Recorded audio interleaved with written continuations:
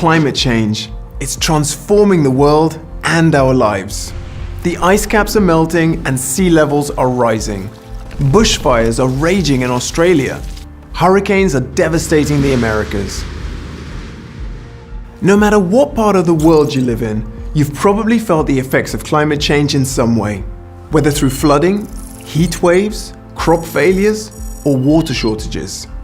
So now that climate change is here and becoming impossible to ignore, what do we do? People around the world are making heroic efforts to limit global warming. Perhaps you drive an electric car, you've stopped eating meat, or started thinking twice about buying fast fashion. As we take better care of our oceans, forests and soil, Mother Nature is doing her bit too, by keeping some of the greenhouse gases out of the atmosphere. Of course, all this is great and necessary, but it's no longer enough. We need to take our efforts to the next level. It's time for full-on climate adaptation. In plain English, that means adapting to the changes that have already begun. Adaptation means reducing our vulnerability to rising sea levels, extreme weather, and food shortages. It also means taking advantage of new opportunities, like longer growing seasons and increased crop yields in some places. People could grow rice in parts of Africa, or make wine in Scandinavia. Makes sense, right? So we urgently need to step up our efforts to adapt, because the impact of global warming is only going to increase. We need to adapt now. And here's the good news. Humans have adapted to climate change before, and we're getting better at it. All over the world. We're building better flood defenses. We're anticipating hotter weather. We're greening our roofs and gardens. We're using porous paving to deal with excess water, improving water retention and use. In Bangkok, they've turned an abandoned railway bridge into an elevated park that helps soak up increasing rainfall while reducing air pollution. In Vietnam's Mekong Delta, where sea level rise has inundated rice paddies and ruined harvests, farmers are reducing losses by planting earlier and switching to new, hardier varieties. But we can and must do much more. Leaders in government and business need to radically rethink how they make their decisions. They need to understand the risks of climate change and take account of these risks in their plans, policies, and investments.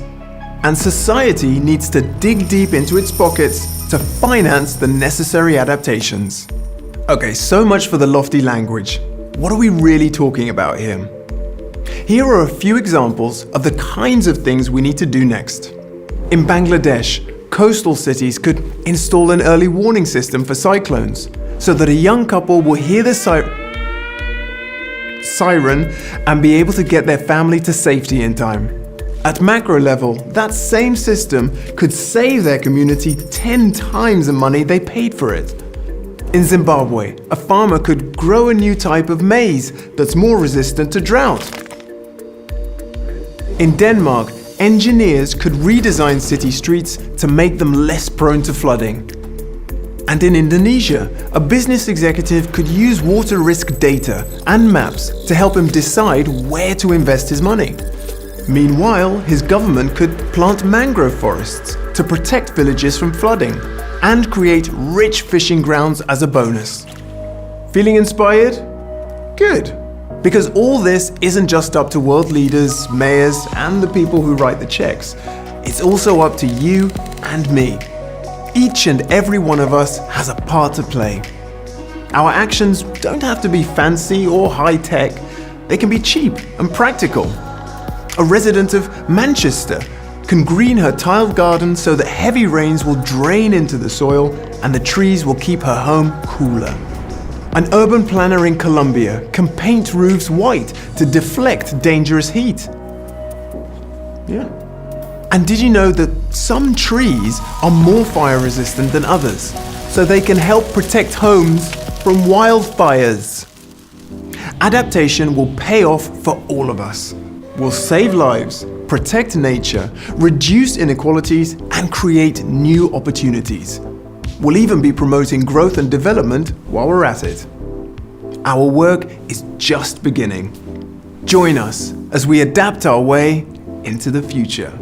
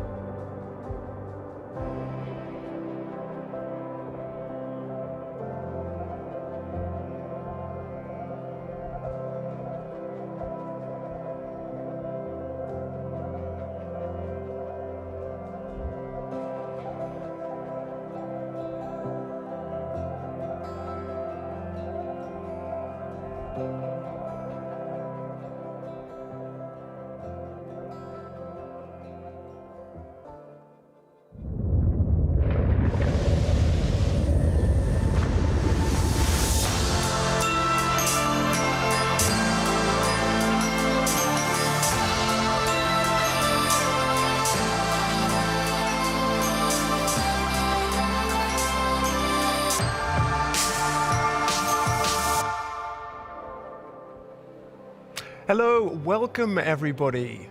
Welcome, and thank you for joining us from wherever in the world you are tuning in from. My name is Ikenna Azwike, and it is my pleasure to be your host for the CAS Talks, a channel dedicated to discussing and dissecting all of the issues related to the Climate Adaptation Summit 2021. And we'll be getting off to a start in a minute by warming up, or rather building up to the grand high-level opening of the CAS Summit. And then we'll go into the how. How did this summit actually come into being? And why is it so important, especially now more than ever? And then we'll talk about the soft launch of the Global Centre on Adaptation, a floating office no less, in Rotterdam. So it's a pretty full programme. I hope you have a cup of tea handy and perhaps a chocolate biscuit or two, maybe 6, because it's going to be a cosy next 45 minutes. Right, I have at the table with me, first of all, the Vice Minister of Infrastructure and Water Management, Mr. Roald Lapeyre. Thank you very much for joining us. Great to be here. Good. And next to me also 2 CAS 2021 youth reporters. Yes.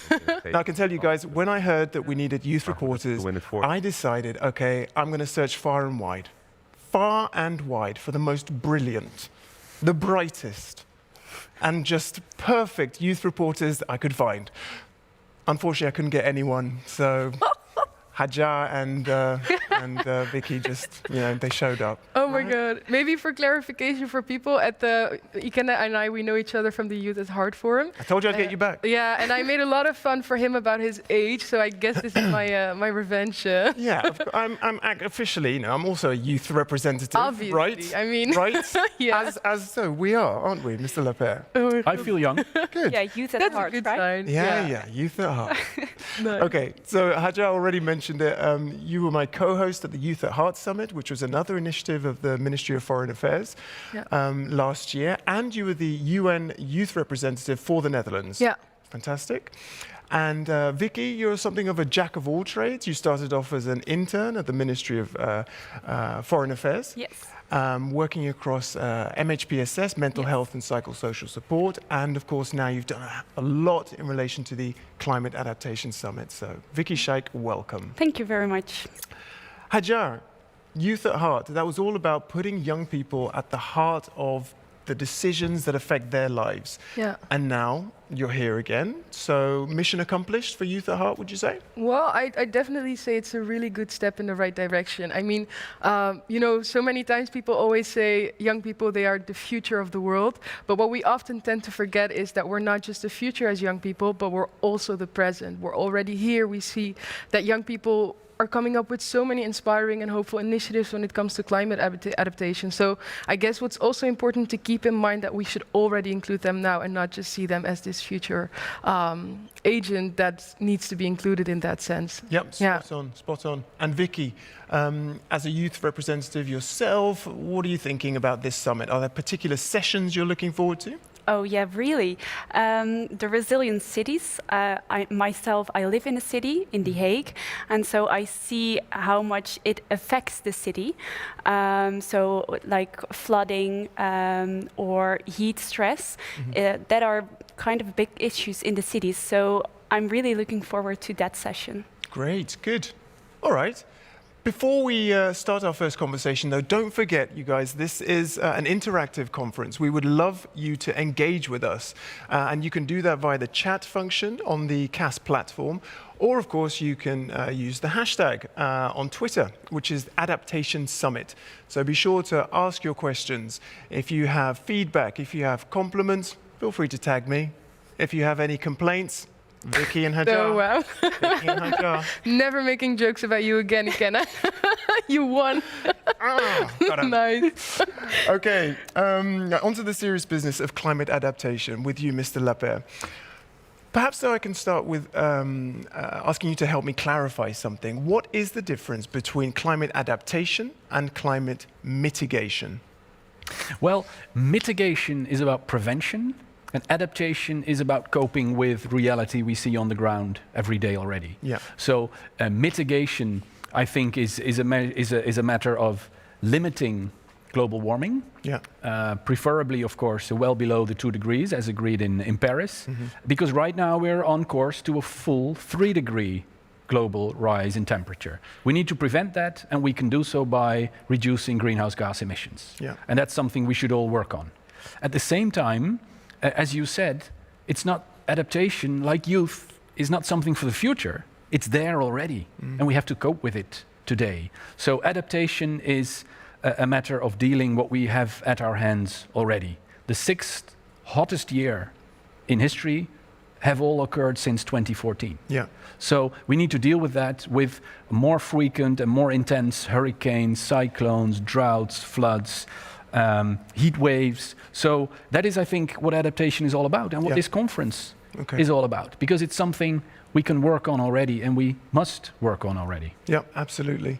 And you mentioned it there, the extreme weather events that can happen as a result of our planet heating up.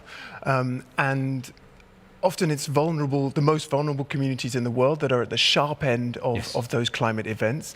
I'd like, first of all, let's run a video, which is some statements from the Deputy Speaker of the Houses of Parliament in the Philippines. And she's one of the 31 commissioners of the Global Commission on Adaptation, coming from a region of the world where the hurricanes in the Philippines have been devastating. Let's hear what she has to say. Thank you. It is my pleasure to join all of you in this Climate Adaptation Summit talks. I accepted the invitation to be a commissioner of the Global Commission on Adaptation in 2018 because I believe in the potential of this cooperation platform of world leaders to be a global force in pushing for accelerated efforts and investments on adaptation. We aim to inspire governments, the corporate sector, and industry leaders, community leaders, investors, and all stakeholders to act with much better resolve and commitment, and to invest on the resilience of our people, our countries, and planet against the global climate crisis. We know that we could tip the balance in favor of continued sustainable development growth and inclusive prosperity, even in an increasingly warming world. Over these years, we've endured devastating super typhoons, which I know so well in my country, and hurricanes, massive flooding, which we have even without a typhoon, raging wildfires in many parts of the world, and intense droughts and heat waves. We recall that the year 2020 as a year that brought us COVID-19, but it is also the year that's virtually tied to 2016 as the warmest year ever on record. How much worse could we actually withstand? How many more lives to lose and suffer as this planet continues to get warmer? How much more of our children's chances for a safe and habitable future do we ruin? When we say adaptation, we know that it's really a matter of life and death. It means being able to protect our people and their means to live and prosper, and to transform our societies to be better equipped to deal with the increasing risks and challenges from climate change.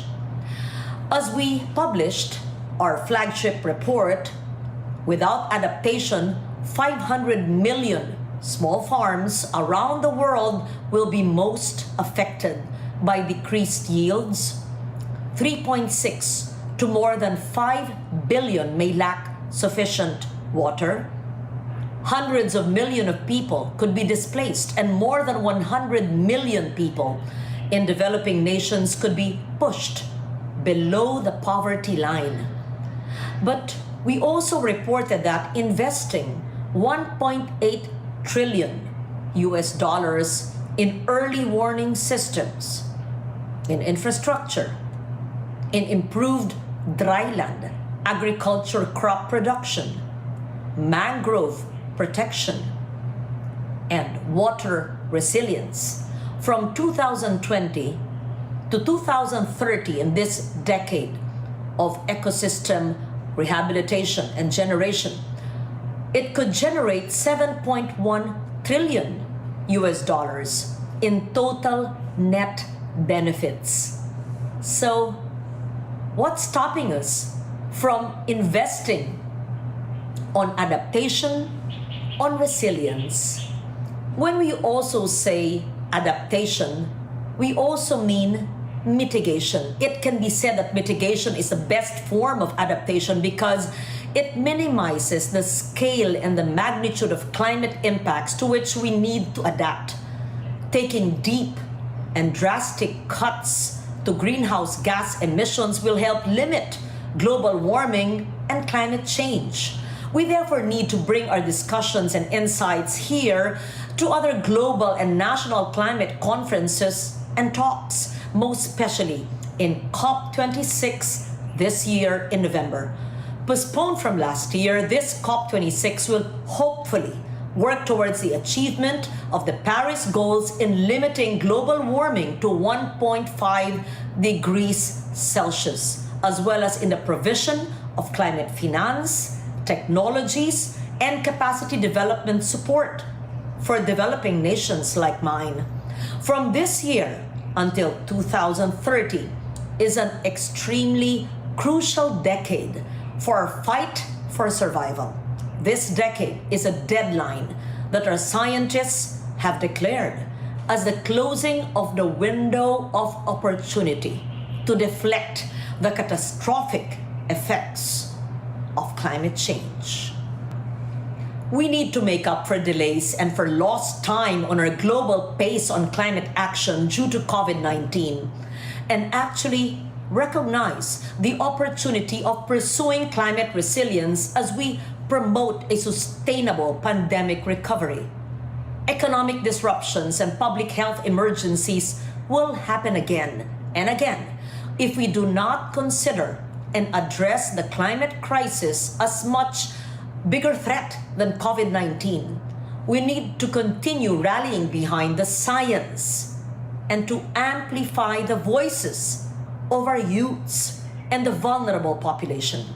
We need to continue engaging governments, national and local, the private sector, the corporate sector and academia, the scientists and the experts, and the community leaders and civil society to actually work together on how we could further adapt our world within this crucial decade and beyond. Thank you once again. A resilient, happy, sustainable New Year to us all.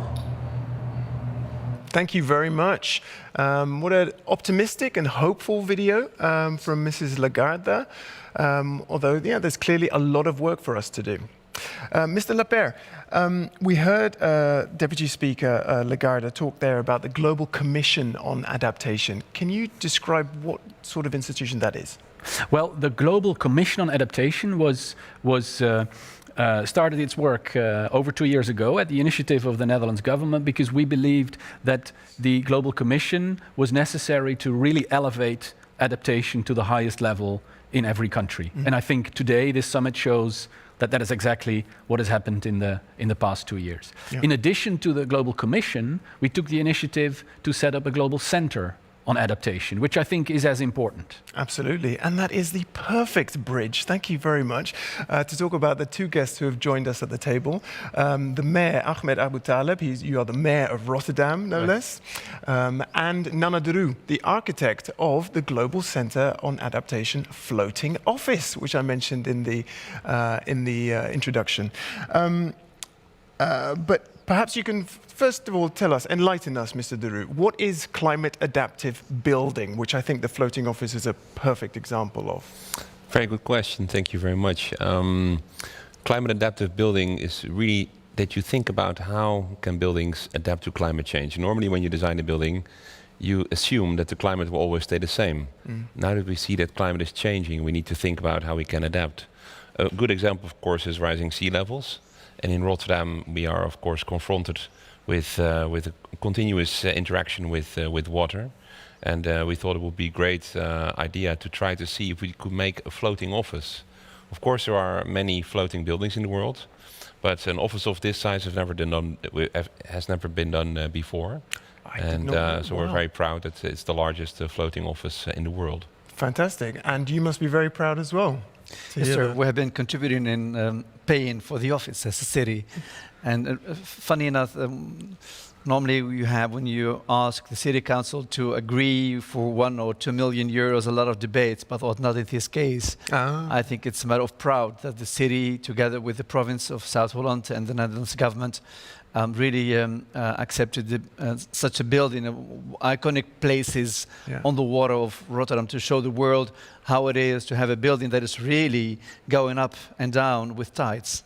So it's a secret now to, if you want a new office financed, well, you just need to put it on water, and then Rotterdam is just going to be like, here's the money. On one of the largest conferences in Singapore a couple of years ago, I said, it's maybe a bit arrogant, but I said, if you are looking really for technology to build on water or next to the water, come to Rotterdam to see how it works, because if we don't have that technology in Rotterdam and the Netherlands, probably doesn't exist. Wow, I love to hear that. Yeah. It's BV Nederland, as they say over here, right? That's a bit arrogant, but I mean, just exaggerating to showcase that really the Netherlands has a huge experience with water. I mean, one of the parts of my city, just at the east, is -6 meters below sea level. -6 meters, to take that into consideration. Yeah. What does that mean for the city if one of those dikes breaks? Yeah. It's amazing danger. And let me ask the architect, what does that mean? How would that impact your floating office then? Well, in the case of our floating office, we will be the one gently floating above the catastrophe. But I think another part of our building is not only about adapting to climate change, but it's also about making sure the building itself is generating energy. And most buildings cost energy to use, and our building has actually a system which allows it to actually produce energy for the city. Yeah. And can you describe some of the other sustainable innovations? I understand. Yes, I think there's a really cool feature which is that we use the pontons on which the building is floating. We use it to cool the building. So we use the temperature of the water from the harbor to actually cool the office building. I think that's also really a neat innovation that we actually managed to put into this building. Absolutely. And of course you have solar panels on there, I assume. Yeah, we have 900 square meters of solar panels, and they generate so much energy that the whole building can also be used sustainably. And a green roof. Yes. And a green roof. Yeah. 900 meters of square meters of solar panel. What does that look like? I'm a fan of always like comparing. That's like a football field, or is that half a football field? It's basically half a football field. Half a football field of an office on water. Yeah. Yeah. Brilliant. Yes, and I think the last part of the office, which is also interesting to mention, is that the building itself is actually circular, which means that the whole structure is made of wood. It's a dry construction method. All the structure is actually screwed together and can actually be taken apart again. So let's say in 20, 30 years, we would like to do something else with this building. We can actually entirely dismantle it and use it in another way. Incredible. It's not built on the spot. It's built in a factory. Yeah. And then it's taken on a pontoon over the water to the location, and then has been fixed over there. Yeah, assembled. There's so much build-up. We now need to see this. Yeah, exactly. Let's run a video of the Global Center on Adaptation floating office.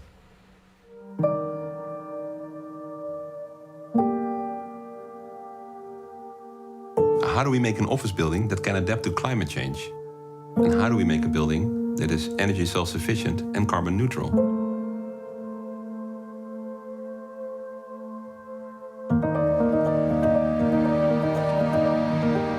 The Global Center on Adaptation, the GCA, is an international organization working on accelerating climate adaptation.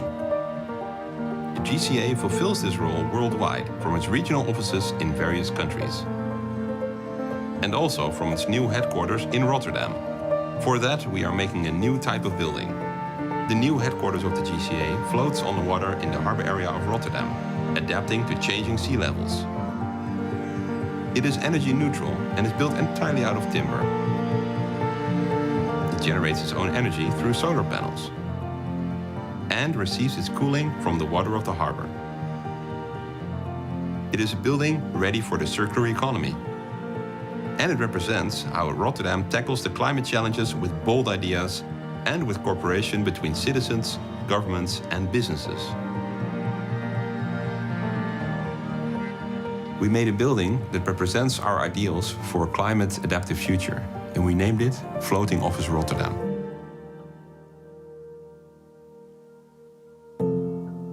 Floating Office Rotterdam aims to be an icon of resilience by design, matching the ambitions of its hometown, Rotterdam.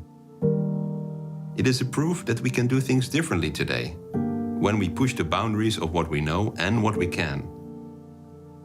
Floating Office Rotterdam, welcoming a circular, sustainable and adaptive future.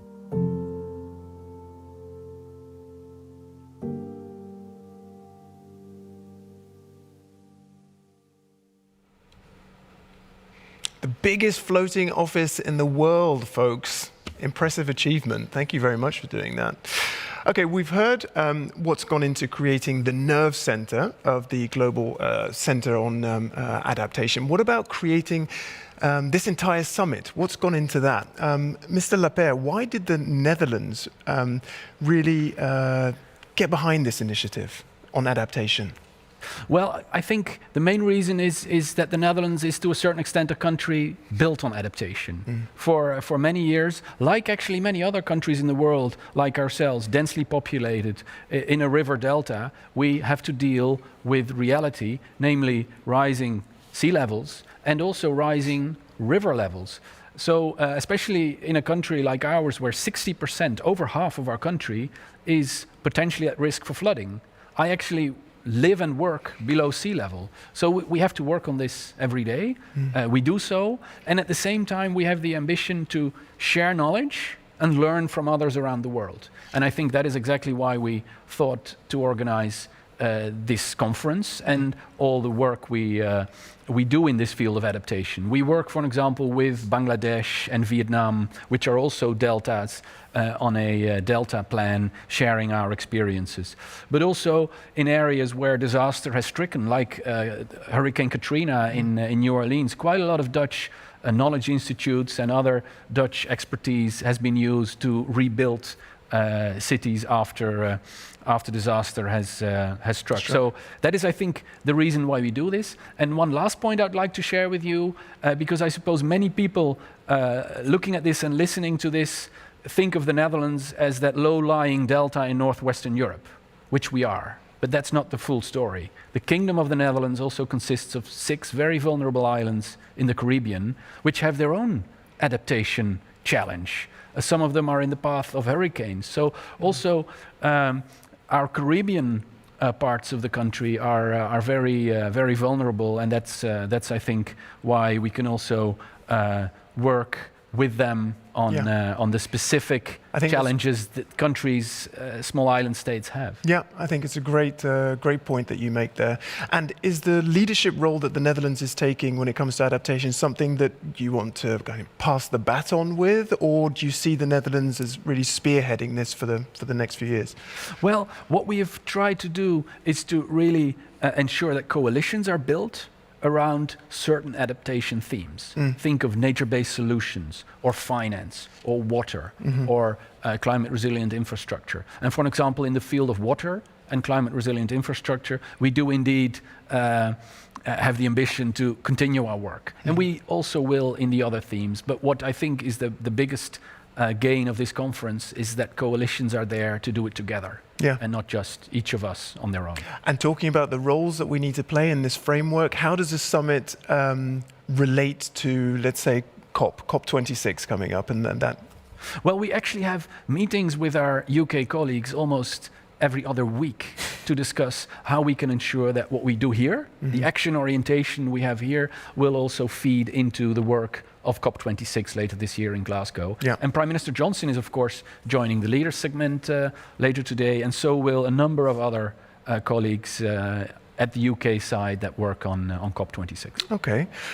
So how hopeful are we all? How hopeful are you? What do you hope for as a kind of takeaway from this summit? Being a leader of a city is you must be optimistic. If not, leave the office. So that's really one conclusion. Be optimistic.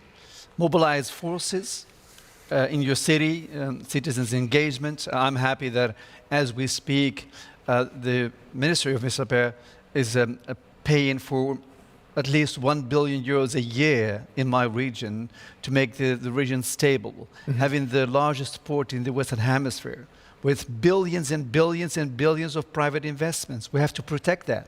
And we do that from the knowledge that we cannot win from Mother Nature. So we have to learn to live with Mother Nature, and that within a certain boundaries. So it's really important to have that knowledge. A lot of my colleagues in the world focus on what we call mitigation, buying electric buses, and then yes, we are there. We have a party. Fine, we do that. We buy as a city also electric buses, but the focus must be really fundamental. Yeah. And we talked about this earlier, the kind of change of mindset. And I have the desire and the wish to wish all my colleagues in the world the way of collaboration we have with the Dutch national government. I'm leading a regional body that is discovering how to do things, and then we deliver the bill to the national government. We never can pay a city for billions. And then we need the parliament. It's really about a kind of a national consciousness and a national collaboration. So I wish that my colleagues in the world will have more or less the same collaboration with their own national or federal governments and stay positive. The second lesson is, this is that's a long first lesson, Mr. Abdallah. Yeah, but just one sentence. Okay. This is not about losing money. This is about creating new opportunities and new jobs. Yeah. The investing in this domain means new economy, new jobs, new incomes for citizens. Okay. Is the money that is being that the city is benefiting from your ministry, is that flowing down to businesses like yours, Nana? Are you being supported enough with your climate adaptive ambitions? Yes, for sure. And I also think that definitely the municipality of Rotterdam and also the Dutch government in general are eager to support innovation in climate industries. I think what's very important also that we always need to think about planning and design. I think that's also what we've learned in the Netherlands. We are also a country of planners and engineers and designers. And I think we're realizing more and more that we also need to work with nature to create a really good balance between let's say, contemporary life and nature. Yeah. And I think that will be probably the big challenge for the coming years. Yeah. I'm also really interested in that topic, nature-based solutions, and we'll be talking about that in one of the CAS talks later on today. Listen, thank you very much, all of you, for your hopeful, optimistic, ambitious plans for the future. Let's find out just how ambitious, although technically he is our outgoing Prime Minister right now, Prime Minister Rutte of the Netherlands. Let's find out if he shares our optimism. There's a video message from him which we're going to run. Hi, my name is Mark Rutte and I'm Prime Minister of the Netherlands. I have an important message for you about our changing climate, about our planet and its people who are experiencing unprecedented heat, rain, storms and droughts. A quarter of my country lies below sea level. For centuries, we have kept our nation safe by building dikes, dams and ultra-modern flood defenses. So we know what we are talking about when it comes to coping with water and extreme weather. But nowadays, simply coping is not enough. Sea level is rising and the weather is becoming more extreme every year. All around the world, people are feeling the effects of climate change, despite our efforts to slow it down. Our climate has changed and we need to change with it. And we have to do it now. If we don't learn to deal with the consequences of climate change, if we can't adapt, the impact will be disastrous. I'm an optimist and I believe we can adapt to climate change if we work together. That's why the Netherlands is hosting the Climate Adaptation Summit. On the 25th and the 26th of January, together with many global leaders, I will be launching a comprehensive adaptation action agenda. But we also need your help, your expertise and knowledge to accelerate our adaptation actions. So please join us. Okay. Thank you very much. So he does share our ambitions, but you know, it remains a little general for my tastes because, you know, when it comes to climate adaptation, the devil is in the detail. So to find out just how much climate change is affecting the most vulnerable communities in the world, I'd like to bring in an additional speaker, and that is Mrs. Shinaz Musa. Shinaz Musa is the director of the NGO South, South and North. Mrs. Musa, have I pronounced your name correctly? I apologize if not. No, totally correct. Thank you. Oh, wonderful. Good. I'm curious about your experience from an NGO perspective, Mrs. Musa. How important is the role of grassroots organizations? Yeah. So thank you for the question. And also, I'm deeply grateful to be on this platform, speaking at a time when it is critical that we start moving towards climate action on the ground. So like you say, what we've heard for the last 30 minutes is quite high level, but actually we do need to start getting into the detail, not just in these talks, but also globally, where if we want to start realizing the real positive impacts of all our actions. So if you look at it, many vulnerable and marginalized communities live in poverty, and often they're at the base of global supply chains where they are vulnerable to the climate shocks. And sometimes decisions where they bear the brunt are made elsewhere. So in short, these communities are vulnerable to the climate change impacts, and at the moment they're also having to deal with COVID-19 as a stressor. But what we do know is that these communities for decades have been adapting to all sorts of stresses. One of them, and the most common one now, is climate.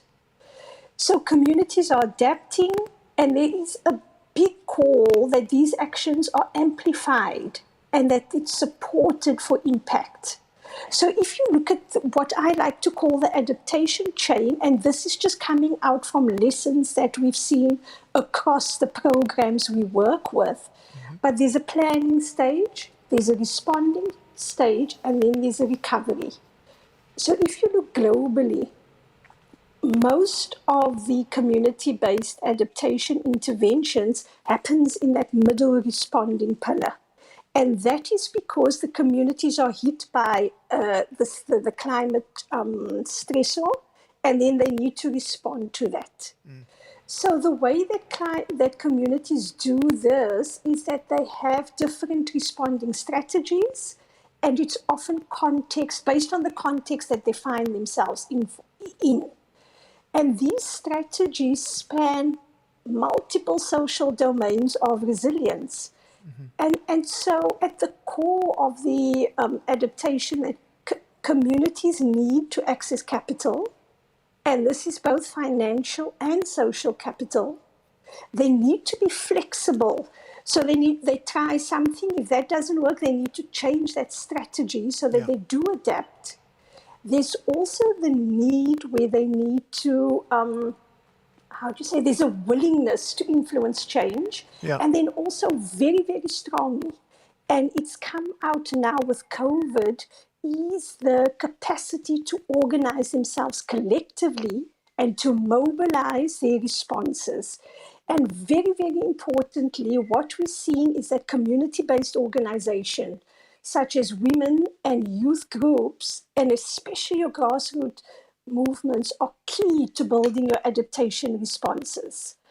I can just interrupt for a second, Mrs. Musa. Yes, yes. I think you're highlighting lots of things that these communities are doing already. They're using their creativity and innovation in order to respond to the already changing climate, but they need the support of organizations such as yours and other NGOs. And at this point, let me just bring in a video message from the Executive Director of Oxfam France, Mrs. Cécile Duflot, because we asked her earlier this week how climate change is affecting the most vulnerable communities worldwide in their network. So let's just hear what she had to say. Yeah. Thank you. That is a very good question. Adaptation is absolutely critical. As the climate crisis is here, and it is already impacting the lives and income of communities who depend on climate natural resources for their existence. Poor countries and communities who have contributed least to the climate crisis are already paying the highest price. But they need the resources to adapt. Finance for climate adaptation literally is a lifeline for communities in developing countries. However, rich countries are failing to provide this much needed support in adaptation. Oxfam has been tracking the flow of climate finance in the past decade, since the 100 billion goal commitment was made, which underpins the Paris Agreement. And one of our concerning findings is, aside from the finance falling short, that climate finance for adaptation, as compared to mitigation, is very low, and worryingly, oftentimes provided in the form of loans rather than grants. That is simply unacceptable. Why should poor countries take out a loan to address a crisis mostly caused by the excess carbon emissions of rich countries?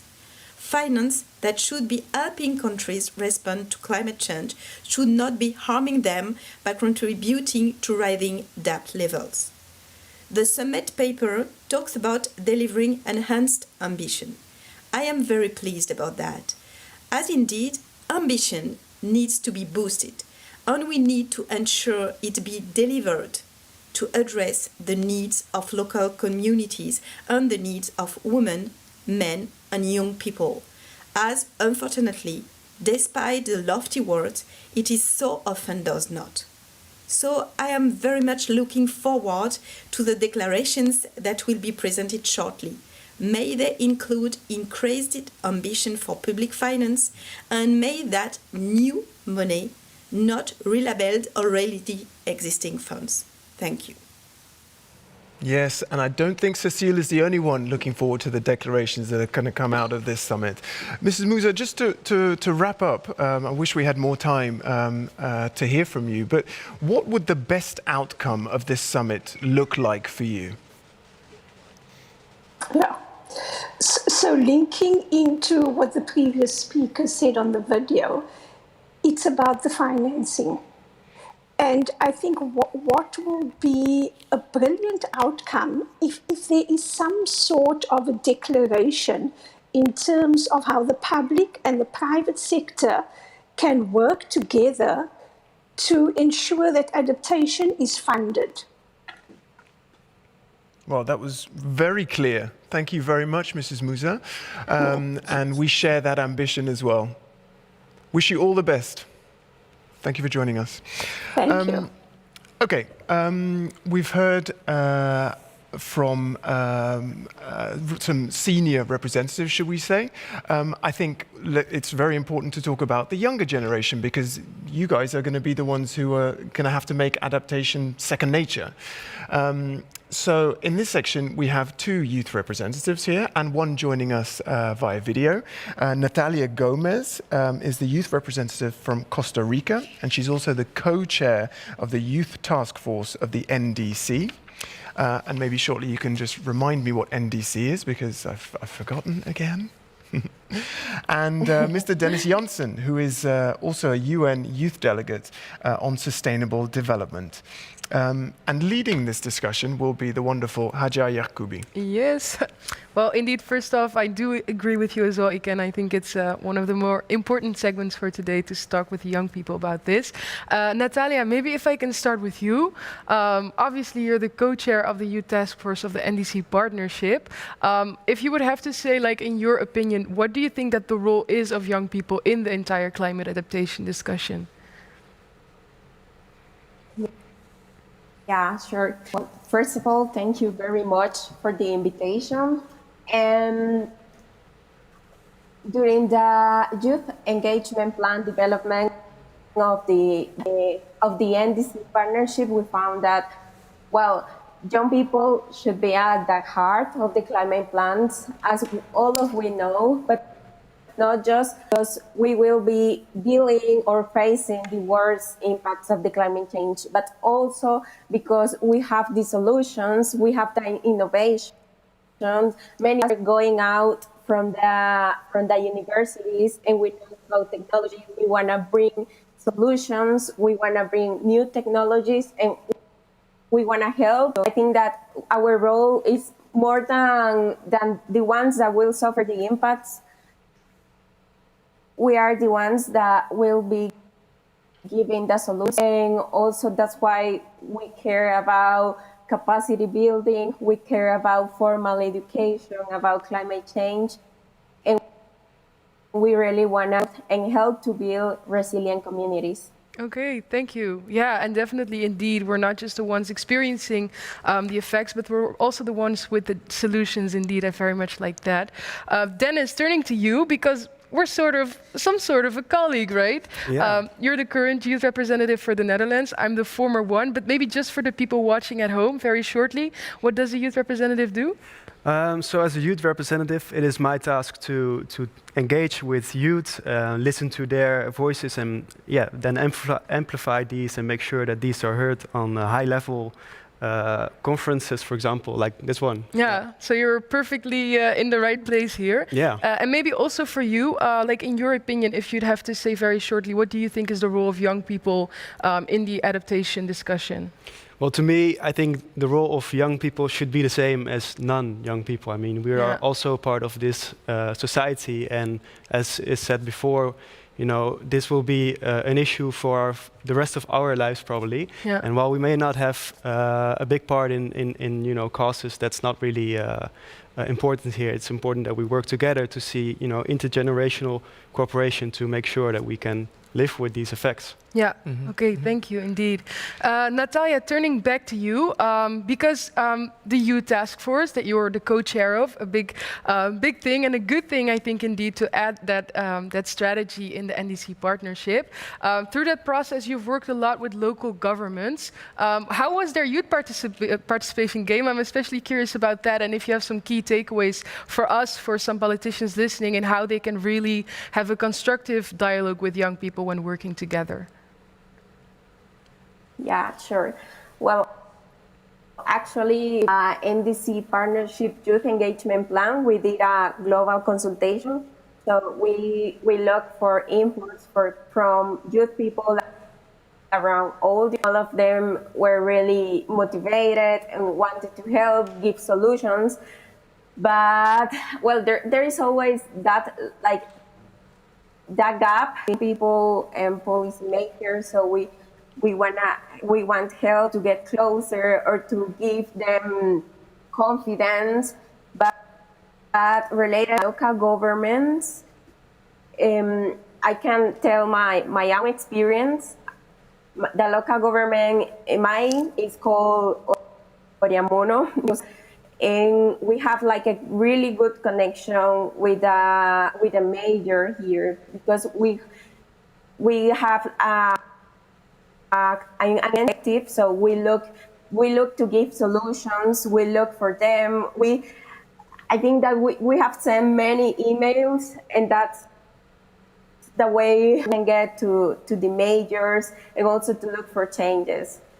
Just to try and also to look for the technical people working at the municipalities.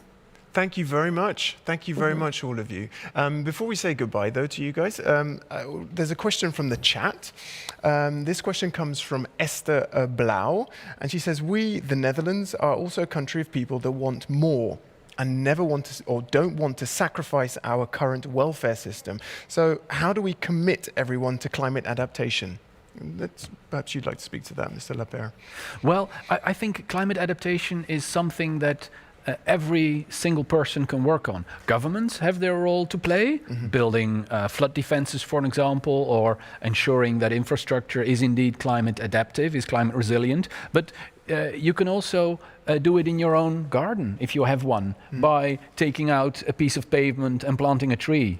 As small as it might be, that is a contribution to climate adaptation. Yeah. When you replace your roof, make it a green one. So I think this is something every single person can work on. So it's not about sacrificing, it's about, you know, finding creative ways to... Well, I think in many ways a greener living environment is often being perceived as a better environment than a very stony concrete environment. Yeah. So you could even say that it has its advantages if you do it in the right way. Absolutely. So we're enriching our environment. We're not sacrificing it. I hope that answers your question, Esther. On that note, I'd like to say goodbye to our youth representatives. Hajar will be seeing you shortly, because it is very nearly time to kick off the Climate Adaptation Summit officially with our high-level speakers. We're going straight over to Sasha de Boer, looking beautiful. What a very appropriate green jacket there. Love it. It's all green, thank you. So, T minus a couple of minutes, I don't know. How long have we got to go? It starts at 2 o'clock. Okay, and how are preparations going? Very well. Has everyone showed up? The table is empty, but everybody will be here. They're just behind the camera, waiting for me to join me. Ah, good. And I heard there's been a last-minute addition. Leonardo DiCaprio is going to be there live. Oh yeah, he will be here. I just talked to him. Oh, see, I can't throw a professional off her game. Look at that. Not even a little shiver. Fantastic. Now, have a great session. Looking forward to watching you. Thank you very much. Bye-bye, Ikenna. Goodbye. Okay, ladies and gentlemen, that was your very first CAS Talk, the very first one of the Climate Adaptation Summit. I hope we've managed to set the tone for the rest of the next couple of days. Thank you very much to all of our guests for their insights. Thank you, Mr. Lapierre, Janssen, Dennis, I should say. Janssen and Hajar. Wonderful. And we will see you again very soon for another CAS Talk.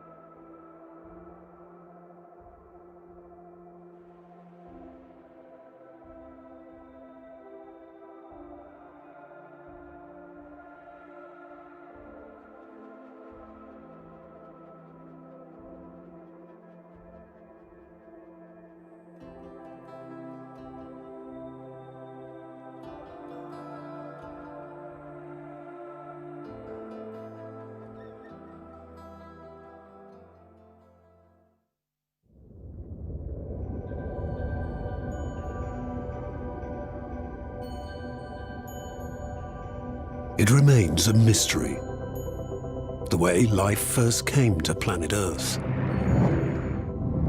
But ever since, nature has given us everything. Waters to rise from, healing forests, crops that feed us. We built our home here, a community to thrive in. But our world is taking over the Earth. Our cities, the forests, our needs, the oceans. Our home is burning, melting, flooding. People are on the run.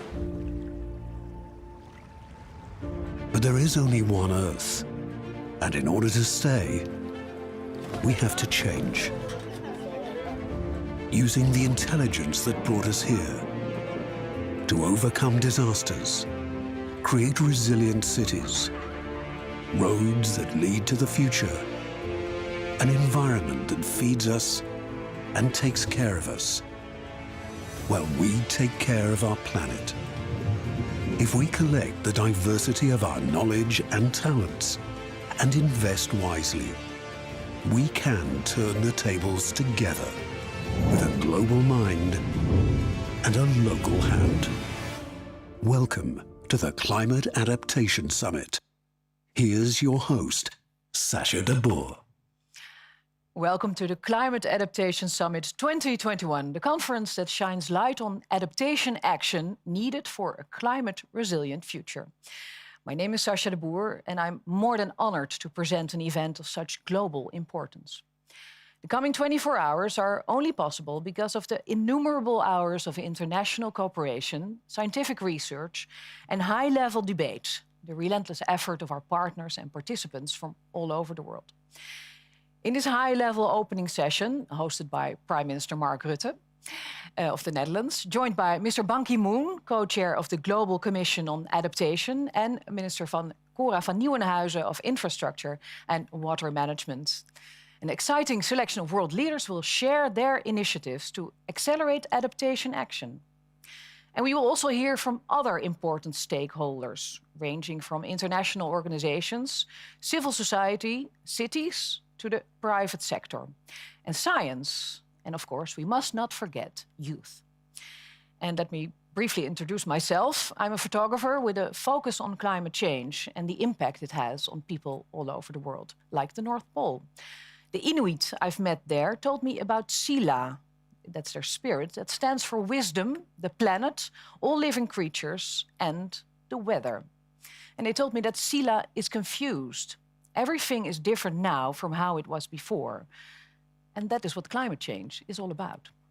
Climate change is one of the biggest challenges humankind is facing. A task so big, it can be daunting. But the sense of urgency, the recognized opportunity, and the will to act is present here today. Thank you beforehand for sharing your actions and showing leadership. Adaptation is essential. It can and will be done. Well, Prime Minister, welcome, and thank you for hosting this very important summit. Could I start by asking you why this summit is so important for the world and for the Netherlands? Well, thank you also for presenting this session. And to all participants and viewers around the world, welcome to the first Global Leaders Summit focused solely on climate adaptation. And why this summit? I think it is because climate change, of course, is happening now as we speak. Its social and economic consequences are already affecting the lives of hundreds of millions of people. And as we confront COVID-19 all around the world, we still need to take next action on climate change. Because if we don't adapt, the consequences will be disastrous. We could see a sharp fall in agricultural yields around the world. We could see a sharp increase in the number of people who don't have enough water. Rising seas and bigger storm surges could force hundreds of millions of people in coastal cities from their homes. And if we fail to act, climate change could push more than 100 million people in developing countries below the poverty line by 2030. But also for the Netherlands. For us here too, climate adaptation is a matter of pure survival.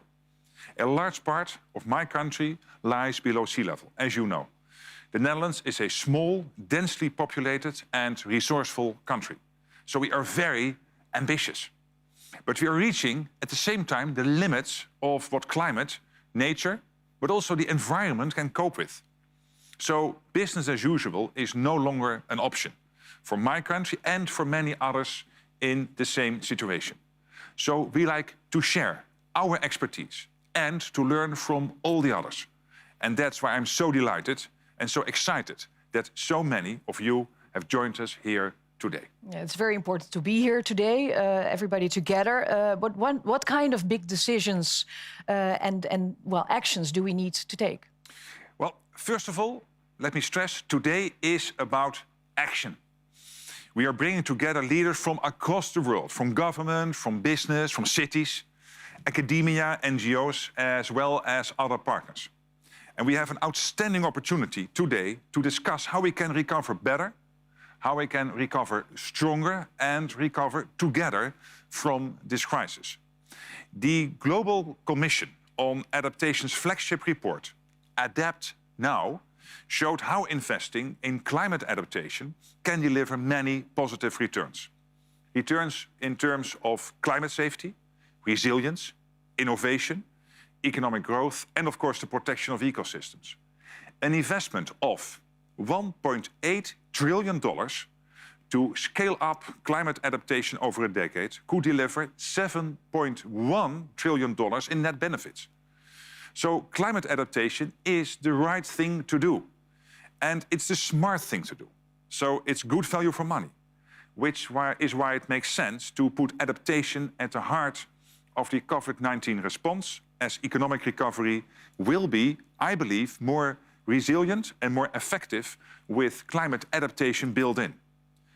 During the summit, public and private sector partners from all over the world will present solutions, actions and best practices on resilient infrastructure, on delta development, on food security, on resilient cities and disaster risk management. And there will be a special focus on the leadership of youth and the adaptive capacity of the African continent. On that issue, I'd like to point out that the Netherlands is ensuring that its development aid is equally focused, so 50-50 on mitigation and adaptation. In 2019, we launched the Dutch Fund for Climate and Development, which is using over 160 million euros in public funding to mobilize private investment worth €500 million. It even has a target of 65% for climate adaptation finance. And that's just one example of concrete action and decisions that can help move climate adaptation forward. And I hope that more and more countries will raise their climate financing for adaptation to match their financing for mitigation. And what are you hoping for going into this summit? Well, of course, I hope that it will set the world on a path towards action to accelerate adaptation and resilience worldwide.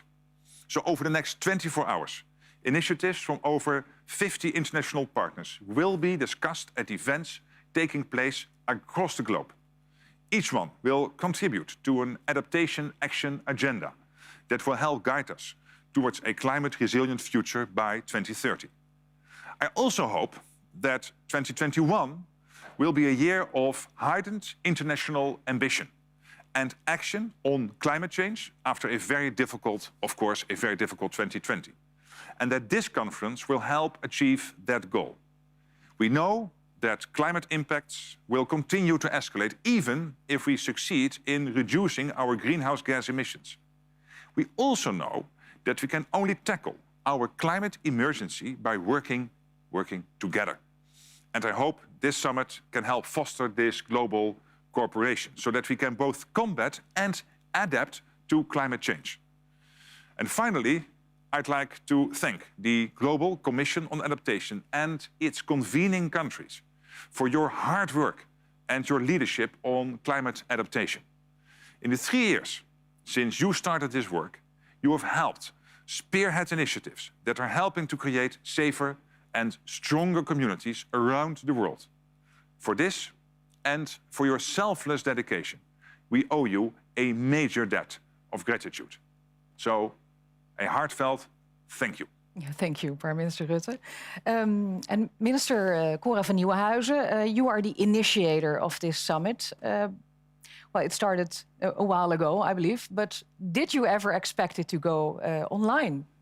Well, the summit wasn't originally planned to be fully online, of course, but today with COVID, we have no other choice. And climate adaptation is simply too important to postpone this global meeting any longer.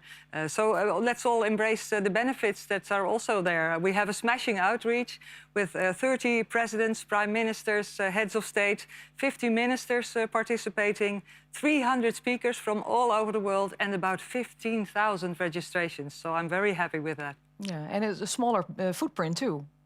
Of course, and no security problems. There are also a lot of benefits. Yeah, thank you. Mr. Ban Ki-moon, Your Excellency, you have been a driving force behind adaptation action. What is your hope for this summit? Well, it's a great pleasure, first of all. Thank you, Mr. Prime Minister, for hosting this very important summit meeting, and also Minister Cora van Nieuwenhuizen.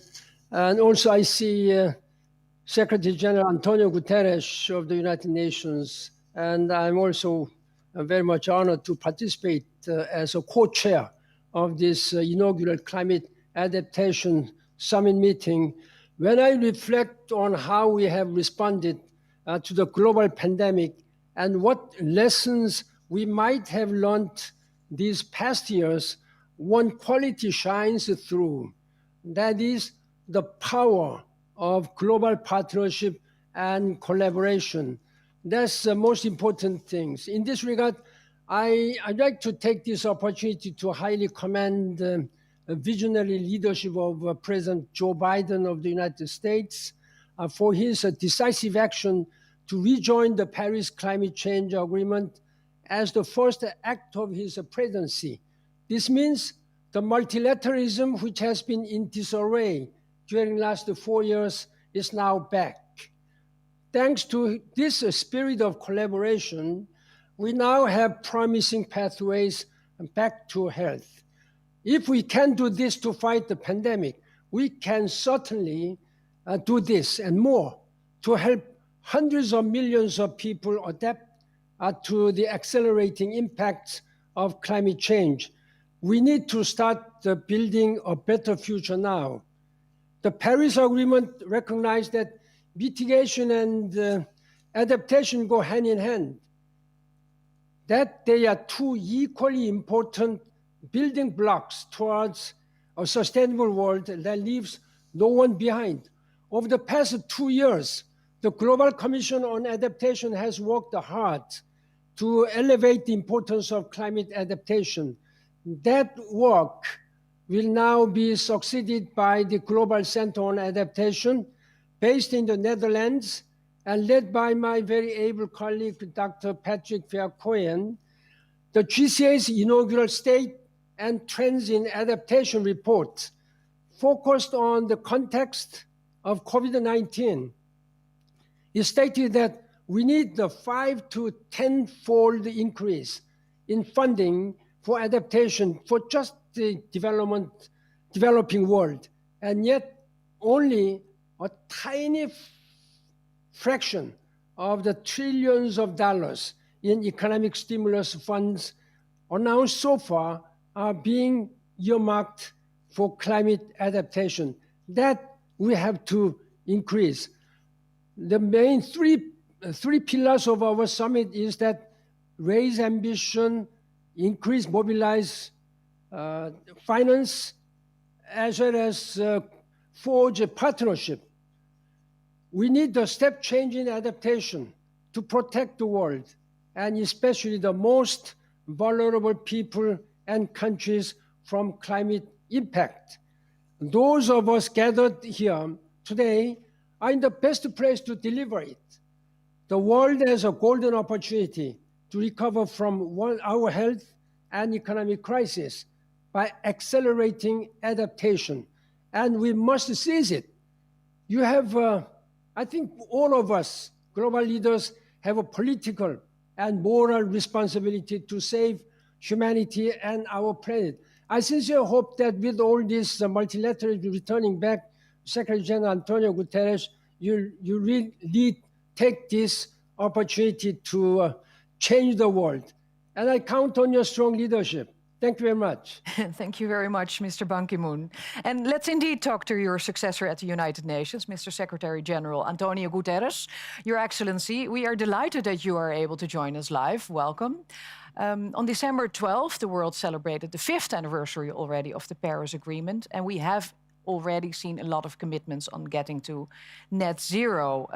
Do you think we are going fast enough when it comes to adapting to a climate that's changing so fast? Not yet fast enough, but Excellencies, dear friends, I thank Prime Minister Mark Rutte, Minister Cora van Nieuwenhuizen, and my dear friend Ban Ki-moon for inviting me to address this important summit.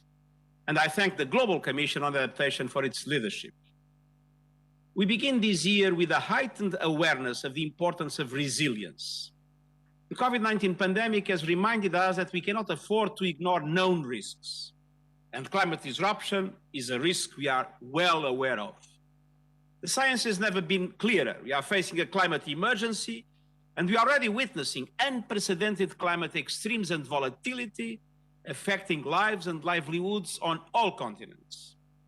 According to the World Meteorological Organization, there have been more than 11,000 disasters due to weather, climate and water-related hazards over the past 50 years at a cost of some $3.6 trillion. Extreme weather and climate-related hazards have also killed more than 410,000 people in the past decade, the vast majority in low and lower middle-income countries. And this is why I have called for a breakthrough on adaptation and resilience. We need the trillions of taxpayers' dollars funding the recovery from the COVID-19 pandemic to jumpstart the low-carbon, high-resilience future we need. But recovery cannot be only for the developed world. We must expand the provision of liquidity and debt relief instruments to developing and middle-income countries that lack the resources to relaunch their economies in a sustainable and inclusive way. And I see 5 priorities to guarantee adaptation and resilience. First, donor countries and multilateral, regional, and national development banks need to significantly increase the volume and predictability of their finance for adaptation and resilience.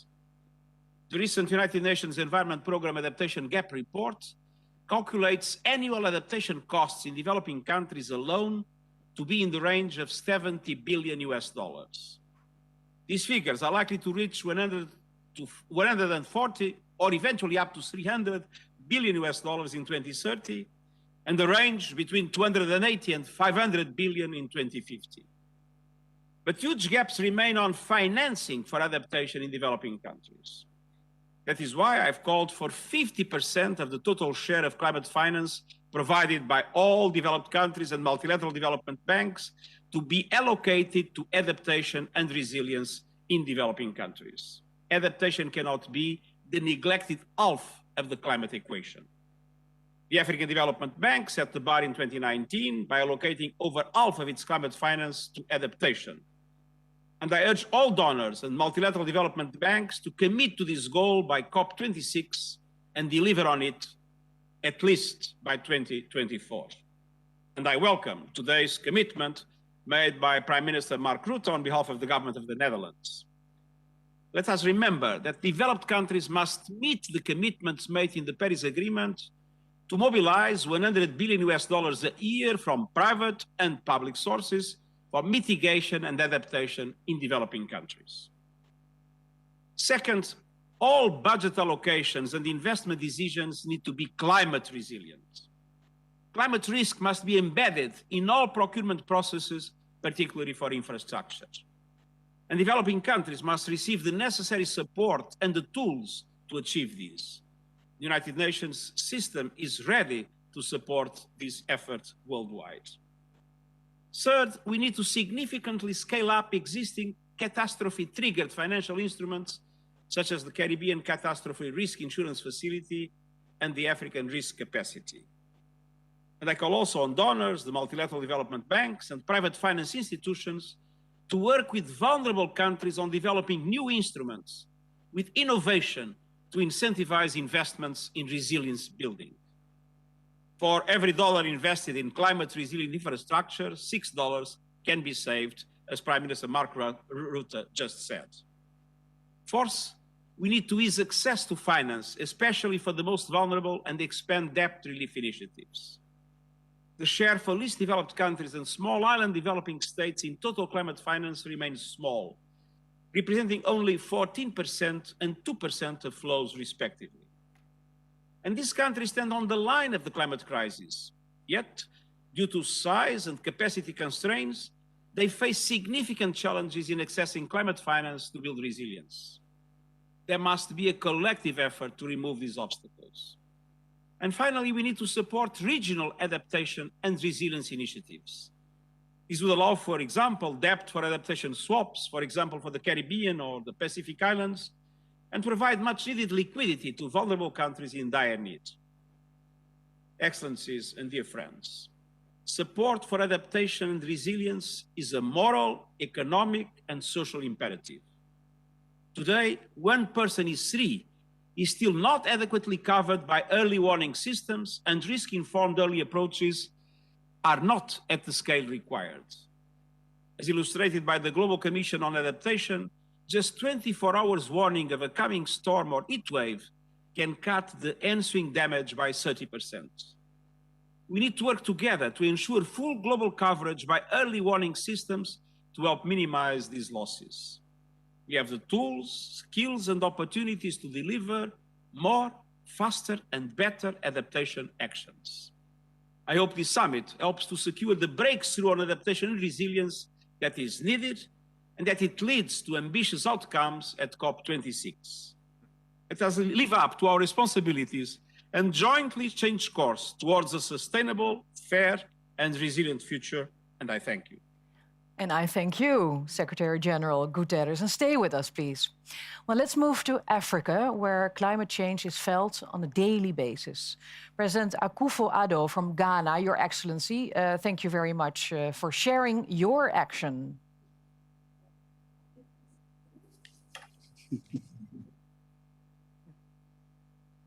Can you hear us?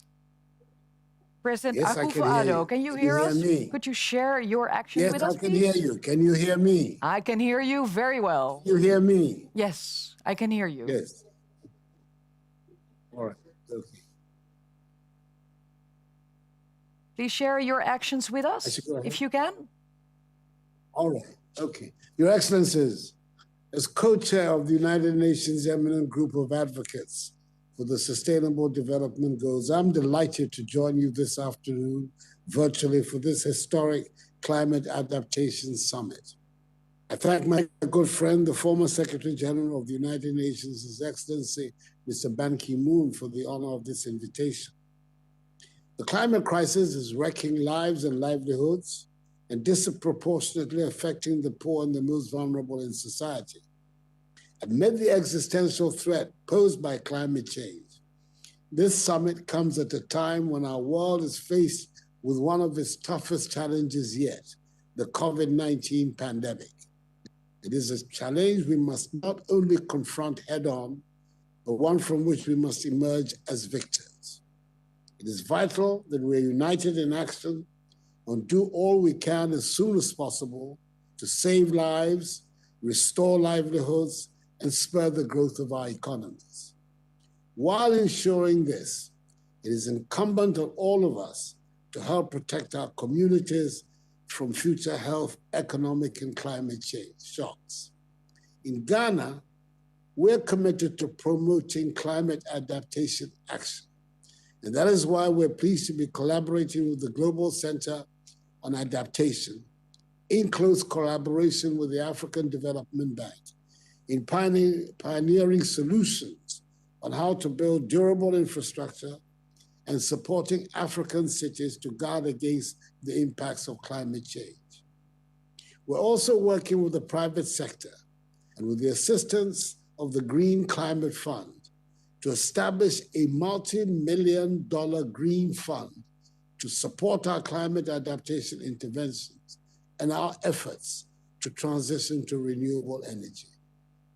We expect these initiatives to deliver tangible progress towards Ghana's adaptation and development objectives. By laying the foundation now, we bestow to future generations stronger, safer, and healthier communities. Young people have done the least to cause climate change, and yet will suffer its impact the most. Across Africa, the continent with the world's youngest population, we must scale up the solutions that deliver green jobs and resilient livelihoods. It is for them and future generations that we must all come together and use this summit as a turning point to create a more prosperous, greener, and fairer world. We cannot fail in this endeavor, as success is the greatest inheritance that we can leave for the current and future generations. I thank Your Excellencies for your attention. Thank you very much, Mr. President. Thank you. Over to our neighbor, Chancellor Angela Merkel from Germany. She has sent us a video message about Germany's adaptations and reduction measures. Sehr geehrter Herr Premierminister, sehr geehrter Herr Generalsekretär, liebe Kolleginnen und Kollegen, sehr geehrte Damen und Herren. Wir wissen und wir sehen es. Der Klimawandel gefährdet unsere Umwelt, unsere Wirtschaft, unsere Sicherheit überall auf der Welt. Aber gemeinsam haben wir es in der Hand, die Folgen einzudämmen. Davon bin ich überzeugt. Daher entwickelt Deutschland seine 2008 beschlossene Anpassungsstrategie an den Klimawandel regelmäßig weiter. Parallel dazu setzen wir unseren Weg der Emissionsminderungen in Richtung Klimaneutralität fort. Auch bei unserer internationalen Klimafinanzierung verfolgen wir sowohl Anpassungs- als auch Minderungsmaßnahmen. Dabei machen wir uns insbesondere stark für Klimarisikofinanzierungen und Versicherungen. Hierfür haben wir auch unseren jeweiligen Vorsitz der G7 und G20 in den vergangenen Jahren intensiv genutzt. Multilateral wird die Bundesregierung ihr Engagement weiter ausbauen und bilateral werden wir weitere 120 Millionen Euro investieren. So unterstützen wir auch die globale Partnerschaft Insure Resilience, ihrem Ziel gerecht zu werden, bis 2025 insgesamt 500 Millionen besonders arme und gefährdete Menschen abzusichern gegen Klimarisiken wie Ernteausfälle oder Überschwemmungen. Deutschland sieht sich in der Mitverantwortung, die Resilienz armer und ärmster Länder zu stärken. Daher haben wir im Dezember zusätzliche 50 Millionen Euro für den Anpassungsfonds zugesagt, der den Zugang von Entwicklungsländern zu internationaler Klimafinanzierung verbessert. Deutschland wird auch weitere 100 Millionen Euro für den Fonds für die am wenigsten entwickelten Länder zur Verfügung stellen. Dem Klimawandel und seinen Folgen entgegenzuwirken, fällt leichter im Vertrauen darauf, dass wir weltweit partnerschaftlich an einem Strang ziehen. Für Deutschland kann ich sagen, wir packen mit an. Thank you, Chancellor Merkel, for sharing your action. Well, when it comes to climate change, the annual COPs, the Conference of the Parties, the climate negotiations, are essential. They are the moments that define the global ambitions. And allow me to introduce His Excellency, President Sebastián Piñera from Chile, COP25 President. Welcome, President. Good afternoon, my colleagues and friends. Each generation has its own challenges and missions. But no generation has faced such an urgent and formidable challenge as climate change and global warming, and such a great mission as survival. This is the battle of our lifetime. The human being is the smartest and more ingenious creature living on planet Earth, and yet it's the only one capable of destroying its own planet, our only planet, our planet Earth. Some people are skeptical about climate change and global warming, but the scientific evidence is overwhelming. We know too much to remain skeptical. The concentration of greenhouse gases and global temperature is the highest in the past 8,000 years. This is not a matter of opinion, ideology, or faith. It's a matter of facts and science. We need to take bold action and tackle the root of the problem. Reduce our emission and increase our capture of greenhouse gases. This is why Chile pledges to become a carbon neutral country before 2050. But at the same time, we must adapt to this new climate reality. Adaptation is not an option. It's an urgent task for the benefit of this generation and those to come. Chile is fully committed to this endeavor. During our COP25 presidency, we pushed for a strong recognition of adaptation as a top priority in the global response to climate change. I would like to highlight 4 points. The COVID-19 pandemic has shown us that as we fight this sanitary, social, and economic crisis, we cannot forget that adaptation to climate change needs to remain in the core of our agenda. The climate crisis continues and is affecting the most vulnerable groups in our society. We need to make sure that our economic recovery policies are in line with our climate policies to build a greener and more sustainable and resilient future. We must strengthen our capacity to anticipate future crises through early action and multilateral cooperation. In 2020, Chile was one of the first countries in the world to put forward a more ambitious National Determined Contribution, NDC. In our new NDC, we put adaptation at the heart of our commitments. We presented an ambitious adaptation plan that covers 11 sectors of our economy. And today we are working to include adaptation in our long-term climate strategy, which we will present in Glasgow during COP26. Chile has made an extraordinary effort to identify the climate vulnerability across our territory. Therefore, we created a climate risk map. This is a crucial tool to implement new policies which address local needs, takes account of the particularities of our geography, culture, and local economic circumstances. We believe that future climate risks should be part of decisions on investment plans and economic recovery. This is why our NDC includes a financial strategy that aims to mainstream adaptation in the decision-making process of the financial sector. Thank you, and I would like to reiterate the commitment of Chile to the Global Commission on Adaptation and the hard work we have ahead. To sum up, science has spoken loud and clear. Our citizens are urging us to change course. Technology provides us with the tools. It's time to change the course of history. It's time for action. Thank you very much. Thank you very much, President Pinier. Yeah, Mr. Rutte, you want to react? Just because there are a few fascinating red threads going through these presentations. And one of them, of course, is the, as Antonio Guterres said, the moral, the economic and the social imperative. And the President of Chile saying the urgency of now. So that's one. Another one Antonio Guterres was stressing, and I forgot this in my introduction, is the issue of the small island development states. And I know this is very close to your heart, Mr. Secretary General. As we all know, the Netherlands is only one country in Europe and 3 countries in the Caribbean.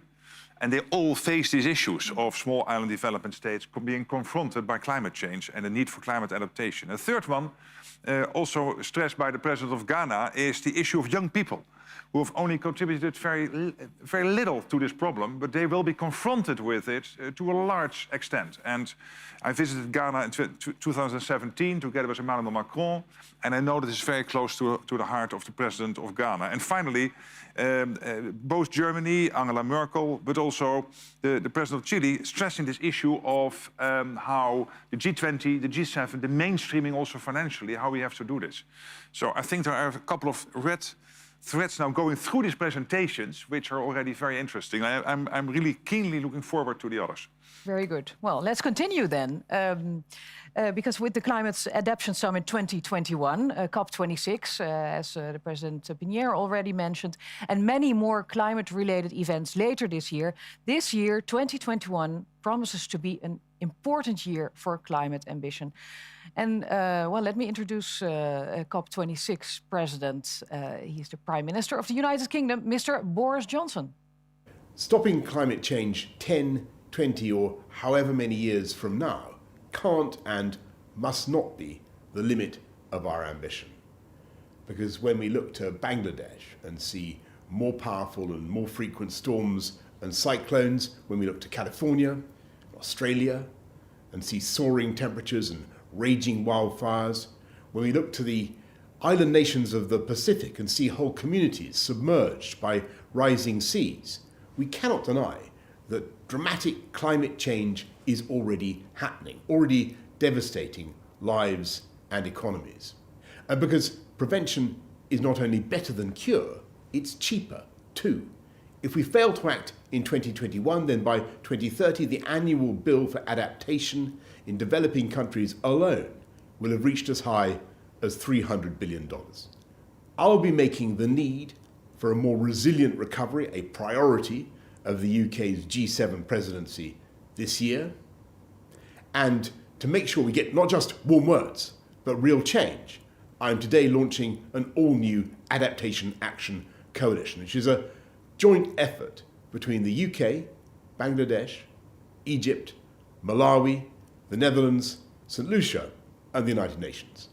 This coalition will draw on the expertise of businesses, scientists, civil society, and more, working with the Race to Resilience and the UN High-Level Climate Champions team to build on 2019's call for action on adaptation and setting the agenda ahead of COP26 later this year. So, let 2021 be the year that we fight back, not just against climate change, but the effects of climate change that are already being felt. Thank you, Prime Minister Johnson. And it brings us to Prime Minister Modi from India, who during the UN Climate Action Summit in 2019 announced a global coalition on resilient infrastructures. Adaptation is more significant today than ever before. And it is a key element for India's development efforts. We have promised ourselves that we will not just meet our Paris Agreement targets, but exceed them. We will not just arrest environmental degradation, but reverse it. And we will not just create new capacities, but make them an agent for global good. We are going to restore 26 million hectares of degraded land by 2030. We are providing clean cooking fuel to 80 million rural households. We are connecting 64 million households to pipe water supply. And our initiatives have not been restricted to India alone. The International Solar Alliance and the Coalition for Disaster Resilient Infrastructure shows the power of global climate partnership. I invite all of you to the 3rd International Conference on Disaster Resilient Infrastructure later this year in India. Excellency, if we take care of Mother Earth, she will continue to nurture us. This sentiment should guide our way forward. Thank you. Thank you very much. Thank you very much, Prime Minister Modi. Well, earlier we heard Secretary General Guterres share that unlocking more adaptation finance is essential. Investing in adaptation will indeed save money in the long run, as it is more expensive to build back. We've asked leaders on their views. First, President Macron from France. Let's listen to his statement. L'adaptation et la résilience sont en effet des mots qui ont résonné avec force et gravité ces derniers mois. Et la crise de la Covid-19 que nous sommes en train de vivre et qui secoue encore la planète tout entière a montré plus que jamais à quel point il est crucial de protéger les populations face aux chocs et leur permettre de s'en relever. Le changement climatique est l'un de ces chocs qui nous concernent tous, dont les impacts se manifestent et s'intensifient partout. C'est pourquoi il nous faut, dans l'esprit de l'accord de Paris, faire preuve d'ambition et de solidarité. Il en va de notre responsabilité à tous et de notre responsabilité à chacun. Mais il est tout aussi important d'accélérer la mise en œuvre d'actions d'adaptation sur le terrain afin de réduire la vulnérabilité de nos sociétés. Au niveau international, la France poursuit ses engagements en matière de solidarité climatique. L'Agence française de développement a déjà multiplié par 4 son soutien financier à l'adaptation depuis 2016. Et comme je m'y suis engagé le 12 décembre dernier Lors du sommet de l'ambition climatique, la France rehaussera le niveau de finances climat à plus de 6 milliards d'euros par an. Elle consacrera un tiers de celle-ci à l'adaptation. La France joue par ailleurs tout son rôle pour aider à la mobilisation au niveau mondial des financements publics et privés sur le sujet de l'adaptation.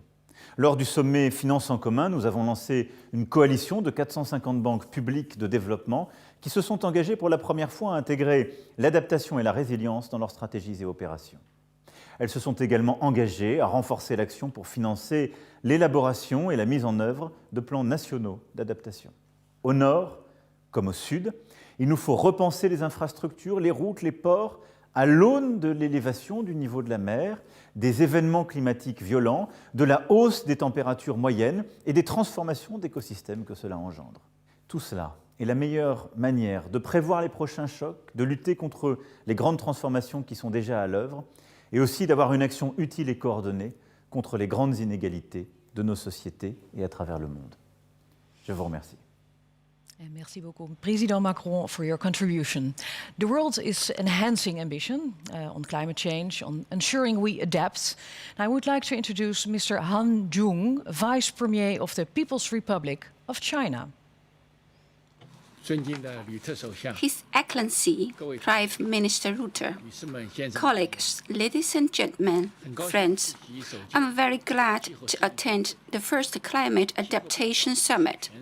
Climate change is a common challenge for the entire humanity, and response to it requires coordinated mitigation and adaptation. In this connection, our summit is highly relevant as it will be helpful to build conscious and advanced global cooperation on adaptation. At the general debate of the 75th section of the UN General Assembly last year, President Xi Jinping announced China's aim to peak CO2 emissions before 2030 and achieve carbon neutrality before 2060. Last month, at the Climate Adaptation Summit, he also articulated China's further commitment to scale up its NDCs. This shows China's conviction and resolve to tackle climate change. China took both mitigation and adaptation seriously as a consistent principle. Under the National Strategy for Climate Adaptation, we have conducted early warning and forecast for natural disasters, enhanced capacity for disaster prevention and reductions, and improved infrastructure for agriculture, forestry, and water conservation. Our proactive adaptation effort has made a real difference on the ground. Now China is drafting a new strategy through 2035 to enhance adaptation and improve our capacity against the climate risk on all fronts. Ladies and gentlemen, we actually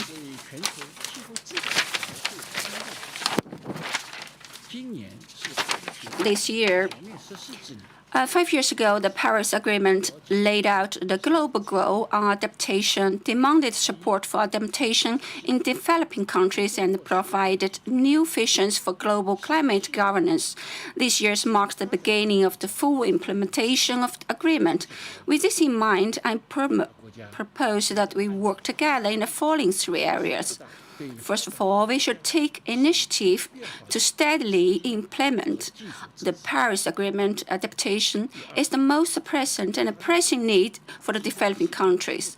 Developed countries should, as required by Paris Agreement, scale up their financial and technological support for developing countries in adaptation. Second, we should improve adaptation with redoubled effort.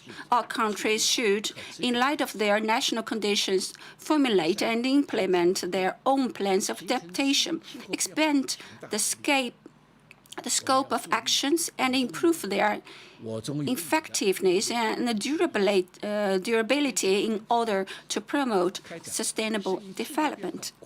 Third, we should form synergy by working with each other in good faith. We are all in this together as a community with a shared future.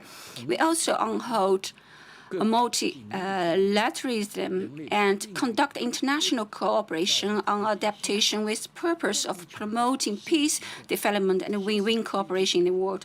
Ladies and gentlemen, friends, we believe we all live in a global village. All countries are close connectedly, and a whole community have a shared future.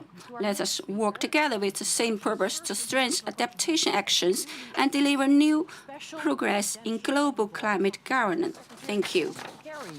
Welcome, Mr. Kerry. Very good to have you. Welcome to this virtual meeting of world leaders. It is truly wonderful to have you. Could you please tell us about the new ambitions of the United States? Absolutely, and thank you. It's a privilege to be able to be with you. And let me start by thanking Prime Minister Rutte and the government of the Netherlands for hosting this important and timely meeting. I'm really delighted to be here. Also want to thank, if I may, Secretary General Guterres for his tireless leadership on climate change, and of course my friend Ban Ki-moon, who was central as we negotiated the Paris Agreement and brought it into force. And he's been a partner not just on climate, but on many other things and challenges. 3 years ago, scientists gave us a pretty stark warning. They said we have 12 years within which to avoid the worst consequences of climate change. Now we have 9 years left, and I regret that my country has been absent for 3 of those years. In the United States, we spent $265 billion in 1 year for 3 storms, just cleaning up after those storms. Last year, 1 storm, $55 billion. We've reached the point where it is an absolute fact that it's cheaper to invest in preventing damage, or minimizing it at least, than cleaning up.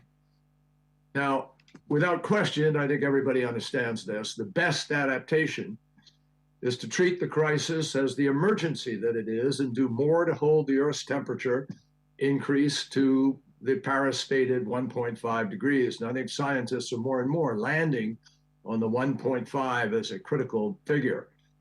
A 3.7 to 4.5 increase centigrade, which is exactly the path that we are on now, invites for the most vulnerable and poorest people on Earth fundamentally unlivable conditions. So our urgent reduction of emissions is compelled by public conscience and by common sense. President Biden has made fighting climate change a top priority of his administration. We have a president now, thank God, who leads, tells the truth, and is seized by this issue. And President Biden knows that we have to mobilize in unprecedented ways to meet a challenge that is fast accelerating. And he knows we have limited time to get it under control. For that reason, the United States immediately rejoined the Paris Agreement, and we intend to do everything we possibly can to ensure that COP26 results in ambitious climate action in which all major emitter countries raise ambition significantly, and in which we help protect those who are the most vulnerable. We have already launched our work to prepare a new U.S. nationally determined contribution that meets the urgency of the challenge, and we aim to announce our NDC as soon as practicable. The administration also intends to make significant investments in climate action, both domestically and as part of our efforts to build back better from COVID. And internationally, we intend to make good on our climate finance pledge. In the long term, driving towards net zero emissions no later than 2050 and keeping a 1.5 degree limit within reach remain the best policies for climate resilience and adaptation. There is simply no adapting to a 3 or 4 degree world except for the very richest and most privileged. At the same time, we have to also build resilience to protect communities from the impacts of climate change that are already built in to the emissions that are in the atmosphere. Now, some of these impacts are inevitable because of the warming that's already taken place. But if we don't act boldly and immediately by building resilience to climate change, we are likely going to see dramatic reversals in economic development for everybody. Poor and climate vulnerable communities everywhere will obviously pay the highest price. So the United States will work on 3 fronts to promote ambition and resilience and adaptation.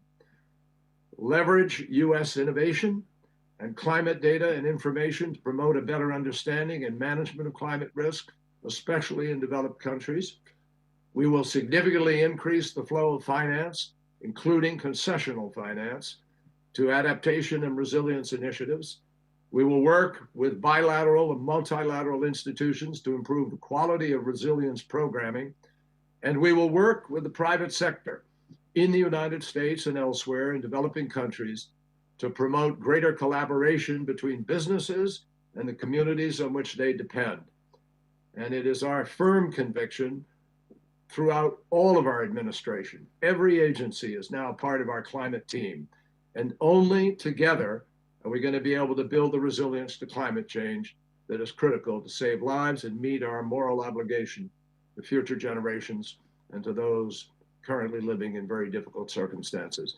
So we're proud to be back. We come back, I want you to know, with humility for the absence of the last 4 years, and we'll do everything in our power to make up for it. Well, Mr. Kerry, it's wonderful to have you back. Thank you very much. And the world is grateful for the reinstatement of climate ambition from the USA. Thank you very much. Yeah, Mr. Rutte, what do you say? Well, Sasha, I'm so happy to hear John Kerry say this, because we need the US to be back at the center of the action.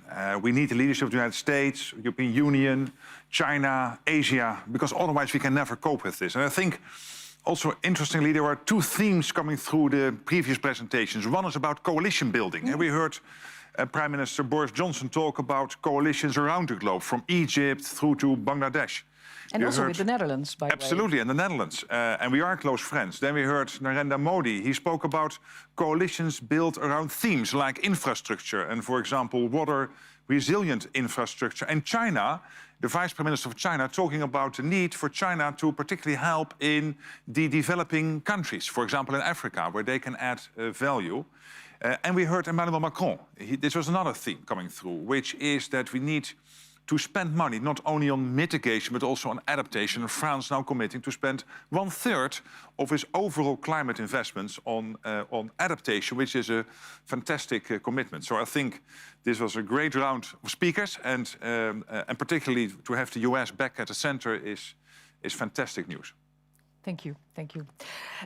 Well, we cannot discuss finance, of course, without the IMF, the International Monetary Fund, and its managing director, Kristalina Georgieva. Ms. Georgieva, you have been one of the biggest drivers on climate financing. How can we scale up adaptation finance? First, many thanks to Prime Minister Rutte for bringing us in this special moment. And since I'm the first to take the floor after John Kerry, warm welcome to the United States back in the Paris Agreement. To tackle this grave challenge of climate change, we need all hands on deck. And certainly the US is so critical for success. Saying all hands on deck, that also means international organization playing our role. For us at the IMF, we see climate as a fundamental risk to economic and financial stability. And we see climate action as an opportunity to reinvigorate growth, especially after the pandemic, and to generate new green jobs. So for us, it is mission critical.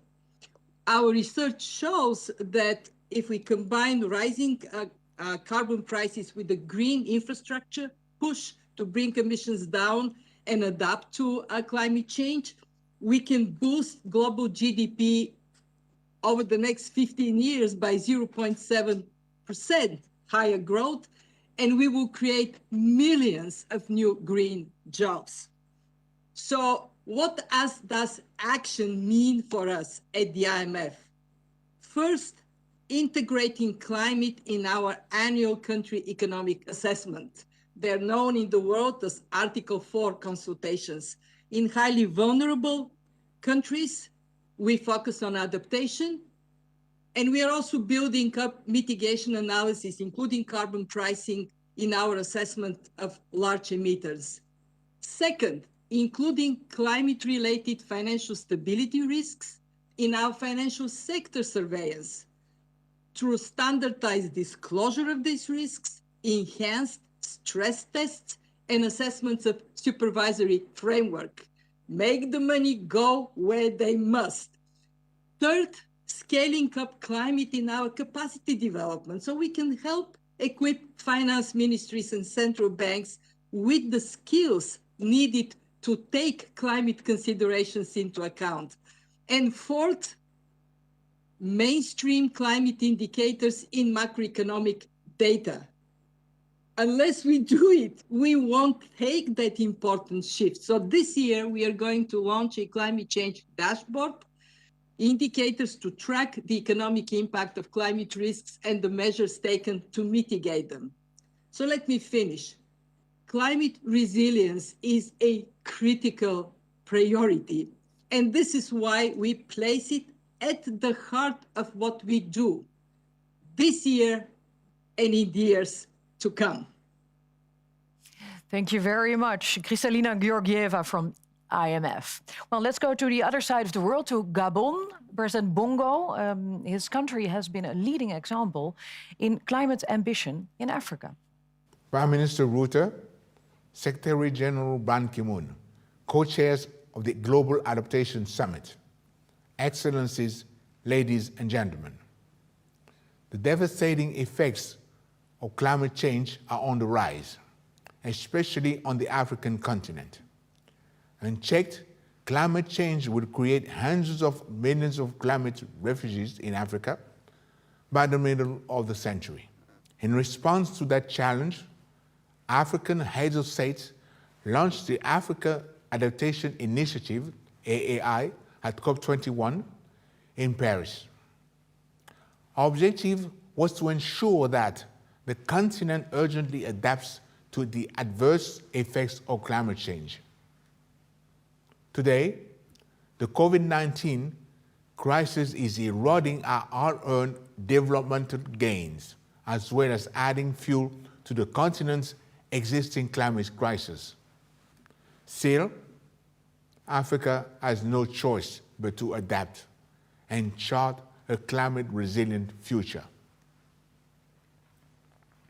As the champion of the Africa Adaptation Initiative, I have taken the lead to accelerate action by committing domestic financial resources to AAI and by promoting strategic partnership.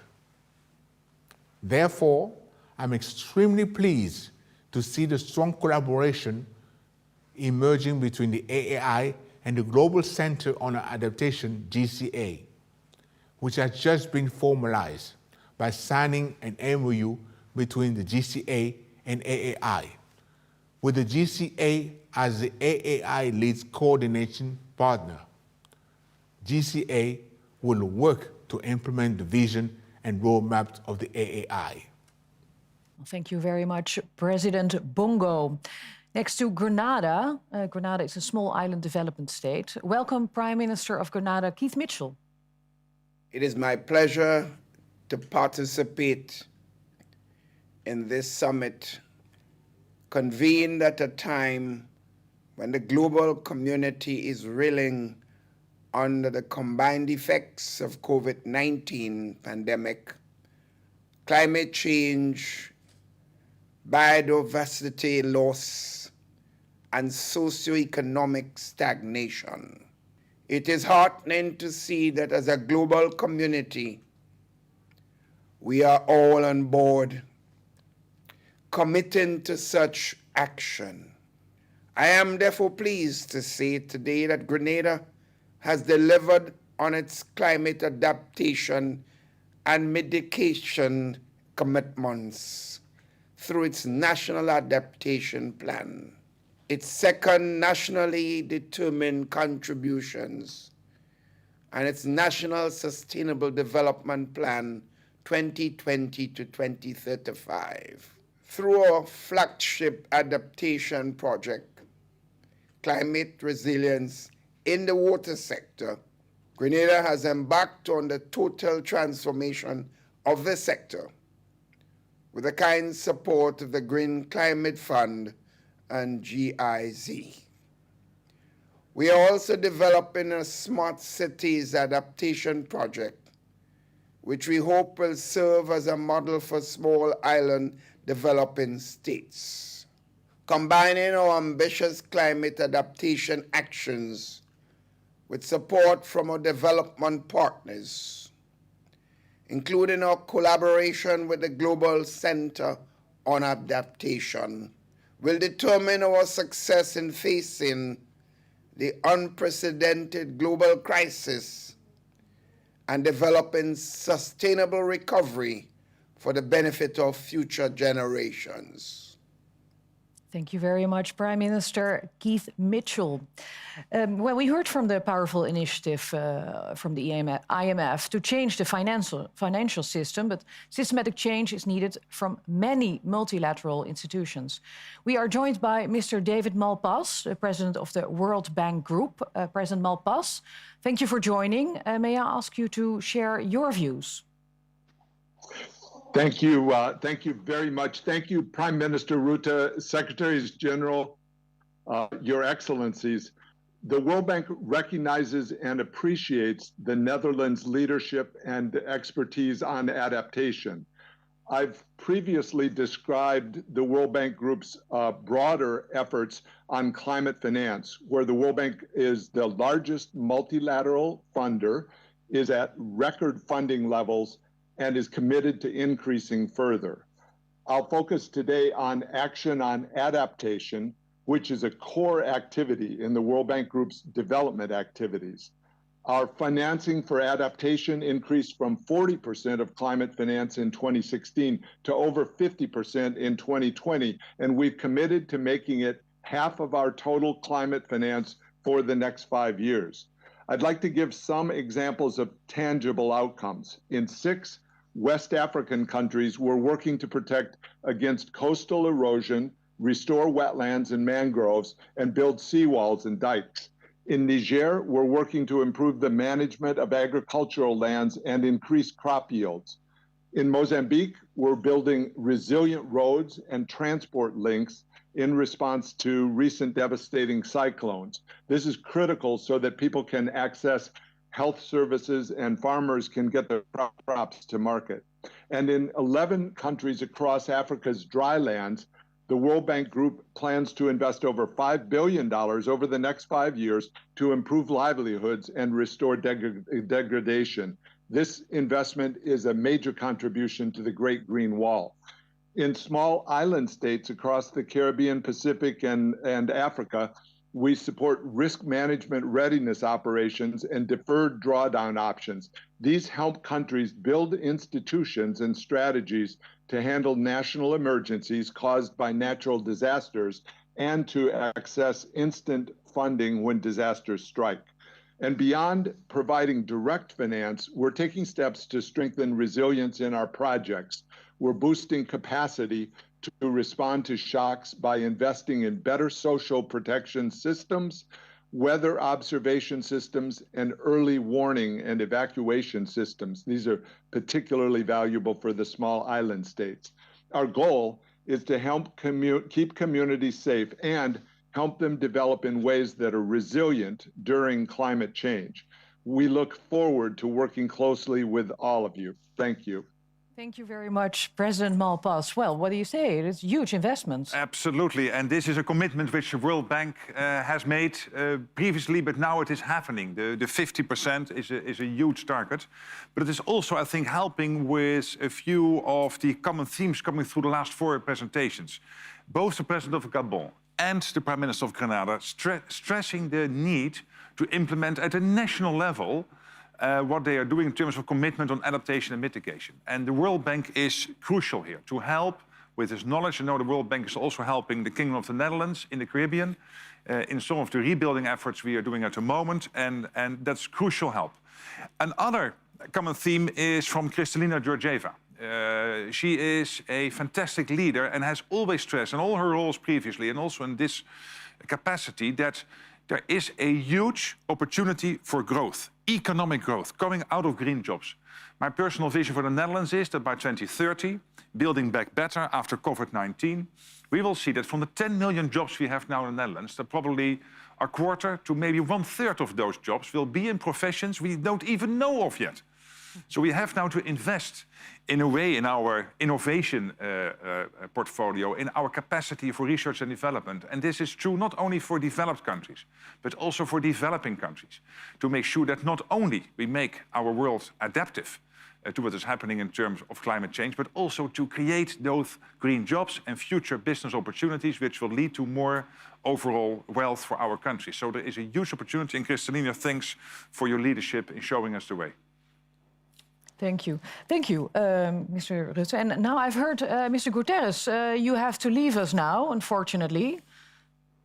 I hope you're not looking surprised now, but thank you very much for joining us. You were a very honored guest to have you. UN Secretary General Antonio Guterres, thank you very much for joining us this last hour. Thank you very much and congratulations. A remarkable summit. Thank you very much. Antonio. See you next time. Thank you very much. Well, we have just listened to government leaders, multilateral development banks and international institutions, all committing to action and showing what can and should be done. But there are more stakeholders for action. Last Friday, in the Netherlands city of Groningen, only the Dutch can pronounce this well, I believe, Groningen, youth and science shared their call to action. People and organizations from all over the world participated in the Dutch Climate Adaptation Week Groningen from the 19th until the 25th of January 2021. An intense, interactive online program invited participants to join forces. Merely by cooperating, we can produce smart solutions to accelerate climate adaptation. An urgent call with no time to lose, especially for the most vulnerable regions of the world. Main deliverables of the Climate Adaptation Week Groningen. 1. The Science Declaration. The University of Groningen invited scientists from all over the world to unite in a joint appeal to our world leaders. It calls to manage and protect natural ecosystems, work on a long-term revolution with regard to public and private investments, to accelerate climate adaptation, and last but not least, to invest in education. 2. The Global Youth Call to Action.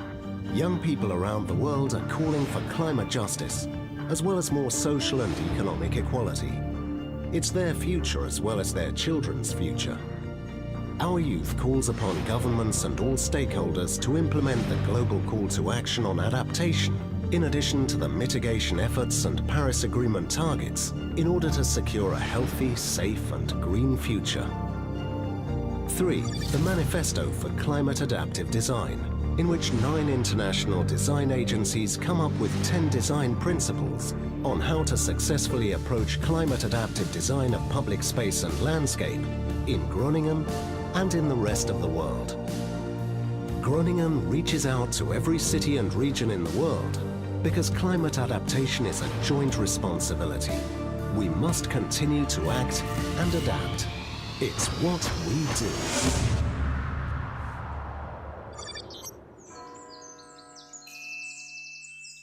We just saw Patrick Verkooyen, Professor Climate Adaptation Governance at the University of Groningen for a very short while in this video. He's also CEO of the Global Center on Adaptation. Welcome, Mr. Verkooyen. And welcome to Joshua Amponsem. He's a youth representative. You are on the video. I will ask you a few questions later. Mr. Verkooyen, you launched this science declaration last Friday. How does this help the agenda? Well, thank you, Sasha. Indeed, the COVID crisis is like the climate emergency, is everybody's business. Last Friday, over 3,000 scientists from across the globe, over 120 countries, 5 Nobel laureates launched this Groningen declaration. Why is it important? 3 things. 1, climate adaptation has to be at the heart of the economic recovery from COVID. It's good for our health, for the planet and the economy. 2, we need to translate our agenda from advocacy into empowerment. Education is key. So I'm delighted that today we're launching the first ever massive open online capacity building program to support those living on the front lines. And 3, specifically for Africa, it's important that we unleash the entrepreneurial spirit of young people. Together with the African Development Bank, President Adesina, we're launching a massive program here as well. So we have a once-in-a-lifetime opportunity to build forward better. On behalf of our co-chair of the GCA, Mr. Ban Ki-moon, and Feike Sibisma, count us in. Very good. Well, let's hear from a youth representative, Joshua Amponsem. What is your message to world leaders? Your Excellencies, ladies and gentlemen, I speak to you today on behalf of the hundreds of thousands of young people brought together by the GCA to produce a youth call to action. Because while we must continue to accelerate progress towards a net zero world, young people, especially young women, and those from indigenous communities are already feeling the impacts of climate change now. Our call to action shows we want to play our part in building a resilient future, but we need your support. Empower us through mandatory climate change education, and the MOOC is a brilliant opportunity to start with that. But we need this also in curriculums at the national level and also for informal young people to get their skills. Equip up with training for green jobs that focuses specifically on adaptation and finance us as we develop innovative solutions to adapt for our future. And very important, by the time I am at this age, sitting where you are as world leaders, it will be too late. And this is very critical. So right now, right here, your commitments will determine if the youth on the front lines become a climate migrant or a climate refugee, or they become a climate leader at the next extreme weather event. So please take action now. Thank you. Thank you very much, Joshua. And thank you also, Patrick Verkooyen. Thank you. Yeah, the Climate Adaptation Summit is an action-oriented summit, and it's already working very well. We indeed need to incorporate youth in the decision-making process. I hereby would like to welcome Prime Minister Justin Trudeau of Canada, who will talk about the importance of engaging youth. Hello, everyone. Bonjour à tous. Right now, we're all dealing with the health and economic impacts of the COVID-19 pandemic. Job one is to do whatever it takes for as long as it takes to protect people and economies from this virus. But as we work to keep people safe today, we must also plan for the recovery of tomorrow. And that must include an ambitious plan to take strong action to fight and build resilience against climate change. Les jeunes le comprennent mieux que quiconque. Ils savent que nous devons protéger les espèces végétales et animales, rétablir l'équilibre de la nature et préserver notre planète pour les générations futures.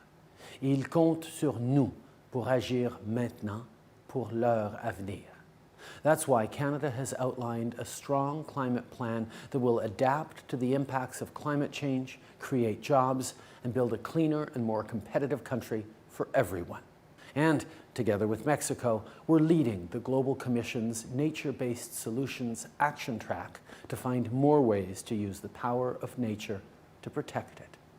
And we're continuing to work with international partners to build a more sustainable world, because to effectively fight climate change at home, we must fight it everywhere. But to continue to take on this challenge, we need the voices of young people. That's why Canada supported the Young Leaders Program for the Global Commission, and why we welcome the launch of a new Young Leadership Program to bring together the next generation of leaders to help tackle climate change.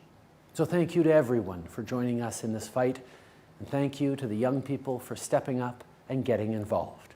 Together, we will build a cleaner, safer, and more competitive world. Thank you. Merci. Thank you, Prime Minister Trudeau.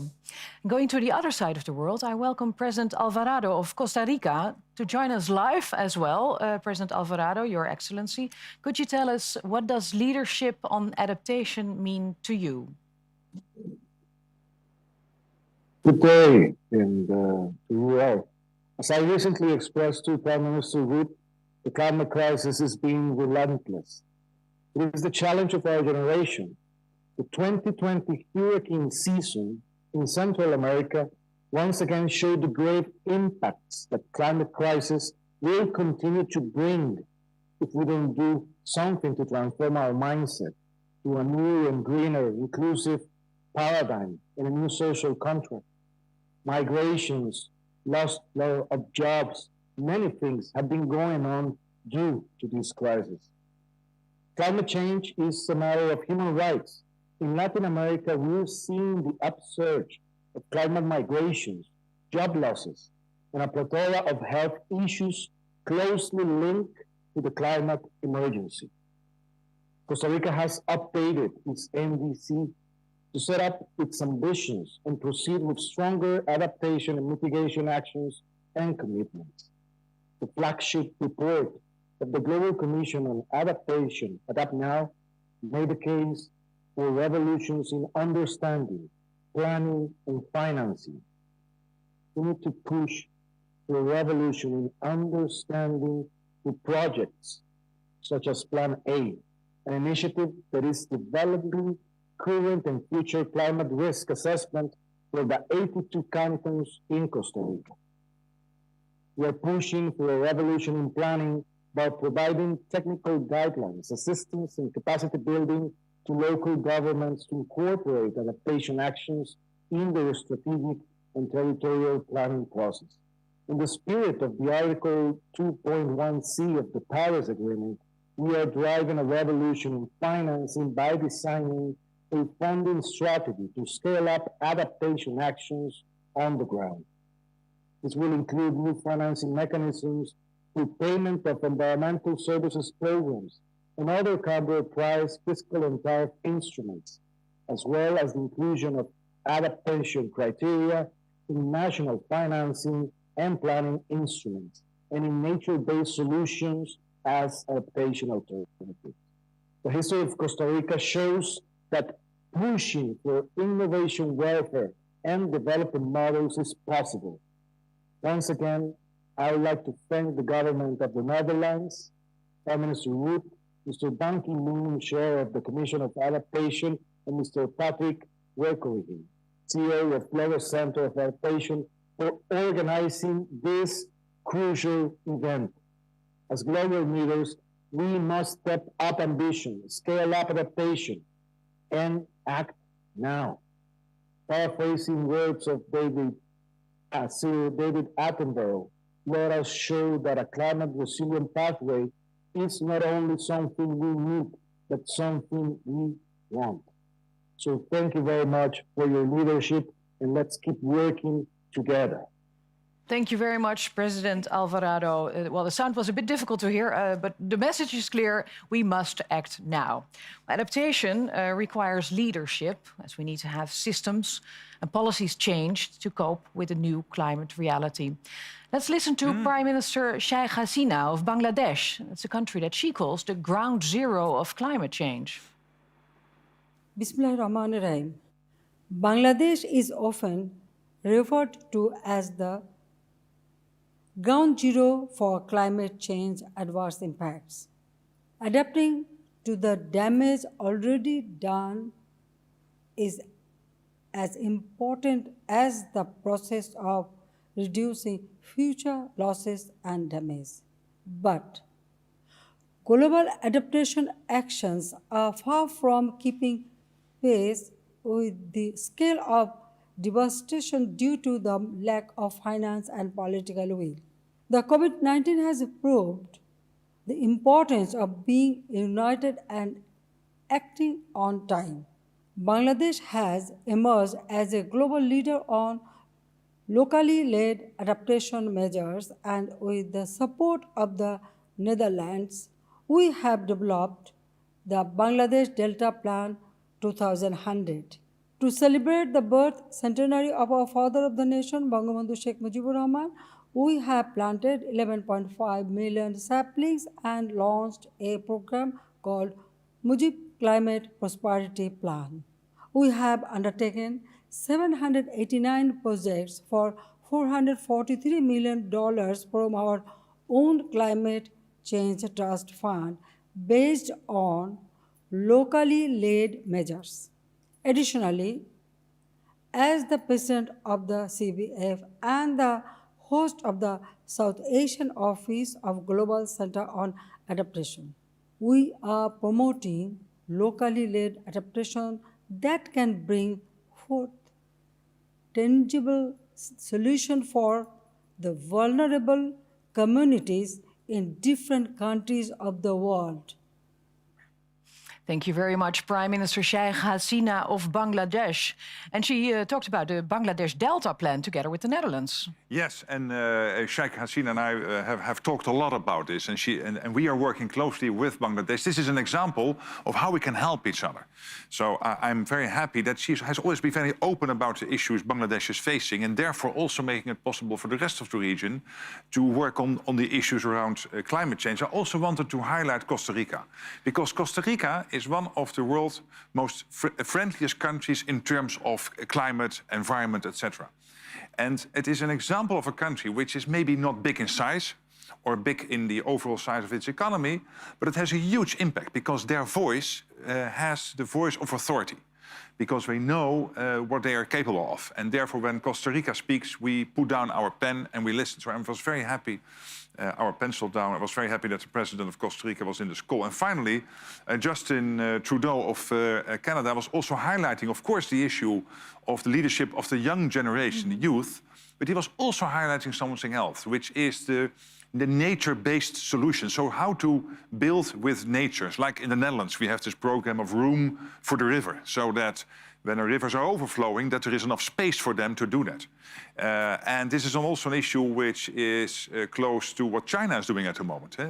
Building with nature-based solutions, building on a more climate adaptation. So I think these are some excellent examples we have heard so far, and I'm very happy about it. Yeah, one of those examples from Bangladesh, from Sheikh Hasina, is her forest investment plan. Yes. And planting back mangroves. And that's a real solution there. We cannot do this in the Netherlands, of course. No, not for us, but I mean, this is also they're across the world and far apart, but also Costa Rica has some of the world's most beautiful mangroves. Mm-hmm.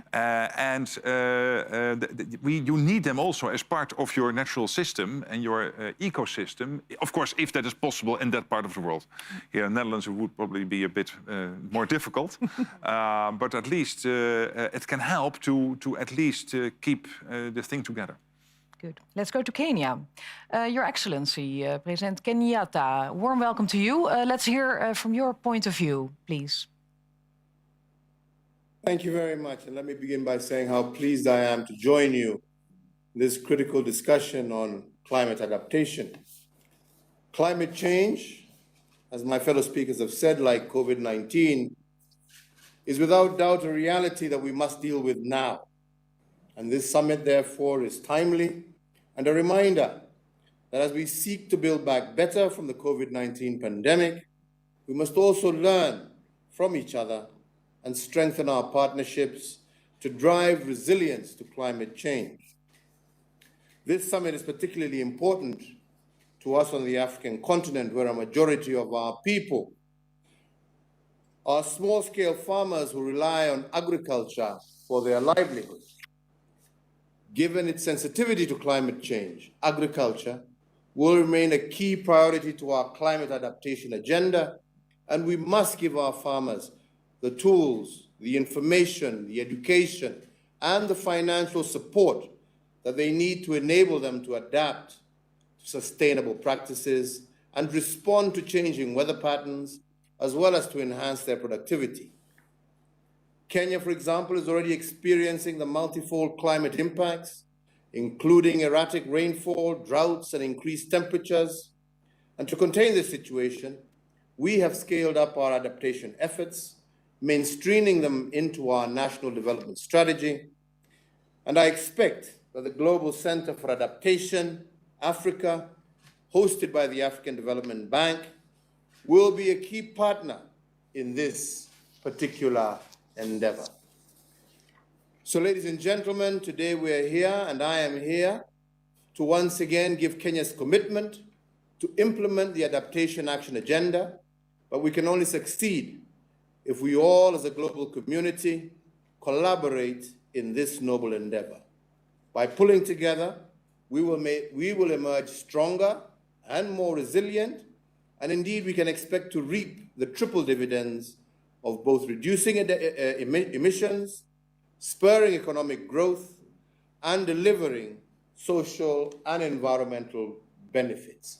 I want to take this opportunity to thank you, Prime Minister Rutte, to thank my good friend Ban Ki-moon and his foundation, and all participants for making sure that we are here talking together, recognizing that the time for action is now. Thank you all very much. Thank you very much, President Kenyatta. And let me say that we will talk to the President of the African Development Bank in just a few moments. All right, allow me to give the floor to Aruba. I would almost say, let's stay in the Netherlands, but it's on the other side of the ocean. It is part of the Kingdom of the Netherlands. Prime Minister Wever-Kroes. Your Excellencies, distinguished ladies and gentlemen, it is a great honor today to join you at the Climate Adaptation Summit. As a small island located in the Caribbean, Aruba is proud of being home to the Bukuti and Tara Beach Resort, which last year became the first hotel ever to win the UN FCCC 2020 Climate Action Award. This private sector initiative sets a world standard for the hospitality and the tourism industry, and it serves as a splendid example for the sector to help address climate change. The government of Aruba is committed to further climate adaptation action toward becoming a climate-resilient island. Aruba's Recovery Master Plan is devised to propel smart, inclusive, and sustainable growth, which include climate-resilient practices and solutions, as these need to be embedded in how we build back better and stronger. I look towards actions on innovative financing mechanisms and partnerships as an outcome of this conference to include also middle-income countries and small island development states to bridge the financing and the investment gaps that they are confronted with. Together, humanity is facing climate change, and I have a firm belief that humanity has shown time and time again to rise up to meet the challenge that we as a world are facing. We can and we must. I thank you. Thank you for showing leadership on accelerating adaptation action, Prime Minister. Well, let's go to our next speaker. That's Cardinal Secretary of the State of Pietro Parolin, who has a message from Pope Francis, the Supreme Pontiff, head of the Roman Catholic Church. On behalf of Pope Francis, I am pleased to extend a cordial greeting to all of you and wish to assure you of his closeness, support, and encouragement in these days of intense effort for a fruitful outcome to this Climate Adaptation Summit. This is a moral and humanitarian imperative, especially since the greatest negative consequences of climate change often affect the most vulnerable, the poor and future generations. While the poor are the least responsible for global warming, they are the most likely to be affected, since they have the least adapted capacity and often live in geographical areas which are particularly at risk. May we make the response to climate change an opportunity for improving overall living conditions, health, transport, energy, and security, and for creating new job opportunities. This task is difficult and complex, but we know that we have the freedom, intelligence, and capacity to lead and direct technology and to put it at the service of another type of progress, one that is more human, social, and integral. We should show also that we have the political will and motivation to advance this forward-looking endeavor. We have no alternative but to make every effort to implement a responsible, unprecedented collective response intended to work together to build our common home. For sharing Pope Francis's words with us. Well, Prime Minister Rutte, what would you like to say after hearing all these words from world leaders to the Pope as well? Yes, it's really great that the Holy Father is also participating in this way in this conference, because the Vatican might be small. The impact the Pope has, the Holy Father has, in terms of his worldwide presence and the fact that he will be heard around the world cannot be underestimated. So we need that leadership, of course, from NGOs, but also from religious leaders. And the Catholic Church, of course, being one of the biggest in terms of its global impact. So I'm very happy that he participates. I was also very proud about Evelyn Wever-Kroes's message from Aruba. Aruba is one of the small island development states being part of the Kingdom of the Netherlands. And they have always shown leadership. In the last 10, 20 years, they have worked on making that island greener, more environmentally friendly. And in that sense, it is also a beacon in terms of its role in the region, in the Caribbean region. And of course, Kenya, President Kenyatta, what he said, particularly about small-scale farmers, I would like to just highlight how important that is and how much we all, also from the Netherlands, we all want to help. Because we know in countries like Kenya, but also, for example, in Nigeria, which will grow in population probably to 400 million people by 2050, Nigeria. So we have to acknowledge that issue and that impact it has on the agricultural system, and particularly on the economy and the small-scale farmers, is crucial, is huge. And if we do this in the right manner, I'm absolutely convinced we can build economic growth opportunities, but also work on climate adaptation. So I was very happy to hear that particular perspective. Yeah, very good, very good. Well, adaptation is essential to ensure resilience of local communities, small farmers, and regions. And you've also learned that action requires partnerships, and that adaptation on the ground cannot be done without finance. So, Mr. Adesina, President of the African Development Bank, thank you for joining us. Could you tell us what your vision is on creating action on the ground? Well, thank you very much. Your Excellencies, as we gather here today for the Climate Adaptation Summit, I would like to commend the visionary leadership of Prime Minister Rutte and the former UN Secretary General, Ban Ki-moon. Climate change is changing hopes and livelihoods dramatically. Africa's growth is being compromised by climate change. The sight of locust swarms devastating thousands of hectares of cropland in East Africa was shocking. Perennial droughts and encroaching deserts lay bare the vulnerability of the Sahel of Africa, scorching lives into misery and driving migration.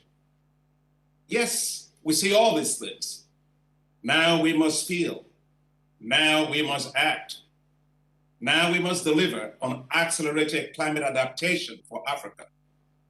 The African Development Bank is at the forefront of climate finance for Africa. The bank has quadrupled its finance for climate to reach $25 billion by 2025. We have increased the percentage of our climate financing devoted to climate adaptation from 26% in 2016 to 55% by 2019. We launched the Desert to Power Initiative, a $20 billion initiative to build the world's largest solar zone in the Sahel. And at the One Planet Summit with President Macron, I announced that the bank will mobilize $6.5 billion in support of the Great Green Wall of the Sahel. The former UN Secretary General Ban Ki-moon and I, together with Faye Kay and Patrick, have jointly established the Global Center for Adaptation in Africa, GCA Africa, based at the African Development Bank. The African Development Bank and GCA Africa have launched the Africa Adaptation Acceleration Program to mobilize $25 billion to scale up transformative actions on climate adaptation. The program needs your very strong support. It's time for developed countries to meet the $100 billion per year in climate finance promised to developing countries. My late mentor, Kofi Annan, the former UN Secretary General as well, once told me, the only promises that matter are the promises kept. Let's turn words into action, hope into reality, promises into financing for Africa. Together we adapt, together we prosper. Thank you very much. Thank you very much. Mr. Adesina, from the President of the African Development Bank. Well, we have covered the world from Canada to India and from Aruba to Kenya. The sense of urgency is present. We really need to act now. Luckily, organizations such as the African Development Bank feel this sense of urgency as well. Well, let's move to a few more non-state actors to hear about their perspectives. We are now joined live by Executive Vice President of the European Commission, Mr. Frans Timmermans. Welcome to you. Could you tell us what the ambitions of the European Commission are on climate adaptation?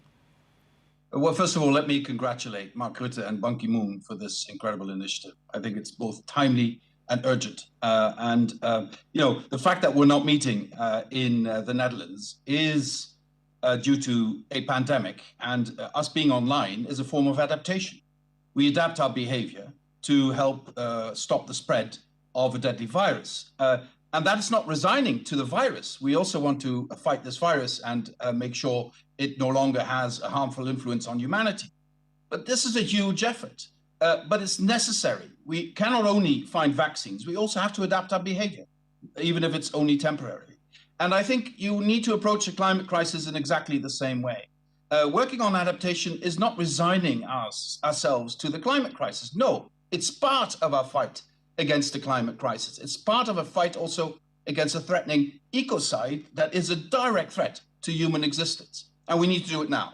We need to do it quickly, and we need to do it in a way that does not leave people behind. And as we've seen also in this pandemic, we will see it with climate change, we're seeing the effects already. It's always the poorest who pay the highest price. It's always the poorest who are the most vulnerable. That's why we need to present, also from the European Union, an adaptation strategy. We will do this, the European Commission will do this next month. Global collaboration will be at the center of all our actions. We will support adaptation solutions that are easy to implement and accessible to countries around the world. Protecting and restoring nature will be crucial, as healthy forests, oceans, and other ecosystems are essential for climate adaptation, as Prime Minister Rutte has already said. In relation to this, we also encourage all heads of state and government to join the Leaders' Pledge for Nature. We cannot allow climate impacts to hit the most vulnerable the way the virus is hitting them now. And we will have to intensify our work with partner countries. If we want to succeed in COP in Glasgow, everybody needs to be on board. But then we have to show the richest part of the world that there is a form of international solidarity that is real and credible. There's no vaccine for this, but there is a solution. There's no need to despair, but we do have to have a sense of urgency. Thank you very much. Thank you very much, Mr. Timmermans. Wow. Yeah, you have to leave now. Yes, but before I do, can I just say that I'm so happy with the last two contributions. Frans Timmermans, what he is saying, but also what you heard from the African Development Bank. It's not just money. It's also about being able to leverage the collective knowledge in these institutions. The fact that the European Commission can have an impact worldwide. Yes, with money, with leveraging what Europe is doing, but also with all the combined knowledge Europe has, the Netherlands has, Germany has, all the other countries have in the European Union, and to make it effective in other parts of the world is fantastic. But also the African Development Bank and also other regional development banks and the IMF, the World Bank. Yes, it is, of course, about currency, about helping with funds, but it is also about being able to put practical help in the day-to-day issues. And the fact that they are doing that, providing the outside-in view, is crucial. And indeed, I have to leave, but I can also salute Ban Ki-moon. He could have said after he left the Secretary General of the United Nations that he would now retire in Korea and have a wonderful life. But he didn't. But he didn't. He put his energy, his vision, his network to use. And I'm so happy that you do this, that you have not left us, but that you are still so active and leading this effort. And we need that. And again, it gives us all the energy to continue. So thank you, Ban Ki-moon, for doing this. And thank you very much for your contributions, Prime Minister Mark Rutte. We will see you back again at the closing session. Absolutely. So thank you very much. Looking forward to that. And your hosting role for the summit will now be taken over by Minister van Nieuwenhuizen. Thank you very much for being here. Well, adaptation is not only a governmental matter, We've heard about the need for the private sector to be engaged. But there are also other non-state actors, such as the NGOs that operate all over the world, truly creating action on the ground. Mrs. Agnes Kalibata, the president from AGRA, the Alliance for a Green Revolution in Africa, shares her views. For many of us that grew up in modest households in Africa, 2005-2015 was a period of hope. You see, over 40 countries in sub-Saharan Africa had committed to making agriculture work for smallholder farmers. And countries like Ethiopia, Ghana, Rwanda, Burkina Faso started posting agricultural growth of about 8%. We thought that Africa had finally found a path to inclusive agricultural growth and that many more would follow and reduce hunger and poverty. We did not see climate change coming. We did not expect the reversal of hard-won gains. Planting seasons changed. For a continent that depends on rainfall, productivity gains for smallholder farmers shrank, and centuries of traditional knowledge of agricultural systems started getting eroded. I was Minister of Agriculture in Rwanda. I saw efforts to get African farmers access to the world's best improved seed and other inputs leave farmers and governments more indebted rather than increase productivity, validating the notion that farmers one shock away from poverty. The fact that we are coming together to make this commitment is a welcome move that many of us that have lived the plight of Africa's farmers welcome and support. The stakes have never been higher. African countries have committed to adaptation frameworks. At AGRA, we will build on these efforts to strengthen adaptation of farming communities. We commit to strengthen collaboration and scale innovation to deliver the most effective results. And international partnership. We will build on the work of the Global Commission on Adaptation to deliver tangible solutions to climate change for African farmers. I ask each of you to commit to this call, for the time is now. Thank you, Ms. Kalibata from AGRA. And with me here in the studio is now Mr. Feike Siebesma, Honorary Chairman of Royal DSM and also co-chair of the Climate Business Leaders of the World Economic Forum, and many, many more things, but then your time would be up if I would say everything you are doing. But Mr. Siebesma, how can the private sector move this agenda forward? Yeah. Well, first of all, thanks for this summit, and climate change is, of course, threatening the world. We all know that. We anchored our approach in the Paris Treaty, but we also know we are not on track yet. And climate change is further impacting, especially the developing countries now already. So therefore, this summit, to make ourselves more resilient and to adapt. And therefore, with Ban Ki-moon, myself as co-chair, and Patrick Verkooyen as CEO, this Global Center for Adaptation. And what we do there is we develop the best practices, how to address climate in an adaptive way. So how to make food production more resilient, or our cities, or our infrastructure. And those best practices can be rolled out, can be used by the vulnerable countries. And that is what we need. And this is not only a country thing, like you said. This is also a business topic. Out of its own interest, business needs to be resilient, its own infrastructure, supply chains, etc. But also because it provides 0.7% economic growth. It provides jobs. And therefore, business is involved. And at this moment, globally, we spent about 30 billion. Last year, it went a little bit down on adaptation. We need to make it tenfold of this. So therefore, good that Prime Minister Rutte and Mr. Van Nieuwenhuizen said, let's make it 50-50 on mitigation and adaptation for this and for next generations. And therefore, I would say, on climate mitigation, it is the race to net zero. On climate adaptation, it's the race to hopefully full resilience. And that is what we need, private and public sector together. Let's all do it together. We're in this global community, as we heard earlier from one of the presidents. I think it was from Gabon. Yeah. It's very good. Thank you very much, Mr. Siebesma. Well, climate adaptation is a truly complex topic. To find the best solution, all the different sectors have to collaborate, just as you said. They have to do it together. A keyword during this summit is action. We need to act, we need to adapt on a global, regional and local scale.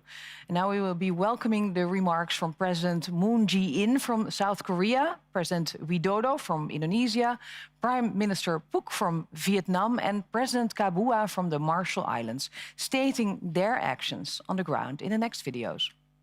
파리협정 이행 원년을 맞아 기후 적응을 위한 지혜를 모으는 첫 정상회의에 함께한 것을 기쁘게 생각합니다. 기후 적응은 인간이 자연과 함께 살아가기 위한 지혜이자 인류가 기후 위험으로부터 안전하게 살아가기 위한 노력입니다. 파리협정은 온실가스 감축에 주목했던 과거의 노력에 더해 모든 당사국이 함께하는 기후 적응을 기후변화 대응의 핵심 요소로 규정했고 인류와 지구를 위한 기념비적 승리라는 평가를 받았습니다. 한국 국민들은 자신이 좀 불편해도 자연과 더불어 살겠다는 강한 의지를 갖고 있으며 기후변화에 적응하려는 인류의 노력에 선제적이고 적극적으로 함께해 왔습니다. 개발도상국의 기후 적응 노력에도 힘을 보태겠습니다. 매년 진행해온 적응 역량 지원 프로그램을 확대 발전시켜 올해부터는 유엔 기후변화협약 사무국과 공동으로 기후 적응 아카데미를 운영할 예정입니다. 글로벌 적응위원회의 적극적인 참여를 기대합니다. 오는 5월 한국 서울에서 제2차 P4G 정상회의가 열립니다. 기후 적응을 포함하여 기후 위기 극복과 녹색 회복을 위한 실질적인 논의의 장이 될 수 있도록 개최국으로서 최선을 다하겠습니다. 제2차 P4G 정상회의에도 깊은 관심과 참여를 당부드립니다. 감사합니다. Yang mulia, dampak iklim sangat nyata di hadapan kita, apalagi untuk negara-negara kepulauan seperti Indonesia. Perubahan siklus iklim mengharuskan petani dan nelayan beradaptasi menghadapi ketidakpastian. Meningkatnya permukaan laut mengharuskan penduduk pesisir dan pulau kecil untuk tetap dapat bertahan. Meningkatnya bencana alam termasuk banjir dan kekeringan mengharuskan rakyat bersiap siaga. Pandemi COVID-19 membuat tantangan semakin kompleks dan berat. Untuk itu, kita harus mengambil langkah luar biasa. Pertama, semua negara harus memenuhi kontribusi nasional bagi penanganan perubahan iklim atau NDC. Indonesia telah memutakhirkan NDC untuk meningkatkan ketahanan dan kapasitas adaptasi. Kedua, seluruh potensi masyarakat harus digerakkan. Indonesia melibatkan masyarakat untuk mengendalikan perubahan iklim melalui program Kampung Iklim yang mencakup 20.000 desa di tahun 2024. Ketiga, kemitraan global harus diperkuat. Indonesia memprioritaskan kerjasama peningkatan kapasitas dalam menghadapi perubahan iklim bagi sahabat kami di Pasifik. Tentunya, negara maju harus memenuhi komitmennya. Keempat, kita harus terus memajukan pembangunan hijau untuk dunia yang lebih baik. Yang mulia, KTT ini harus dapat melipat gandakan aksi iklim dunia melalui solidaritas, kolaborasi, dan kepemimpinan kolektif global, dan mengawal detail pelaksanaannya di masing-masing negara. Terima kasih. Trái đất, ngôi nhà chung của chúng ta đang bị rung chuyển mạnh mẽ do những tác động nghiêm trọng của biến đổi khí hậu, sự phát triển, tồn vong của nhiều dân tộc, quốc gia bị đe dọa. Thách thức này chỉ đang nặng nề thêm bởi sự lan tràn của đại dịch COVID-19 đang gây ra những hệ lụy to lớn và làm phân tán nguồn lực dành cho các nỗ lực ứng phó với biến đổi khí hậu. Hội nghị hôm nay có ý nghĩa hết sức quan trọng khi chúng ta chung tay đoàn kết mở ra thập kỷ mới vì ngôi nhà trái đất thân yêu. Với những quyết tâm mạnh mẽ, các sáng kiến mới, tăng cường hành động thích ứng với biến đổi khí hậu, góp phần quan trọng thúc đẩy thực hiện mục tiêu phát triển bền vững SDG 2030 của Liên Hiệp Quốc. Theo Ngân hàng Thế giới, Việt Nam là một trong những quốc gia chịu ảnh hưởng nặng nề nhất bởi biến đổi khí hậu.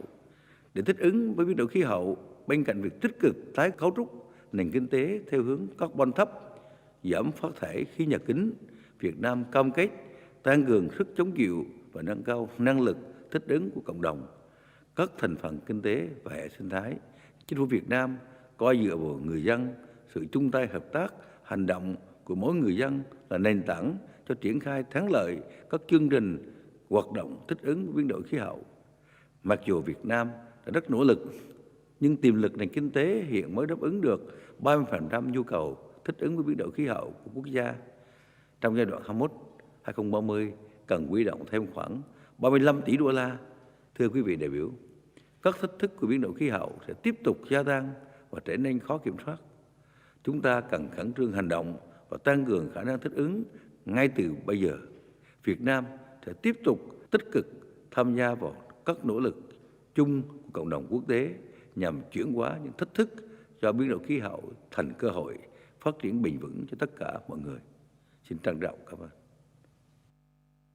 Prime Minister Mark Rutte and fellow leaders, adaptation is of the highest importance to the Republic of the Marshall Islands and to small islands and large ocean states worldwide.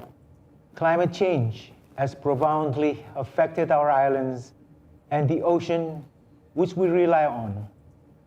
People's livelihood at the community level, the surrounding ecosystem, and our fundamental rights are severely threatened. Last month, the Marshall Islands became the first small island developing state to submit its national adaptation communication to the UNFCCC. To my government, it is essentially a national survival plan. People are at the center of this process. Developing this adaptation plan requires robust collaborations with all stakeholders. In particular, we are harmonizing traditional knowledge with the best available science to generate solutions based on our unique circumstances. As we approach COP26, greater attention to the importance of adaptation and the financial commitments required to deliver climate protection are vitally needed and urgent. This historic challenge is also an opportunity as we begin to rebuild from COVID-19. I wish to commend the Netherlands and the Global Center on Adaptation for convening this important summit, and we look forward to the outcome of the summit. Thank you so much, and komol tata. Thank you all for your contributions. Minister van Nieuwenhuizen, well, what do you say if you hear all these world leaders talk about what they are contributing? Well, I think it's one big message of hope, starting with Agnes Kalibata from AGRA. She's such an inspiring woman, bringing back all the African farmers, reunite them actually. And if we see Feike Siebersma, he's a front runner for the private sector. We need them on board so much, so he's doing great work there. And then South Korea, speaking about P4G, Indonesia, struggling, of course, with coastal erosion, flooding, same in Vietnam, coastal erosion, Marshall Islands, problems with the rising sea level.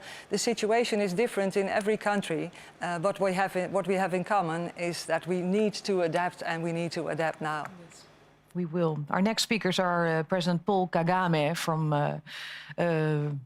let's see, Paul Kagame from Rwanda, President Alberto Fernandez from Argentina, President Macky Sall from Senegal. Welcome to you all.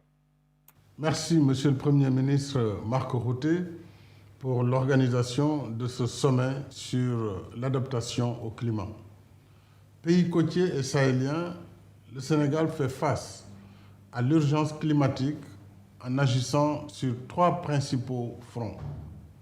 L'investissement massif dans la transition énergétique, ce qui porte à 34% la part des énergies propres dans nos capacités électriques installées à ce jour.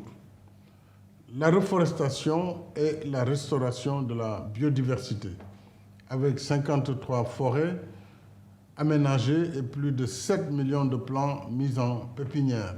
Enfin, la lutte contre l'érosion côtière, dont l'un des derniers projets phares nous a permis récemment, en partenariat avec la Banque mondiale, de sauvegarder une importante zone côtière avec la restauration des plages et une zone qui a sauvé donc 17 hôtels et plusieurs autres activités liées au tourisme et à la pêche. Je remercie tous les partenaires qui soutiennent nos programmes d'adaptation au climat, comme les Pays-Bas. En complément des efforts nationaux, j'appelle à l'amélioration des mécanismes de financement bilatéraux et multilatéraux afin qu'ils soient plus accessibles, plus diligents et plus efficaces. Ensemble, restons mobilisés et solidaires dans l'adaptation au climat pour sauver la planète, notre habitat commun. Je vous remercie. As we work to slow the pace of climate change, we must also work to mitigate its effects. Climate change, after all, is a fact which calls for social and economic resilience to protect livelihoods. I thank Prime Minister Mark Rutte and the Netherlands government for spearheading this initiative, which helps set the stage for COP26 later this year.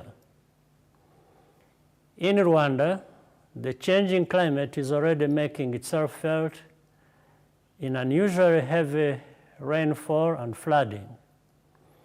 Changing weather patterns also affect agriculture. We are responding by investing in water resources management, for example, restoring catchment areas and wetlands. Last year, Rwanda established the Rwanda Water Resources Board to ensure integrated long-term planning around water, irrigation, and climate. The Netherlands government is a strong supporter of these efforts, particularly with new technology, and Rwanda Green Fund catalyzes financing for climate resilience projects and has already supported the creation of thousands of green jobs. To meet that goal, we are working to preserve forests through public-private partnerships for forest management, together with investment partners.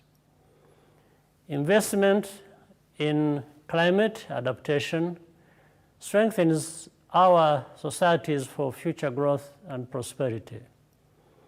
Let's make adaptation a priority for 2021 and beyond. La adaptación es una prioridad en la política climática de la Argentina. Por eso mismo hemos decidido confirmar el compromiso que nuestro país mantiene con la agenda climática. Nuestra contribución incluye una comunicación de adaptación que busca fortalecer la resiliencia y disminuir la vulnerabilidad de los distintos sectores económicos, sociales y ambientales. Confiamos en que nuestro sistema científico, tecnológico, servirá como fuente de conocimientos y herramientas para abordar este desafío. Creemos también que esta tarea debe asumir un enfoque transversal que tenga en cuenta vulnerabilidades particulares e integre la dimensión de género a lo largo de los sectores. Como sabemos, la pandemia de COVID-19 nos ha desafiado en muchos aspectos. Sin embargo, la urgencia de la acción climática permanece intacta. Nos encontramos ante la oportunidad de actuar colectivamente para dar respuesta al cambio climático. Es necesario que exista un mayor compromiso por parte de los países desarrollados en la provisión de recursos técnicos y financieros para ampliar esos esfuerzos. Debemos actuar con solidaridad, ante un problema que nos afecta a todos, pero cuyas peores consecuencias son sentidas por los sectores más vulnerables. La Argentina espera continuar trabajando conjuntamente en las negociaciones bajo la Convención Marco de las Naciones Unidas sobre el Cambio Climático, con miras a promover el éxito de la próxima conferencia de partes en el curso de este año. Well, we have covered the entire world, from Latin America to Asia and from Africa to North America. The last 1.5 hours has given an insight in the urgency to adapt to climate change. It has taught us that countries and organizations face different challenges, but it has also given us hope. There's so much ambition, there's so much knowledge, expertise, and the willingness to adapt. Adaptation needs to be mainstream into different fields. And one of the places where all those fields come together is in our cities. And I'm joined here in the studio by Mayor Ahmed Abu Taleb, welcome, from the city of Rotterdam, the port of the Netherlands. Mr. Mayor, you met this morning with many of your colleagues. What was the outcome of this meeting? I have the honor, together with the Dutch government, to host the Mayors Conference, part of this international conference. A couple of things. First, mayors are positive. They really are optimistic that they will realize change in the cities.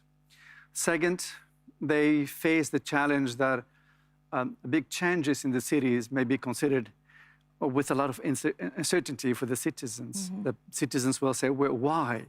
And maybe they will resist change if we will not make clear that they will be joining us without facing a lot of troubles in the future when it comes to the incomes and social well-being. So there is a challenge. The other one is that collaboration is really important, knowledge. We are happy in the Netherlands and Rotterdam to have a lot of knowledge when it comes to water and water defending systems, etc. So sharing is really important. And the last one is cities and governments must work together. I'm lucky to work with the government, which is really collaborating with the cities and the regions when it comes to this major endeavor. That's not the case in all the cities in the world. And the last one is we face the problem of financing. These are costly programs, and not all the countries have the resources to do the work. So we need the interventions of the World Bank and the IMF. And the last thing is I have the honor to tell you that we launched a program aiming to make 1,000 cities in the world work together to realize this high ambition. And this is the document that I had the honor this morning to present to Mr. Ban Ki-moon, who is the chair of GCE. And Madam Minister, via you, I would like to ask you to virtually accept this program and to make it work on international level with the leaders of the world. I will give it to her. Thank you very much. Thank you very much, Mr. Abu Taleb. Well, the mayor forums will be broadcasted, I have to tell you, because you can watch it. It will be broadcasted on the platform of the summit later today, so you can see it. But today we also celebrate the sunsetting of the Global Commission on Adaptation. We are very grateful for the acceleration that this high-level commission has enabled on adaptation action. They have laid the groundwork for this summit and put adaptation on the political agenda. We have heard from its co-chairs Ban Ki-moon and from Kristalina Georgieva. Let's also hear from the third co-chair of the Commission, Mr. Bill Gates. He will tell us why adaptation is essential. 2021 will be a critical year for the future of the planet. We can put the world on a pathway to low-carbon, resilient growth, minimizing the damage that climate change causes to developing countries. Of course, there's a lot of focus on COVID-19 right now, and that makes sense. The pandemic has killed millions, hurt the global economy, and erased many years of progress in fighting poverty and hunger. And so we have a lot of work to do to help the world recover, get back to where we were, and get on a growth path. If we look at smallholder farmers, not only have they faced the economic hardships from COVID, they're also feeling the negative effects of climate change, particularly in sub-Saharan Africa and South Asia. And with the right tools, agriculture will be the most powerful engine for equitable green growth and incomes. The digital tools can get information to farmers about what to plant and when to plant. They can help them prepare for climate-related threats like a drought or disease infestation. The digital blueprint being launched by the Commission today is an important tool to accelerate digital adaptation and mitigation efforts. We have to find ways to end the poverty of information afflicting smallholder farmers. As the world leader in harnessing agricultural science for better lives, CGIAR is a critical part of this transformation. We've been facing one of the most difficult periods in modern history. COVID-19 has taught us some important lessons. It's reminded us that we have to invest in public goods and ensure equal access to new innovations. As we begin a new decade, we have an opportunity to take these lessons, raise our ambitions, and build a better world than the one we lived in before the pandemic. The leaders today have the power to shape a better future for our planet. Let's work together to make it happen. Thank you. Thank you, Mr. Gates, for your contribution and your role in adaptation, of course. Minister van Nieuwenhuizen, you are, as we already said, the mastermind behind this summit. Could you tell us why it was so important to bring all these leaders together today? Well, thank you, Sasha, and thank you for presenting all these inspiring contributions from all these world leaders. This is exactly the leadership that the world urgently needs to speed up the action on climate adaptation. The years between 2030 and now will be the make or break decade for our societies. So either we will pass a point of no return on climate, or we hold the line. Either we fall behind and sink into climate chaos, or we speed up our efforts to adapt and we keep up. So the good news is that adaptation and climate resilience are a great opportunity as well.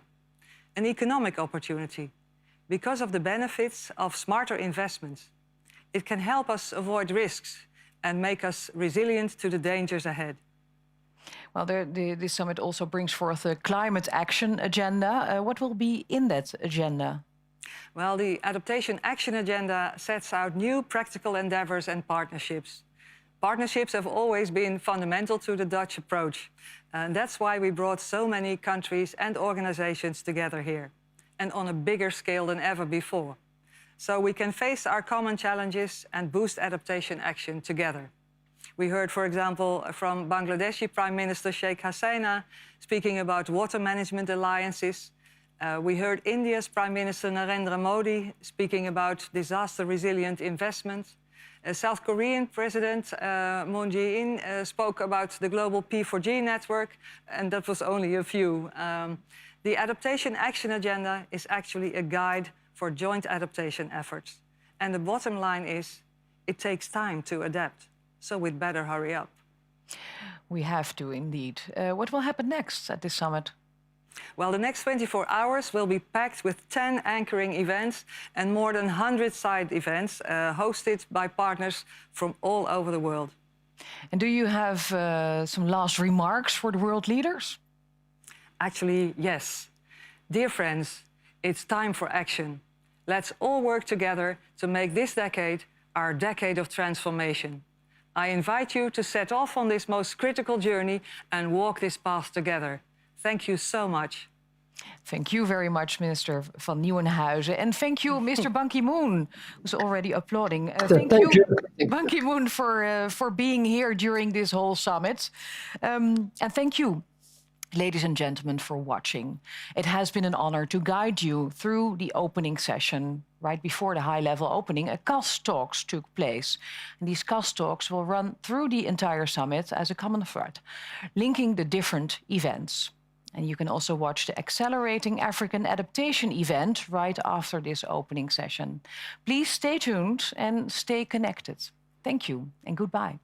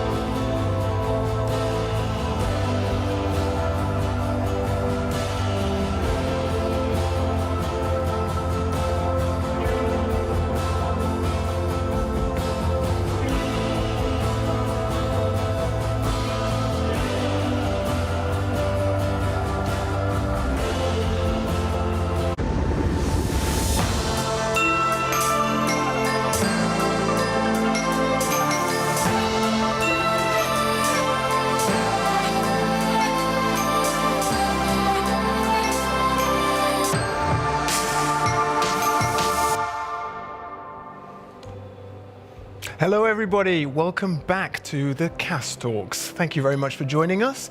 Now, we've just watched the extremely high-level grand opening of the Climate Adaptation Summit 2021. It was just, there were leaders from all across the world. It was more a case of who wasn't there. So I think that was a very impressive way to kick off the summit. During this CAS talk, we're going to be reflecting on what happened. We're also going to be looking forward at what are the actionable points that came out of that, because a lot of promises were made, and now we need to make sure we know what needs to be in place to actually ensure that they're fulfilled. We'll be officially launching the Race to Resilience. And we'll look ahead to a few more upcoming events of the Climate Adaptation Summit 2021. It's a packed program, so don't even think of clicking away. Better still, get in touch with us. Use the chat function on the CAS platform and use our Twitter hashtag, which is, Vicky, what is it? It is #Adaptation Summit. Exactly, Adaptation Summit hashtag. And remember, compliments to me, complaints to Vicky, please, okay? Uh-oh, keep it that not way. again.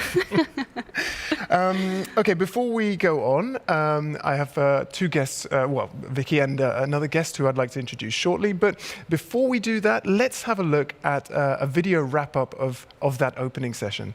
Oh, I'm just hearing that the video wrap-up is not actually ready yet, so we're going to move straight on, but I promise we'll get to it. So, just keep your seatbelts on for the moment.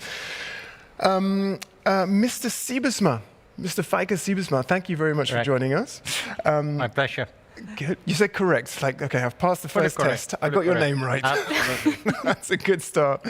You're the honorary CEO of DSM, and you're also the chair of the Global Center on Adaptation.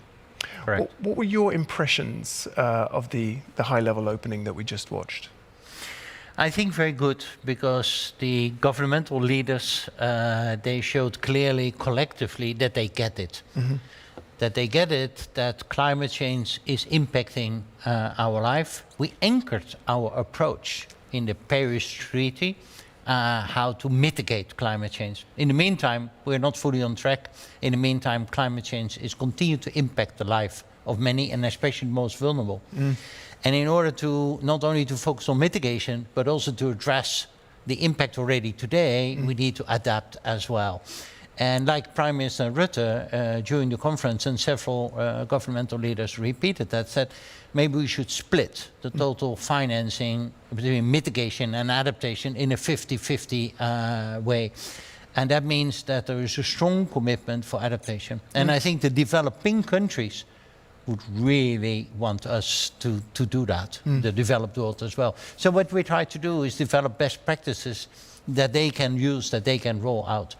And if you live in Ethiopia or Bangladesh or one of the island states, you need the adaptation tools desperately right now. Yeah.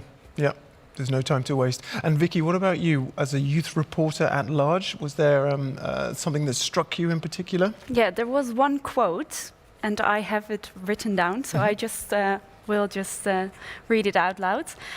Young people have done the least to contribute to climate change, yet they will suffer the most. Yeah. And this quote is from Nana Akufo-Addo, so he's the president of Ghana.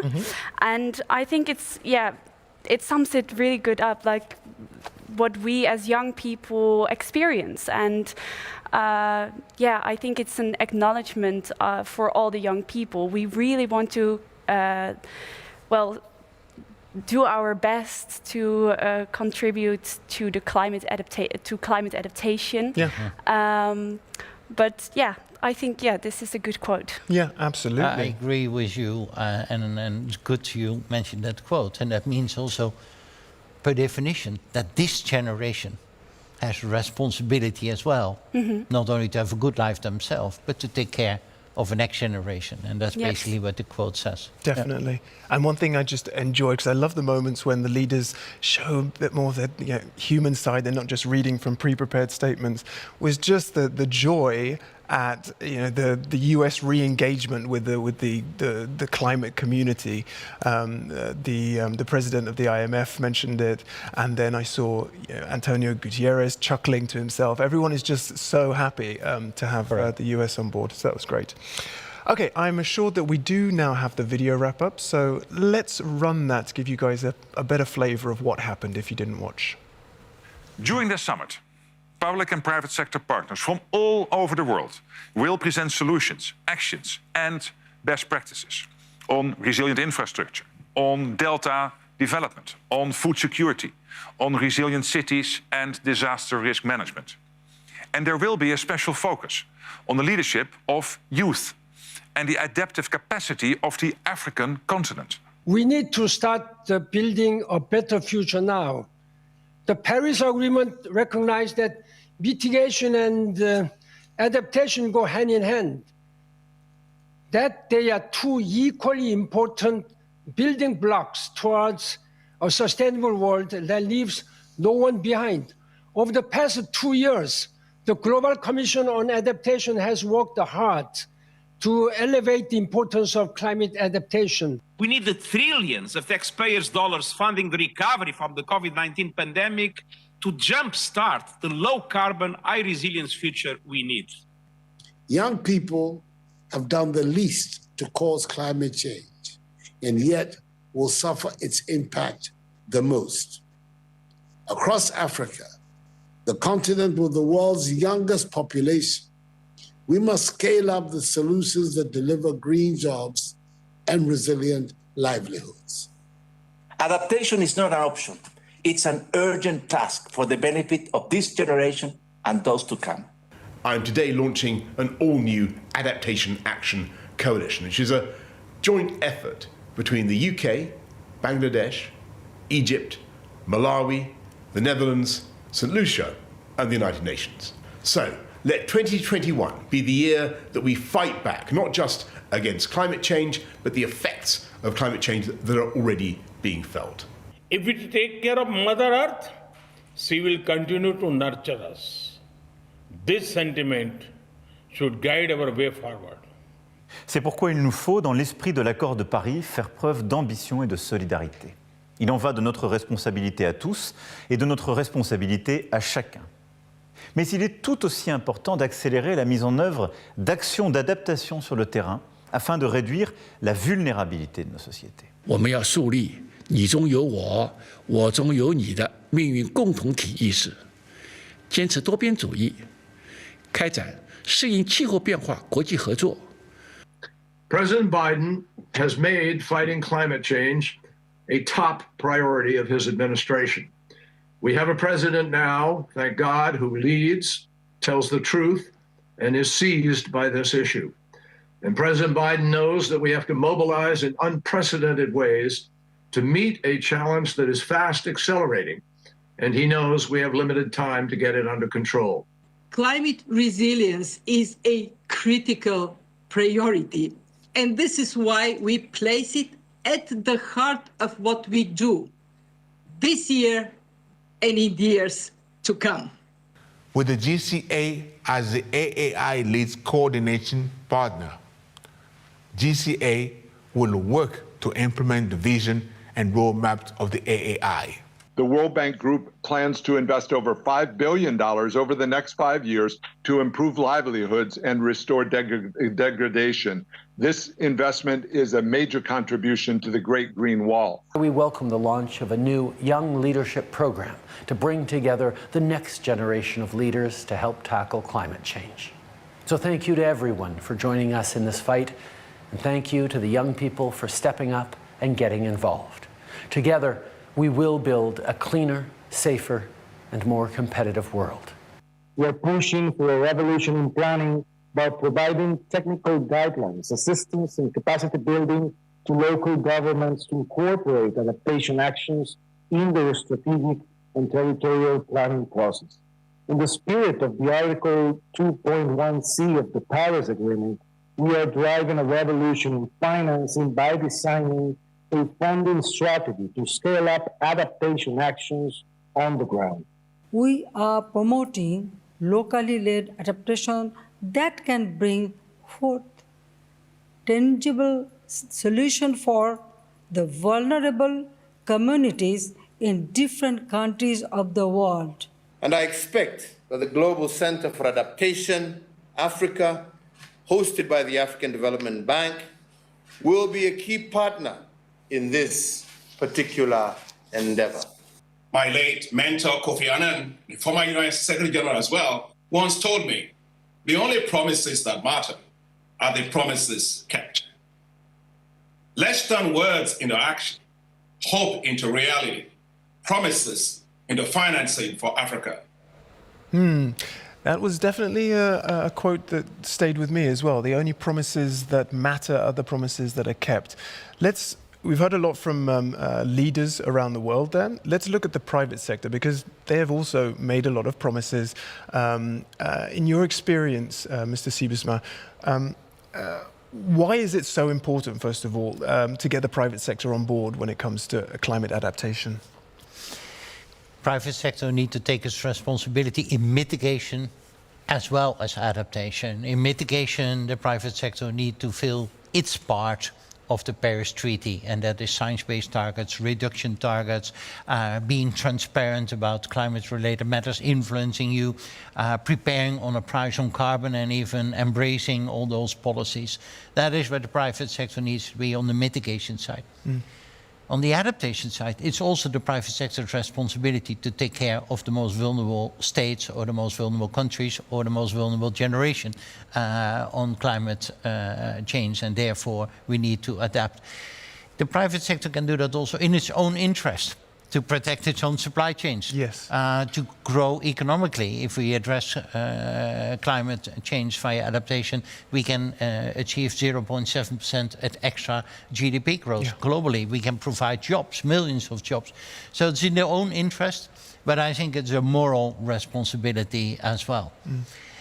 And listen, business never developed, the economy never developed for making money. The economy started as a barter trade. You do better this, I do this, and we exchange goods. And we need money as a facilitating tool. That is the way the economy has been growing, should grow, and need to continue. So automatically, if you use that economic model, it is just a responsibility for the private sector to contribute as well. I think I completely agree. I think if everyone had been doing that, though, we wouldn't be in the mess that we are now. So some people are not doing that. You've made it a personal cause, I think that's fair to say, to champion faster, accelerated change to help the climate. Is that what it takes to get the private sector more on board, leaders to really have a kind of a change of mindset? For me it is a combination. I couldn't run a company by only focusing on the shareholders' value or only focusing on making money and not for the next generation or not for the planet or not for societies. I could not look into the mirror doing that. But increasingly, doing well, doing good, can go hand in hand together. Doing well as a company, but doing good for the world. And what we did in our company is transform our company, focus more our businesses, our innovation on addressing the SDGs. Also in the belief that on the long run, the world is not stupid. Maybe on the short term, sometimes we make stupid mistakes, but on the longer run, we will correct ourselves and we will address the SDGs. And therefore, if you find the solutions addressing the SDGs with better nutrition or better oceans or addressing climate change, at the end there is a business model as well. People will pay for it, the world will pay for it, because the world wants to make the world a good place to live for many people, for all people. So it makes good business sense, and for me, it is just a logical moral obligation as well. Yeah. And about that business sense and the moral obligation, was it always like that for you, or was there a moment that kind of triggered a change, a personal moment that triggered a change in mindset? It started early in my career, and I had the advantage that I made very fast career in this company and DSM and the predecessor company. And I thought in the beginning, I thought that's good, making career. And then I thought, hey, you have the impact on 10, on 100, on 1,000, on 10,000s of people.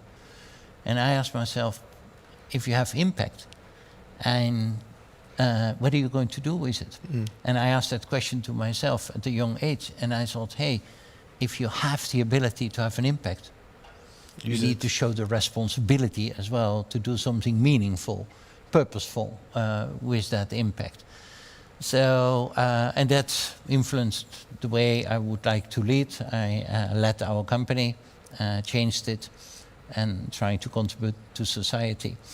Great. And some people, what I was annoyed sometimes, that people said, but what is your real agenda behind it? I said, this is my real agenda. No, what is the hidden agenda?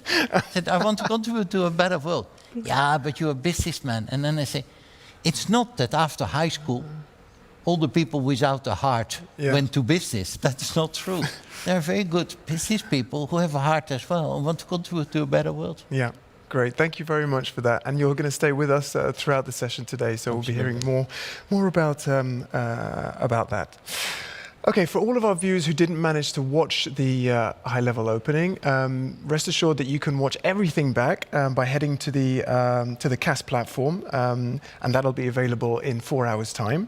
And you can also watch the high-level opening on the different social media channels as well. Check out the YouTube channel. Okay, next up, before we hear from our next guests who are joining us via video, we have a video message from Secretary General of the Global Commission on Adaptation, His Excellency Mr. Ban Ki-moon, who was in the opening session, as you saw there, and he provided a keynote address on the subject of this CAS talk as well, and why we need a race to resilience. Ladies and gentlemen, it is a great pleasure to speak to you today. We have seen over the last year how the COVID-19 pandemic has collided with climate shocks to create a set of cascading risks. Evacuating populations from the path of cyclones and hurricanes incurred the threat of contagion. Borders closed, threatening supply chains and increasing the risk of greater hunger in Africa. And as the state and trends in climate adaptation report shows, funding for climate change adaptation was cut back, halting the progress achieved so far in building climate resilience, curtailing our ability to deal with future climate shocks. When I initiated the Paris Agreement on climate change 5 years ago, I put adaptation on an equal footing with mitigation because they go hand in hand. They are our peace pact with the planet. There is no plan B because there isn't a planet B. Climate change acts as a risk multiplier across all sectors. But the converse is also true. The more resilient we are to climate shocks, the better we will be able to deal with the other risks, including deadly pathogens.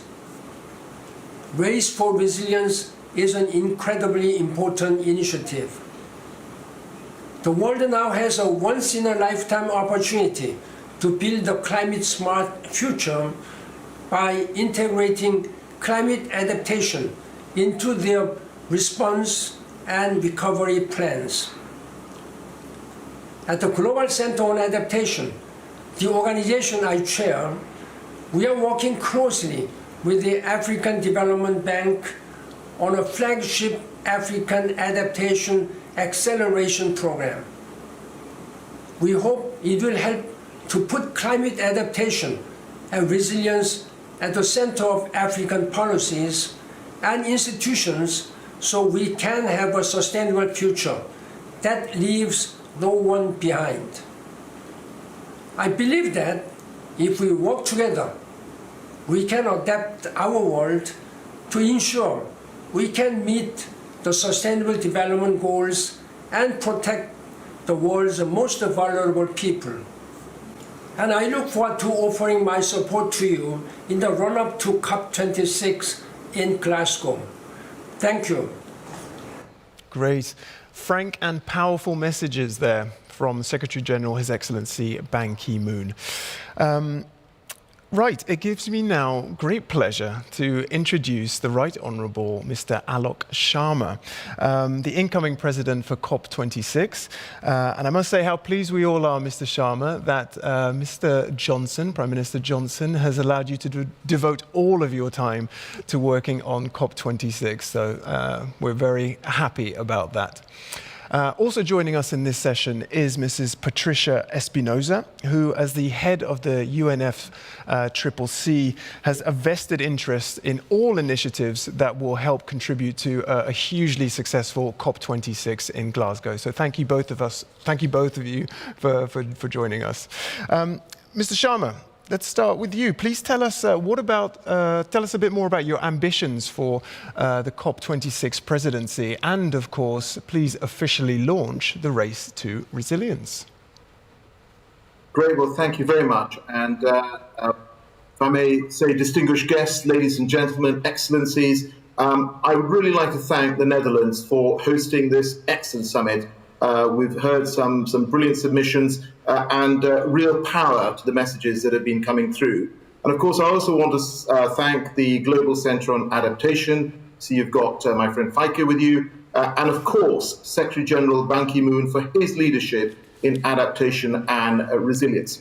And I can tell you that from a COP presidency perspective, for me as COP president, this is a top priority indeed.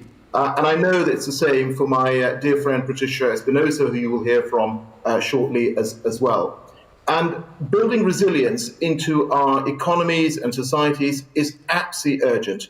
And it's also essential if we're to protect human lives and livelihoods from the effects of our changing climate. And ultimately, it requires all of us to act together, whether it's governments or cities or regions or businesses, investors or civil society. All of us have to act on this issue. And of course, there's a great deal of fabulous, fantastic work that's already going on around the world, from cities like Port Moresby investing in trees and mangroves to protect the city and its people from coastal flooding, to the Coalition for Climate Resilient Investment, which represents around $10 trillion in assets, driving private finance to fund resilient infrastructure and helping investors to understand climate risk, which is so vital. And of course, today, we are launching 2 new campaigns to focus efforts and make progress faster.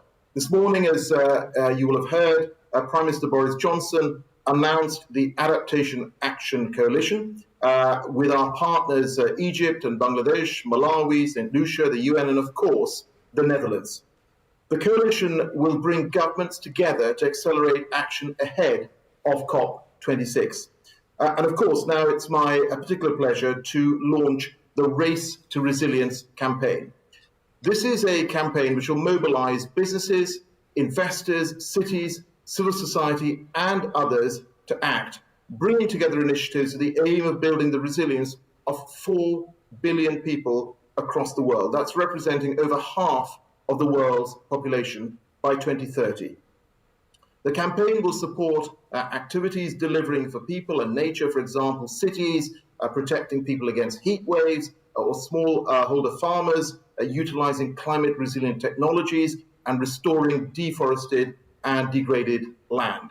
And I'd also like to thank our 2 brilliant climate champions, Nigel and Gonzalo, for the incredible effort that they have put in to make sure that this initiative happens. And I do think that together these 2 campaigns can make a real difference to the scale and pace of adaptation resilience across all our economies, indeed across society. So I want to finish with an ask to everyone who's listening and watching this. The ask to governments is please join the Adaptation Action Coalition. And to businesses, to cities, to civil society groups, please join the race to resilience and help us working together to build a more resilient and better world. Thank you. Thank you very much for that appeal and a very clear message about the urgency with which we all need to act. Let's go over to Mrs. Espinosa, who, in fact, I think, Vicky, you probably have a question for Mrs. Espinosa. Yes, I have. Yeah. Yes. Okay, so I have one question. How will initiatives like the summit and the race to resilience ensure that we all can live in a 1.5 degrees resilient world?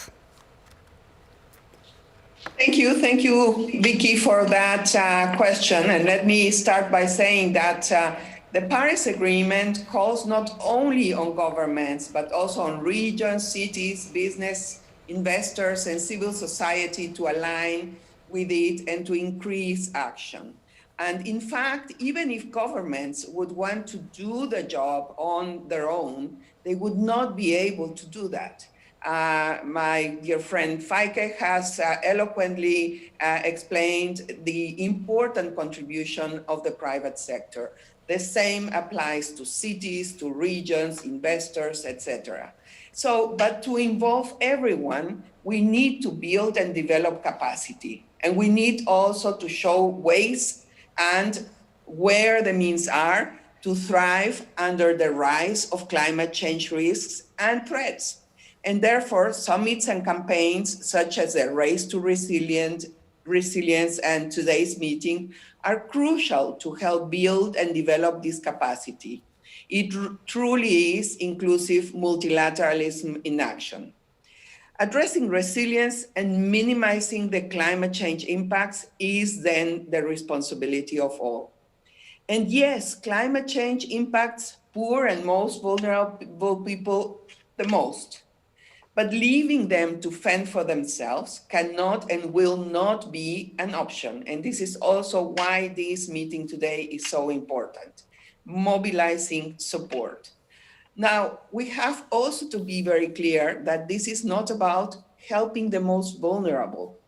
Climate change impacts us all. So increasing adaptation and resilience is in everyone's self-interest. We know the disruptions that climate change causes: food insecurity, displacements, migration, hunger, instability, and more. So how can we not make it a priority? I would like to stress UN climate change's strong support for the race to resilience, and I want to congratulate the climate champions for launching this specific campaign on resilience. It needs to translate into specific deliverables at COP26. Clear signal that we are progressing towards keeping the global increase of temperature at safe levels. And I also want to particularly thank the COP26 presidency for the announcement today of the new Adaptation Action Coalition, together with Egypt, the Netherlands, Bangladesh, St. Lucia, and Malawi. This is the type of leadership that we need to see around the globe. And I join the call by Minister Sharma for all countries to join this coalition. I call also upon all non-party stakeholders to join both the Race to Resilience and the Race to Zero campaigns and to bring concrete outcomes to COP26. The world will be looking at us. And Mrs. Espinosa, you mentioned the need, the urgency of mobilizing support for all of these clear deliverables. As someone who has seen COP presidents come and go, and you know all the personalities involved, what advice would you give to Mr. Sharma to ensure that his presidency is a huge, resounding success? Well, you know, I'm very, very fortunate to have just a very open and very, very friendly, permanent dialogue with Mr. Sharma. And I think he's really doing a wonderful job. And by the way, as you said, I also welcome very much the fact that he will be dedicating 100% of his time to this very difficult task of bringing almost 200 countries, the world together, to deliver an amazing outcome. The point I have made many times, and I can repeat it here, is that finance is really key for a successful outcome at COP26, particularly adaptation finance, and that we need to see it as an investment in our future, not a cost or a burden. And I'm very happy to say that when I look at the initiatives by the COP presidency, I can see that they recognize the importance of raising visibility, of raising attention, and raising the ambition regarding adaptation. Mr. Siebesma. Yeah, I found it an interesting question you had. Please, Mrs. Espinosa, what advice you could give to Mr. Sharma of making the COP a success? Patricia Espinosa and Alok Sharma will be two key people during the COP. And the COP need to be a success. But I would say, instead of asking them or advising them how they can make it to a success, it's asking the communities, businesses, NGOs, countries, what can you contribute to let Mr. Sharma and Mrs. Espinosa shine and make a success during that COP? Absolutely. And that is the call I would say. How can we all take care that they can make a success out of it, because that would be a success for all of us. Yes. Okay, thank you very much, Mrs. Espinosa. Perhaps we can get some more input on what the community can do from our next couple of speakers, because as Mr. Sharma eloquently explained, the race to resilience would not exist without the tireless work of the climate action champions from Chile and the UK, Gonzalo Munoz and Nigel Topping. And Nigel is in fact with us live. I think. Yes, there he is. Thank you for joining us, Nigel. Yes, I'm here. Can you tell me, well, first of all, congratulations, because this is something you've been working on for how long?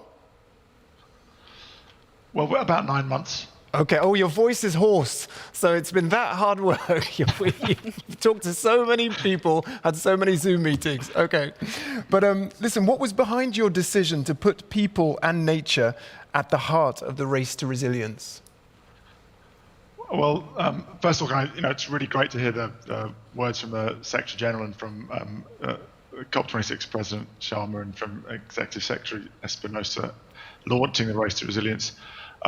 Gonzalo and I launched the Race to Zero last June, and it very quickly became clear to us that, as Secretary General Ban Ki-moon says, mitigation and adaptation and resilience need to be two equal building blocks. And so we decided we needed to launch a race to resilience. And we've spent time, actually I may sound hoarse now because I am speaking a lot, but actually we've been listening a lot to those leaders working on resilience in cities and communities around the world, in Latin America, in Africa, and in Southeast Asia. So it was really listening to them that convinced us that we needed to put people at the heart of the race to resilience, more so than the Race to Zero, which tends to be a bit more about technology. And what about how the campaign can be a catalyst for non-state actors to help achieve the goals for resilience? We often talk about what we call the ambition loop. You know, that as governments get more ambitious, it makes it easier for others to raise their ambition. And of course, if lots of businesses and cities are in action, that makes it easier for government. So it's sort of feedback loop. So what the idea here is to highlight the best initiatives on resilience and then put them under this umbrella of the race to resilience, so that fundamentally we want to bring more awareness. I mean, as Viker also says, you know, we can't just get to zero emissions and not take care of what needs to happen to make communities more resilient all around the world. So the idea here is that we'll be bringing together, and the great news is we've already got about 30 initiatives joining, which businesses, cities, investors, regions, and civil society groups can join to play their specific roles in building a more resilient future. Yeah, and can we maybe elaborate on that? As Mr. Siebesma suggested, what can the community do to help you achieve these goals? Two things, really. The first, well, those who are already working on great initiatives on resilience, which has often been the poor relation to mitigation, so we're trying to raise it up. we've got an expression of interest now to invite those initiatives to join the Race to Resilience. So that's the first thing. If you're running an initiative, let us know about it. Let's see if we can get you in. And then once we have the first 10 of those initiatives announced, which will be very soon, that will be an opportunity for businesses, cities, all those community actors to join those initiatives so that we can get 10 times as many people working on resilience as we have at the moment and raise the profile so that, as Secretary General Guterres says, we can then also see money, so that's both public and private money. He talked about the trillions. Sometimes we even think we might need a race to trillions, so that the money can flow at scale to solutions in really what is an act of global solidarity, I think, because that's what we're going to need now for the next 10 years, to see the whole world and the whole of society to come together to build that resilient net zero future. Clear. Well, thank you very much, Mr. Topping. As you've said, we need both races to succeed in order to deliver a 1.5 degree resilient world. And you mentioned your fellow climate champion, Mr. Munoz, and we've got a short video from him, and that'll be preceded by two other videos. First, from the governor of the port of Moresby, Powers Parkop, on why the race to resilience matters from a city perspective, although you touched on that yourself. And the second video is from Ms. Sheila Patel, who's the founder of Shack Dwellers International, on why the race to resilience matters to people and communities worldwide. Port Moresby is proud to be a member of the Global Covenant of Mayors and officially joining the Race for Resilience. Cities around the world are facing the impacts of climate change every day. Port Moresby and other island nation cities are combating rising sea levels and other threats such as deforestation. We are taking action such as reforesting our lands, protecting our mangroves and coral beds, and creating city-to-city collaboration to protect our vulnerable communities. We know that striving towards net zero emissions is important, but preparing and adapting to the impacts of the climate crisis is the most critical action that many cities are faced with today. The Race to Resilience campaign is an opportunity for cities and mayors to step up their commitments and demonstrate the need for immediate action. Port Moresby is excited to join the other cities of the world in this crucial Race to Resilience campaign that is vital to the future of our planet. This last year has shown us the combined challenges that those of us who live in cities, especially informally, face. On the one hand, the pandemic has shown us that there is unprecedented crisis that we have to deal with, for which we have no answers, no solutions, and no strategies.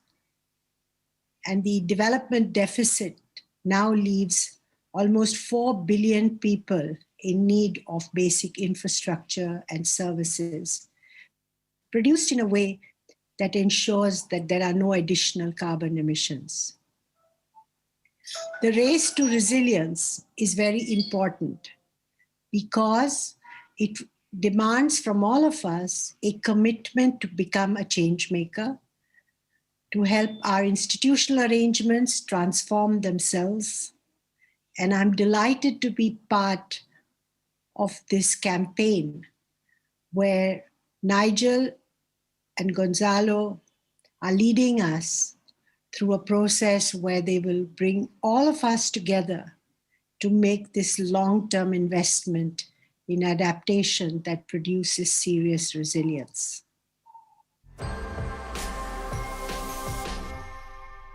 Well, many thanks, Powers Parkop, Governor of Port Moresby, and Sheila Patel, founder of Shack Dwellers International, for those excellent words.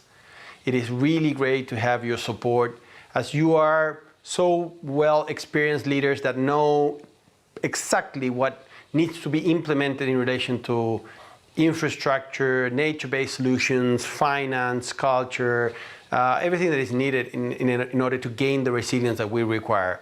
So Nigel and I are so much looking forward to work with you on the race to resilience.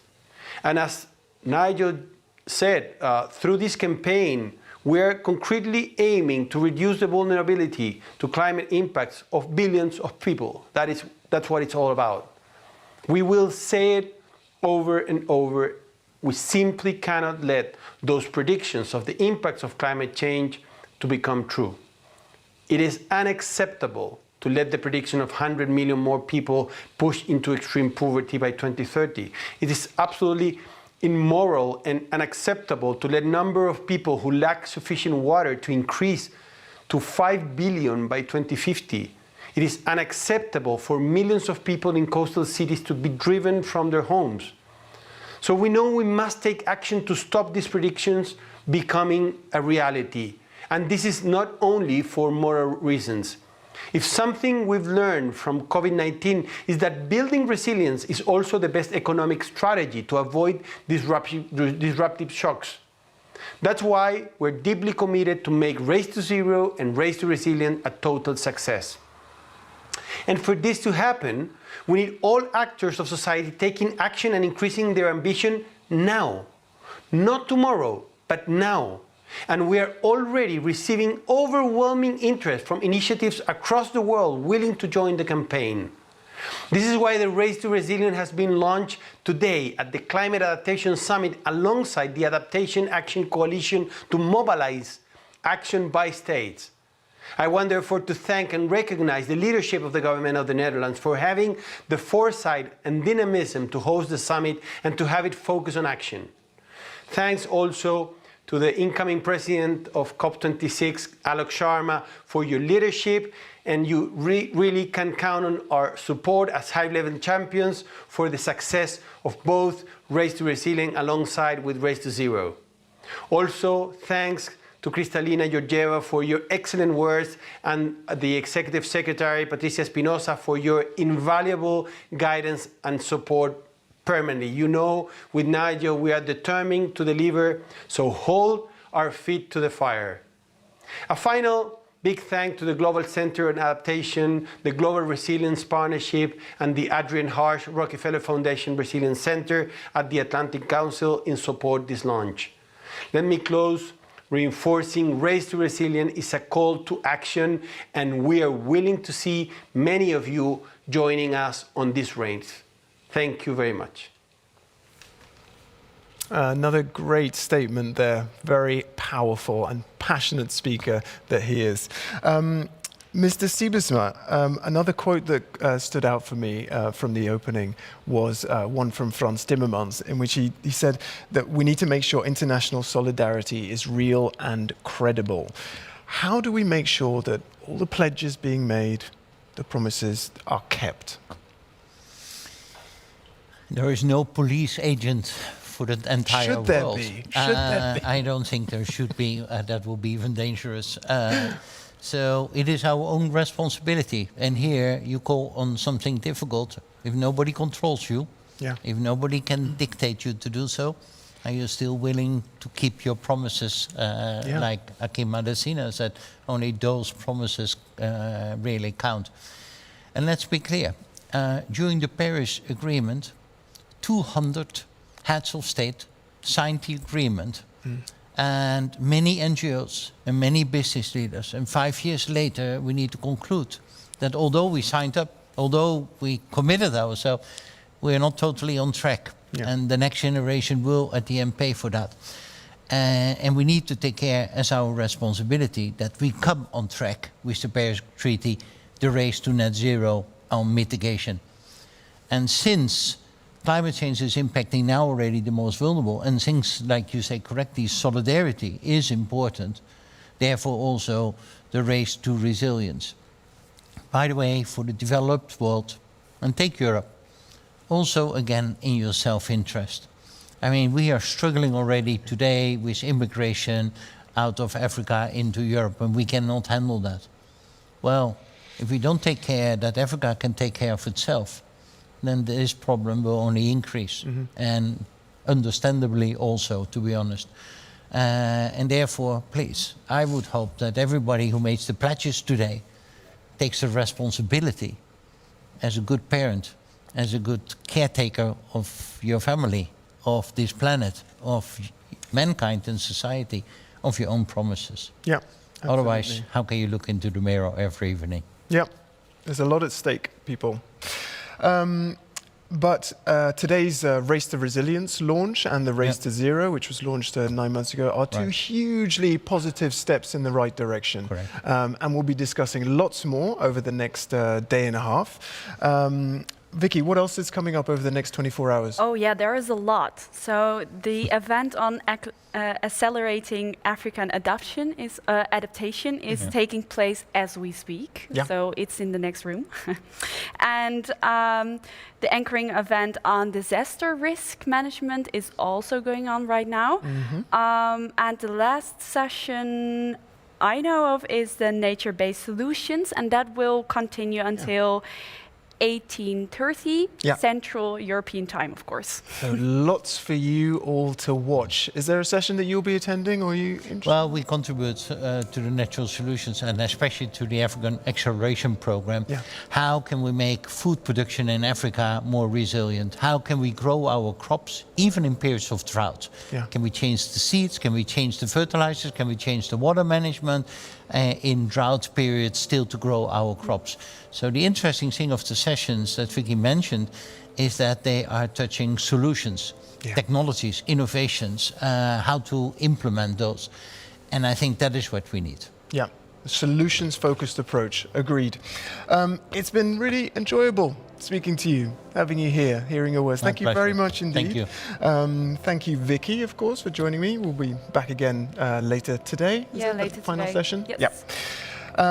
We've reached the end of this CAS Talk, in which we've looked back on the high-level opening, and we've looked forward to the future anchoring events. So don't forget to, you can also check out the side events at CAS on the CAS platform, which include the cinema. There's a possibility to download or just watch a lot of content. Videos, yes. So there's a lot of content online at in the cinema, and it's on all the sessions. So just pick out what you like or what you're interested in, and then start watching. Fantastic. Yeah. Very good. Thank you very much, everyone. We'll see you again soon. Thank you. Today, the world is home to the largest population of youth in history, with 1.8 billion young people worldwide. This youth is part of the future generations, but already alive. They see the challenges of climate change that we have to face and call to all of us to act. This is why they deserve empowerment. They deserve to have their voices heard. During the Climate Adaptation Week, held from the 19th until the 25th of January 2021 in Groningen, the Netherlands, a lot of people and organizations from many different countries came together to participate in our free online interactive festival to jointly address the urgent matter of climate change. Simultaneously, youth from all over the world participated in the Youth for Climate Adaptation Conference and the Open University on Climate Adaptation. Worldwide, young people connected with each other and shared their innovative ideas and radical ambitions to secure a healthy, safe and green future for their generation and for future generations. They collaborated online, brainstorming their ideas for the Climate Adaptation Summit, and made a global call to action, as well as a regional call to action that will be presented to world leaders on January the 25th, 2021. Join the movement that we started today. The earlier we act and adapt, the more we gain day by day.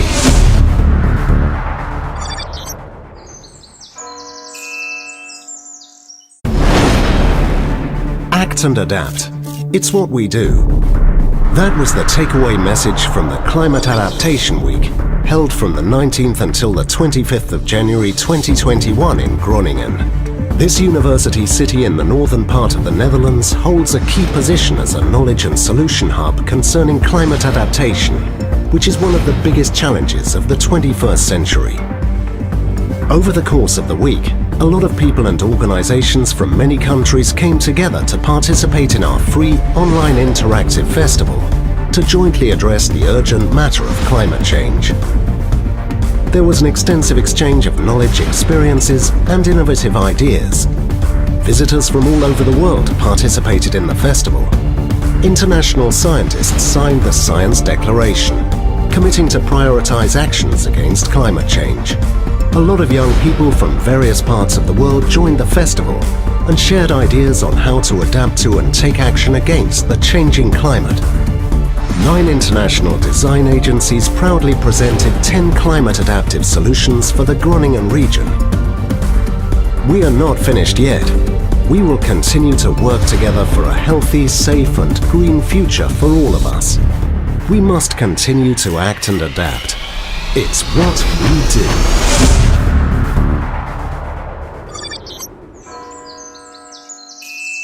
Good day to you, Mr. Aboutaleb. You are the mayor of Rotterdam and you are one of the guests of the Climate Adaptation Summit, and I am one of the youth reporters, and today I want to ask you some questions about the summit. And the first question is, what is your role as mayor of Rotterdam and your city in this Climate Adaptation Summit?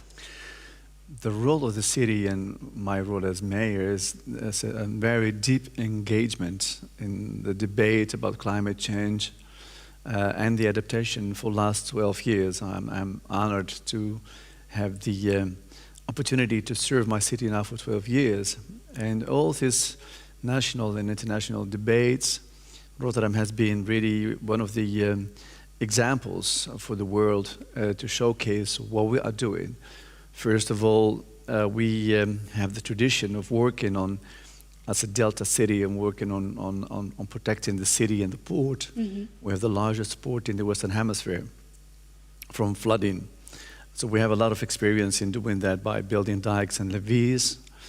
But the philosophy is now changing also in the Netherlands by accepting the notion that we are not able to fight Mother Nature, but we have to live with Mother Nature. So that adaptation, getting adapted, learning how to live with water when there is a lot of water, but also when there is a shortage of water, and how to be resilient as a city, because resiliency is not only climate change, but also the consequences of climate change on social domain. Yes.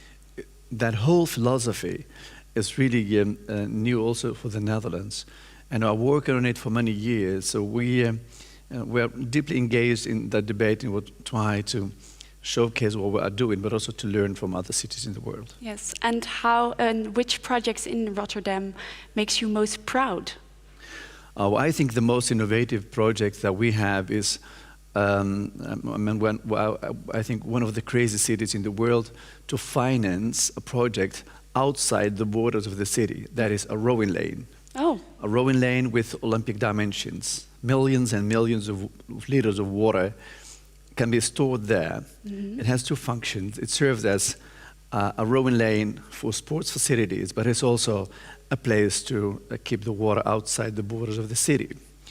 And then we have a lot of other things that we do, like green roofs, water squares, where we keep the water in times of rain, and also storing facilities of water downtown Rotterdam under garages. So you have ground zero, mm-hmm. then the garages, and underneath you find storing facilities for water, just to prevent flooding in downtown. And then we keep the water there until the level of the river is shrinking, and then we pump the water into the river to bring it to the North Sea. These are really innovative projects. Yes. And the most recent decision is to construct 7 major green projects in the city, downtown, but also outside in the outskirts of the city. First of all, to serve green spaces, to bring more green to vulnerable neighborhoods, mm-hmm. Partly designed by the citizens themselves. And second, to use that as a type of recovery project from COVID-19 to provide working opportunities for the city. Yes. Well, it sounds very interesting and necessary, of course. And how does Rotterdam connect with other cities worldwide to learn from each other on the subject of climate adaptation? Well, really well connected. We serve in major networks as a kind of innovative city, a city that comes with innovative ideas. So we are part of the network of the C40, but also the 100 resilient cities. And we provide sister cities in the world with local knowledge. And we do that with the city of Jakarta, for instance, when it comes to flooding. Ho Chi Minh City, New Orleans in the US. And we are also connected with major cities in Europe, like the Eurocities platform, where we are really every year meet and talk and exchange views and ideas and innovations. Just what you are going to do on the Mayor's Forum, Exactly. right? Yes. It's really what we're living now in the times of sharing knowledge. And sharing is the most exciting thing that we have to do. Yes, and my last question for you is, in your personal life, do you also try to implement adaptation actions yourself? Well, the most important thing that we have to do as leaders in cities is also to be in the lead with very interesting examples. So what I learned, a very little thing that I do home, is to save water when you go to the for a shower, for instance. 3 minutes. Ah. And is that enough? That's the norm. 3 minutes. My weakness is I do that twice a day. That's in the morning and then in the night. So it's 6 minutes. The entire day is 6 minutes. But when I go in the shower, that's 3 minutes. And maybe an idea for my colleagues in the world, the latest 3 minutes in the night when I finish my work, that's really about rethinking the day. So putting your head under the shower and then try to rethink your own actions during the day and ask yourselves, did I did the good things and did I say the good things to my citizens, and partly by doing that, did I did enough to help my city and my country? Well, thank you for all your answers. Thank you. And good luck with the Mayor's Forum today. Thank you so much. Leaders around the world are expressing concern about the impact of climate change on their citizens. They're worried because they know the status of the world's climate affects farms, rivers, ports, and lots of other vital sectors. They know the global economy is at stake. They have to work together in order to find solutions and build resilience. Please have a listen to what a few of them have to say. During this summit, public and private sector partners from all over the world will present solutions, actions, and best practices on resilient infrastructure, on delta development, on food security, on resilient cities and disaster risk management. And there will be a special focus on the leadership of youth and the adaptive capacity of the African continent. We need to start building a better future now. The Paris Agreement recognized that mitigation and adaptation go hand in hand, that they are two equally important building blocks towards a sustainable world that leaves no one behind. Over the past 2 years, the Global Commission on Adaptation has worked hard to elevate the importance of climate adaptation. We need the trillions of taxpayers' dollars funding the recovery from the COVID-19 pandemic to jumpstart the low-carbon, high-resilience future we need. Young people have done the least to cause climate change, and yet will suffer its impact the most. Across Africa, the continent with the world's youngest population, we must scale up the solutions that deliver green jobs and resilient livelihoods. Adaptation is not an option. It's an urgent task for the benefit of this generation and those to come. I am today launching an all-new Adaptation Action Coalition, which is a joint effort between the UK, Bangladesh, Egypt, Malawi, the Netherlands, St. Lucia, and the United Nations.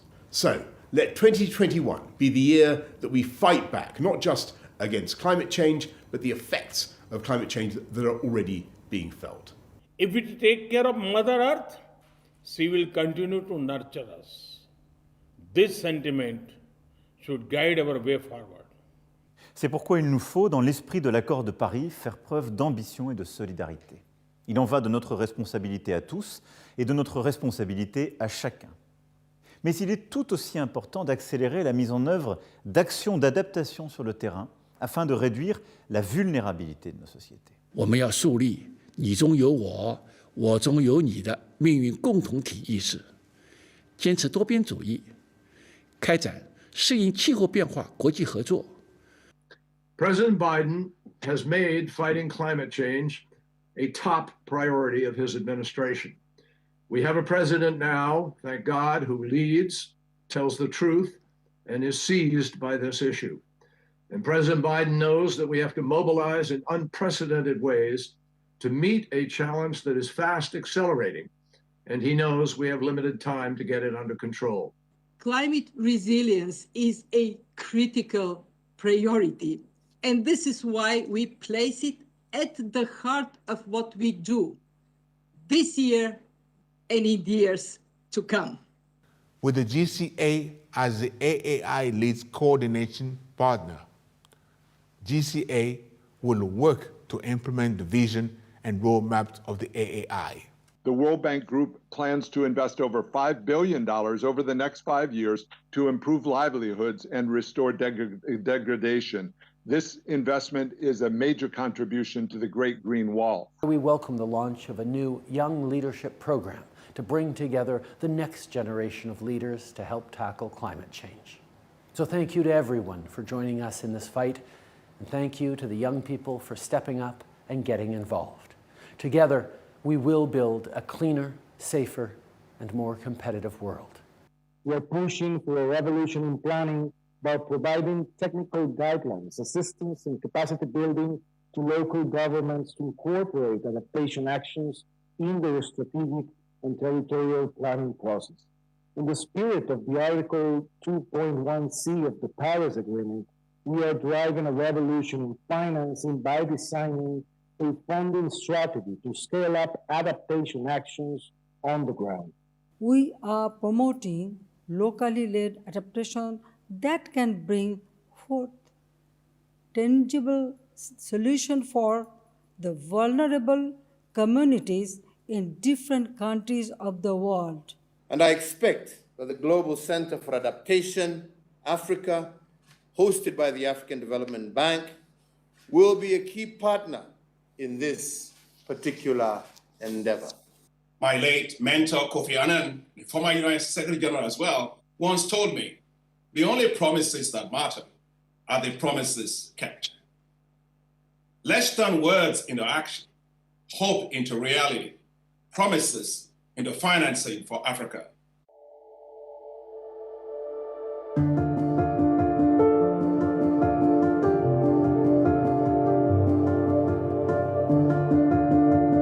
Mi nombre es Luis Ángel Anchía Rojas, vivo en Ojancha, Guanacaste, Costa Rica.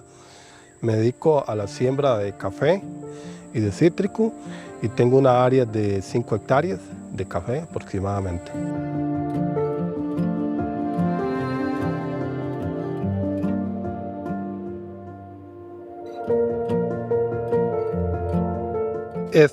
Aquí viendo por el cambio climático, este fenómeno que lo tenemos encima, se está dando esto, que una bandola, un llenado, que una bandola que tiene que ser llena de café hasta acá, no se da. ¿Por qué? Porque no llueve lo suficiente. Entonces sucede eso, bandolas vacías, no hay grano, no hay cosecha.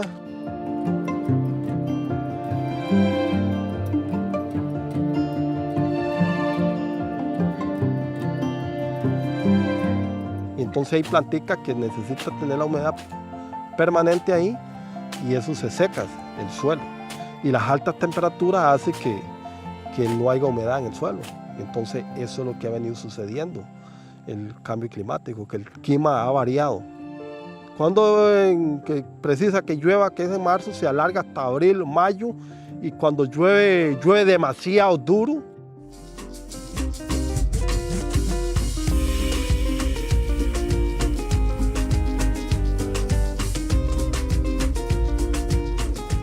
A raíz de todo el problema del café, vino la idea, vino una buena alternativa, sembrar cítricos, que al principio había cierta desconfianza, ¿verdad?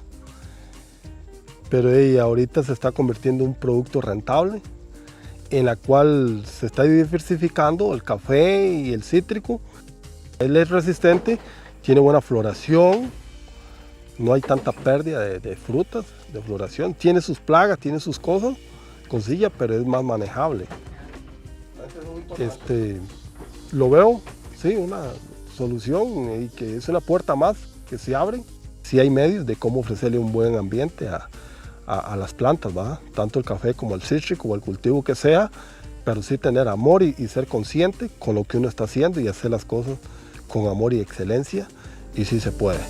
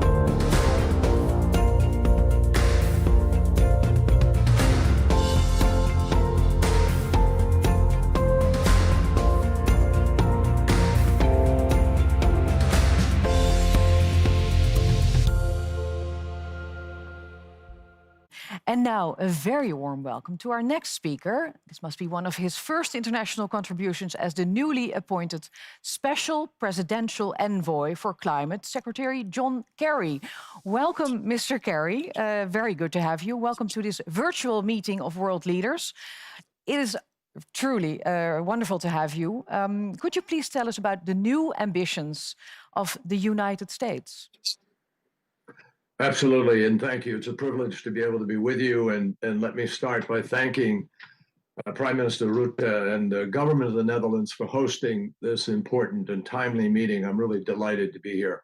Also want to thank, if I may, Secretary General Guterres for his tireless leadership on climate change, and of course my friend Ban Ki-moon, who was central as we negotiated the Paris Agreement and brought it into force. And he's been a partner not just on climate, but on many other things and challenges. 3 years ago, scientists gave us a pretty stark warning. They said we have 12 years within which to avoid the worst consequences of climate change. Now we have 9 years left, and I regret that my country has been absent for 3 of those years. In the United States, we spent $265 billion in 1 year for 3 storms, just cleaning up after those storms. Last year, 1 storm, $55 billion. We've reached the point where it is an absolute fact that it's cheaper to invest in preventing damage, or minimizing it at least, than cleaning up. Now, without question, I think everybody understands this, the best adaptation is to treat the crisis as the emergency that it is and do more to hold the Earth's temperature increase to the Paris stated 1.5 degrees. And I think scientists are more and more landing on the 1.5 as a critical figure. A 3.7 to 4.5 increase centigrade, which is exactly the path that we are on now, invites for the most vulnerable and poorest people on Earth fundamentally unlivable conditions. So our urgent reduction of emissions is compelled by public conscience and by common sense. President Biden has made fighting climate change a top priority of his administration. We have a president now, thank God, who leads, tells the truth, and is seized by this issue.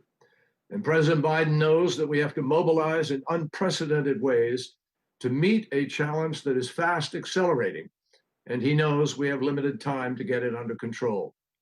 For that reason, the United States immediately rejoined the Paris Agreement, and we intend to do everything we possibly can to ensure that COP26 results in ambitious climate action in which all major emitter countries raise ambition significantly and in which we help protect those who are the most vulnerable. We have already launched our work to prepare a new U.S. nationally determined contribution that meets the urgency of the challenge, and we aim to announce our NDC as soon as practicable. The administration also intends to make significant investments in climate action, both domestically and as part of our efforts to build back better from COVID. And internationally, we intend to make good on our climate finance pledge. In the long term, driving towards net zero emissions no later than 2050 and keeping a 1.5 degree limit within reach remain the best policies for climate resilience and adaptation.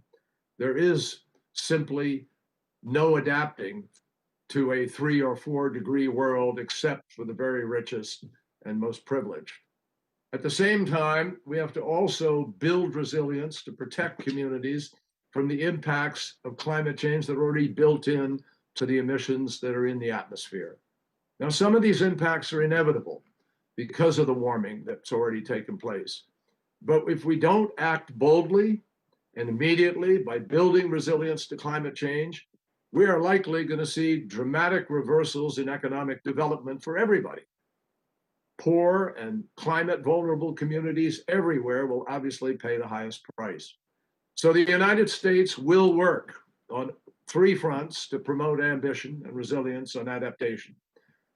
Leverage US innovation and climate data and information to promote a better understanding and management of climate risk, especially in developed countries. We will significantly increase the flow of finance, including concessional finance, to adaptation and resilience initiatives. We will work with bilateral and multilateral institutions to improve the quality of resilience programming. And we will work with the private sector in the United States and elsewhere in developing countries to promote greater collaboration between businesses and the communities on which they depend. And it is our firm conviction throughout all of our administration, every agency is now part of our climate team. And only together are we going to be able to build the resilience to climate change that is critical to save lives and meet our moral obligation to future generations and to those currently living in very difficult circumstances. So we're proud to be back. We come back, I want you to know, with humility for the absence of the last 4 years, and we'll do everything in our power to make up for it.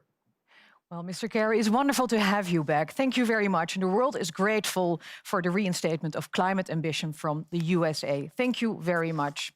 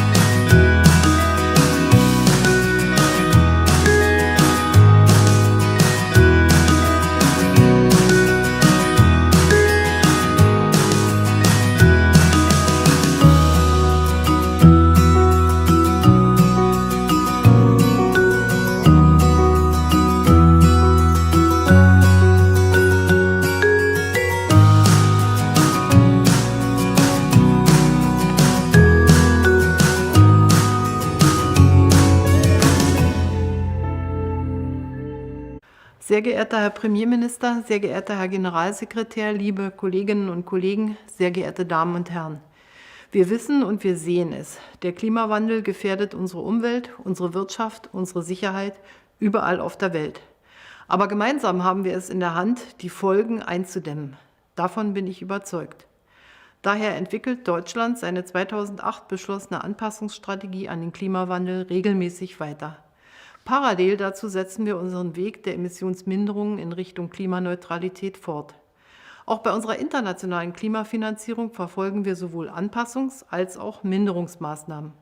Dabei machen wir uns insbesondere stark für Klimarisikofinanzierungen und Versicherungen.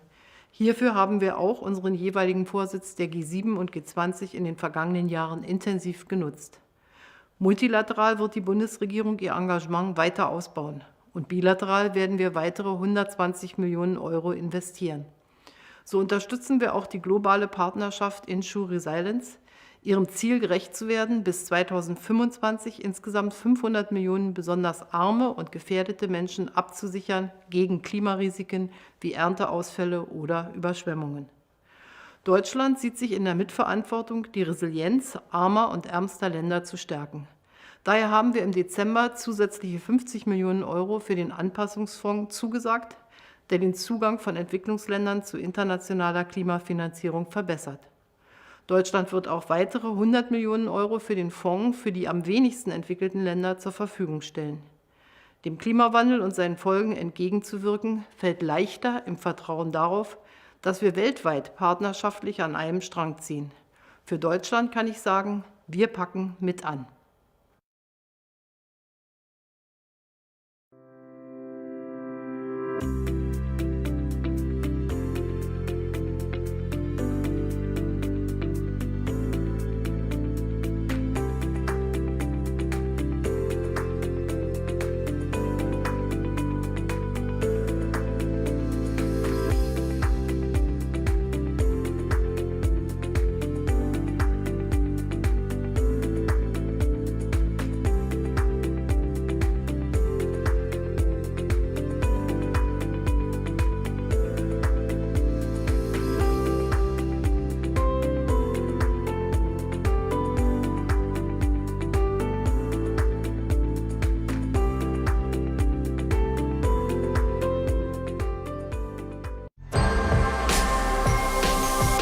So I'm here with the climate researcher and the weatherman for the Dutch broadcaster, the NOS, Peter Kuipers-Munneker.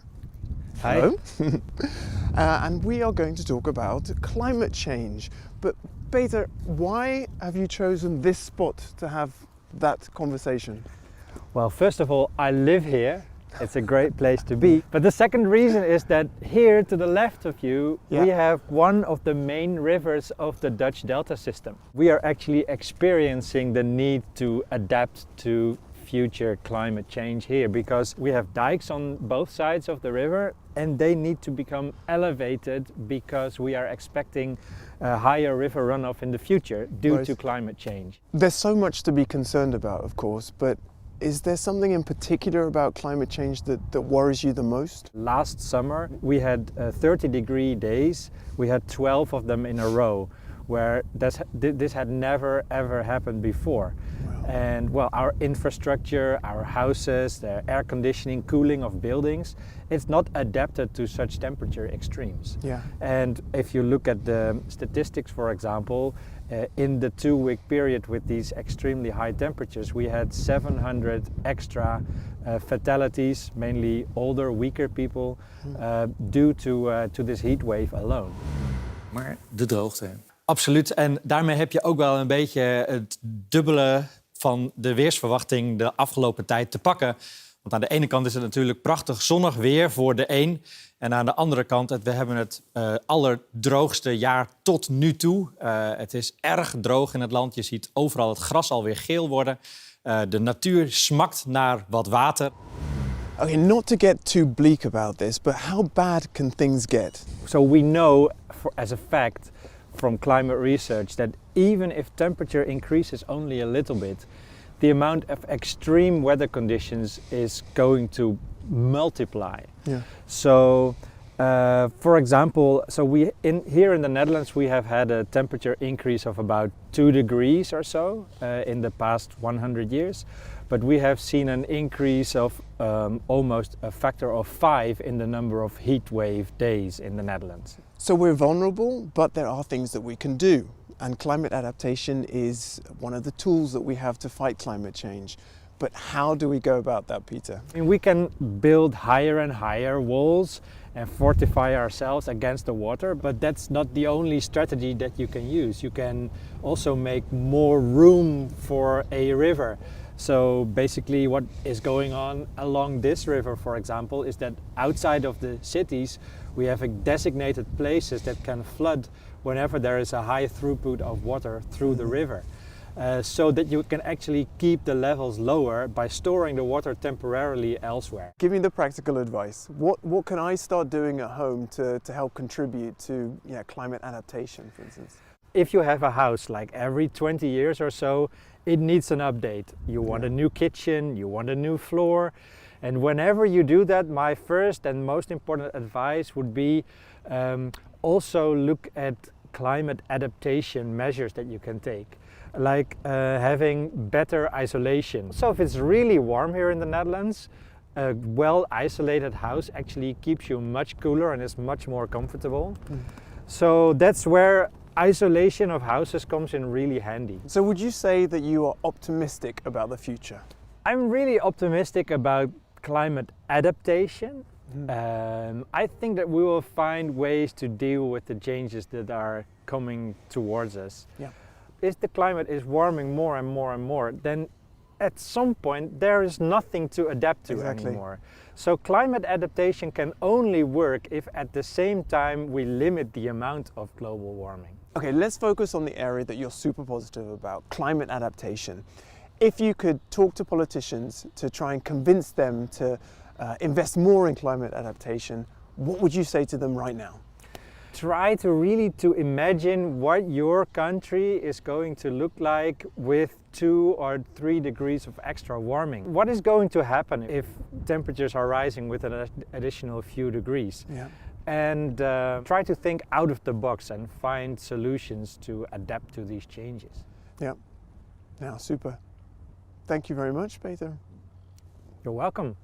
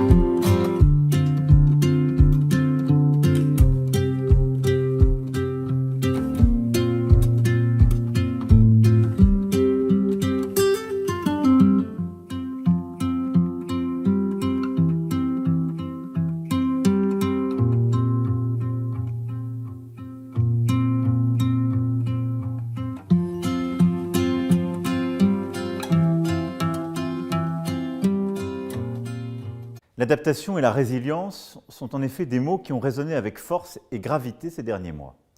Et la crise de la Covid-19 que nous sommes en train de vivre et qui secoue encore la planète tout entière a montré plus que jamais à quel point il est crucial de protéger les populations face aux chocs et leur permettre de s'en relever. Le changement climatique est l'un de ces chocs qui nous concernent tous, dont les impacts se manifestent et s'intensifient partout. C'est pourquoi il nous faut, dans l'esprit de l'accord de Paris, faire preuve d'ambition et de solidarité. Il en va de notre responsabilité à tous et de notre responsabilité à chacun. Mais il est tout aussi important d'accélérer la mise en œuvre d'actions d'adaptation sur le terrain afin de réduire la vulnérabilité de nos sociétés. Au niveau international, la France poursuit ses engagements en matière de solidarité climatique. L'Agence française de développement a déjà multiplié par 4 son soutien financier à l'adaptation depuis 2016. Et comme je m'y suis engagé le 12 décembre dernier, lors du sommet de l'ambition climatique, la France rehaussera le niveau de finances climat à plus de 6 milliards d'euros par an. Elle consacrera un tiers de celle-ci à l'adaptation. La France joue par ailleurs tout son rôle pour aider à la mobilisation au niveau mondial des financements publics et privés sur le sujet de l'adaptation. Lors du sommet Finances en commun, nous avons lancé une coalition de 450 banques publiques de développement qui se sont engagées pour la première fois à intégrer l'adaptation et la résilience dans leurs stratégies et opérations.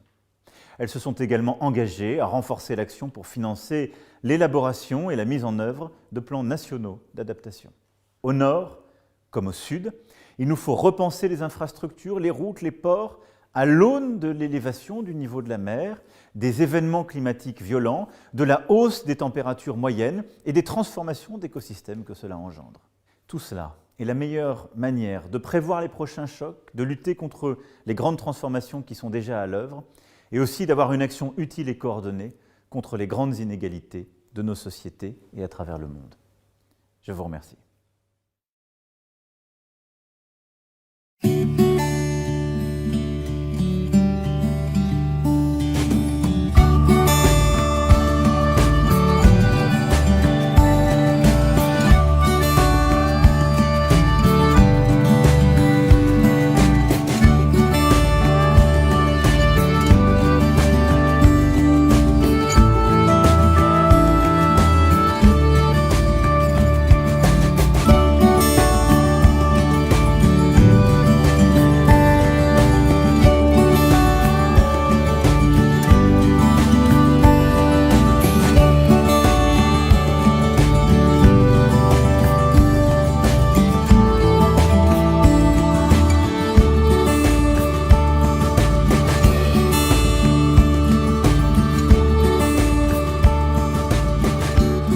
Stopping climate change 10, 20 or however many years from now can't and must not be the limit of our ambition.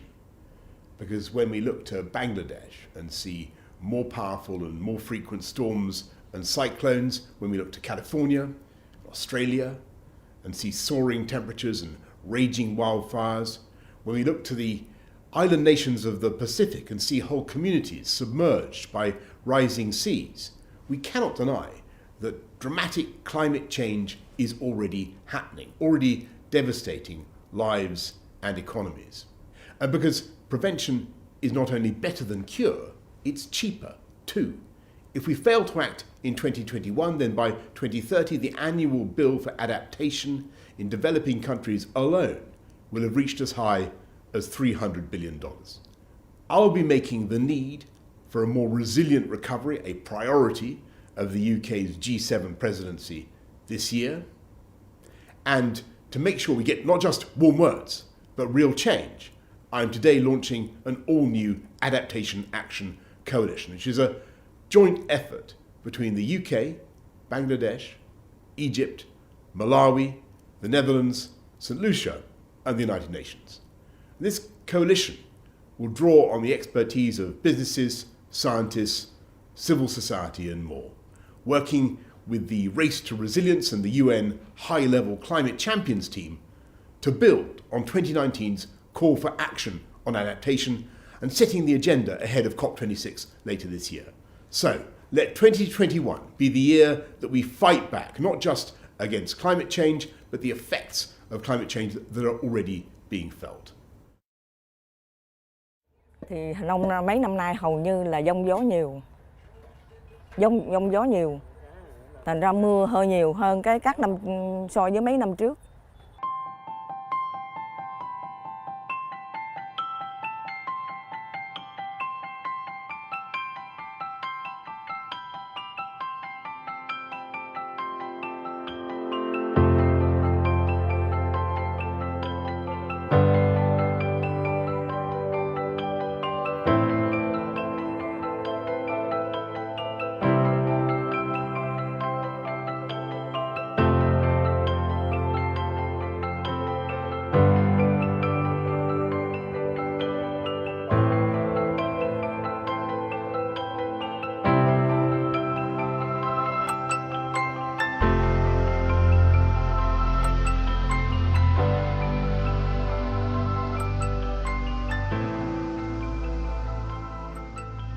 Em sinh sống năm nay là khoảng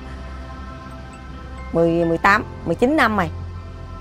Trên thuyền này còn 2 vợ chồng với một thằng cháu nội. Thì nước lớn thì em nói với anh là nước lớn thì nó được sinh sống chài lưới nè, người ta nhân câu nhân lưới nè, đó ta mằng nó có cá nhiều.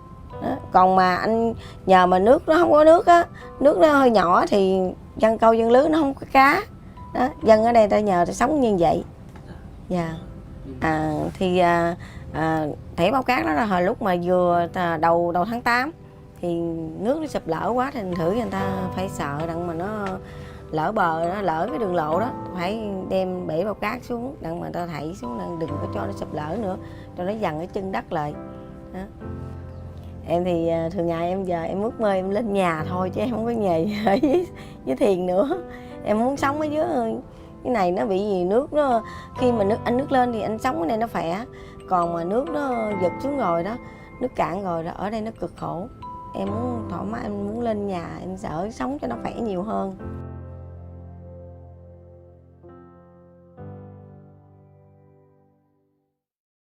Đây là cô 65 tuổi rồi, cô Ngô Thị Ngọc Chói. Năm nay là 65 tuổi. Con thấy cái dạng mùa này là lúa đẹp. Nếu mà thí dụ như người làm nông của các nông dân nào cũng vậy. Nếu làm lúa á, thì cầu cho nó có giá là một, hai nữa là cái biến đổi khí hậu làm sao mình cải thiện được đây. Cái đó số do trời rồi. Nhưng mà chỉ yêu cầu có cái là làm sao mà có giá cho nông dân được nhờ thôi. Ở đây á, nhiều khi á, khu vực này thì cũng có mấy ông nông dân cũng vòng ở đây nè, thì có nhau chia sẻ nhau. Thay vì thí dụ như tôi xài thuốc mà trừ rầy nâu á thì nó rẻ. Rồi tới qua năm 2012, 13 bắt đầu cái nó khó là thấy nó thời tiết nó mưa gió bất thường, không gọi mới nước rồi nó ngập tràn cái đê biển luôn. Đê biển là lúc nó công trình nó làm rồi nó lấy cái mặt đất bớt rằng nó đổ rằng nó đi nó làm đắp ngăn cái kênh nó đi, không gọi nó tràn qua cái ngang đê luôn. Bây giờ môi trường nó biến động hoài thành ra nó khó. Hồi đó mùa nào thì tháng nào thì mưa theo tháng đó, còn bây giờ muốn mưa nào mưa, muốn hạn nào hạn tùm lum hết trơn á. I hope that you had a great journey and along the way you have seen a lot of interesting stories, but also very nice inspirations about human resilience, about how people adapt to climate change and make a good life from the river and from the soil of the Mekong Delta.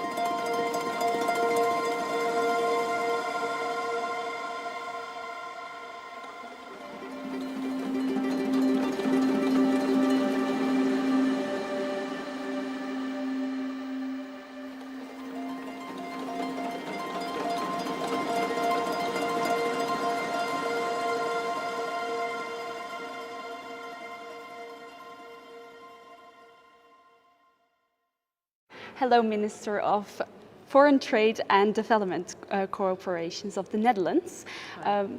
Glad that you could answer some of my questions today.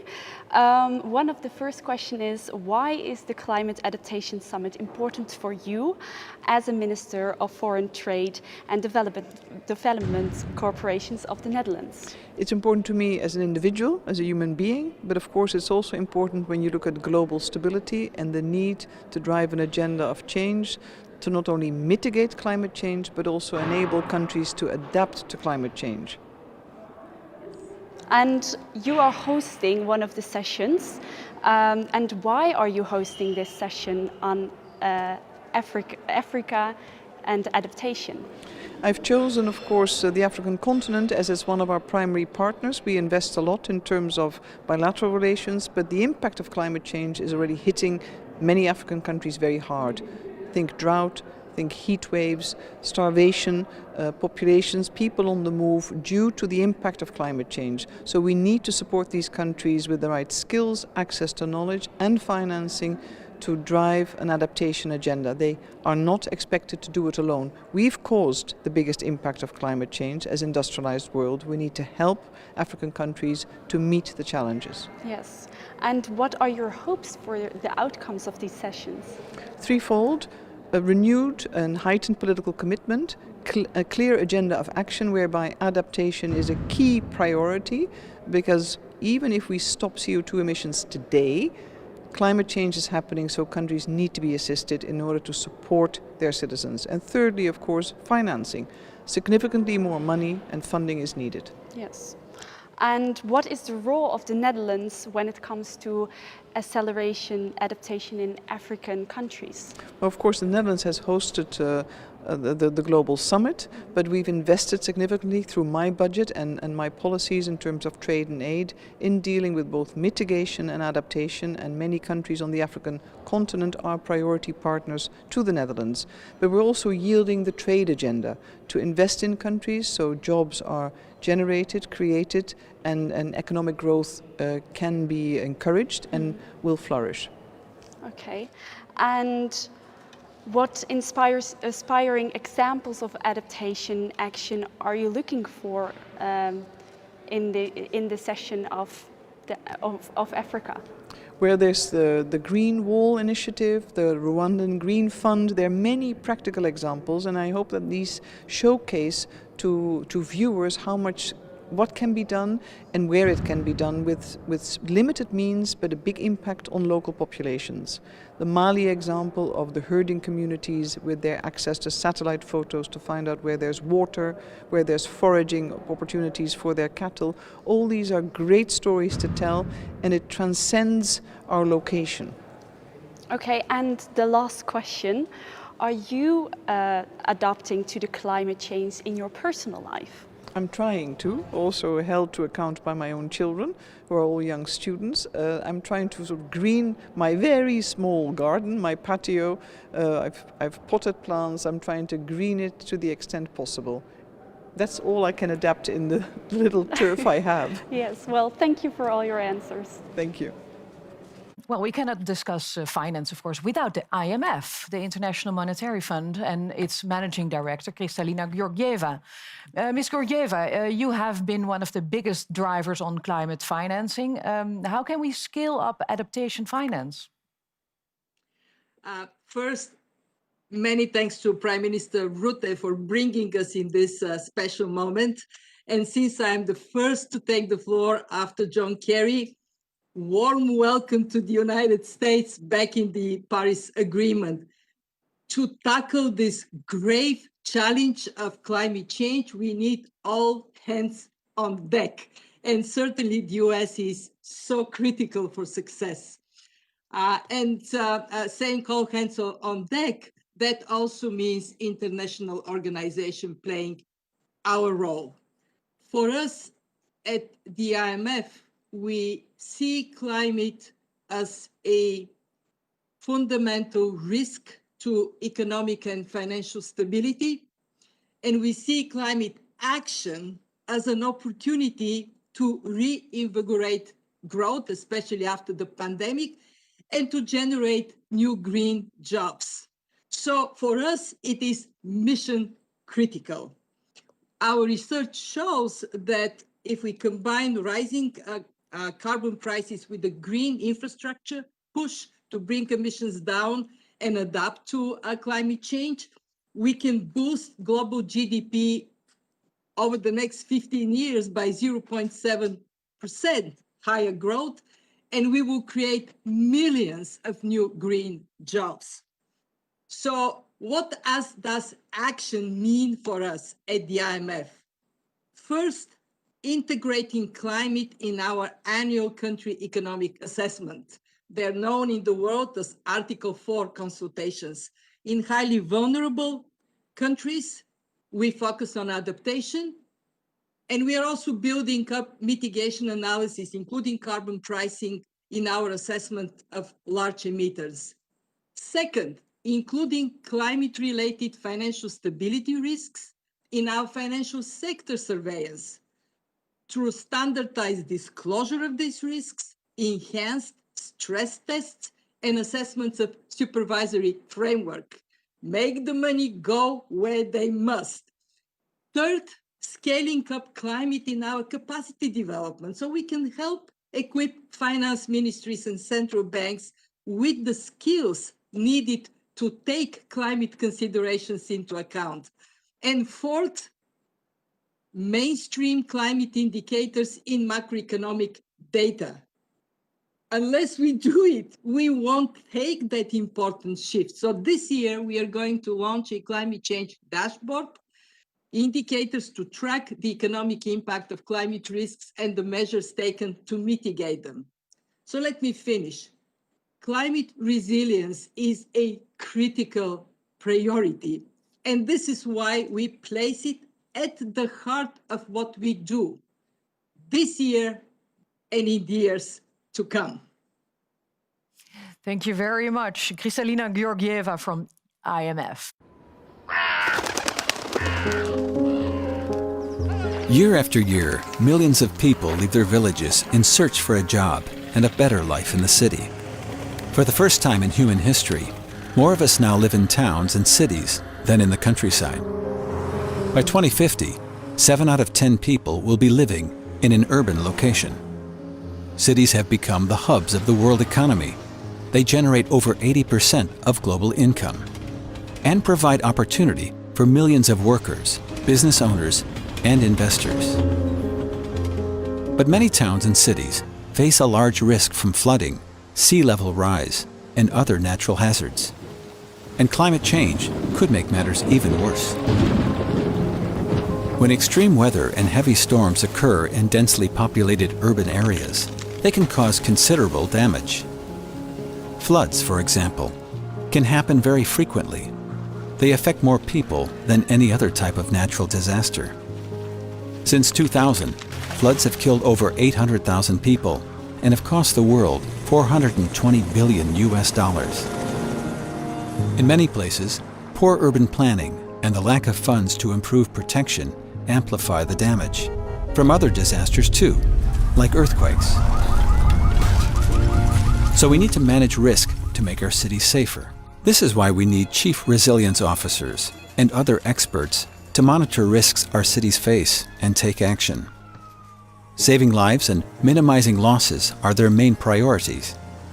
A lot can be done to prevent and reduce the risk before a disaster strikes. For example, building flood walls and dikes, retrofitting buildings, and upgrading old infrastructure.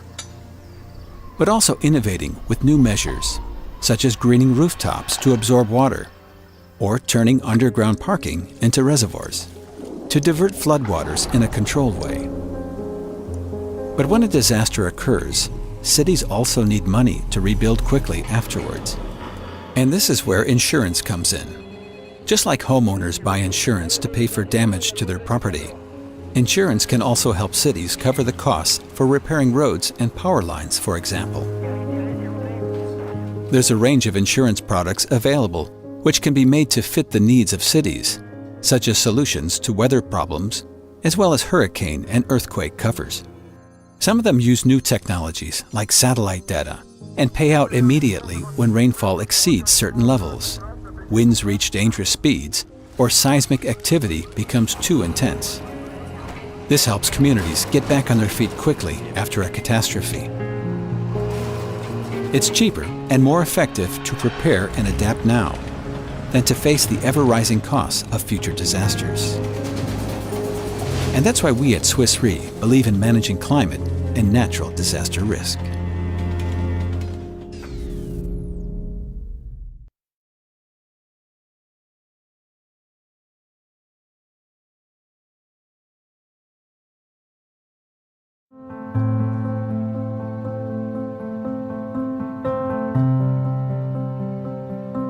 Kia ora ana tātou te aro o ngao ko te atua. Ko tōku ingoa ko pōroa aro ka piti. Tā koto e ki te mai ne, wau e tangata tautai au noru te enua.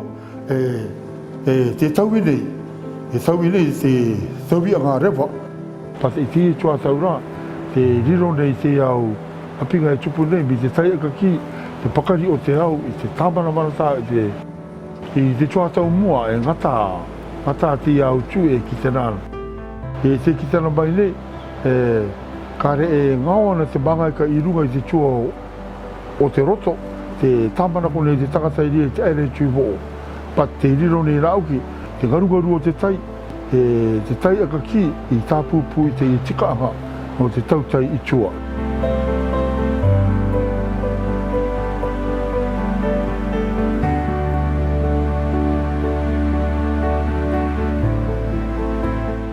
Ko te tuanga tautai i ruga i te enua i manga ia, i te tua tau mua, ngau ua tua nara i te mangaika i roto i te roto, te pēra katoa i wo mai te akau.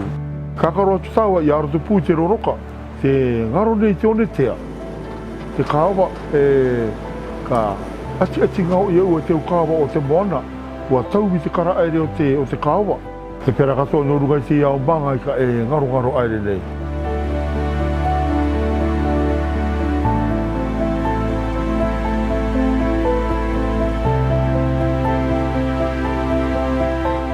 No ruga te iau pinga o i tā mau ia mai, e te tau ki te o i te tua tau. Te irino nei te iria i tau turu ia mātou, te aronga tautai, te aini tai.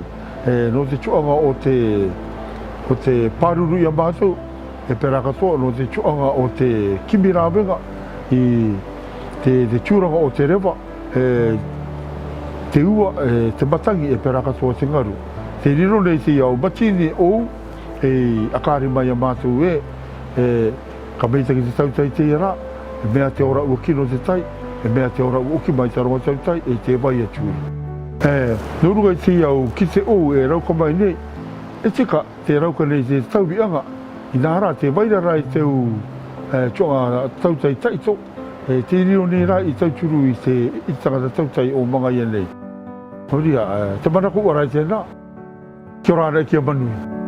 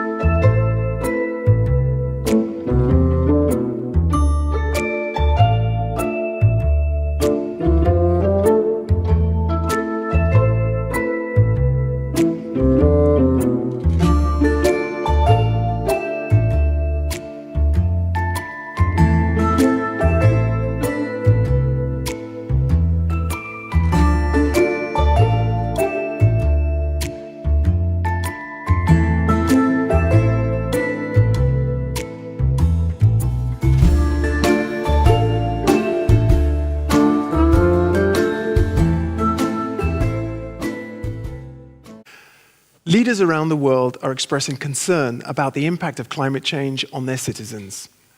They're worried because they know the status of the world's climate affects farms, rivers, ports, and lots of other vital sectors. They know the global economy is at stake. They have to work together in order to find solutions and build resilience. Please have a listen to what a few of them have to say. During this summit, public and private sector partners from all over the world will present solutions, actions, and best practices on resilient infrastructure, on delta development, on food security, on resilient cities and disaster risk management. And there will be a special focus on the leadership of youth and the adaptive capacity of the African continent. We need to start building a better future now. The Paris Agreement recognized that mitigation and adaptation go hand in hand, that they are two equally important building blocks towards a sustainable world that leaves no one behind. Over the past 2 years, the Global Commission on Adaptation has worked hard to elevate the importance of climate adaptation. We need the trillions of taxpayers' dollars funding the recovery from the COVID-19 pandemic to jumpstart the low-carbon, high-resilience future we need. Young people have done the least to cause climate change, and yet will suffer its impact the most. Across Africa, the continent with the world's youngest population, we must scale up the solutions that deliver green jobs and resilient livelihoods. Adaptation is not an option. It's an urgent task for the benefit of this generation and those to come. I am today launching an all-new Adaptation Action Coalition, which is a joint effort between the UK, Bangladesh, Egypt, Malawi, the Netherlands, St. Lucia, and the United Nations. So, let 2021 be the year that we fight back, not just against climate change, but the effects of climate change that are already being felt. If we take care of Mother Earth, she will continue to nurture us. This sentiment should guide our way forward. C'est pourquoi il nous faut, dans l'esprit de l'accord de Paris, faire preuve d'ambition et de solidarité. Il en va de notre responsabilité à tous et de notre responsabilité à chacun. Mais il est tout aussi important d'accélérer la mise en œuvre d'actions d'adaptation sur le terrain afin de réduire la vulnérabilité de nos sociétés. 我们要树立你中有我，我中有你的命运共同体意识，坚持多边主义，开展适应气候变化国际合作。 President Biden has made fighting climate change a top priority of his administration. We have a president now, thank God, who leads, tells the truth, and is seized by this issue. And President Biden knows that we have to mobilize in unprecedented ways to meet a challenge that is fast accelerating. And he knows we have limited time to get it under control. Climate resilience is a critical priority. And this is why we place it at the heart of what we do this year and in the years to come. With the GCA as the AAI leads coordination partner, GCA will work to implement the vision and roadmaps of the AAI. The World Bank Group plans to invest over $5 billion over the next 5 years to improve livelihoods and restore degradation. This investment is a major contribution to the Great Green Wall. We welcome the launch of a new Young Leadership Program to bring together the next generation of leaders to help tackle climate change. So thank you to everyone for joining us in this fight, and thank you to the young people for stepping up and getting involved. Together, we will build a cleaner, safer, and more competitive world. We're pushing for a revolution in planning by providing technical guidelines, assistance, and capacity building to local governments to incorporate adaptation actions in their strategic and territorial planning process. In the spirit of the Article 2.1c of the Paris Agreement, we are driving a revolution in financing by designing a funding strategy to scale up adaptation actions on the ground. We are promoting locally led adaptation that can bring forth tangible solution for the vulnerable communities in different countries of the world. And I expect that the Global Center for Adaptation, Africa, hosted by the African Development Bank, will be a key partner in this particular endeavor. My late mentor, Kofi Annan, the former UN Secretary General as well, once told me, the only promises that matter are the promises kept. Let's turn words into action, hope into reality, promises into financing for Africa. Globally, good practices of climate-resilient infrastructure are being implemented.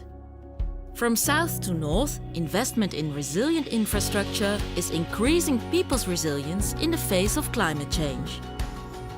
There are 3 priority areas for scaling up action: incorporating climate risks, adaptation and resilience through the use of standards, adopting a systems approach to infrastructure, and mobilization of investment in climate-resilient infrastructure. So let us have a look at examples of global good practices. Investment in off-grid solar energy lights Rwandan homes.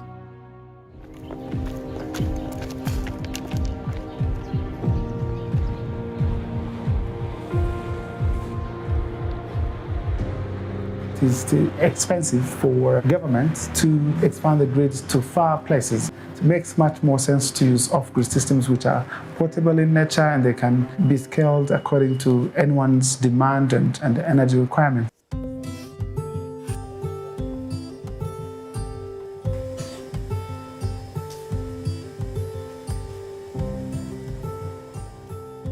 ariko tubonye uno murasire nibwo twavuye mu kizima, nabona ko twavuye mu kizima tukabona urumuri, nuko za mpungenge zose natangiye mbabwira zashize. Mobilizing investment in climate-resilient transport. Countries are learning to prepare for extreme weather and manage its impact. After the cyclones, the World Bank provided emergency support to Mozambique, not just to rebuild critical roads and bridges, but to make them more resilient. That involved building back better, improving the design of transport infrastructure, and improving the way it is maintained. Thanks in part to those efforts, economic activity is back on track. People can access jobs, services, and markets, and Mozambique is now better equipped to face all the uncertainties of climate change. Transport is central to solving the climate change crisis and its toll on the poor.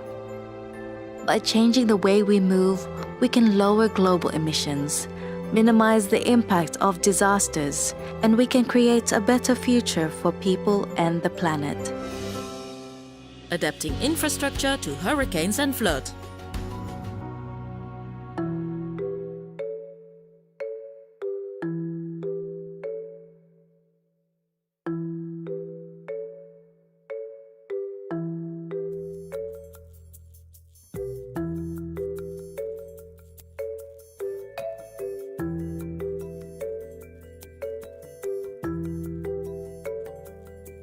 I'm very much glad for it because it protects my home, the homes along the riverbanks, and also our lives. You know, people might say, oh, why you are living on the riverbank? But then it is basically this where we have to live. It's like not like if we have a choice, you know?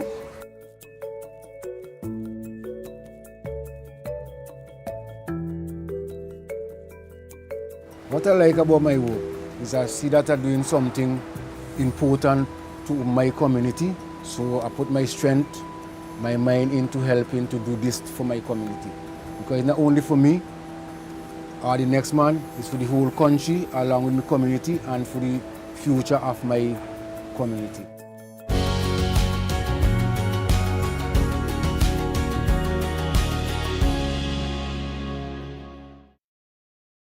Mr. Ban Ki-moon, Your Excellency, you have been a driving force behind adaptation action. What is your hope for this summit? Well, it's a great pleasure, first of all. Thank you, Mr. Prime Minister, for hosting this very important summit meeting, and also Minister Koravan, Hoyzen, and also I see Secretary General Antonio Guterres of the United Nations, and I'm also very much honored to participate as a co-chair of this inaugural Climate Adaptation Summit meeting. When I reflect on how we have responded to the global pandemic and what lessons we might have learned these past years, one quality shines through. That is the power of global partnership and collaboration. That's the most important things. In this regard, I'd like to take this opportunity to highly commend the visionary leadership of President Joe Biden of the United States for his decisive action to rejoin the Paris Climate Change Agreement as the first act of his presidency. This means the multilateralism which has been in disarray during the last 4 years is now back.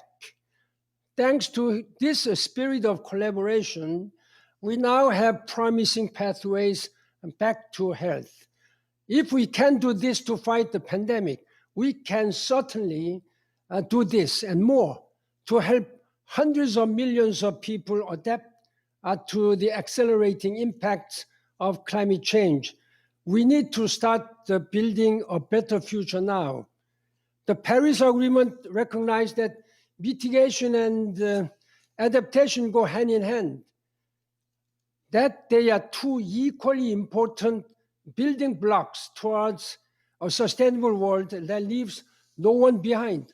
Over the past 2 years, the Global Commission on Adaptation has worked hard to elevate the importance of climate adaptation. That work will now be succeeded by the Global Center on Adaptation, based in the Netherlands and led by my very able colleague, Dr. Patrick Vercoyen. The GCA's inaugural State and Trends in Adaptation report focused on the context of COVID-19. It stated that we need a 5 to 10-fold increase in funding for adaptation for just the developing world, and yet only a tiny fraction of the trillions of dollars in economic stimulus funds announced so far are being earmarked for climate adaptation. That we have to increase. The main three pillars of our summit is that raise ambition, increase, mobilize finance, as well as forge a partnership. We need a step change in adaptation to protect the world, and especially the most vulnerable people and countries from climate impact. Those of us gathered here today are in the best place to deliver it. The world has a golden opportunity to recover from our health and economic crisis by accelerating adaptation, and we must seize it. You have, I think all of us, global leaders, have a political and moral responsibility to save humanity and our planet. I sincerely hope that with all this multilateralism returning back, Secretary General Antonio Guterres, you really take this opportunity to change the world. And I count on your strong leadership. Thank you very much. Thank you very much, Mr. Ban Ki-moon.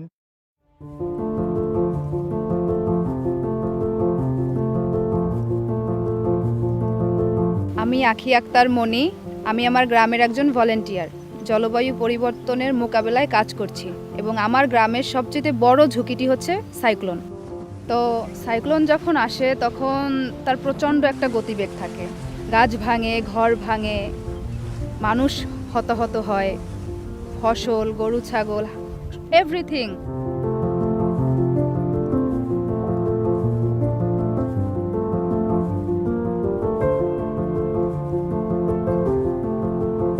যখন cyclone centre ছিল না তখন আমরা অনেকভাবেই ক্ষতিগ্রস্ত হয়েছি, আমরা আশ্রয় পাই নাই। সাইক্লোন শেল্টারটা হচ্ছে আমাদের একটা আশ্রয়, ওটা আমাদের 10 ফিট পানির মানে হাত থেকে মানে উপরে রাখে, মানে সেভ করে রাখে। 1600 লোক আশ্রয় নিতে পারে। এখানে নারী পুরুষের থাকার জন্য আলাদা আলাদা ব্যবস্থা আছে, নারী পুরুষের জন্য আলাদা বাথরুমের ব্যবস্থা আছে, এখানে খাবার পানির সুব্যবস্থা আছে, এখানে নিচতলাতে গবাদি পশু রাখার জন্য সুব্যবস্থা আছে। এবং গত যে সাইক্লোনটি গেছে তাতে এই আশ্রয় কেন্দ্রটি এলাকার মানুষের জীবন বাঁচানোর জন্য একটা বড় ভূমিকা পালন করছে। ঘূর্ণিঝড় ছাড়াও আমরা অন্যান্য কাজে ব্যবহার করি। এইগুলো হচ্ছে মানে ঘূর্ণিঝড়ের, তারপর ওখানে নানা ধরনের মিটিং করা যায়, বাচ্চাদের মানে ওখানে স্কুলের সুব্যবস্থা আছে।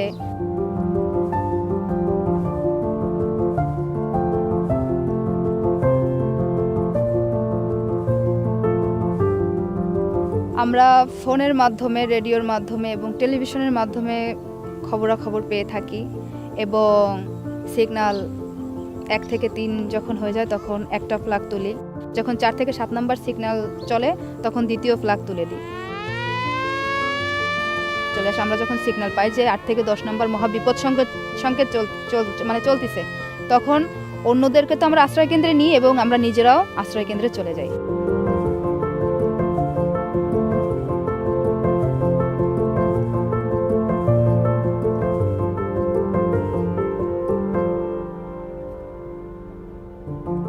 জলবায়ু পরিবর্তনের সাথে যদি আমরা নিজেকে খাপ খাওয়াতে না পারি তাহলে ভবিষ্যতে যে সময়টা আসতেছে সেটাতে আমাদের জন্য খুব খারাপ একটা সময় অবস্থান করতেছে। এবং জলবায়ু পরিবর্তনের সাথে আমাদের বেঁচে থাকতে হলে জলবায়ু পরিবর্তনের সাথেই মানে লড়াই করে বাঁচতে হবে।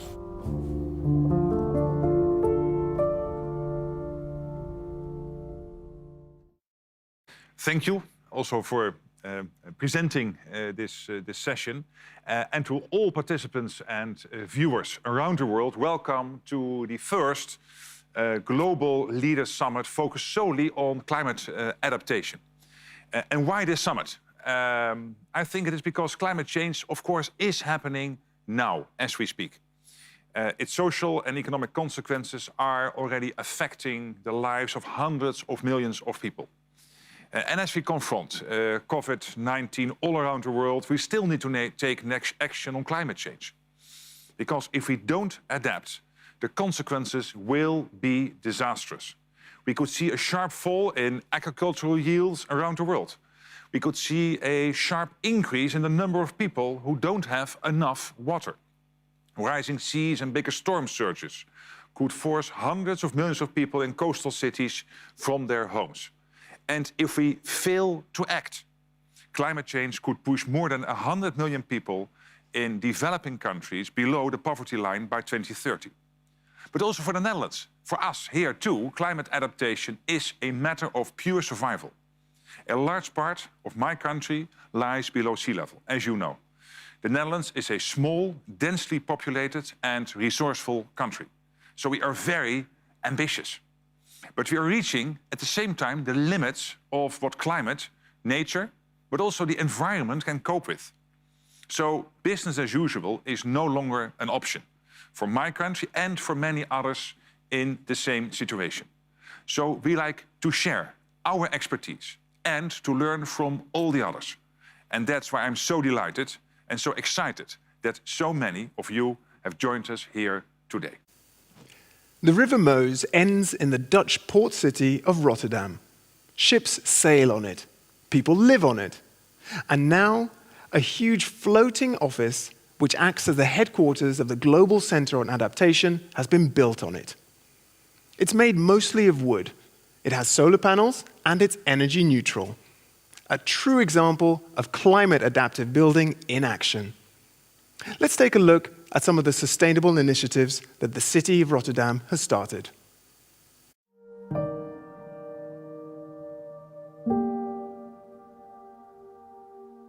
How do we make an office building that can adapt to climate change? And how do we make a building that is energy self-sufficient and carbon neutral?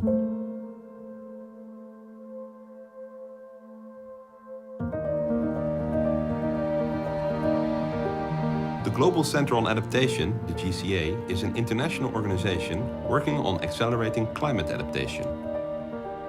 The GCA fulfills this role worldwide from its regional offices in various countries. and also from its new headquarters in Rotterdam. For that, we are making a new type of building. The new headquarters of the GCA floats on the water in the harbor area of Rotterdam, adapting to changing sea levels. It is energy neutral and is built entirely out of timber. It generates its own energy through solar panels and receives its cooling from the water of the harbor. It is a building ready for the circular economy. And it represents how Rotterdam tackles the climate challenges with bold ideas and with cooperation between citizens, governments and businesses. We made a building that represents our ideals for a climate adaptive future, and we named it Floating Office Rotterdam.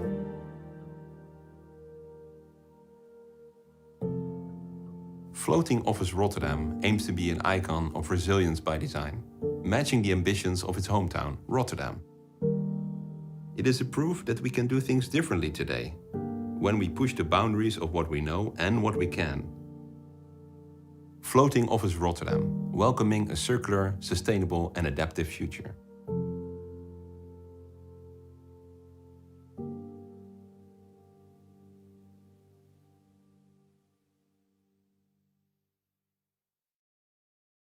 Welcome everybody here at CAS TV. My name is Hajar Yacoubi and I'm one of the youth news reporters for this Climate Adaptation Summit 2021. I'm joined here today by a very special guest. He's sitting here right next to me, Arnoud Molenaar. Arnoud, you're the Chief Resilience Officer at the City of Rotterdam and lead cities at the Global Center of Adaptation. A very big mouthful, but what does it mean, your title? Good question, of course. So a resilience officer actually, where can I start? So my responsibility is to coordinate that Rotterdam is preparing for shocks and stresses, you could say. Yeah. And so that's not only climate adaptation, but it's also about social resilience. It's about cyber resilience. And it's not all my responsibility, but I'm responsible for the overall strategy and to find the crossovers between these themes and to start pilots in the city on a district level or on the level of a building, for example. Yeah, wow, that sounds really interesting. And I can imagine that it's a good thing that you have more people working with you, because that's quite... Well, actually, I do have a quite small team. Okay. And the challenge is that not only we are responsible for resilience and implementing it, but all my colleagues at the City of Rotterdam and even public and private partners in the city. If we want to become a resilient city, then it's not just the responsibility of the municipality. Talking about Rotterdam as a city, I've been listening to some other sessions today, and I was in the first CAS Talk today. Rotterdam is quite infamous when it comes to climate adaptation. I've heard a lot of great stories, but perhaps you can take us along. How did it happen to be that Rotterdam became such a leading city when it comes to climate adaptation worldwide? Yeah, I think there, of course, are several things that came together. I think it starts with leadership of a mayor, and but also people like me and my team working on this topic, and we were able to work on a strategy, an overall plan. At the same time, start implementing it and to make visible, you could say, projects. Actually, you could say we were building our own showroom, not for ourselves, but also for the world. Yeah. Organized conferences. So you could actually say, together with a lot of partners in the city, we build a whole ecosystem on adaptation. Yeah. And we started a decade ago already, and that's where we are now. So we are receiving on daily basis maybe 70 to 80 delegations a year. Wow. Coming to Rotterdam to look what we're doing. To see that showcase of, wow, that's really, really impressive. Yeah. A decade ago is when you started. If I were to ask you, Arnoud, in 10 years, what would you want to see in the city of Rotterdam? What do you want it to look like? Maybe not even expect, but what would you want to see as a Chief Resilience Officer? Now, what you already see happening now is that the city is getting more and more greener, and that the public space is getting more multifunctional. We have been able to develop 400,000 square meters of green roof already. Wow. So that will continue the coming decade. Yeah. And also not only, again, the municipality is working on this, but also the citizens. So more and more citizens are aware of this and making their own gardens more green, or come to the municipality for subsidy for a green roof. So greening the city, that's I think something that will be visible. Yeah. And I think we will be helping together with the Global Center, a lot of other cities in the world helping to become climate adaptive. Yeah, because on the one hand, very often when we listen to discussions about climate adaptation, and especially as you mentioned, the green roofs in Rotterdam, very famous indeed as well. There's often this notion where people say, well, the population is growing, we need to build more houses. There's also a crisis when it comes to, having space for places where people can live, and flats and apartments.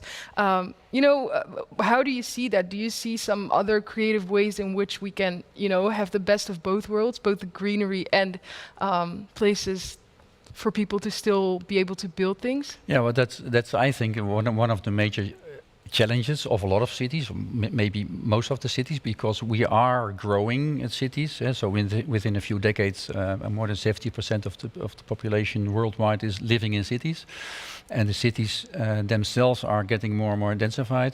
But we are developing a lot of smart solutions and techniques to combine that with also green. So when an architect now designs a building for Rotterdam, he automatically does this with a green roof. Oh wow! So that's I think, but that's a trend what you see overall in the world. And now with COVID, if I'm allowed to explain. Yeah. So with COVID, the municipality launched the so-called Big Seven, 7 big city projects to recover the economy, and it will create jobs, but at the same time this includes adaptation. So we will also accelerate adaptation, including a lot of green in the public space. So we try to combine to find the synergy in answers to crisis, because climate change is also actually a crisis. Yeah, definitely. Next to COVID. Do agree. Yeah, and it's really nice how you said that indeed, that these crises, they're also interconnected, so it's really good to look at them in that cross-cutting way. Yeah. Maybe a bit more of a personal question, Arnoud, but do you have a personal favorite adaptation measure that you take in your life? Me myself? Yeah. Like if we were to enter your house or your life, what would you do? Well, actually, to be honest, when COVID hit us and we were forced to work at home, I thought, I want to do something. Yeah. So I start digging a big pond in my garden. Oh wow! And, so that can collect the rainwater. Of course, I could have hired a machine, but I did it by hand. No, but it's really cool. It's also very creative. And I haven't heard digging a hole in your back garden yet today, so it's good to hear some new insights in that sense. And maybe for a final question that I wanted to ask you, if your children and perhaps grandchildren were to ask you, you're in a position now where you're working on this, where you're working on adaptation for the city of Rotterdam. If they were to ask you in 10 years, what is your legacy that you left behind with your work? What do you hope that you'd be able to answer them? Good question. So maybe a few things. So I think it's on one hand also about the profile of the city. So Rotterdam is now quite good on the map regarding being a city famous on water and adaptation. Yeah. But also, it would be great when, in general, resilience as a concept is really in the genes of the people and of my colleagues. Yeah? So we have to include resilience as a new urban capacity, I think, because we are living in an era of change. Yeah. We live in an era of change. That's a nice way, I think, to end it. Thank you so much for watching, and make sure to also check out the other videos for more interesting content. Dear folks, very often, a good idea is a smart solution for a problem, like a paperclip. And this is a most extraordinary paperclip. In Rotterdam, it is sometimes hard to get rid of the water after a heavy shower. That is why the roof of the paperclip, which was about to be replaced, was given a natural roof, because plants are helping to drain the water gradually. On this green roof, nature is in charge. Plants and animals can quietly go their own way. No place for gatherings, but for flutterings. No place for ladies, but for ladybugs, butterflies, bees, plants, and flowers. So, more nature in the city. Have I told you this is the longest natural roof in the Netherlands? I didn't, did I? And that such a roof has a cooling effect in a hot summer. It has. Yes, very nice, such a roof. However, I can't see it. A very good reason to have a cup of tea with the top floor residents. Or have a look in the courtyard, which we are making as beautiful as the roof. Isn't it beautiful? Such a paperclip. With love from the creators of the City of the Future. The Paperclip project has received funding from the LIFE program of the European Union.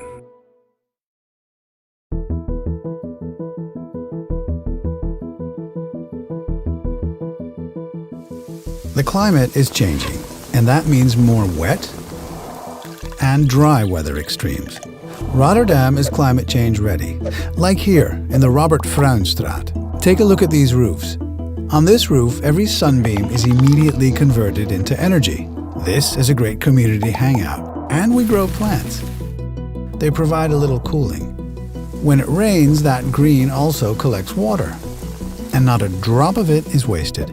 It's all harvested in this water storage unit. And when it's full, it flows down here to these underground tanks. The water is purified by passing through the plant section. Once it's clean, it's collected in this water reservoir and stored here, 20 meters below the ground, so that it can be reused above the ground during very dry weather. This production was made possible in part by a contribution by the LIFE program of the European Union.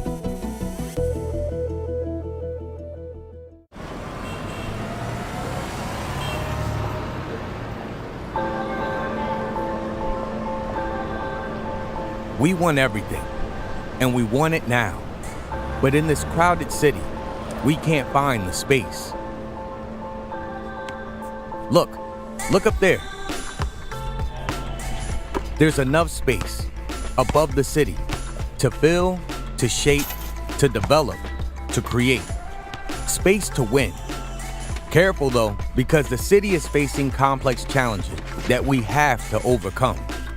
We make it happen, taking due care, because every area has its own needs. Water, greening, energy, connectivity. It's all possible, right here. With smart combinations, a roof can have all sorts of functions for every area, every challenge, every one. Big or small, with the right preparation, knowledge, and attention, taking advantage of every square meter. We're in it together, with everyone, for everyone in this city, together, so we could keep looking forward and grow. With the future in sight, full of energy, because we share the city with each other and the next generation.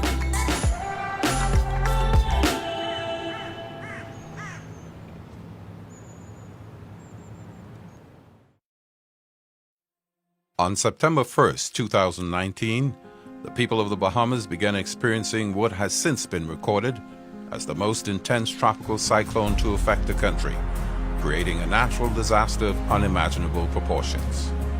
Hurricane Dorian, a Category 5 storm, packing maximum sustained winds of 185 miles per hour with much higher gusts, pummeled the island chain from September 1st through September 3rd.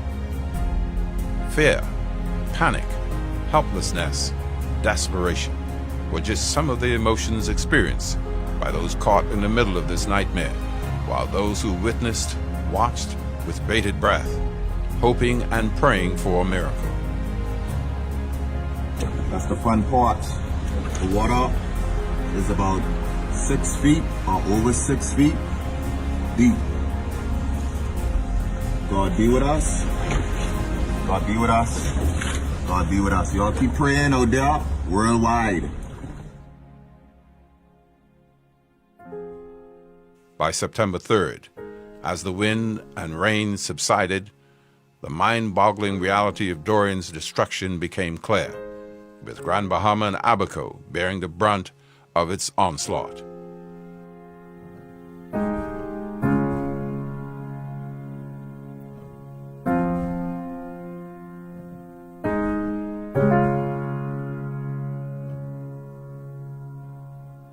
Dorian's grim reality: 70 persons confirmed dead, hundreds still missing, and thousands affected overall, about 9,000 homes damaged.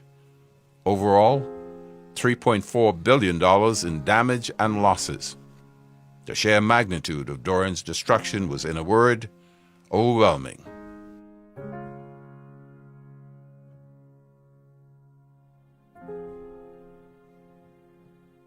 I pledge to you that your government will bring to bear every resource possible and all of our collective energy to assist those in the devastated and affected areas. There are many difficult days, weeks, and months ahead of us as a people and as a country. We must stay united as a people to bring immediate assistance, to bring hope, to bring recovery, and to rebuild lives. Luckily, the central seat of government remained intact, and the response was immediate, bolstered by an equally quick response from the local, regional, and international communities, as well as the private sector.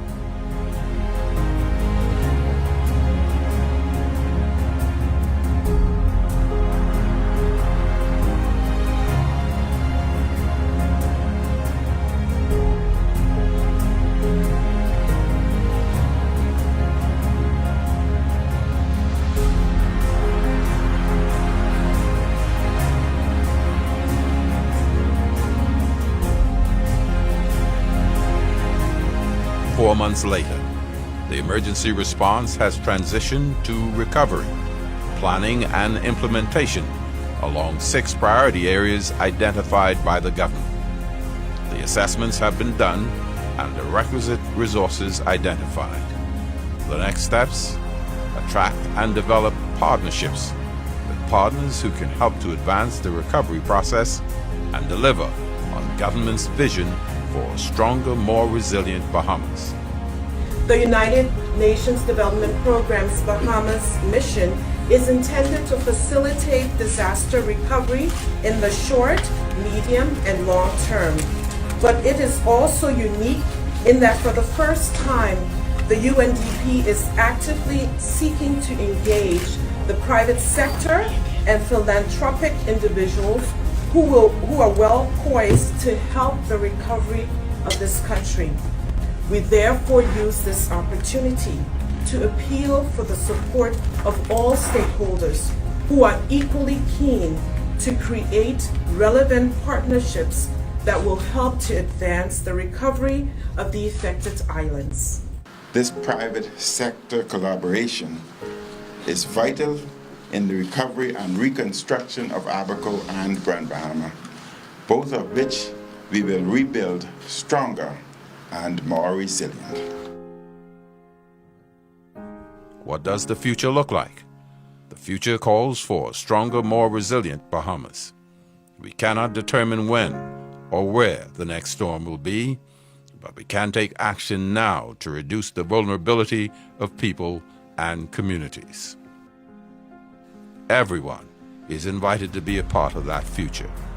Strategic partnerships are an inevitable part of the landscape in which small island developing states like the Bahamas are forced to rebuild in the aftermath of destructive tropical systems like Hurricane Dorian. The devastation may be unimaginable and unprecedented, but the unfettered hope and optimism of those impacted is unparalleled. But we are moving forward and hoping to come back stronger and better than ever. But it is a slow and hard process. We are most appreciative to a lot of the outside help that we got and that we continue to get. And we know for sure that the government is doing everything that they can to restore this island. Abaco is strong people, and we will fight and we will get it back. I feel like can give it back, come back together. Most of us here, we have our heads up. With the help of everybody else, we are going to make it up. Yes, this island is going to make it. I can tell you that. The Bahamian spirit is resilient and unbreakable. We will meet this awesome challenge with the same mindset that led us to build this chain of islands over generations. We will persevere because we are a people of hope.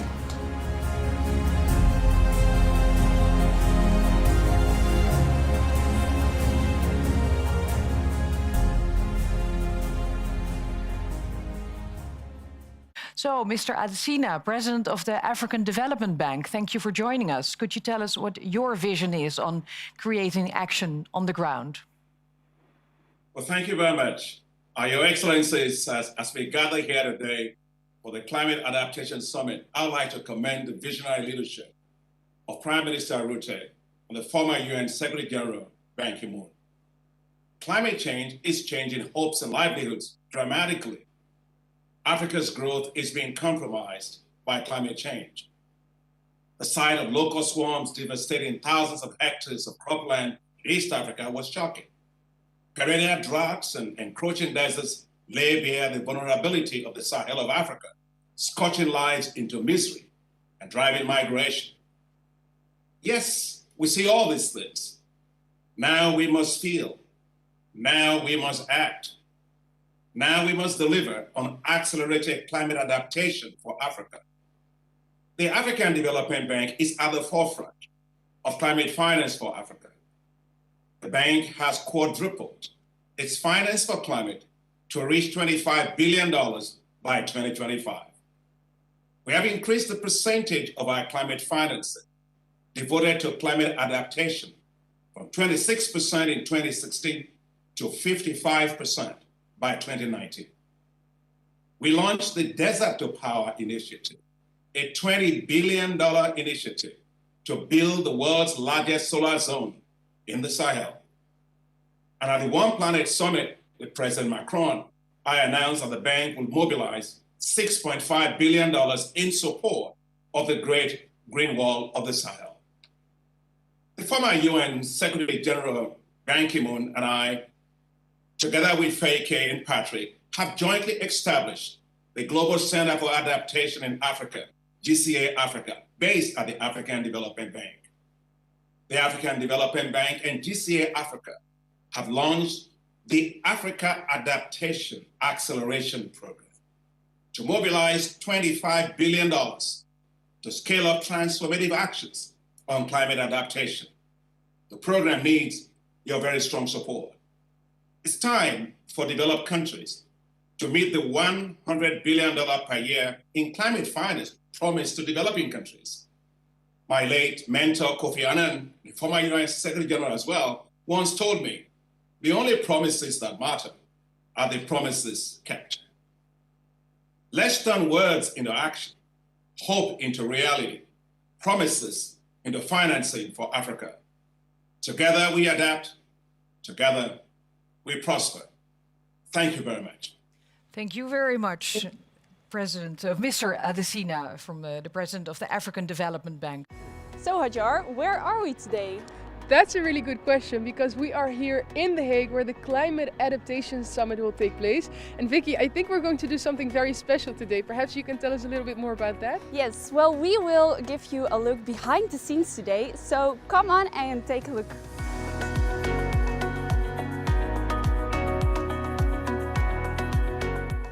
Hey guys, so we bumped into Ikenna. He's the presenter of the CAS Summit. So What are you going to do? I have the honor of kicking off CAS TV, as it were. So I'm really excited. It's been great reading about all the guests that we're going to have, very high-level guests. A lot is going to be discussed, and I have the feeling it's going to be a really hopeful and optimistic, solution-filled event. Welcome everyone, we're right now in the studio. As you can see, a really green and blue area where we are right now. But there's something very remarkable about the room that we are in. Vicky, perhaps you can tell us a bit more about what that is. Yeah, so as you can see, it's almost empty. We are the only ones here right now. And we are sitting 1.5 meters apart because of the coronavirus. Yeah, so tomorrow when the ministers are going to be here, some of them will be here digitally and others will be present in the studio. That's why the chairs are seated apart from each other to make sure that we maintain that distance. Normally there would be thousands of people sitting in the audience in this room, but we're going to do it online for this time. But still we'll have a lot of people watching, hopefully. Hey guys, so we are outside right now, and behind me there is the truck of the production. The sessions will all be online, and here they monitor everything. At the end, Hajar is standing. Can you hear me? I can't hear you, Vicky. This truck is way too loud. Yeah. Right now we are in the director's room, and as you can see, there are a lot of screens that are filming the different sessions. And you can see also the screen between the people, so they can have the distance between them. And yeah, it's kind of funny to see how they work. Vicky and I were walking through the hallway when we bumped into somebody, none other than Matilda. Matilda, you're the CAS director. I can imagine that these upcoming days are going to be super busy for you, but what are you going to be mostly doing? Well, I think I'm going to be the one that is running around mostly. So everybody will see me fly because there are a lot of sessions, and it's up to me to go through all those sessions and hope that what we have prepared for will actually be done and be there. So Hajar, what are we doing here? We're right now in the main studio where they're rehearsing a session specifically about water. As you know, there are so many different sessions on the program, and this one is specifically about water. So how can we adapt ourselves to the effects of climate change on our water management?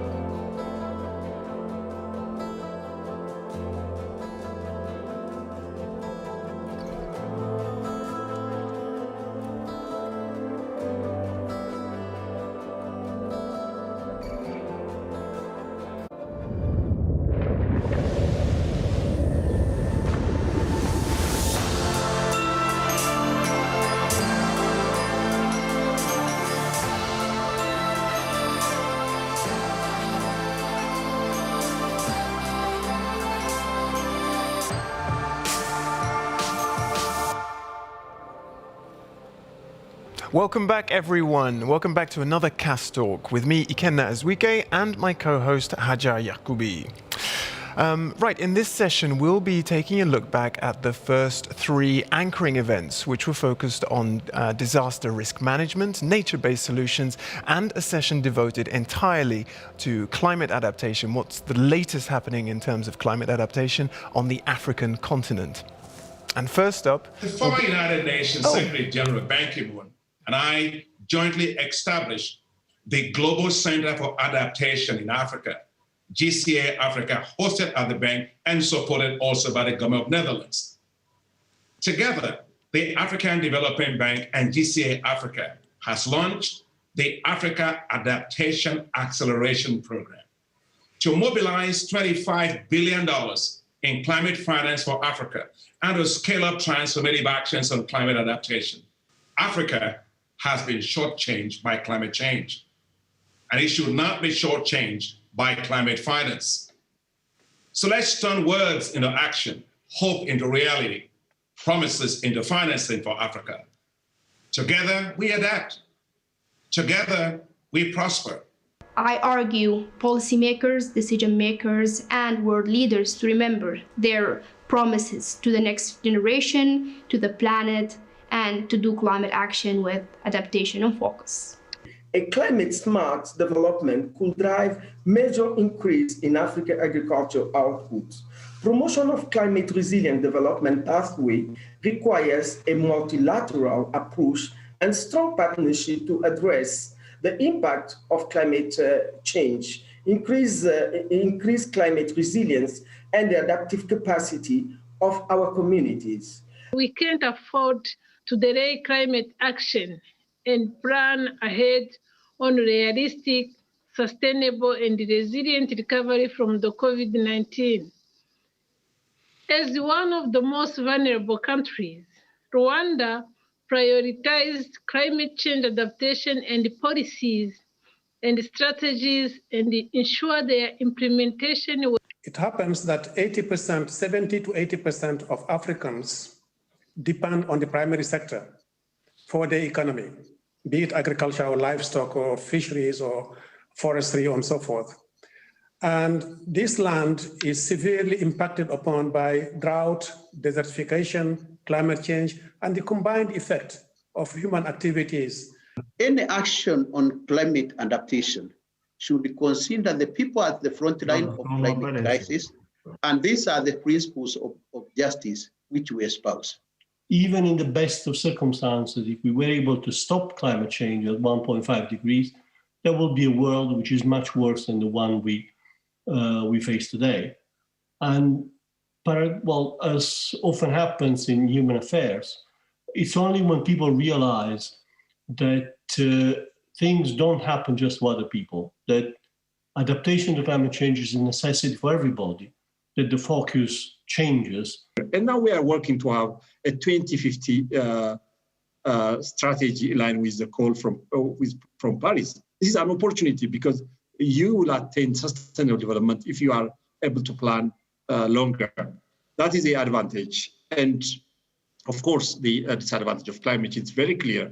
We are in a vicious circle of poverty because if you look at the case of what's happened recently in Mozambique, like after you do a lot, then your development will be reverted back to zero with the impact of climate change variability. That will keep you in a vicious circle of poverty.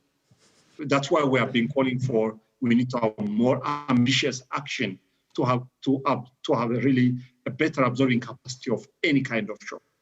Initiatives like PropCom in Nigeria are helping out more than 500,000 farmers become climate resilient, including embracing sustainable forestry and timber products. Scaling up solutions like these to support African communities is now urgent. Today, the UK Prime Minister launched the new Adaptation Action Coalition to drive forward adaptation across Africa and the world. The coalition includes some of our key partners, such as Egypt and Malawi in Africa, and will invite other countries to join. The Race to Resilience, launched today by the UN Climate Champions team, clearly can be the catalyst that's needed for a step change. In the build-up to COP26 and beyond, we want to work with all of you to make its vision of climate resilience for 4 billion people from vulnerable communities a reality. Now, that was a bit of an abrupt cut there to that video, but it made the video no less interesting. That was a wrap-up of the session that was held earlier, Adaptation Action in Africa. And it was hosted by the Dutch Ministry of Foreign Affairs, and it included a very high-level session, which was hosted by the Minister of Foreign Trade and Development Cooperation, Sigrid Kaag herself. What generally, we've seen some clips there, but what were the kind of, the focus points of the session? Yeah, Ajar? that's maybe a good thing to mention.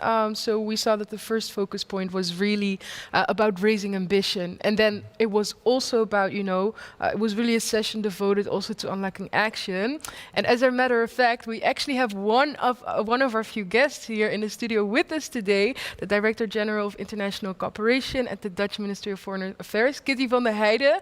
So nice to have you here with us. And she was one of the initiators, also hosts of the event that we saw. Fantastic. Look forward to hearing more from you in a second, Kitty.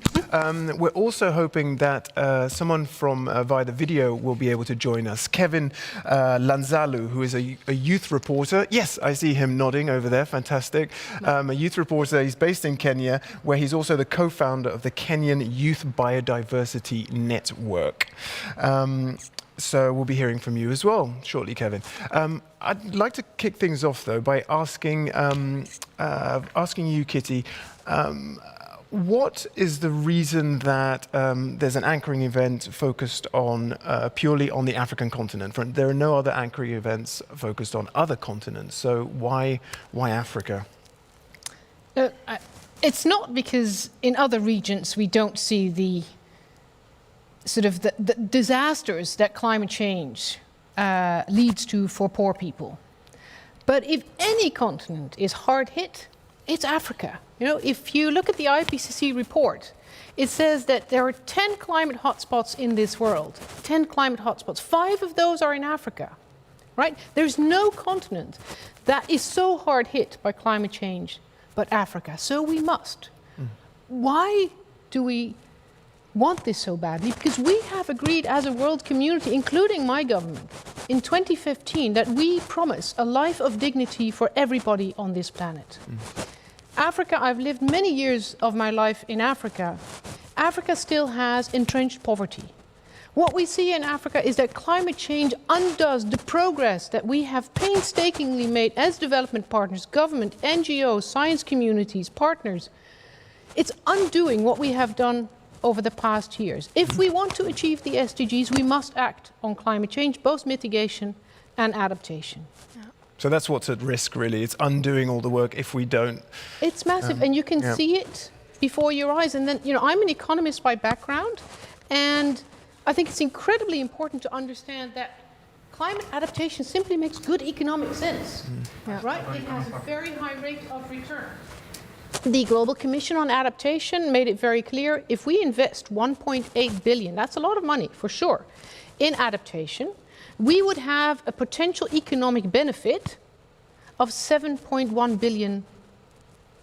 Wow. Now that's the type of money we want for Africa and for the world. Investing in early warning has a 1 to 5, 1 to 10 leverage factor, so it just makes good sense.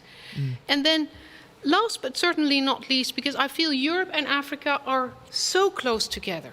The Netherlands have been a partner of African governments and particularly of the African people for the past 75 years since we started development cooperation.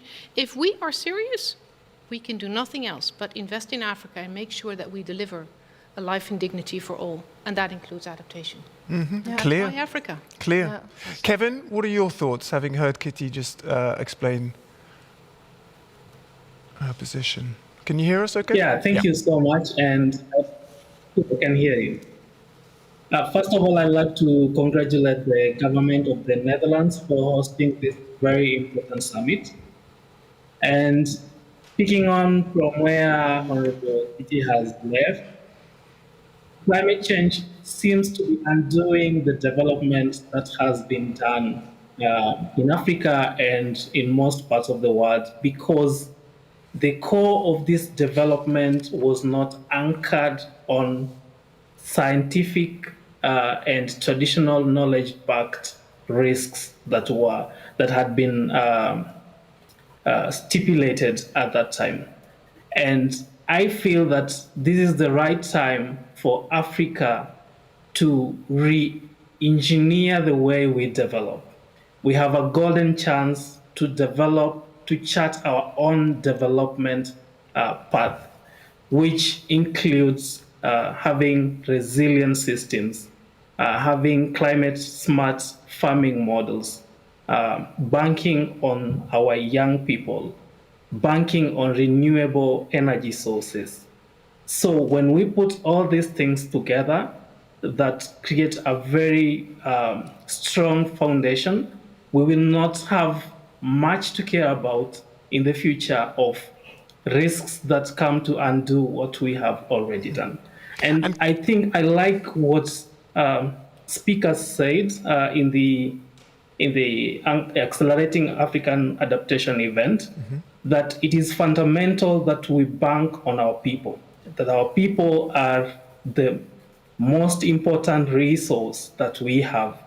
And as a young African, I think, and coming from a continent that is averagely African, youth, I think that our people in this sense mean young people. Yeah. So let's see how we can put in the interest of young people. Let me pick up on something you said there, talking about the importance of all of these changes for people. Paint a picture for us. What does the next... Sorry guys, are you mute? Oh, can you hear us? Can you hear us again? I can't hear you anymore. Oh, looks like we're having connection problems. Oh, now you can. Okay, let's try. Paint a picture for us. What does that future, let's say 2030, we've managed to implement, the finance has been there, we've managed to implement these climate adaptive solutions, there is the investment that Africa needs. What is the impact on, how does that shape the future for young Africans on the continent? Yeah, we're looking at, thank you, we're looking at young people who are still building their future. So we're talking about youth who still want to go to school, get jobs, and eventually live a life that they would like to live. So to me, everything put into consideration, I would like to see education systems that have adaptation interests in them. I would like to see green jobs so that when young people, young Africans finally get out of school, they are employed in green, sustainable jobs. These are well-paying jobs, deeply rewarding jobs, which will enable them to eventually live a sustainable, or rather the life that they want, but in a more sustainable way. So it starts right now that we are having a fundamentally important, sustainable type of education for these young people, translating into green jobs and eventually translating into a better life for young people. That is the future that I... Yeah. Yeah. Great. And yeah, maybe to add to that, Kitty, if I could ask you, also Kevin, you spoke so much indeed about, you know, the African continent is one where more than half of the population is under the age of 30, a lot of young people. And the key takeaways from Kevin and the one from the anchoring event, how is that going to be like put into the development agenda of the Ministry of Foreign Affairs?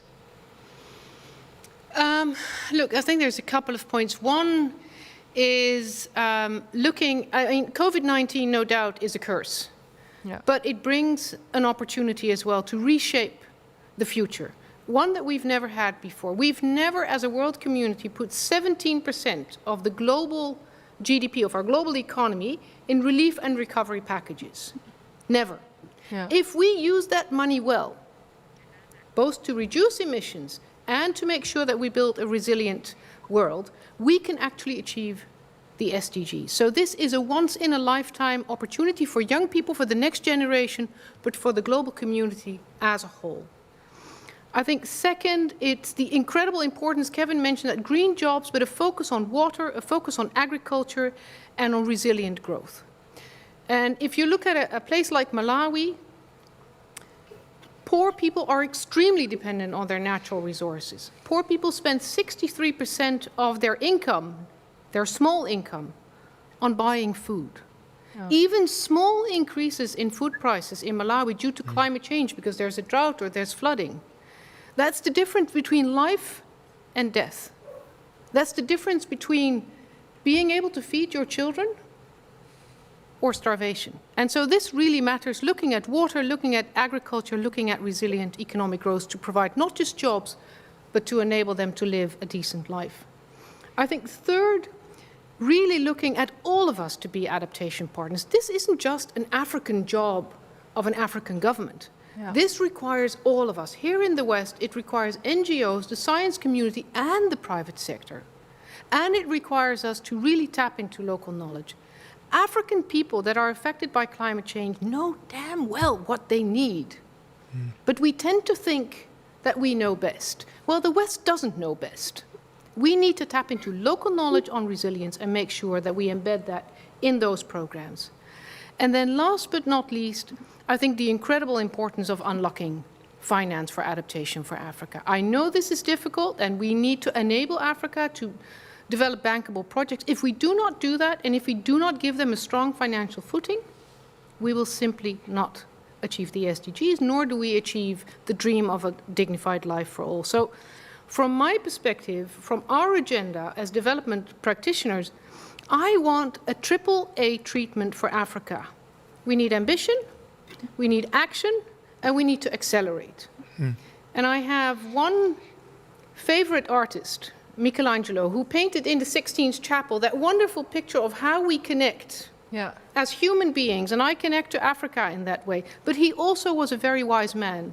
And when we look at the ambition we need, let us be guided by what Michelangelo said, because he said, the greatest danger for most of us lies not in setting our aim too high and falling short, but rather in setting the ambition too low and achieving the mark.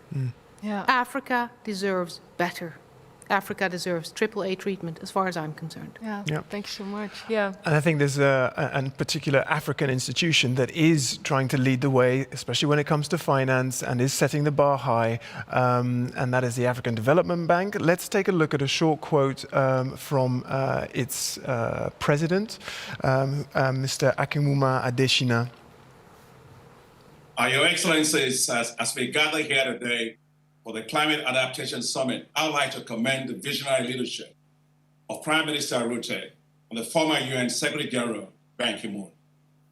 Climate change is changing hopes and livelihoods dramatically. Africa's growth is being compromised by climate change. The sight of locust swarms devastating thousands of hectares of cropland in East Africa was shocking. Perennial droughts and encroaching deserts lay bare the vulnerability of the Sahel of Africa, scorching lives into misery and driving migration. Yes, we see all these things. Now we must feel. Now we must act. Now we must deliver on accelerated climate adaptation for Africa. The African Development Bank is at the forefront of climate finance for Africa. The bank has quadrupled its finance for climate to reach $25 billion by 2025. We have increased the percentage of our climate financing devoted to climate adaptation from 26% in 2016 to 55% by 2019. We launched the Desert to Power Initiative, a $20 billion initiative to build the world's largest solar zone in the Sahel. And at the One Planet Summit with President Macron, I announced that the bank will mobilize $6.5 billion in support of the Great Green Wall of the Sahel. The former UN Secretary General Ban Ki-moon and I, together with Faye Kay and Patrick, have jointly established the Global Center for Adaptation in Africa, GCA Africa, based at the African Development Bank. The African Development Bank and GCA Africa have launched the Africa Adaptation Acceleration Program to mobilize $25 billion to scale up transformative actions on climate adaptation. The program needs your very strong support.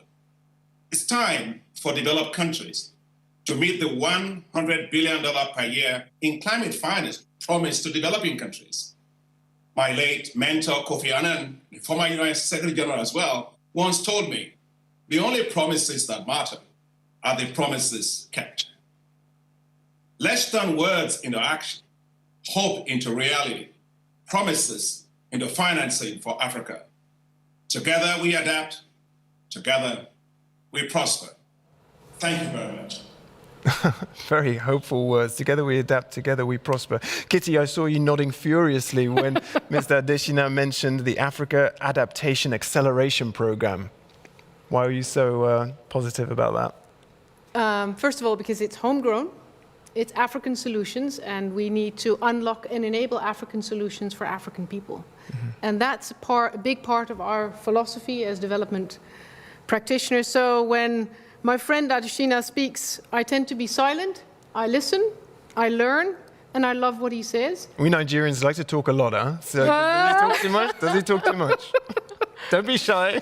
But he talks wisdom. And for me, it is really about making sure that from this summit, from what he said, it is not just about hope, but this is a stepping stone to a global negotiation process that will end in Glasgow in November, COP26. This is all beautiful and fine and incredibly ambitious, but here we're raising ambition. That ambition needs to be embedded in the Conference of Parties in November. That is how you deliver on a promise. That is how you deliver on what grassroots people need. That is how you impact real people, real lives. And that's where I bond with my friend Adesina. This is about people's lives and livelihoods. Yeah. And Africa knows what it needs. And I will make sure from what I can do, together, I was just with the Minister of Africa of the UK, to embed those actions, those ambitions, and those accelerations that we need, the AAA treatment for Africa in the COP26, because we cannot fail people's dreams. Kevin, we don't have so much time, unfortunately, but I'd love to hear from you. Do you have anything to add?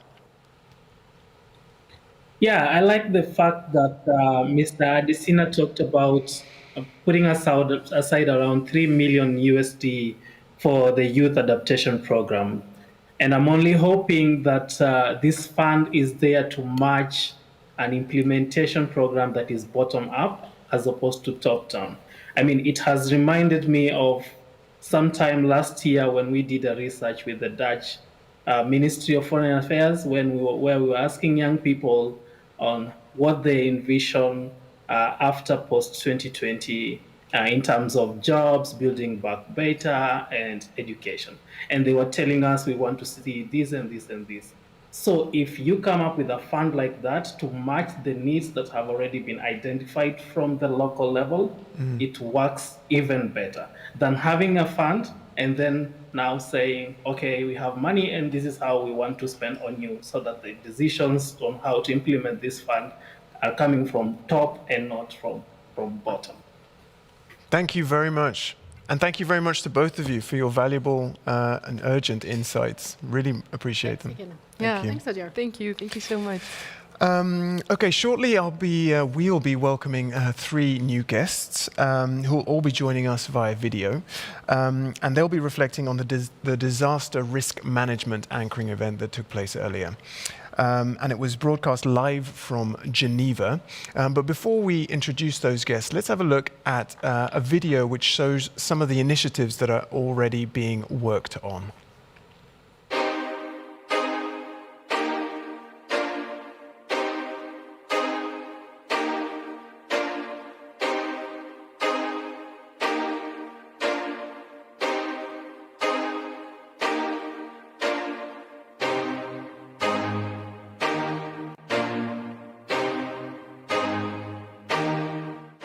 Early warnings save lives. They must be accessible, understood, and actionable for every one of us so that we can face the impacts of climate change together.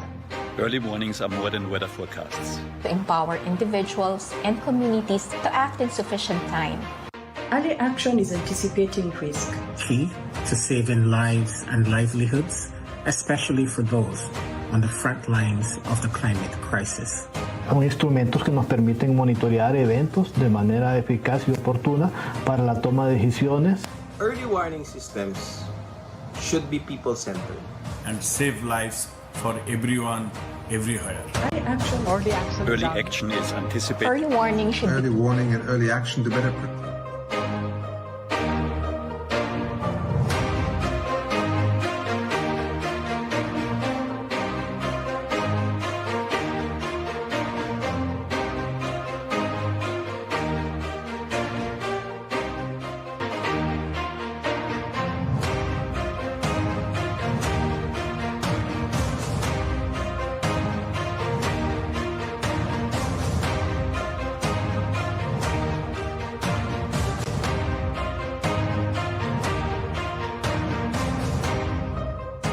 we must prioritize support to people most exposed and most vulnerable. Early action. Early action. Early action is anticipated. Early warning should be Early warning systems. Early action.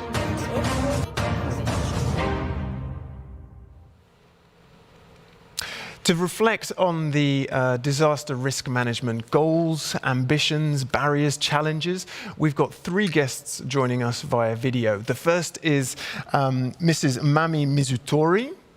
Yes, online. Good to see you. Who is the UN Special Representative of the Secretary General for Disaster Risk Management. Then we have Mrs. Elina Vannanen, Specialist on Risk-Informed Early Action at the International Federation of the Red Cross and the Red Crescent. Thank you for joining us. And last but not least, Mrs. Patricia Nyeng'uro, who is a climate scientist and one of Kenya's principal weather experts. Should we go with that? Let's go with weather experts. And she's an IPCC focal point, as it were, in Kenya. So thank you very much for joining us, all of you. I could direct this question to all of you, in fact, but I'm curious because you're all experts in disaster risk management. Mrs. Mizutori, share something new that you learned from the anchoring event on disaster risk management. Well, actually, I don't know whether it's new, but what was really reinforced was that early warning systems, they save lives and livelihoods, but they can only do that when they are combined with early action. And that was very clear. The second thing was that it has to be people-centered, which means that it's not only to protect people, disaster risk management measures, they have to involve the people to become part of the solution, because those are the people who know what to do best. And the third thing I would say is that multi-hazard early warning system is so important. It can't focus on one single hazard, including biological hazard. We have to look at COVID-19, the biggest disaster that we've seen in many decades. We have to make sure that we understand what kind of risk is surrounding us. It's a complex risk. It's a systemic risk with cascading impact. And importantly, these risks, when they turn into disasters, the people who are most hit are the vulnerable people. Kitty told about the AAA treatment to Africa. Absolutely, because Africa is at risk, and the people at risk in Africa are at most risk in the world. Okay. It all sounds extremely sensible. Can you help me picture it, though? Can you give me an example of an early warning system, let's say, that ticks all of the boxes that you just described? Multi-hazard, involves the people in its creation, and so on. So it has to be a early warning system that is based on the risk profile of that country. Let's say country A, what kind of risk is surrounding that country? And then it has to look at where are the most vulnerable people so that the warning can reach the last mile. And then when I say it has to be combined with action, the communities have to come together to educate the people so that they respond to early warning system. And here again, they have to make sure that the most vulnerable people are helped within the community to respond. And it has to be beyond borders, because these disasters don't respect borders, right? A hurricane, a cyclone. So the early warning system needs to connect countries across borders. It has to be sub-regional, it has to be regional. That, for me, is a good early warning system. Is there an example, though, of this being in place somewhere in the world right now? Or are these just ambitions of the perfect system? No, it's not an ambition. Right now, we are building this in Africa with WMO, with IFRC.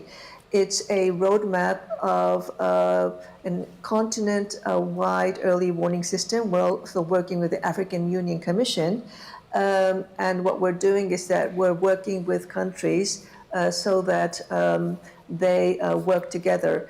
But answering your question, so we know that of the UN member states, only about 60 have early warning systems in place. This is not enough. So it's getting better, but there's much more to do. So I'm very glad that we're focusing on this issue today. Thank you very much. And you mentioned the International Red Cross there. A good moment to bring in Elina. Elina, zooming in on the specific challenges that your NGO faces, can you elaborate on how risk-informed early action partnership, the early action partnership that you set up, how is that working in practice to speed up adaptation for disaster risk management? Absolutely. Thank you for the question. So the Risk-Informed Early Action Partnership, or REAP, as it's also known, was launched at the Climate Action Summit back in 2019 with the objective of making 1 billion people safer from climate disasters by 2025. We're doing this by bringing together the capacities and investments of the climate development and humanitarian communities that amongst them have a wealth of expertise in addressing the impacts of the increasing frequency and intensity of climate-related hazards. So our partnership is based on the idea that while we've made great advances in our ability to predict extreme weather events, whether they're floods and storms, that capacity isn't always leading to early action by vulnerable communities or countries. We have the evidence that acting early before hazards strike saves lives, livelihoods, as Assistant Secretary General Mizutori referenced, and as our speakers in the anchoring event referenced. We know we have the evidence. Mm-hmm. So you might ask, why isn't this happening at scale? There's 4 barriers that I'd like to highlight really quickly that also constitute the focus areas of the Risk-Informed Early Action Partnership.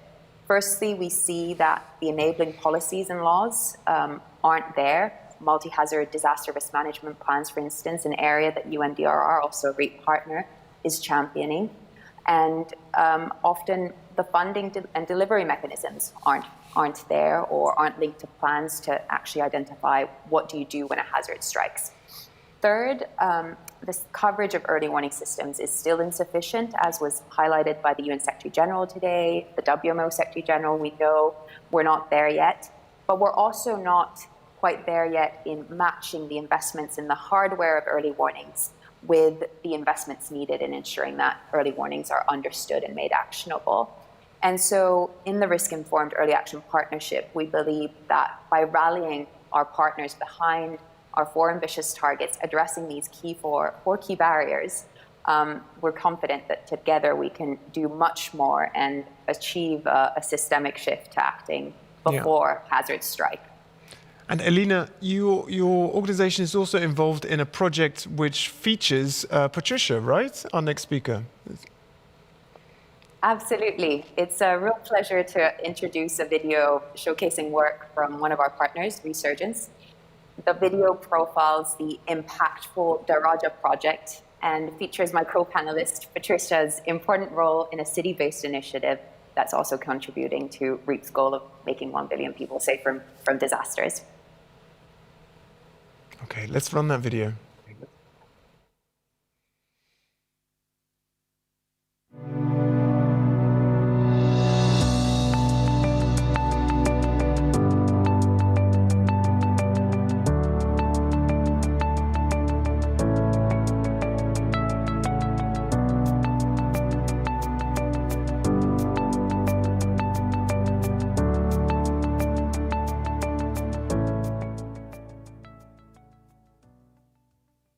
So we've been working with the Daraja project for some time now on co-design or co-developing of products specifically for Nairobi County.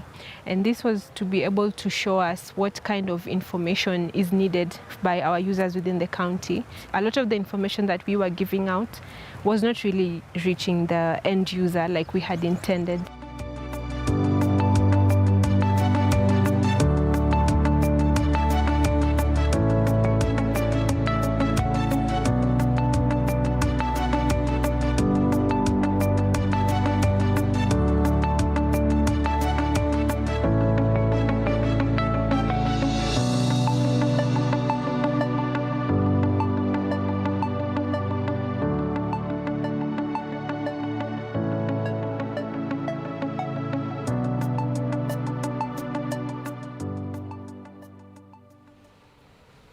Yeah, great. And I think, Hajar, you had a question immediately off the back of that video for Patricia, right? Yeah, right away. I mean, seeing this project, we were really wondering, like, what kind of concrete measures and ideas has it sparked right away?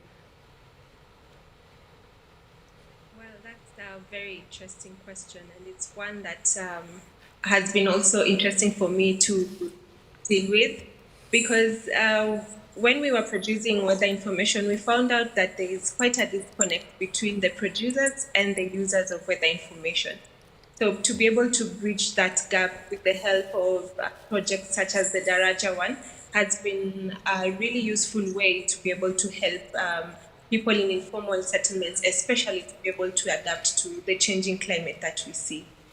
So we've been able to have weather champions within the informal settlements in the country, and this, especially in Nairobi County, and these help to spearhead weather information to enable people to act in advance. The uptake of this has been very encouraging, because percentages of those who are able to access weather information have really increased. And this is information that enables them to carry out their daily lives in a more comfortable way. Like, what do I wear as influenced by the weather?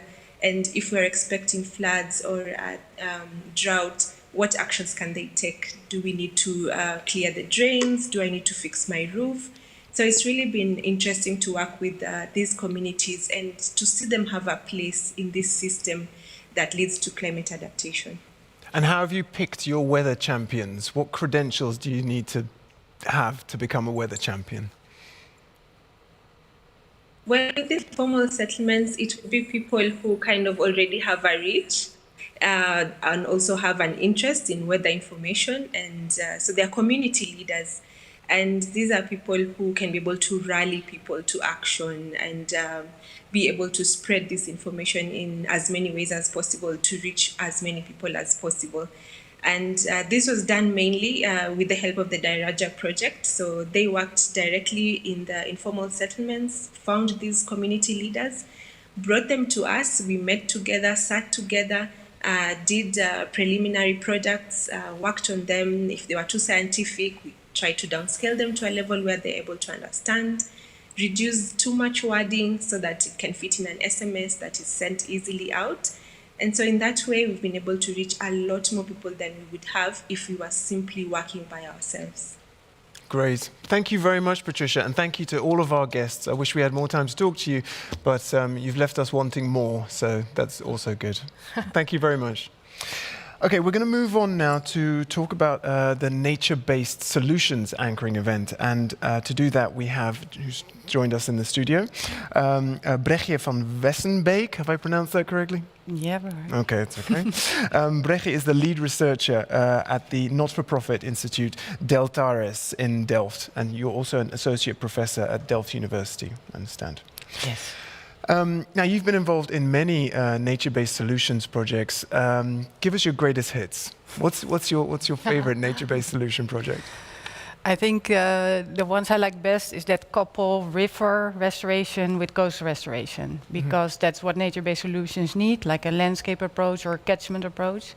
So there's examples from Bangladesh, for example, where they do tidal river management, complete depoldering and bringing the river back into its original floodplain areas. But also examples from the US, for example, where they restore the Mississippi River by diverting it back into its wetlands, and also by restoring the coastal areas and the coastal marshlands and sandy barriers. So these projects actually take along the whole range of different ecosystems. Yeah. And nature-based solutions as a term itself seems, I don't know, I feel like I'm seeing it pop up in my Twitter timeline a lot more, whether it's to do with design, architecture, or indeed in climate. Is that right? Is there more uptake for this type of solution? Yeah, I think that's right. I think it has grown immensely in the last decade. And it's probably due to that we see with climate change, we see more pressures, we see more extreme events. And I think that our traditional engineering structures, under more pressure, we also see them failing more. So there's probably a need for more diverse and a larger portfolio of interventions. Yeah, right. Yeah. And maybe adding to that, because you spoke about indeed like diverting water back to wetlands, they sound like very extensive operations in terms of resources and capacity. They sound like expensive operations. I don't know if that's correct, but is it feasible for countries with less wealth to also enhance their nature-based solutions, or do you see a disparity in that? I think it is. I think there's a lot of countries that are maybe less developed, but still have more natural resources. And I think the challenges are there for them to start developing infrastructure and designing and constructing infrastructure in a nature-inclusive way. And that is where actually the real benefit of nature-based solutions will be in the future, I think, if we actually, sort of achieve a paradigm shift in infrastructure development and get the infrastructure sector, the engineering sector, to start working with nature as a base layer in their design and respecting these fluxes of sediment and water and species. Yeah, and like... let's put it in a bit of context first, because let's convey the urgency of the need for nature-based solutions, and we can do that through a video that we have. We recently received it from the mayor of Beira in Mozambique. Let's run that video first, and then you can ask your question, Hajar. Thanks for this opportunity, sharing the challenges of Beira. Beira is a city in Mozambique. It's located in the center of Mozambique, and it has connection with neighbors countries, so it's a Beira corridor.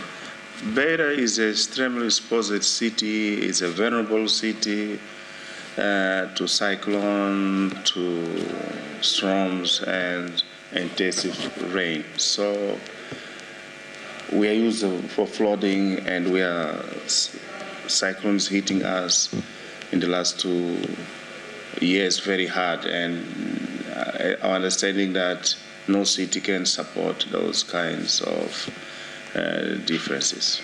You can see Beira since the last 2 years, we had 3 cyclones. We had Idai, we had Shalana, and now Elewis. So all of them had a different way of action. But at this phase, we had a lot of flooding, and flooding is challenging us these days because the rain precipitation was about 300 millimeters. However, the city of Beira has run its master plan, and is a guideline for developing the urban plan in the city.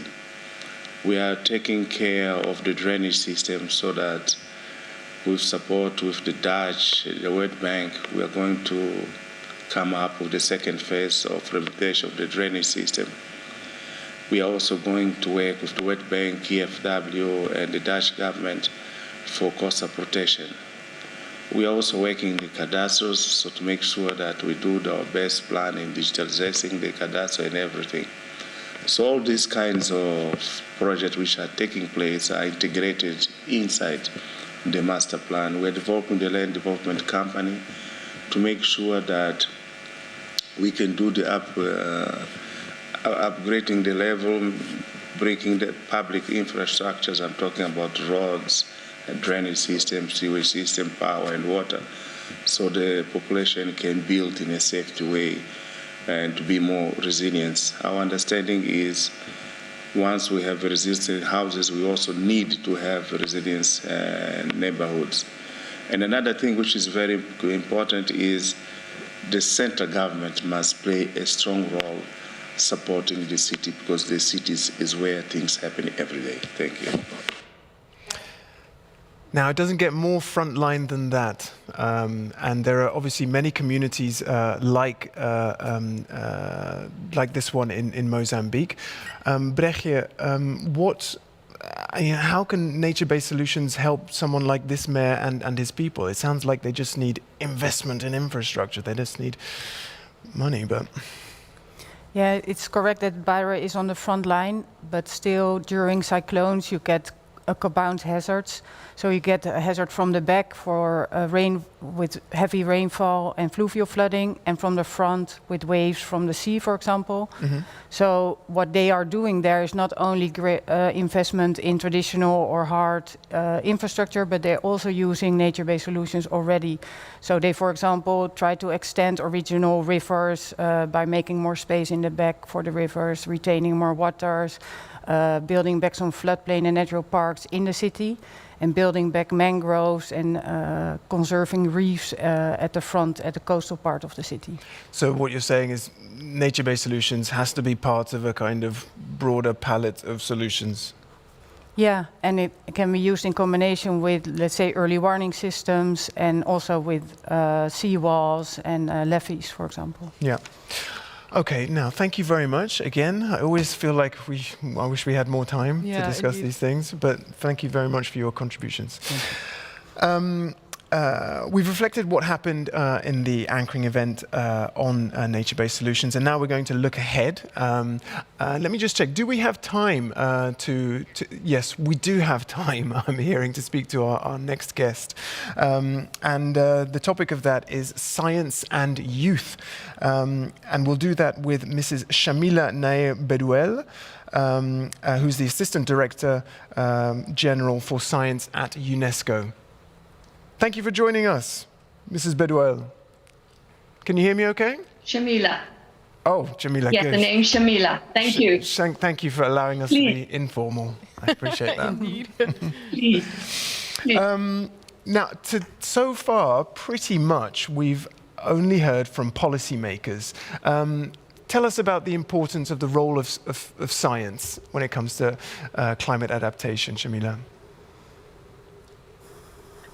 Thank you, first of all, and thank you to the Netherlands government for inviting UNESCO to this really very important event. I would say that humanity is really at the crossroads today.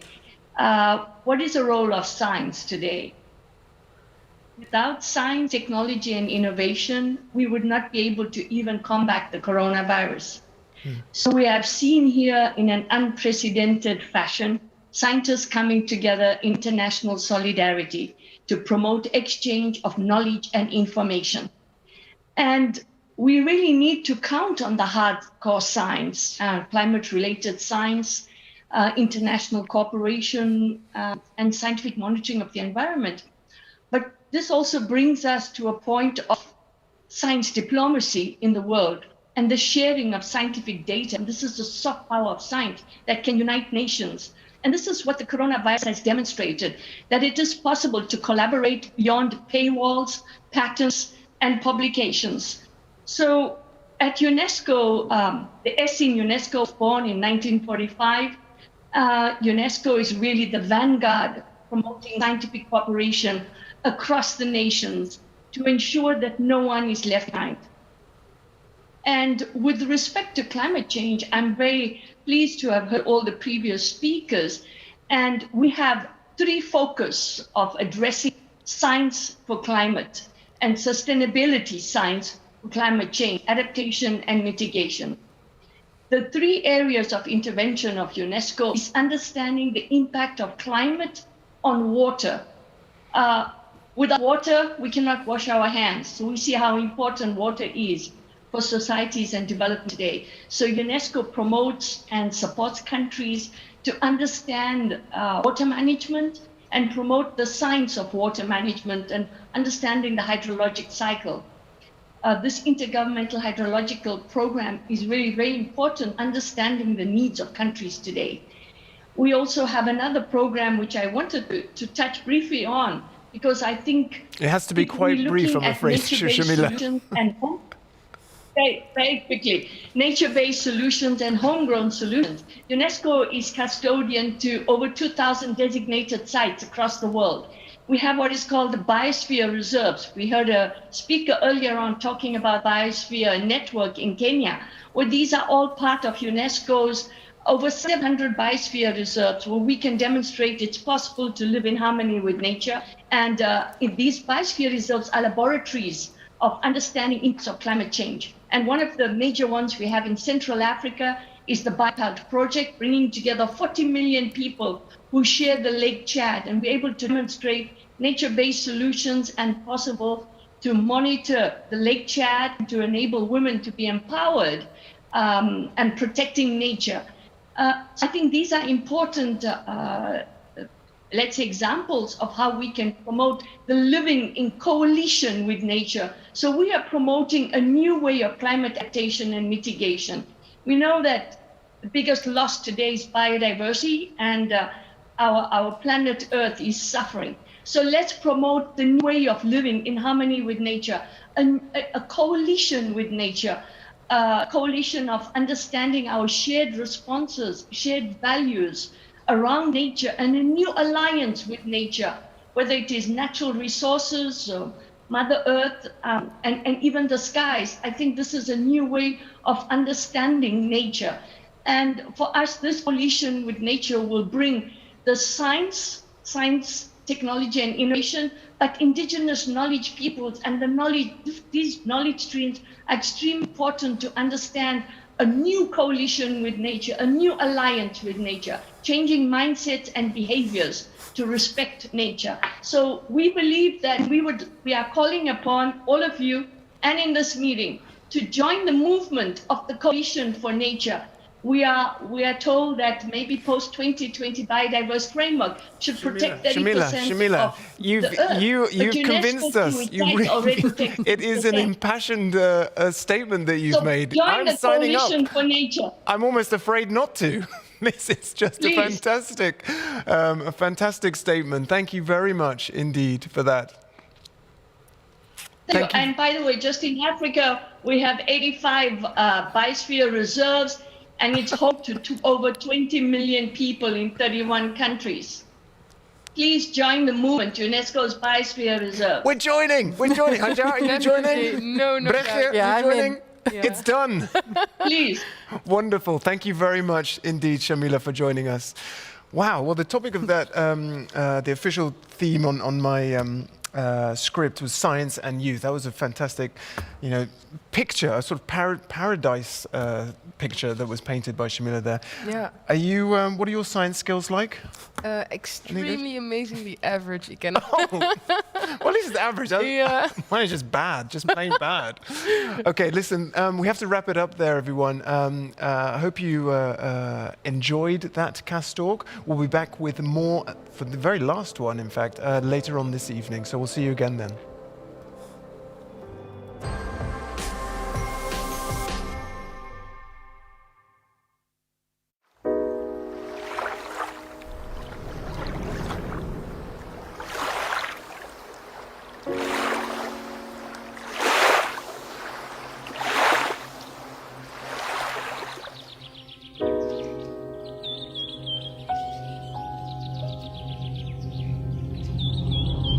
E a minha atividade primeiro, a minha juventude sira, a minha plano hakara ba futuro, anesan ai para né, eu di bele hare hansa ba futuro geração ba futuro ni juventude siranian, tem que a mi contribuir maka satu né benefício mai ami mai animal tasisira imos, anesan pescador, idane anesan benefício mai ami e protegemos anesan tasiben, ami neve hela basic ia area tasinian. A minha contribuição, makanya kami sempre mai lor-loro nami serviço tuir anesan serviço horas ida anesan ayuanian nan sa primeiro ami se hahu fotiremetan tahu mutuk depois ami se mai bibit mori bibit hoto anti satu bibit se buka imusan antaun ami se duração tempo ne anesan to fulan tolu serane hare diam bot ona antaun mau sira dan hare bela kuda ona oke bela kuda mas amni rendimento ne bazia ba ayuan quando kuda tu nona am foi maka hetan osan itu ane bela ajuda amni ekonomi familia ne ami sinti ami hare tinan tolu ona ni vantagen iya itu ana lavara mai be hansa agora hanesan hetan hansa de beneficio ne itu ana hanesan te kuda ona bela salva ne tiga hanesan ikan sirane mas lavado kona tamba ai mahon iya ona hanesan tinan tolu ona balu mas agora fuanona ai ai parapa balu fuanona antam bele fo beneficio ba pescador sira imos ami nebe maka serviço ihane mes bele sian sa hetam beneficio hotu Imo sa hanesan idane sa bazira sound sira ba futuro mas sira bele senti katak. Ami sira sa juventude sira uluk masa serviço hoto ba idane. Rekomendasi sira. Hau lorong hau hala aktivare haunia.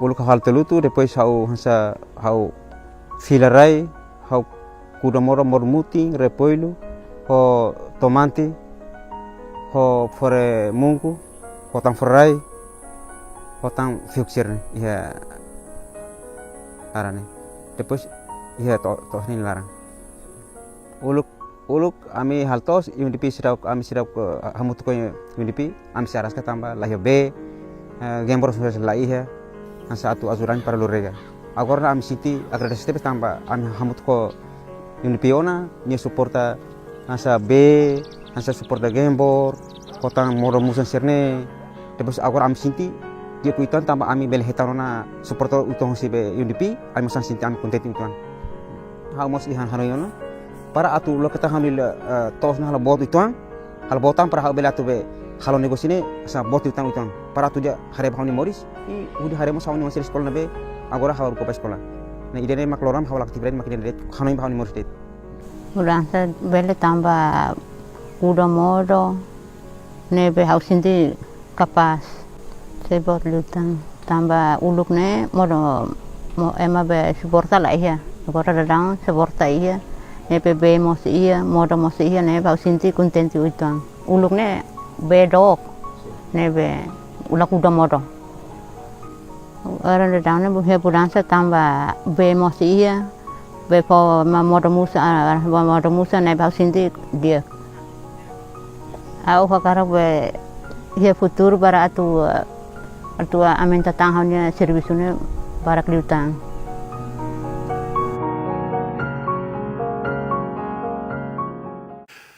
Leaders around the world are expressing concern about the impact of climate change on their citizens.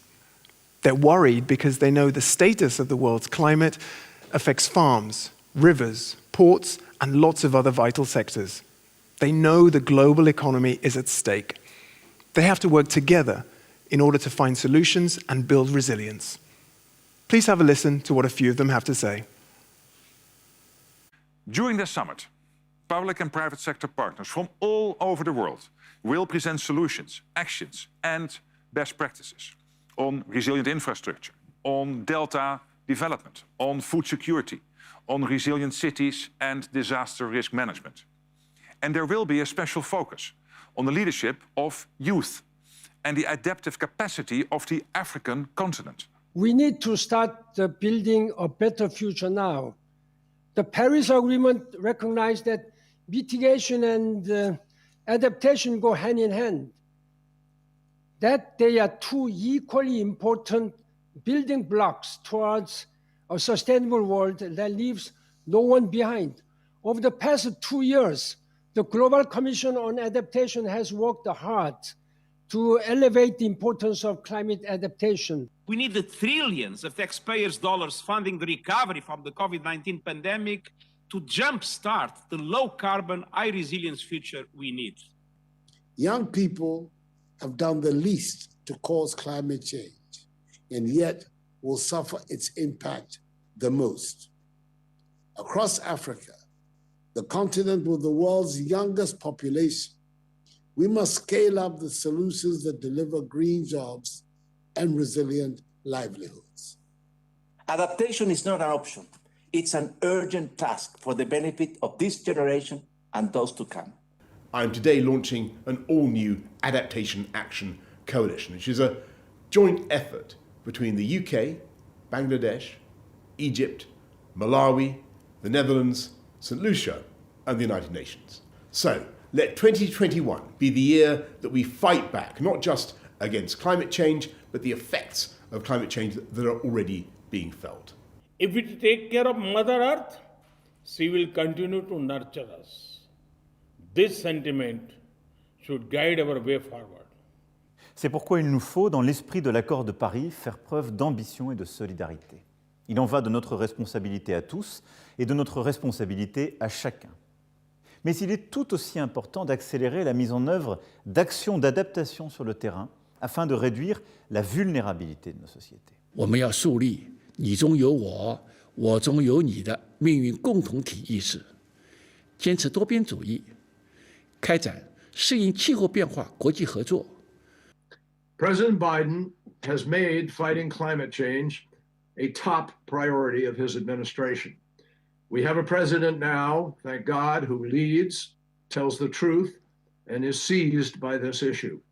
And President Biden knows that we have to mobilize in unprecedented ways to meet a challenge that is fast accelerating. And he knows we have limited time to get it under control. Climate resilience is a critical priority. And this is why we place it at the heart of what we do this year and in the years to come. With the GCA as the AAI leads coordination partner, GCA will work to implement the vision and roadmaps of the AAI. The World Bank Group plans to invest over $5 billion over the next 5 years to improve livelihoods and restore degradation. This investment is a major contribution to the Great Green Wall. We welcome the launch of a new Young Leadership Program to bring together the next generation of leaders to help tackle climate change. So thank you to everyone for joining us in this fight, and thank you to the young people for stepping up and getting involved. Together, we will build a cleaner, safer, and more competitive world. We're pushing for a revolution in planning by providing technical guidelines, assistance, and capacity building to local governments to incorporate adaptation actions in their strategic and territorial planning process. In the spirit of the Article 2.1c of the Paris Agreement, we are driving a revolution in financing by designing a funding strategy to scale up adaptation actions on the ground. We are promoting locally led adaptation that can bring forth tangible solutions for the vulnerable communities in different countries of the world. And I expect that the Global Center for Adaptation, Africa, hosted by the African Development Bank, will be a key partner in this particular endeavor.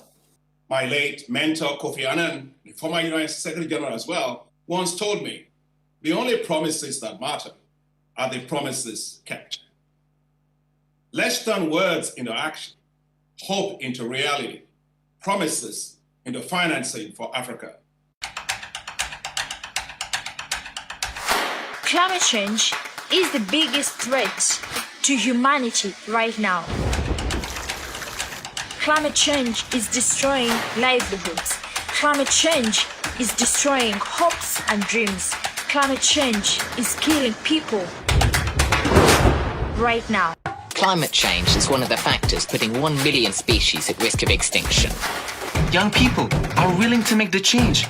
We call on world leaders to use the postponed COP26 climate conference to limit temperature rises to 1.5 degrees centigrade. Right now, current emission pledges put us on the track for 3 and 4 Celsius of warming, but they need to go much further. We need to see massive investment in restoring natural ecosystems and habitats. All it takes is to say, I will protect the environment.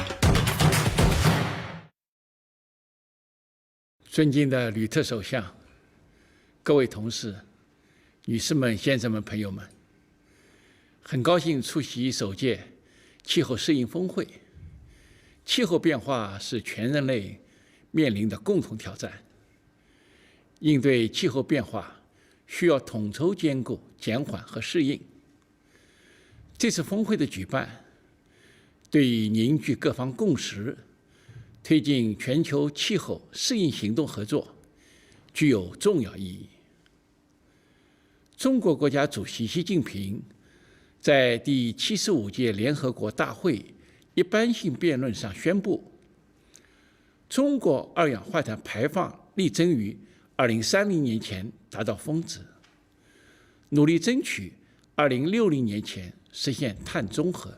在气候雄心峰会上，习近平主席进一步宣布中国提高国家自主贡献力度的新举措，展现了我们应对气候变化的信心和决心。中国一贯坚持减缓和适应并重原则，通过实施国家适应气候变化战略，开展自然灾害预警预报，提高防灾减灾能力，加强农林水利基础设施建设，在主动适应气候变化方面做了大量卓有成效的工作。目前，中国正在编制国家适应气候变化战略2035，将进一步强化国内适应气候变化的工作，全面提高气候风险抵御能力。女士们、先生们、朋友们，5年前，巴黎协定确定了全球适应目标，明确了对发展中国家适应行动的支持，为全球气候治理描绘了新愿景。今年是巴黎协定全面实施之年，在此，我仅提出3点倡议：第一，脚踏实地，主动落实巴黎协定。适应气候变化是发展中国家最为直接和迫切的要求。发达国家应当按照巴黎协定，切实加大对发展中国家适应气候变化的资金和技术支持。第二，加大力度，提升适应气候变化水平。各国应当根据自身实际情况，制定并执行国家适应计划，扩大适应行动的规模，增强适应行动的有效性和持久性，促进可持续发展。第三，精诚合作，形成适应气候变化强大合力。我们要树立你中有我，我中有你的命运共同体意识，坚持多边主义，开展适应气候变化国际合作，推动全球和平发展合作共赢。女士们、先生们、朋友们，我们生活在同一个地球村，各国紧密相连，人类命运与共。让我们团结一心，共同强化适应行动，携手推进全球气候治理新进程。谢谢大家。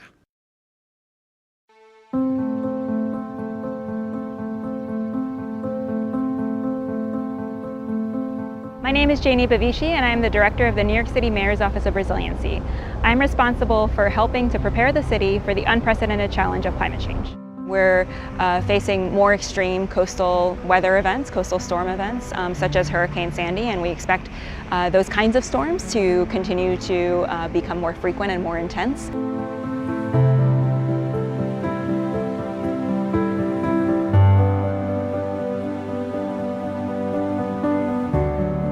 Lower Manhattan is the economic hub of not only the city, but also the country. By 2100, we expect 50% of Lower Manhattan to be at risk to coastal storms, storm surge from coastal storms, and also by 2100, we expect 20% of the streets of Lower Manhattan to be subject to daily tidal inundation. The city is implementing a $20 billion resiliency and adaptation strategy citywide. This work is focused on adapting to the risks of sea level rise, storm surge, extreme heat, and intense precipitation. I'm standing here on a sand dune on Rockaway Beach.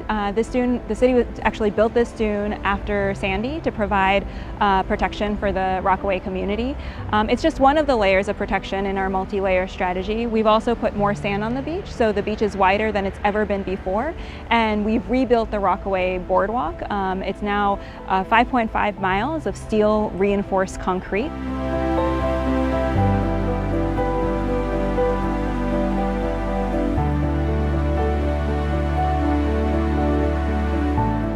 Here in New York City, we expect temperatures to rise by 4.1 to 5.7 degrees Fahrenheit, and the number of days above 90 degrees Fahrenheit to triple by the 2050s. The Cool Roofs program is focused on painting rooftops with a special white reflective coating that keeps buildings cooler, but also reduces ambient temperatures in the neighborhood when we can do them in clusters. We've painted 10 million square feet of rooftops white so far. and we aim to paint at least 1 million square feet a year. The way I see building resilience of the city is sort of like strengthening your immune system. We know that there will be more extreme weather that the city has to deal with, just like you know that you're going to get a cold, you can't stop it. But you want to make sure that you're preparing your body to weather that cold and recover as quickly as possible. In the same way, we're preparing the city to bounce back from extreme weather events as quickly as possible.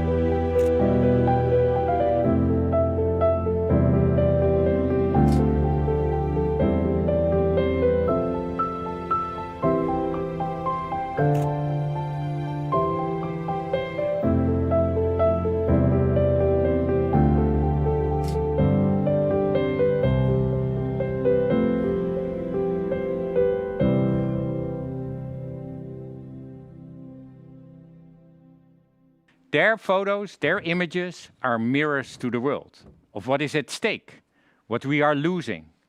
But also, as you will see today, where there is hope, where there is optimism and ideas on how to change course. Their photos are all calls to action, inspirations for us to step up. And they show the world that we have to take climate action now for our planet and for humanity. Was it important to show all these different places from around the world? I think so. There's sometimes an assumption also in the Netherlands or in Europe that this is not a problem, that it's not our problem, that this is far away.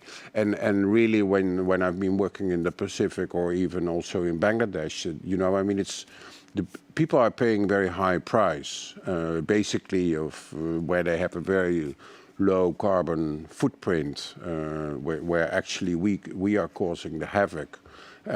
So I really wanted to show this, and I really wanted also to show what the issues are for people, but also what their strengths is, and they really try to adapt. What's the reason the Netherlands is in your book? Initially, it was not a plan because although I live in Amsterdam and I live below sea level. It probably we are the best protected delta in the world, but that was for me it was also I grew up in the Netherlands where there was still kind of a fear of the sea. We were working to fortify our coastal defense systems, and it feels like we got in this comfort zone and we sitting back and relax and see what happens in the rest of the world, and we didn't consider that this could happen to us as well. I'm, of course, very curious. The book. Eh? I brought you the first copy. Wow, it's amazing. Thank you so much, ladies and gentlemen. After us, the deluge. Look at this. It's amazing, and it's on sale in the bookshop. Thanks, Kadir, for sharing the story behind the book and the story of climate change you came across. We're going to talk a little bit about Damak and Semarang, right? Yes. Tell us a little bit about the situation in Semarang and Damak. People are living at the brink of climate suffering, you could say. A lot is happening. It's not only sea level rise, storms and surges and even droughts, but it's subsidence, land subsidence, that is increasing their vulnerability rapidly. Yes. Share us a bit of your reflections. It's severe land subsidence. Yeah. About 10 to 15 centimeters per year. Wow. And that in conjunction with sea level rise of about, I could easily say it's up to 6 millimeters per year. You have in that part of the northern coast of Java, you have it's a double whammy, really. So your land is sinking and you have sea level rise. So it's a very dire situation. The coast there has retreated 5 kilometers, just about, since the mid-90s. Land has subsided because of industries, extracting groundwater, the weight of buildings, the soil in that part, also young alluvium soil. So it's serious over there. You came across a lot of stories, very impactful story. One of them was a fridge on top of a table. So, many of those stories tell the same tale, but can you explain? Yes, so with the fridge on the table, I was there when it wasn't high tide season. But regardless, the fridge was on the table, and it occurred to me later because when I'm shown around the house, you don't really think all that much. You just absorb, and then at the end of the day, when I look at what I photographed, it hits you. So looking at that refrigerator on the table, I'm thinking, even when there's no water inside the house, you still live with water. You always live with water. Yes, whether it's there or not. It's phantom water in a way, which you can see also in the kitchen that has the floor is covered with seashells. The girls' bedroom that is really high up on bamboo scaffolding. with water there or no water there, it's always there. Yes, you just have a daily, constant reminder that you live with water. Congratulations on your second place in the UNICEF Photographer of the Year competition, Super Team. Thank you. How do you feel about that kind of recognition for your work? Yes, sir. Actually, I've been working over human rights and environmental issues from 2013, and it's really hard to get global audience, and your hard work, your passion, your dedication will be meaningless until and unless your work is exposed by some of the most influential organizations or publications in this planet. So I'm quite happy about it, and it really motivates me to work on and on over some environmental stories and bring them out in front of the global audience and make them understand actually who we are and where we are actually living. You say this is maintaining the dignity of the human race even. How important is that for you? Actually, sir, definitely we are the most intelligent species in our planet, and that doesn't really mean that we'll be keep destroying our planet. We have to save our planet for our future generations. Yeah. If we continue this, then our beautiful planet, our diverse planet, and will be damaged one day, and our entire human race will be wiped out from the face of the earth like prehistoric animals. Thank you so much, Super Team, also for joining Cynthia and Kadir in this call to action, a call to action to the world to step up. This was the end of our cultural mirror to the world, showing on the urgency, the necessity of taking action, the suffering in the context of climate change, but also the powerful resiliency, the capacity of people to live with water and climate change on a daily basis. You showed us that there is no other way forward than to step up and inspired and of course stimulate us to take the necessary climate action.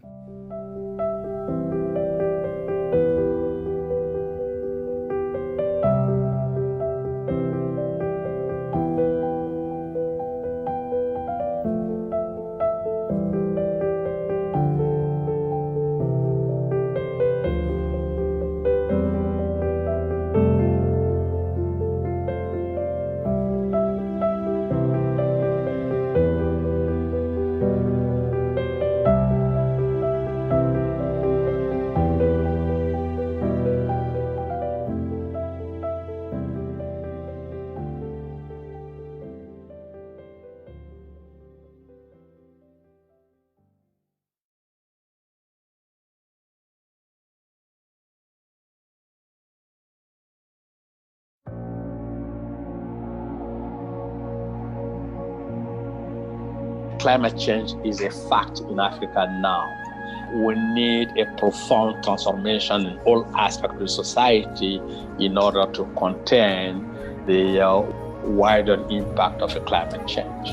In many parts of Africa, for the people who has 40 years old and above, they really don't need science and then to understand that climate has changed, because they have seen it, they live on it, and then they try the best they can adapt. We've seen that specific species are disappearing due to increase in temperatures. We've seen this mass extinction of insects. So this is in effect a very dangerous period that we could be entering. The biggest challenge that Africa has is we've yet to document all that we have and how we should protect it. Il y a des initiatives déjà qui sont développées au niveau africain, notamment la Grande Muraille Verte, qui donne l'opportunité non seulement de reboisement donc, de cette zone-là, mais permet aussi de créer des pôles de développement. So this is one of the really classic examples because it covers over 21 countries within the Sahelian region, and we're beginning to see how the land is beginning to respond to this restoration agenda and really addressing the effects. I think Africa is the place to be in right now because I believe we have a lot of climate solutions if only we took time to look at the grassroots and find out how people are coping. I'll mention one project where communities have come together to restock their mangrove forests and are benefiting from carbon credits. We are still developing as a continent, so that gives us an opportunity, I think, to leapfrog, I think, some of the bad investments that we've seen. In my opinion, we've got to be investing a lot in the people, because that's the greatest resource that we have. And that is something that gives me a lot of joy, gives me a lot of hope that we've got young people who are willing to scale up the solutions that are being done at the local level. If we have the political goodwill, if we have the policies that prioritize the effects that arise from climate change, then we as a people are resilient enough to adapt to this.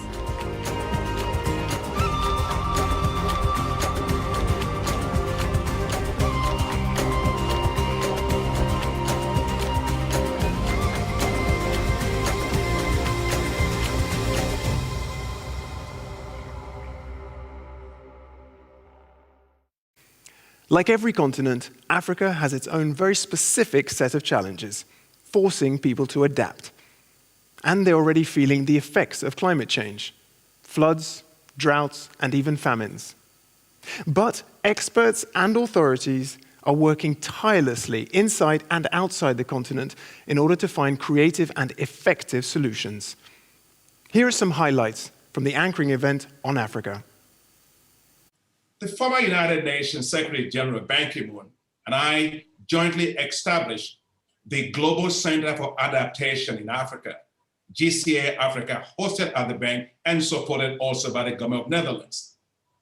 Together, the African Development Bank and GCA Africa has launched the Africa Adaptation Acceleration Program to mobilize $25 billion in climate finance for Africa and to scale up transformative actions on climate adaptation.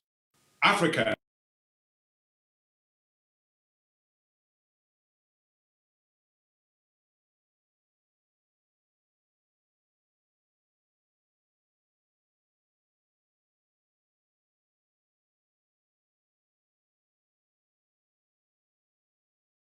I argue policymakers, decision makers, and world leaders to remember their promises to the next generation, to the planet, and to do climate action with adaptation and focus. A climate-smart development could drive major increase in African agricultural output. Promotion of climate-resilient development pathway requires a multilateral approach and strong partnership to address the impact of climate change, increase climate resilience, and the adaptive capacity of our communities. We can't afford to delay climate action and plan ahead on realistic, sustainable, and resilient recovery from the COVID-19. As one of the most vulnerable countries, Rwanda prioritized climate change adaptation and policies and strategies and ensure their implementation. It happens that 80%, 70 to 80% of Africans depend on the primary sector for their economy, be it agriculture or livestock or fisheries or forestry and so forth. And this land is severely impacted upon by drought, desertification, climate change, and the combined effect of human activities. Any action on climate adaptation should consider the people at the front line of climate crisis, and these are the principles of justice which we espouse. Even in the best of circumstances, if we were able to stop climate change at 1.5 degrees, there will be a world which is much worse than the one we face today.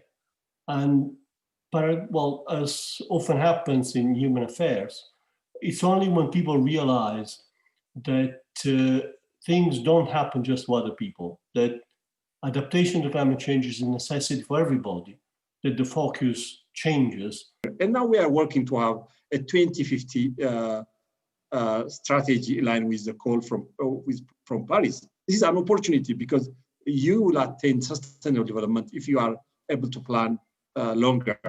That is the advantage. And of course, the disadvantage of climate change is very clear. We are in a vicious circle of poverty because if you look at the case of what's happened recently in Mozambique, like after you do a lot, then your development will be revert back to zero with the impact of climate change variability. That will keep you in a vicious circle of poverty. That's why we have been calling for, we need to have more ambitious action to have a better absorbing capacity of any kind of shock. Initiatives like PropCom in Nigeria are helping out more than 500,000 farmers become climate resilient, including embracing sustainable forestry and timber products. Scaling up solutions like these to support African communities is now urgent.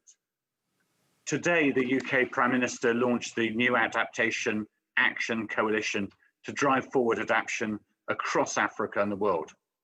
The coalition includes some of our key partners, such as Egypt and Malawi in Africa, and will invite other countries to join. The Race to Resilience, launched today by the UN Climate Champions team, clearly can be the catalyst that's needed for a step change. In the build-up to COP26 and beyond, we want to work with all of you to make its vision of climate resilience for 4 billion people from vulnerable communities a reality. Climate change affects us all, but hits some of us harder than others. Africa is on the front line of climate change, which impacts food security, water availability, and economic growth. The continent has already shown its strengths and adaptive capacities. Now it's time to accelerate and scale up effective adaptation solutions and build resilience fairly and equitably across society. Innovative and creative solutions already exist. In Mali, pastoralists receive text messages with information on water resources and vegetation based on satellite data. This allows them to cope with climate shocks and increase their income. After Cyclone Idai, city authorities in Mozambique are expanding drainage systems that proved effective during the storm. These systems protect urban communities from flood risks and losses. Together, we can unlock the enormous creativity and potential of individuals, communities, and businesses. And by galvanizing adaptation, action, and finance while generating economic growth at the same time, we create stronger, safer, and thriving communities, and a more resilient future for us all.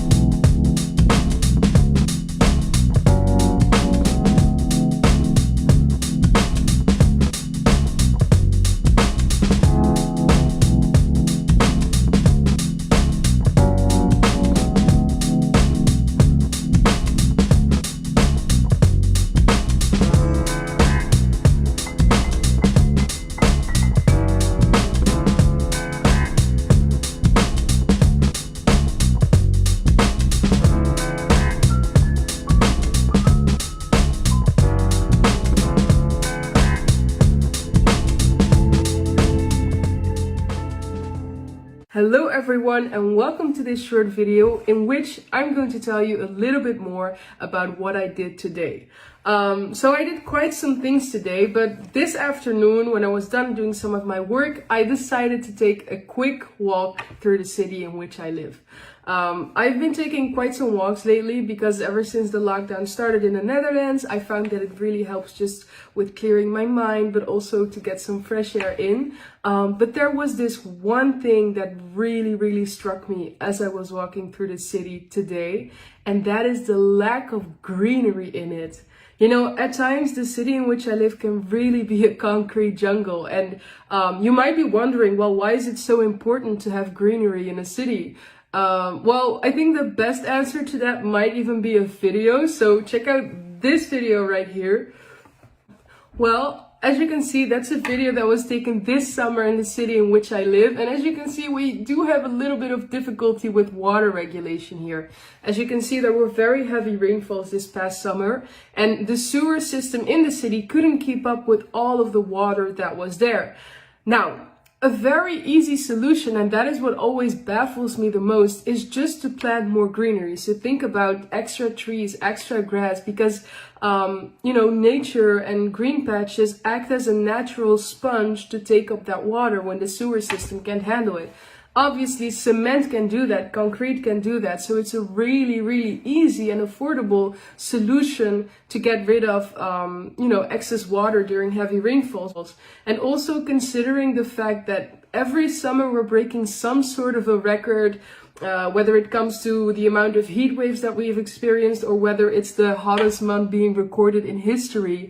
There's one thing that's really certain: we need more cooler air and we need a better regulator for the amount of extremes that we are experiencing in terms of rain. Nature can do that, and it's just about getting creative with where we place the green in our city, right? So check out this tramway in The Hague where the grass is literally growing on the tram road, or check out this bus stop in Utrecht where they're growing on the roofs of the bus stop to get more biodiversity and also more nature in the city. So in the end, it's just about becoming creative with where we place the green in our cities. But one thing is certain: it will be necessary if we want to prevent another video in the making of that much water in a city that cannot be regulated in a natural way. On behalf of Pope Francis, I am pleased to extend a cordial greeting to all of you and wish to assure you of his closeness, support and encouragement in these days of intense effort for a fruitful outcome to this Climate Adaptation Summit. This is a moral and humanitarian imperative, especially since the greatest negative consequences of climate change often affect the most vulnerable, the poor and future generations. While the poor are the least responsible for global warming, they are the most likely to be affected, since they have the least adapted capacity and often live in geographical areas which are particularly at risk. May we make the response to climate change an opportunity for improving overall living conditions, health, transport, energy and security, and for creating new job opportunities. This task is difficult and complex, but we know that we have the freedom, intelligence and capacity to lead and direct technology and to put it at the service of another type of progress, one that is more human, social and integral. We should show also that we have the political will and motivation to advance this forward-looking endeavor. We have no alternative but to make every effort to implement a responsible, unprecedented collective response intended to work together to build our common home.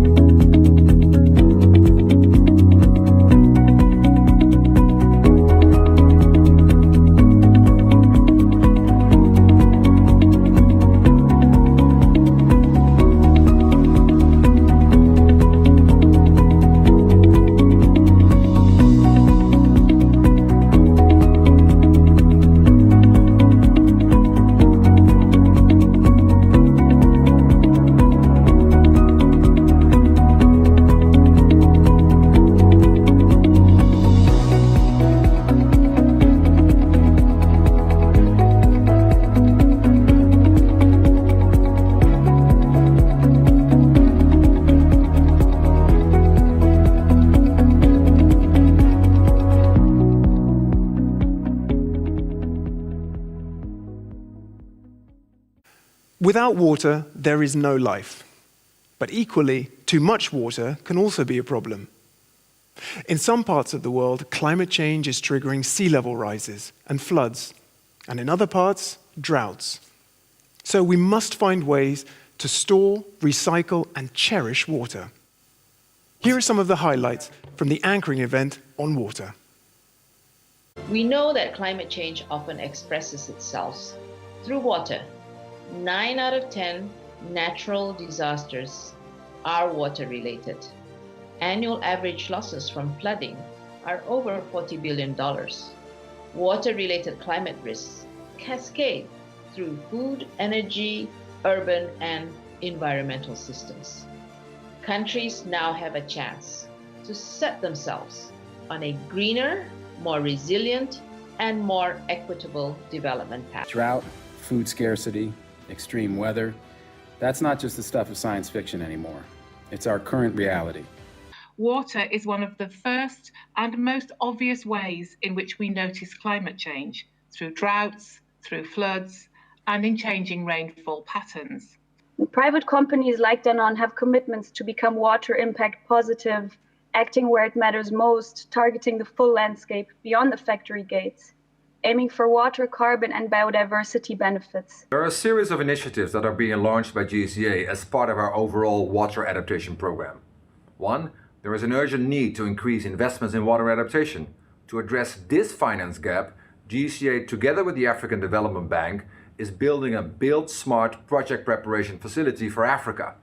Two, to highlight the successful adaptation stories in world deltas, GCA is launching the Lighthouse Delta Case Study report today. Three, GCA is launching the City Adaptation Accelerator to support cities do better understand the impacts of climate change and to support them in developing bankable projects. African Development Bank also here is a key partner. There is a need to connect water and climate dialogues, support learning and sharing, and reduce fragmentation in the water sector. For this purpose, GCA is launching the Water Adaptation Community here today. Please join us. There's sometimes an assumption also in the Netherlands or in Europe that this is not a problem, that it's not our problem, that this is far away. We're starting a water adaptation hub, a central place where we bring knowledge, experience, political will, cultures and more together, from in and outside the water sector. The use of these platforms will be a good starting point for self-expression. Secondly, I believe the youth should be equipped with the necessary skill set so that they could develop ideas and strategies to address climate adaptation. Remember, communicate, accelerate, scale up with water. Join the community now. River deltas, the world's unique landform where people and water come together. Delta regions are home to the world's most fertile soil, abundant biodiversity, as well as the largest cities and ports. Their strategic locations and rich natural resources offer advantages for trade, economic activity, and food production. In many countries, delta and coastal regions have long been the engines of national economies. For thousands of years, river deltas functioned as a central hub for economic development and urbanization. With the world continuing this trajectory, the importance of these water landscapes is emphasized more than ever in human history. But upon closer inspection, delta regions are experiencing some of our most pressing challenges in the light of rapid urbanization and climate change. From the finance and policy domain, it is important that delta adaptation is supported through long-term commitment, appropriate policy frameworks, and long-term predictable budgets. Of special importance is to create legal and political frameworks that are conducive to long-term integrated adaptation planning in delta regions. Concerning adaptation technicalities, engineering should be combined with nature-based thinking and localized solutions. This means that adaptive thinking should extend well beyond pure design and in no way be viewed as a sole technical undertaking. La protección de los deltas es un eje estratégico de trabajo del Ministerio de Ambiente de Colombia. Y por eso nos hemos vinculado como socios a este proyecto, buscando que las comunidades que desarrollan su economía en estos ecosistemas trabajen en su protección y conservación y que también desarrollen iniciativas de adaptación al cambio climático. Friends and colleagues, water is the foundation of all life in our planet and underpins sustainable development and food security. It must be a priority across the climate agenda. I urge all countries to consider this when updating their adaptation communications and national adaptation plans this year. We are joined by Mr. David Malpass, President of the World Bank Group. President Malpass, thank you for joining. May I ask you to share your views? Thank you. Thank you very much. Thank you, Prime Minister Rutte, Secretaries General, Your Excellencies. The World Bank recognizes and appreciates the Netherlands' leadership and expertise on adaptation. I've previously described the World Bank Group's broader efforts on climate finance, where the World Bank is the largest multilateral funder, is at record funding levels, and is committed to increasing further. I'll focus today on action on adaptation, which is a core activity in the World Bank Group's development activities. Our financing for adaptation increased from 40% of climate finance in 2016 to over 50% in 2020, and we've committed to making it half of our total climate finance for the next 5 years. I'd like to give some examples of tangible outcomes. In 6 West African countries, we're working to protect against coastal erosion, restore wetlands and mangroves, and build seawalls and dikes. In Niger, we're working to improve the management of agricultural lands and increase crop yields. In Mozambique, we're building resilient roads and transport links in response to recent devastating cyclones. This is critical so that people can access health services and farmers can get their crops to market. And in 11 countries across Africa's dry lands, the World Bank Group plans to invest over $5 billion over the next 5 years to improve livelihoods and restore degradation. This investment is a major contribution to the Great Green Wall. In small island states across the Caribbean, Pacific, and Africa, we support risk management readiness operations and deferred drawdown options. These help countries build institutions and strategies to handle national emergencies caused by natural disasters and to access instant funding when disasters strike. And beyond providing direct finance, we're taking steps to strengthen resilience in our projects. We're boosting capacity to respond to shocks by investing in better social protection systems, weather observation systems, and early warning and evacuation systems. These are particularly valuable for the small island states. Our goal is to help keep communities safe and help them develop in ways that are resilient during climate change. We look forward to working closely with all of you. Thank you.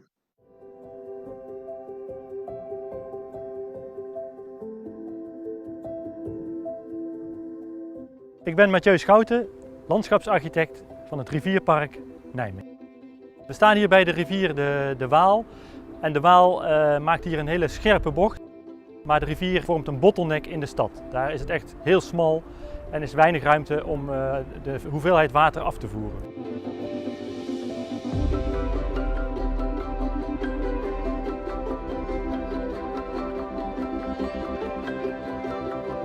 Dat was een wake-up call dat er echt iets moest gebeuren bij Nijmegen. We zien steeds vaker hoogwaterperiodes in Nijmegen. Maar ook in de zomer veel extremere droogte- en laagwatersituaties.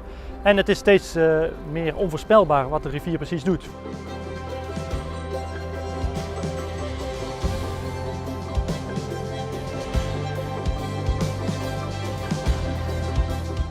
In Nederland zit het in de genen om met water te werken, omdat als we niks doen dan staat het halve land onder water. Anders dan dat we vroeger altijd probeerden het water buiten te houden, hebben we het nu eigenlijk geïncorporeerd in onze stad.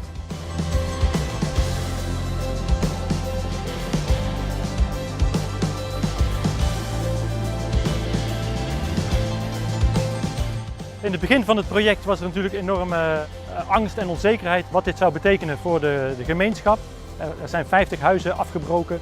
Die mensen hebben hun huis moeten verlaten. We hebben deze mensen gekeken of ze naar een andere plek toe kunnen. Maar langzamerhand ontstond ook in de gemeenschap het vertrouwen dat dit ook een mooi gebied zou kunnen worden voor Nijmegen. Er wordt gekanoot en geroeid op de Spiegelwaal, er kan gezwommen worden. Het is echt een levendig onderdeel geworden van de stad. Het is natuurlijk een heel technisch grootschalig project. Maar ik denk het belangrijkste wat wij hier geleerd hebben en wat voor de wereld misschien interessant is het proces zoals we dat gedaan hebben. Om samen met de bewoners, samen met de partijen hier te komen tot een oplossing. De stad is veranderd door deze ingreep vanwege de klimaatverandering. Hello everyone, bonjour à tous. Right now, we're all dealing with the health and economic impacts of the COVID-19 pandemic. Job one is to do whatever it takes for as long as it takes to protect people and economies from this virus. But as we work to keep people safe today, we must also plan for the recovery of tomorrow.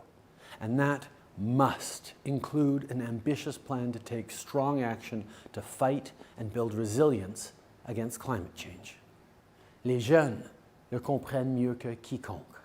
Ils savent que nous devons protéger les espèces végétales et animales, rétablir l'équilibre de la nature et préserver notre planète pour les générations futures. Et ils comptent sur nous pour agir maintenant pour leur avenir. That's why Canada has outlined a strong climate plan that will adapt to the impacts of climate change, create jobs, and build a cleaner and more competitive country for everyone. And together with Mexico, we're leading the Global Commission's Nature-Based Solutions Action Track to find more ways to use the power of nature to protect it. And we're continuing to work with international partners to build a more sustainable world, because to effectively fight climate change at home, we must fight it everywhere. But to continue to take on this challenge, we need the voices of young people. That's why Canada supported the Young Leaders Program for the Global Commission, and why we welcome the launch of a new Young Leadership Program to bring together the next generation of leaders to help tackle climate change. So thank you to everyone for joining us in this fight, and thank you to the young people for stepping up and getting involved. Together, we will build a cleaner, safer, and more competitive world. Thank you. Merci.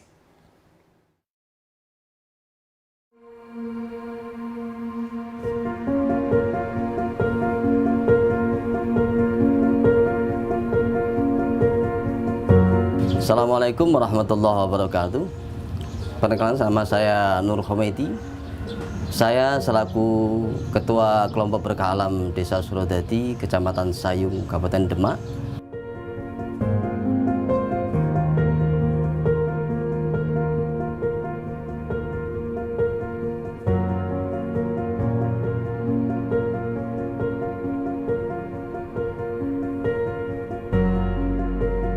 Kalau saya boleh cerita dulu, di Desa Surodadi itu mungkin sekitar tahun 80 ke atas itu Desa Surodadi sangat bisa dikatakan gemah ripah loh Jinawi atau Ijuroyo yang sangat baik sekali.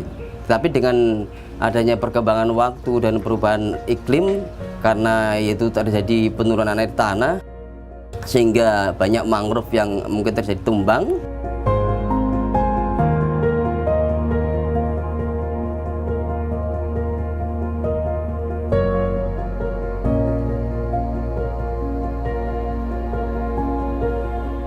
Jadi air gumpal langsung naik ke pematang tambak, sehingga menjadikan pematang tambak itu rusak, sehingga mungkin dari budidaya masyarakatnya pada hilang.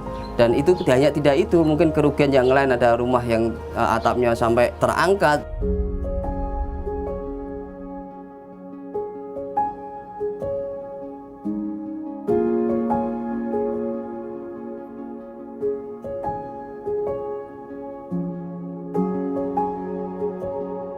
Ini adalah bangunan hybrid engineering. Bangunan ini terdiri dari bambu betung yang dibungkus oleh karpet, yang ditali atau diikat. Manfaat ini adalah untuk menangkap sedimentasi, agar sedimentasi tertangkap di belakangnya dan akan terendap sehingga tumpukan itu menjadi sedimen yang kuat sehingga banyak mangrove yang tumbuh di belakangnya gitu. Beda jauh antara yang di belakang ada HE yang istilahnya yang tidak ada bangunan itu sangat kelihatan sekali untuk sedimentasinya sangat jelas. Maka saya berani mengatakan mungkin 90,9% ini berhasil. Mungkin kami dapat berpesan kepada kelompok kami pribadi sendiri dan lebih umumnya kepada masyarakat Indonesia, masyarakat dunia, karena kami diciptakan adalah untuk perbaikan sebagai pemangku kebijakan atau sebagai penentu kebijakan di muka bumi atau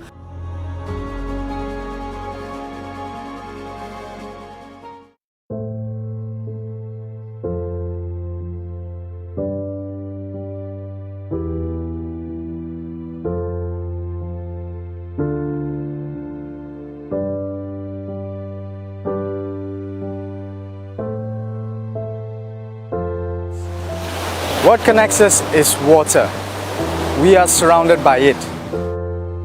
The irony is that we struggle to have healthy water to sustain ourselves. Water to use for our plants, to daily chores, and to drink. To keep us healthy.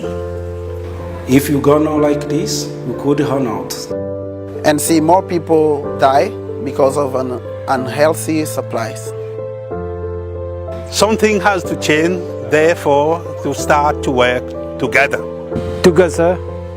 Together. Men, women and children. The government, NGOs and companies. We came with sustainable ideas. Like rainwater harvesting, spreading awareness. Starting water committees. And ensuring we don't pollute our supplies by keeping it clean. What connects us now are sustainable solutions. To ensure our children can be able to live in this beautiful island too in the future.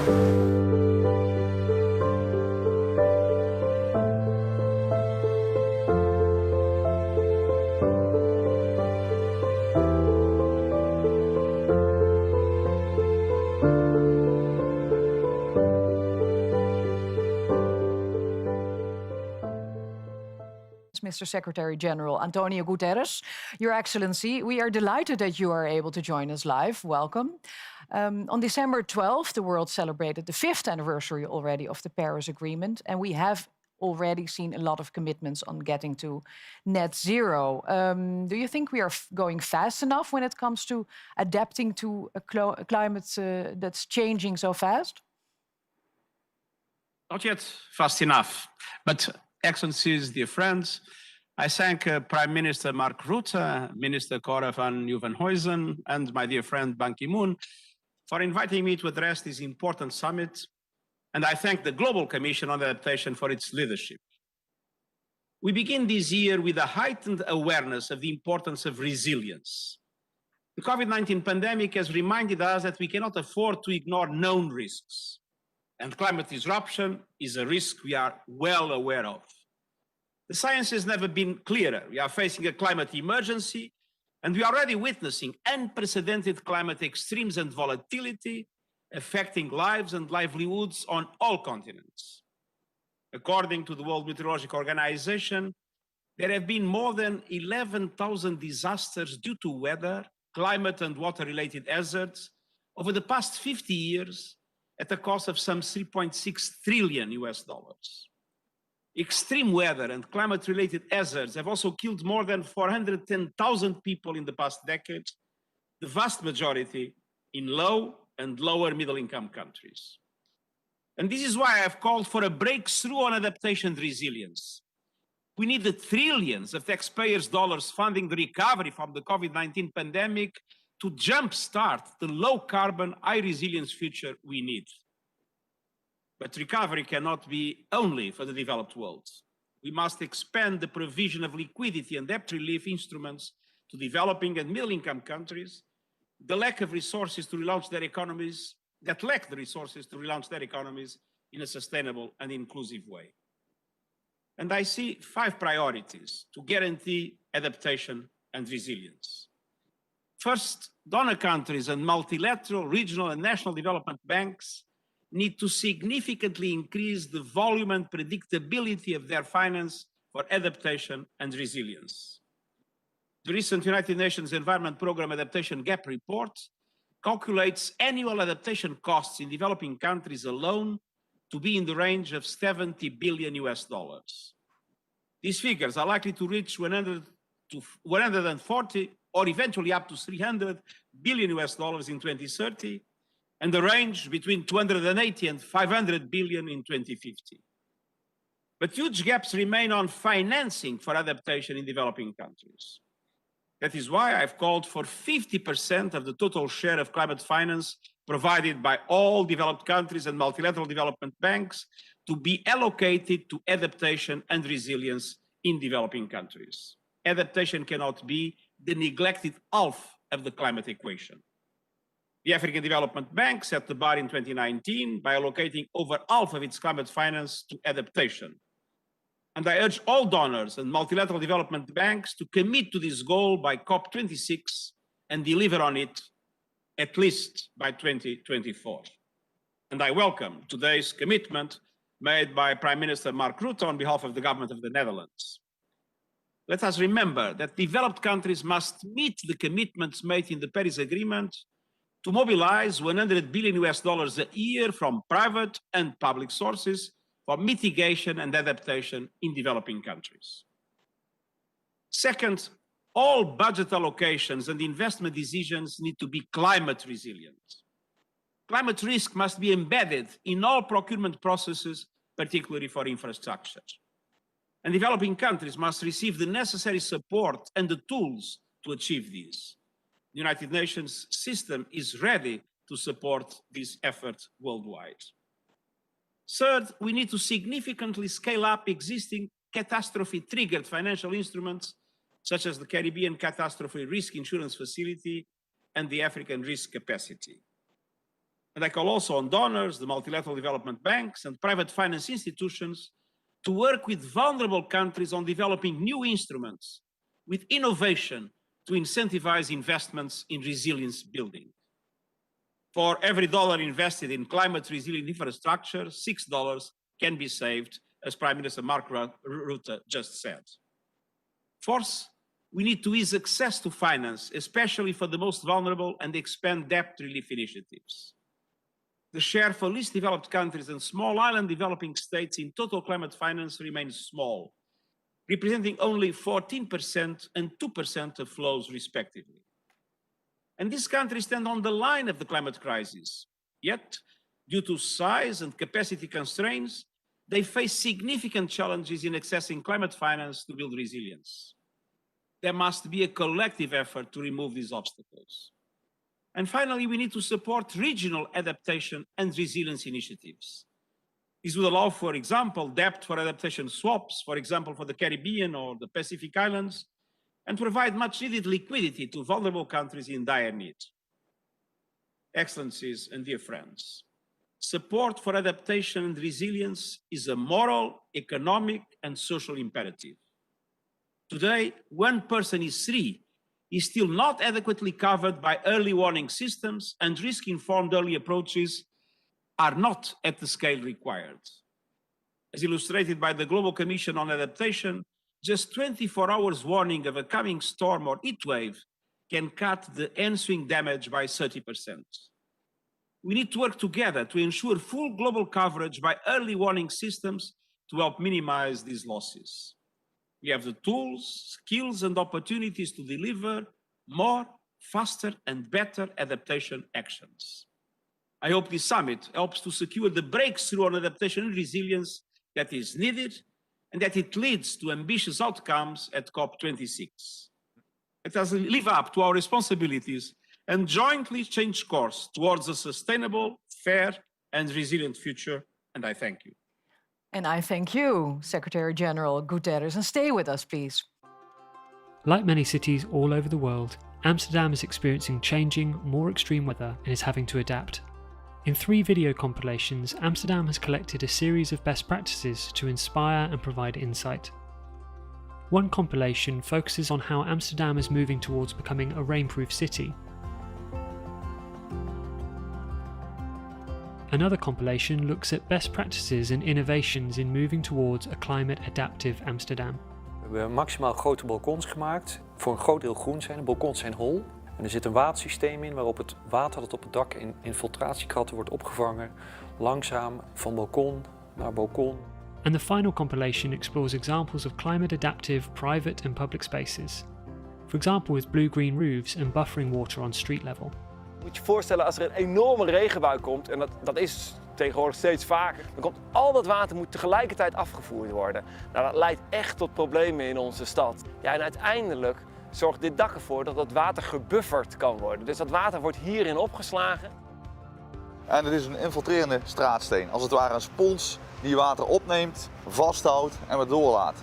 The City of Amsterdam is proud to share just some examples of best practice. If you'd like to find out more, please see the link in the description. Minister van Nieuwenhuizen, today the CAS took place the very first day. You had all these different world leaders in the first session. Being the host of this conference, how does that make you feel? And what do you, are you inspired by it? What do you want to see for the upcoming day? Well, I felt like flying when it was finished because so many world leaders with such powerful commitments, really ready to take action. I can only be very happy with that. Yeah, that's great to hear. And I mean, we're in 2021 right now.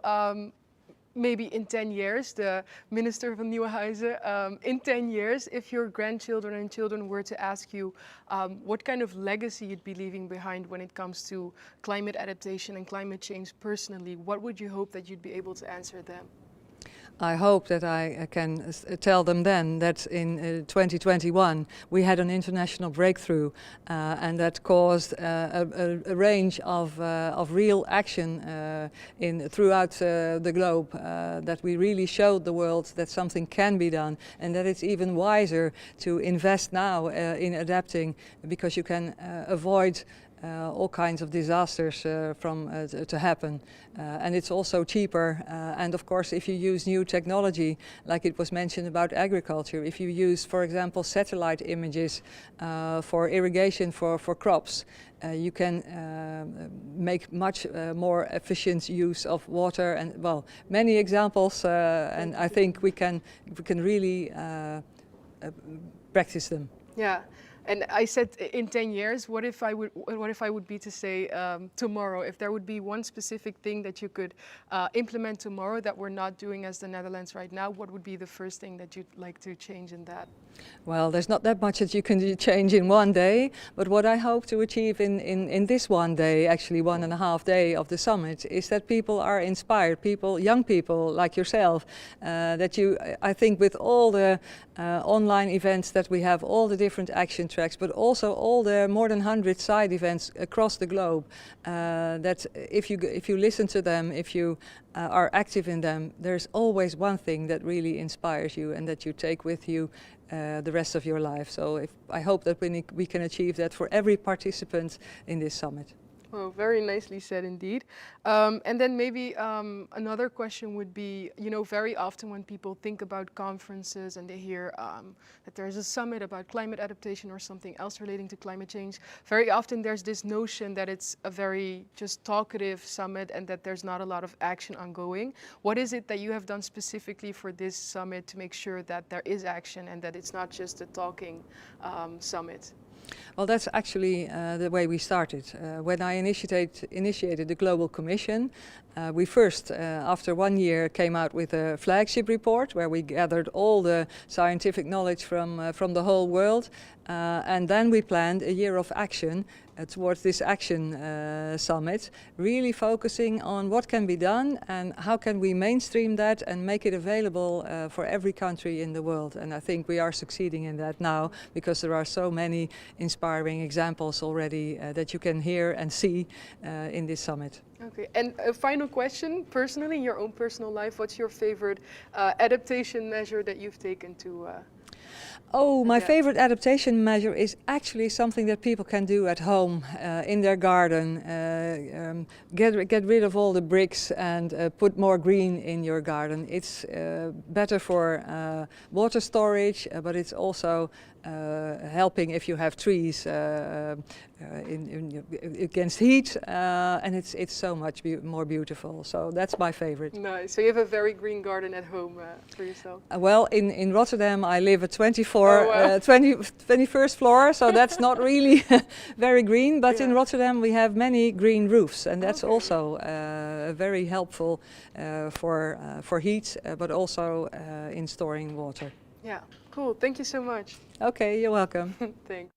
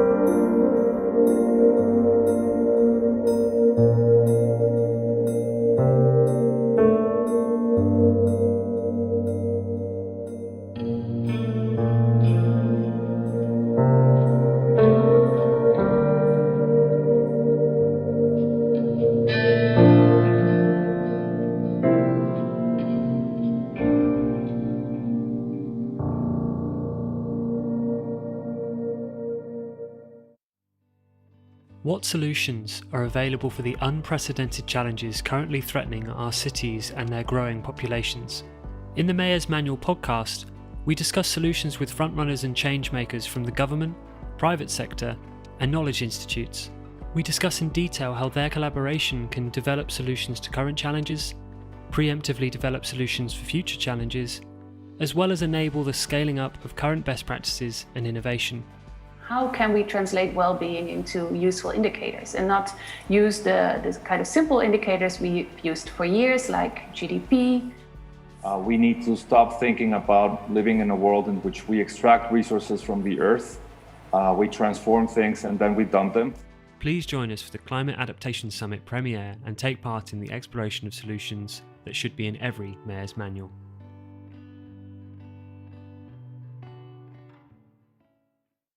So Hajar, where are we today? That's a really good question, because we are here in The Hague where the Climate Adaptation Summit will take place. And Vicky, I think we're going to do something very special today. Perhaps you can tell us a little bit more about that? Yes, well, we will give you a look behind the scenes today. So come on and take a look.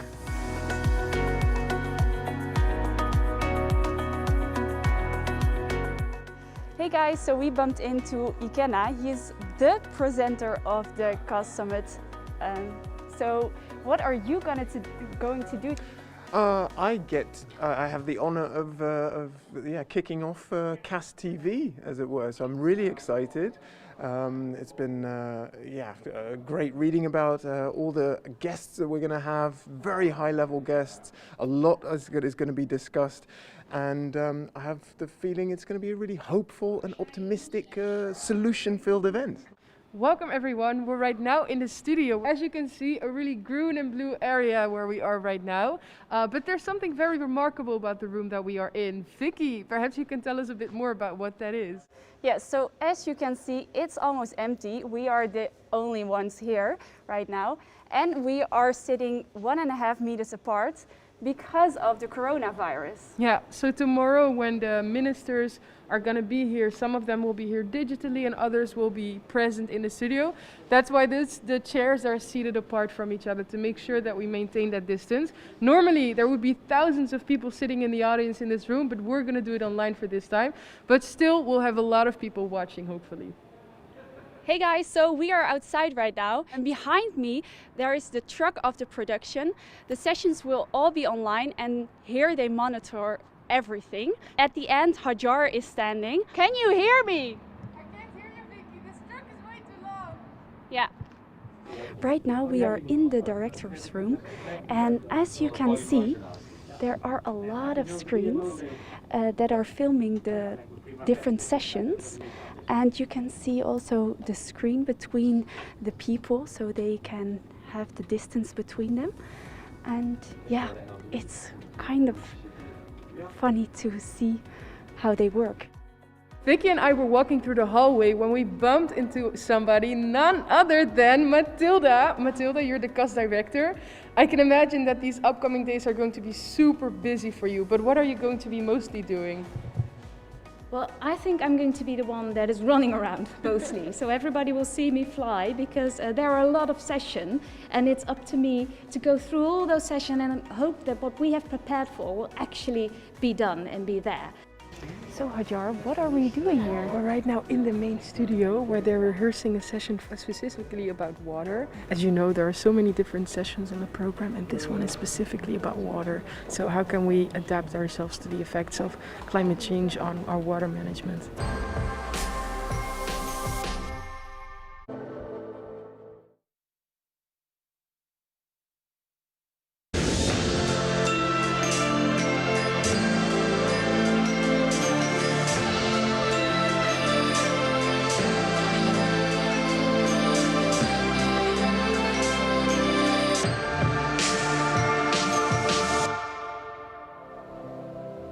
Welcome back, everybody, to the final CAS Talk of the day. Time has flown, and I'm joined by the very able Vicky Sheikh. Vicky, welcome. Thank you very much. Right, today, or right now, we're going to dive into the three previous anchoring events that we've had on water, cities and finance. And we have a last-minute special fourth segment in which we'll reveal the winner of a climate adaptation competition that was organized by the Dutch Ministry of Foreign Affairs. In this session, I did actually notice that all of our guests are men. But seeing as how the previous session was an almost entirely female one, then I guess we can let that slide. What do you think, Vicky? And I'm here. Okay. I'm a female. Yes, this is true. This is true. Okay. Before we start, though, another quick reminder. It's the last session of the day, but you've been pretty good in terms of giving us feedback and asking questions, at least on Twitter. So keep doing that. Use the hashtag Adaptation Summit. And if you'd like to ask a question to one of our guests, you can also use the chat function on the CAS platform. All right? Yeah. So what's first, Vicky? Well, our first topic is water, the anchoring event on water resilience just finished. So let's see what happened. We know that climate change often expresses itself through water. 9 out of 10 natural disasters are water related. Annual average losses from flooding are over $40 billion. Water-related climate risks cascade through food, energy, urban, and environmental systems. Countries now have a chance to set themselves on a greener, more resilient, and more equitable development path. Private companies like Danone have commitments to become water impact positive, acting where it matters most, targeting the full landscape beyond the factory gates, aiming for water, carbon and biodiversity benefits. We're starting a water adaptation hub, a central place where we bring knowledge, experience, political will, cultures and more together, from in and outside the water sector. Remember, communicate, accelerate, scale up with water. Join the community now. the importance of these water landscapes is emphasised more than ever in human history. But upon closer inspection, delta regions are experiencing some of our most pressing challenges in the light of rapid urbanisation and climate change. Friends and colleagues, water is the foundation of all life in our planet and underpins sustainable development and food security. It must be a priority across the climate agenda. I urge all countries to consider this when updating their adaptation communications and national adaptation plans this year. I welcome the message of the Global Commission that if we can translate national ambition into action across the world, we will not only reduce the impacts of climate, but deliver social and economic benefits and prosperity that will transform the prospects for the world's poorest communities. Another hopeful session there, and the host of the anchoring event on water was also featured in that video, the Minister for Infrastructure and Water Management, Cora van Nieuwenhuizen. And that session was designed to convey a sense of urgency as well as show a path forward to water resilience and accelerating adaptation. Yeah, positive. Yes, and the community of partners will continue their effort beyond the summit. So the Water Hub will be available through the data and knowledge platform launched as a part of the Adaptation Action Agenda. And if you are interested, then reach out to our partners. Exactly. Go and check out that Water Hub. Okay, the first guest in this session is going to be a man who's pretty much responsible for making sure that the Dutch don't get wet feet when they don't want to. He is in charge of our Delta program, and he is the Dutch Delta program commissioner, Peter Glas. Peter, can you hear me okay? I can hear you perfectly. Great to be with you. I'm loving the Dutch representation. Your orange tie there, your orange pin. Yeah. I'm all geared up. Peter, perhaps you can just describe a little bit your role as a Delta program chief. Sure. Well, being Dutch, living in this country, this Delta, which is happy to host this wonderful event. I've been with you from early this day. We've had our share of water crises over the centuries, maybe 1,000 years, as long as we can remember. And every time well, resilient as we are, we stood up, straightened our backs and went forward. And it is in this tradition that we still work. And it was about 10 years ago, the question was asked, how can we progress? How can we deal with all these issues in the course of this century, in the face of sea level rise, of droughts, of, well, the necessity was already felt to adapt our cities and our environment to the changing climate, to indeed a climate crisis. And the extreme weather events that's also hitting this country. And so the Delta program was designed in the Netherlands. It is actually in the law now. There is a Delta program, and the obligation of the Delta Commissioner, who is an independent figure, and I'm the second in that position, independent from politics and also independent of the, let's say, the chain of command in the ministries. So it's my duty to come up with actually 3 Delta plans each year and present that to the Minister, Cabinet, and then ultimately to Parliament. And it involves large sums of money. It's not just talk, it's not just policy making. It is important to think about the principles of how to go forward in an adaptive way, but also put it to practice. So the Dutch, well, they invest about, I would say, 2 billion euros every year in adaptation, and out of that 1.3 is in the Delta Fund.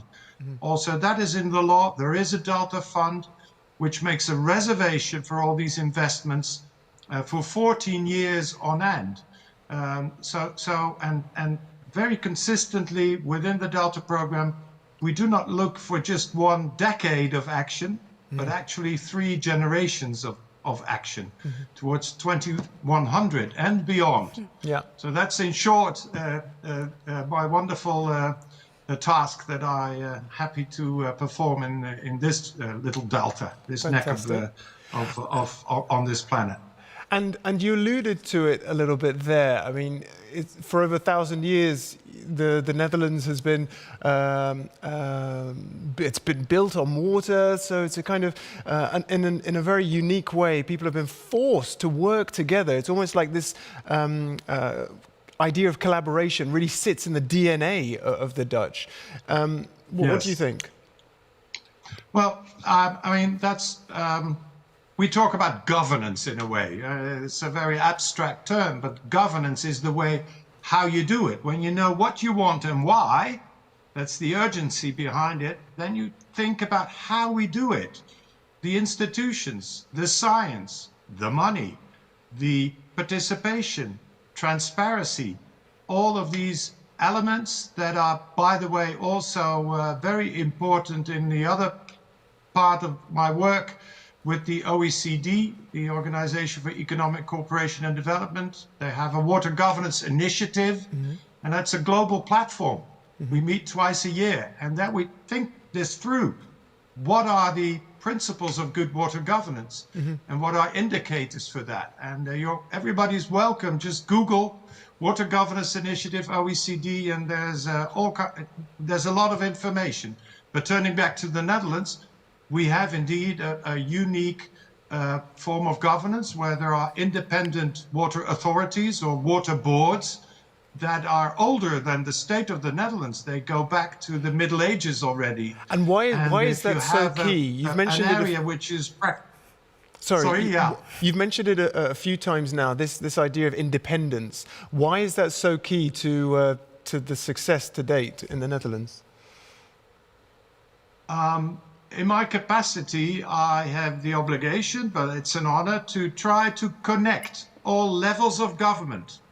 So that's the national government, provincial, regional, the water boards, and the municipal level. They all have things to do. Water management in the Netherlands is almost 99% perhaps public. And obviously, the community of businesses also has a role to play, but a lot of it is government in the Netherlands. But also connect across these levels of government, but also the scales, the national scale, the international connection to the hinterland of Europe, but right to the street scale in your own neighborhood. What can people do there? How can they green their own environment? So connect all these scales, the different aspects of water, connecting also to nature conservation, to agriculture, to the greening of energy production. So water is really pivotal. It's a blue thread connecting all these transitions that we are faced with as humanity, as nations, as people. And and therefore I think an independent figure like myself, it's difficult to talk about yourself, but anyhow, that can be an asset to try to bring this all together and do this every year. Yeah. But you are making it sound very smooth. Come on, tell us, what's the biggest challenge that you face, though? We're talking about achieving complete water resilience by 2030. What's the biggest obstacle? Well, the biggest challenge is to keep on top of this, never let down. To realize that this is, as I said, it's not just about a year of action or going to the next conference or a decade of action. No, it's 1, 2, 3 generations, because this is the scale, the time scale of this crisis in slow motion, which the climate crisis is, and therefore also connected to the adaptation. That's also an agenda which is much longer. So to keep the track of the science, things that are changing in the Antarctics, melting glaciers and ice caps, and all that, and then also keep the pressure on the politics and on the executive branches of government, that they have to, every time they put a spade in the ground, as I always used to put it, think about climate adaptation, think about water resilience, and if you put that on the agenda in the middle of the table, like where you are, and you start talking about it, you get to better solutions. So on the one hand, maybe I sound a bit smooth, but it is hard work. It's sweat on top of inspiration, and well, never let anybody escape from this challenge. Now, fantastic. I'm going to have to put a spade in the ground of our conversation, unfortunately. But thank you very much for all of your insights and your positivity. Loved it. Yeah, and we will connect to the hub, and all the information on the Delta program in the Netherlands. You can Google that also. It's also there in English for everyone to be inspired. And you are most welcome to connect. Thank you very much, Mr. Glas. My pleasure. Okay, from joint action amongst partners in the Netherlands to achieve collective goals, to regional action in Latin America and the Caribbean area.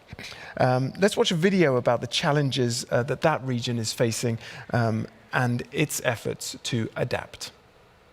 Latin America has been dramatically affected by the pandemic. COVID showed the worst face of the region's inequality, hitting lower-income communities the hardest. Almost 5 million people in the region will slip into extreme poverty due to the pandemic, and climate change will add another 5 million by the year 2030. In this decisive decade, we will determine whether we can prevent climate change and make our communities safe, and if we can climate-proof our hard-earned developmental gains. Today's decisions will shape the climate scenario for decades.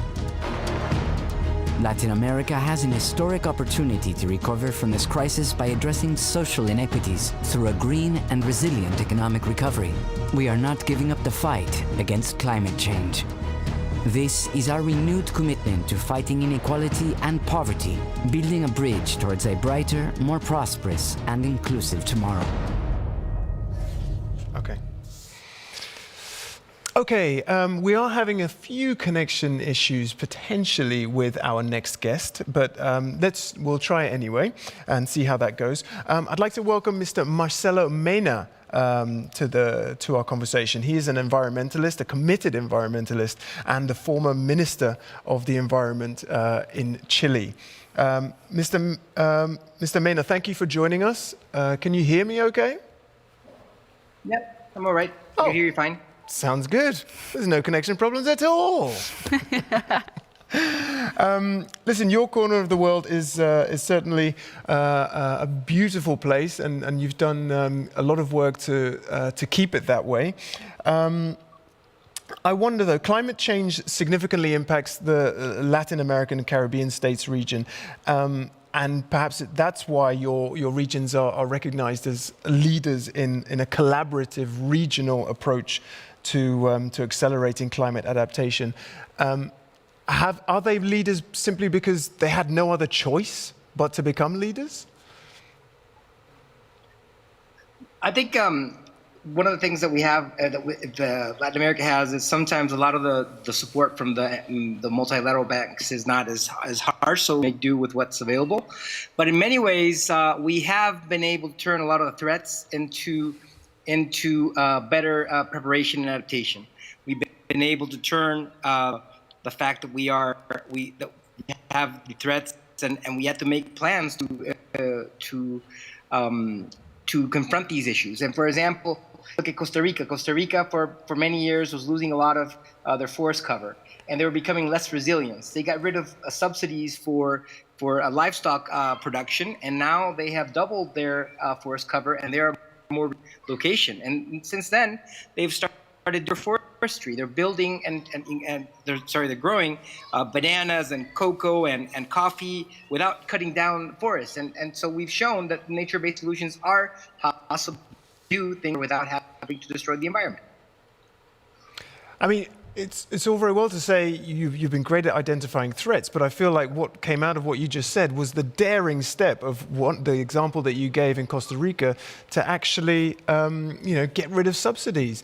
Is that the kind of extra mile that that governments are going to have to go in order to really book some success? I think overall, the things that we have to do is we have to price risk correctly, and we have to incorporate risk into our sector. And multiple countries in Latin America, including Mexico, Brazil, Chile, Colombia, are starting to work with a network of greening the financial system, which is trying to incorporate climate-related risk into decision-making processes in the financial sector. Regulations that they stock managers, et cetera, to disclose climate risk. I think that's one way to do it. We started doing carbon pricing. We have Argentina, Colombia, Mexico, Costa Rica, and Chile all having a price on pollution. We think that we need to incorporate this into the decision-making process. Otherwise, we're just kidding ourselves. I'm not saying that we're doing enough. We're certainly not. That's what we're doing, that we need to do much more. We are an unequal continent that doesn't have a lot of social protection. The social protection has shown its limitations, and that's why we couldn't keep people at home in the COVID crisis. And the call for this study that we've been putting together with the Center for Adaptation is that we need to do much more to adapt and use this recovery as an opportunity to build a more inclusive tomorrow. Okay. Yes, and which impact... I'm so sorry, but I've just been told we haven't got time to continue to another question. Vicky's very upset. Yeah, I'm very upset. Thank you for being with us. Indeed, thank you for your contribution. I congratulate you all. Great. I followed the whole day. Congratulations. Thank you very much. Okay, what's coming up next, Vicky? Yes, well, now it's time to find out what makes a resilient city. Mm-hmm. So let's see what happened earlier today during the Global Mayors Forum on Climate Adaptation. And this event is where mayors from all over the world show their leadership in accelerating urban adaptation. And so it all took place in the Dutch city of Rotterdam. And recently the city decided to start with a major project, 7 separate projects, green projects, including huge parks, to deliver the answer simultaneously on COVID-19 by providing new job opportunities, but also to create green spaces for water in the city. And we afford a budget of some 300 million euros to do that. If we work together, I believe we can prepare our cities for a warmer future and create healthy living spaces where people and biodiversity can thrive. Distinguished mayors, GCA stands ready to work with you on this critical agenda. Let us work together to make this world and these cities of the world much, much better and sustainable. Debate is no longer a matter of the environment versus the economy. The environment is the economy. The environment shapes the strength of our political systems and the resilience of our societies. We must adapt, we must act, and we must accelerate. We haven't seen blue skies for many, many years. And in this pandemic, we adopted large-scale social restriction or social distancing. And what happened? And we reduced office activities into 25%. And for many, many weeks, we experienced blue sky. Yeah. We all know that any global solution without cities' participation could not exist. And cities must immediately take action. As an inspiring city aiming to find global solutions on the issues on the Climate Adaptation Summit and C40's agenda, we desire to take a more active role and become a leader. We all need to adapt now because tomorrow will be too late. Great. To discuss resilient cities and the ways that local governments are using to protect their millions of inhabitants, using climate adaptation, we have joining us in the studio two gentlemen. To my right, it's Rogier van den Berg, Director of Urban Development for the WRI Ross Centre for Sustainable Cities, and Arnoud Molenaar, the Chief Resilience Officer with the City of Rotterdam. Now, Rogier and Arnoud have been driving forces, I think I can say that, behind the initiative just launched at the Mayor's Forum, the 1,000 Cities Adapt Now initiative. But before I ask you guys a question, I'd like to actually turn first of all to Vicky, to my co-host. Cities are the place really where the effects of climate change are felt, as well as the adaptation efforts most directly. And cities are only growing. As a youth representative, what role do you think that you can play in accelerating adaptation in cities? Well, I think it can be very practical. So, like buying plants for on your balcony to ensure that there is more green, which will ensure that the level of temperature will go down in the hot summers. Or just get out the tiles out of your garden and plant some green in it. And I think that it can be in the little things, and for young people, I think that's a good message to give them, because like grown people can invest in things, but young people. You have money too. Young people have money too. You can also. Of course, but like. I know what you mean. You want to spend it on other things, right? So. Yes. You can just think, okay, what is like doesn't cost that much, but will have impact. Yes. And I think this is it. Yeah, that's right. And zooming specifically in on the Mayor's Forum, for you and the gentleman here, were there things said that made you particularly hopeful that will help your initiatives, Rogier? Yes, many, but I think for the Mayor's Forum, it is really Arnoud that should talk about it. I mean, he's the driving force behind that, so sorry to take over moderation. Thank you. Okay, no, it's fine. We have a lot of things what we've done together this year and working on the Mayor's Forum as well. So the Mayor's Forum, I think one of my takeaways is that nearly all mayors said we are now in a pandemic crisis, but actually we were already in another crisis. But we don't call it that way. But the climate change is a crisis. And so, and if we are trying to invest now in recovery, we better do it now in the right way. And so invest in green recovery, in just recovery. And one of the examples in Rotterdam, in this case in my own city, is that we launched the big seven projects in the city, and that's including adaptation. And so I think that's, well, in all cities, somehow there is a kind of development going on.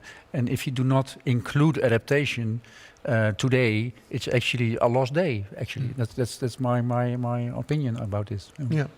And was anything not said that you wish had been said in that Mayor's Forum? Well, actually, I'm quite happy with the outcome, and especially that these cities are all willing, of course, to invest in their own cities, but also to share their knowledge with other cities. And so there's a kind of a growing moral feeling that we now have to really accelerate, and instead of inventing the wheel ourselves, we have to do it together. We have to join forces, not only the cities, but together with the partners that were, well, I think, key leading here today and launching this initiative, the adaptation program. And Rogier, Vicky mentioned a couple of ways, but what are the other ways, maybe more structural ways that cities can really become more resilient?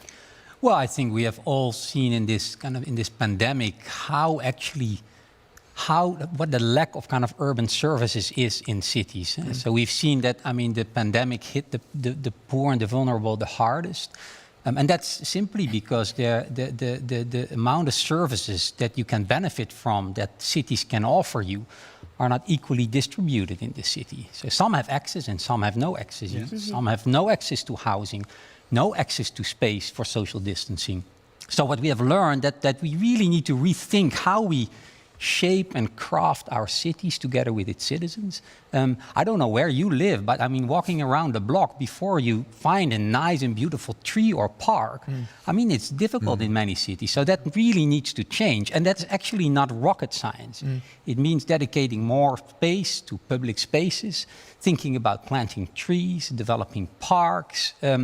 That's within our reach. I mean, and who's getting it right then?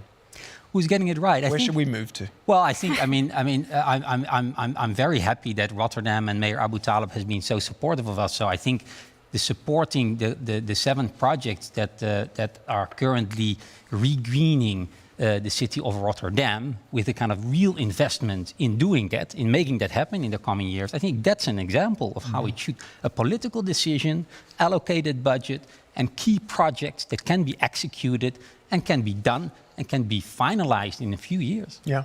Are there particularly ambitious innovations that are out there that you would love to see more cities embracing, sort of the cutting edge? Well, I think there's a lot of innovations that we have talked a lot in our event on urban water resilience and nature-based solutions. So this is not only about kind of greenwashing the city, it's really about the structural assets that green infrastructure has on offer in order to provide more secure, to make sure, for example, that cities don't flood, they can absorb water. And how you kind of embed that in cities, that the innovation, a lot of the innovations is in the coordination between different departments in the city. Yeah.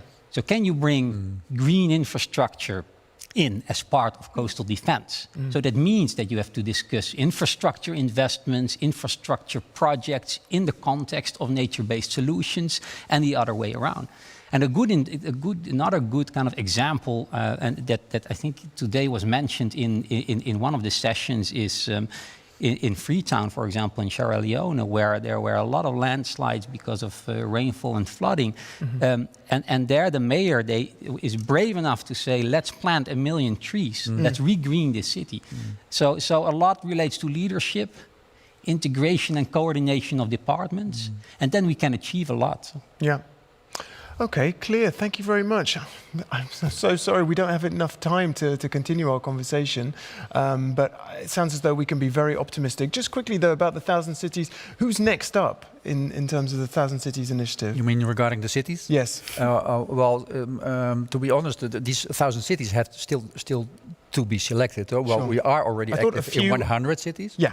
In the coming few weeks already, we are going to select, and we in this case then is the Global Center on Adaptation, at least 6 cities in Africa to continue and apply the City Adaptation Accelerator in this case. Great. But these names are not there yet on the list, but that will be announced in a few weeks. But okay. I just want to add a bit, if I have 30 seconds. Do we have 30 seconds?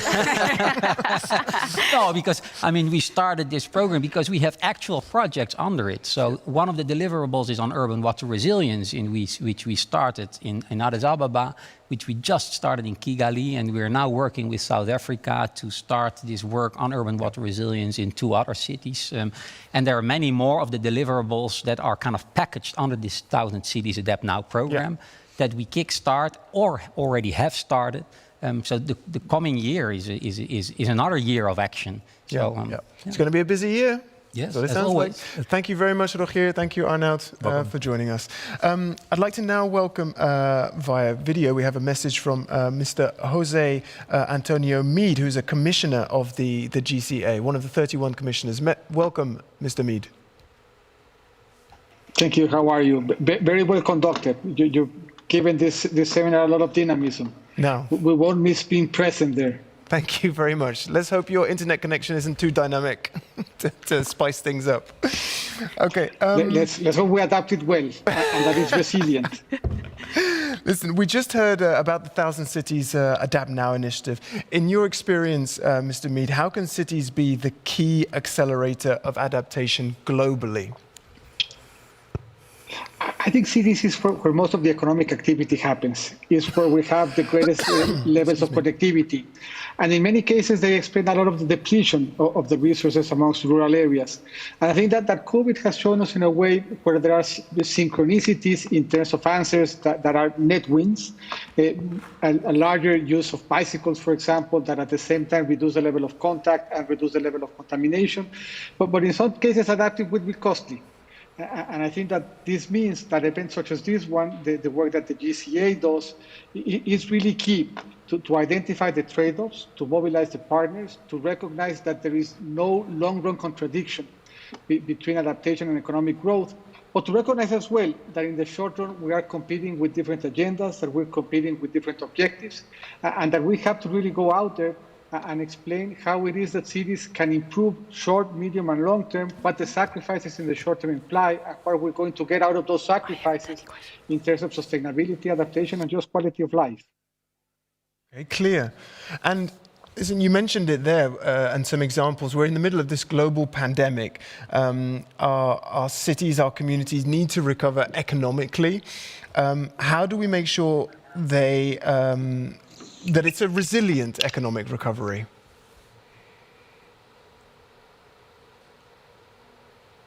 Well, can you hear me okay? Looks like you took out your headphones. Oh, can you hear me okay, Mr. Mead? No, looks like we've got some connection problems. Okay, that's a shame. But thank you. I think I lost you. Ah, okay. Can you hear me? No, I'm afraid we've got to round up, Mr. Mead, but thank you very much for the contribution that you made. Now it's time to address the elephant in the room. A lot of the themes and challenges we've been talking about are quite simply not possible to find solutions for without finance. So we're going to discuss global finance. But before I do, here's a short video put together by a Dutch company, Van Oord, and it addresses the difficulty of developing a business case for a climate adaptation financing. Our climate is changing. We need to adapt for future generations.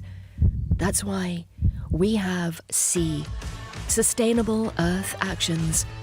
Within this game-changing program, we have launched the Climate Adaptation Action Plan, a plan that features new perspectives for communities, cities, and governments.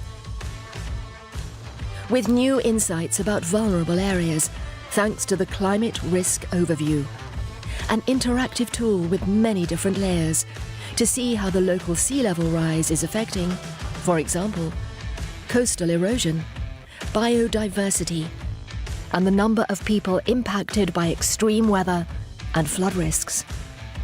The action plan is an eye-opener to climate adaptation solutions that focus on how marine ingenuity can help us to protect the coast, how nature can play a part in this, and how we, in turn, can help nature. Let's share and connect visions in the Knowledge Hub, an international network at the highest level, where powers and knowledge accumulate and combine in areas such as oceanography and ecology, impact, and even finance. Because we need to join forces as part of our ambition for this global agenda. We'd like to help you with your challenge by identifying the risks early and together, to investigate them, share thoughts, and come with solutions. There's no time to lose. It's time for climate adaptation action. Let's connect. In partnership with the Global Centre on Adaptation. Now, the CEO of the company that made that video is our first guest in this session, and that is Pieter van Oort. Welcome, Mr. van Oort. Can you hear me okay? Yes, I can hear you perfectly. Excellent. We'll have two other guests who will be joining us. The first of those two is Mr. Rémi Rioux, who's the Chief Executive Officer of the Agence Française de Développement. We're having a few connection problems, so I'm not sure if he'll be able to join us, but let's hope so. And finally, Mr. Jamal Sagir, the Professor of Practice at the Institute for the Study of International Development at McGill University. And he's also a board member of the GCA. Hopefully he'll join us shortly as well. Mr. Van Oord, Peter, Van Oord is a family-owned Dutch business with over 150 years of experience in pretty much large-scale infrastructure projects. Why did you and your company feel it necessary to create a tool like the one that you've created? Well, we celebrated our 150-year anniversary 2 years ago, and we had as a guest speaker Christiana Figueres, and she made a plea, for future generations, to spend time, money, and energy in a resilient world, and so we made a plea as a company to contribute to climate adaptation. At first, I'm relieved because at first I thought you said Christina Aguilera, and I thought, yeah, that's an interesting appeal from Christina Aguilera. But it certainly wasn't Christina Aguilera, was it? Okay, good. No, Figueres. Okay. She was the lady who was instrumental in the Paris Agreement. Yes, yeah, it's that Christina. Yeah. Vicky, you had a question. Yes, and what are the benefits of investing in large-scale infrastructure projects that deliver climate resilience to areas at risk? Okay. Well, most coastal protection infrastructure projects they address numerous of challenges, but there are also numerous of benefits. Social benefits, economical benefits, environmental benefits. And by providing solutions aimed at resilience, what we do actually we will, first of all, we create security to people living, in a safe area, protected from the sea or from rivers. But we also work on nature to survive. But very important, what we also do, we create space, like land and space to thrive. And obviously land is extremely beneficial to people. Safe land is beneficial to people. Particular, I would say, in coastal areas densely populated, like cities like Jakarta, where it is so difficult along the coastline actually to live with all this risk of flooding. So there is a huge benefit to society. Thank you. I'd like to bring in Mr. Sagir now. Mr. Sagir, are you there? Great. Yes. Yeah, good to have you on board. Thank you very much. Peter was just extolling the benefits of the tool that they've created and the importance of investing in climate adaptive infrastructure. But the reality is we're now in the midst of a global pandemic. How can we make sure that we recover from this global pandemic and become more climate resilient as well? Again, many thanks for the question. Good evening, everybody. But first of all, let's start with a basic statement. The world has gone mad. We are witnessing one of the worst depressions since the 30s. We have zero interest rate, low return, growing economic inequality, climate change haunting us more, and COVID is added on the tip of that iceberg. The facts are very clear. The world needs to change the course of action. Now, coming back on the issue of what needs to be done. If you look at the funding right now that is coming to adaptation, before the crisis we had $30 billion in adaptation on average between 2017 and 2018. Now we expected that it will go a bit more because the need are around 300 billion by 2030. But guess what? It's going down, and we should be concerned. What's happening? The pandemic, differently for health reason, normally for social reason, most of the fiscal stimulus packages went for the pandemic. Actually, if we look at what was done in terms of COVID recovery for packages, we talk about $22 trillion that has been put so far. Only a fraction, less than a third of that is going for integrating climate financial risk. In other words, if we continue on that stream, we might finish with the pandemic crisis, what will have another crisis coming right away after that. We need to tackle the two crises together in parallel in a much more strategic way, especially for developing countries that need much more innovative financing. The question would be what kind of instrument we are talking about. Exactly. The instruments we have right now are almost limited. We don't have enough of innovation coming in the sector. We need to start thinking much more of what MENA region is trying to do, for instance, debt swap for adaptation for climate change. And that's a kind of mechanism that was developed in the Caribbean. Or we need to think about liquidity support. We need to think about reduced insurance premium.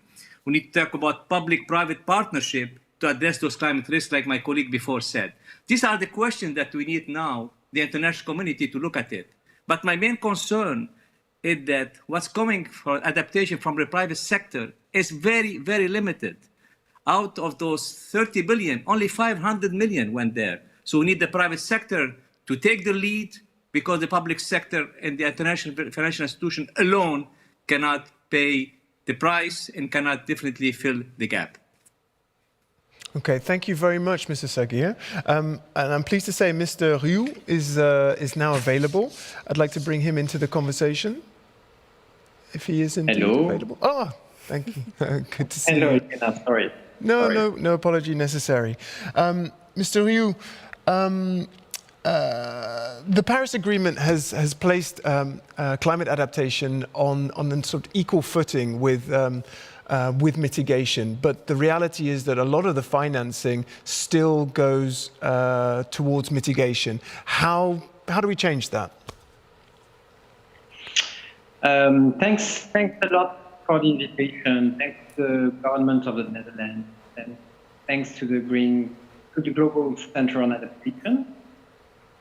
Yes, I was the chief negotiator on finance at COP21, so I very clearly remember the deal at that time.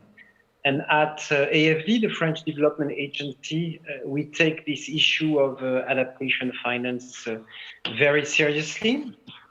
We decided to be 100% compatible with the Paris Agreement.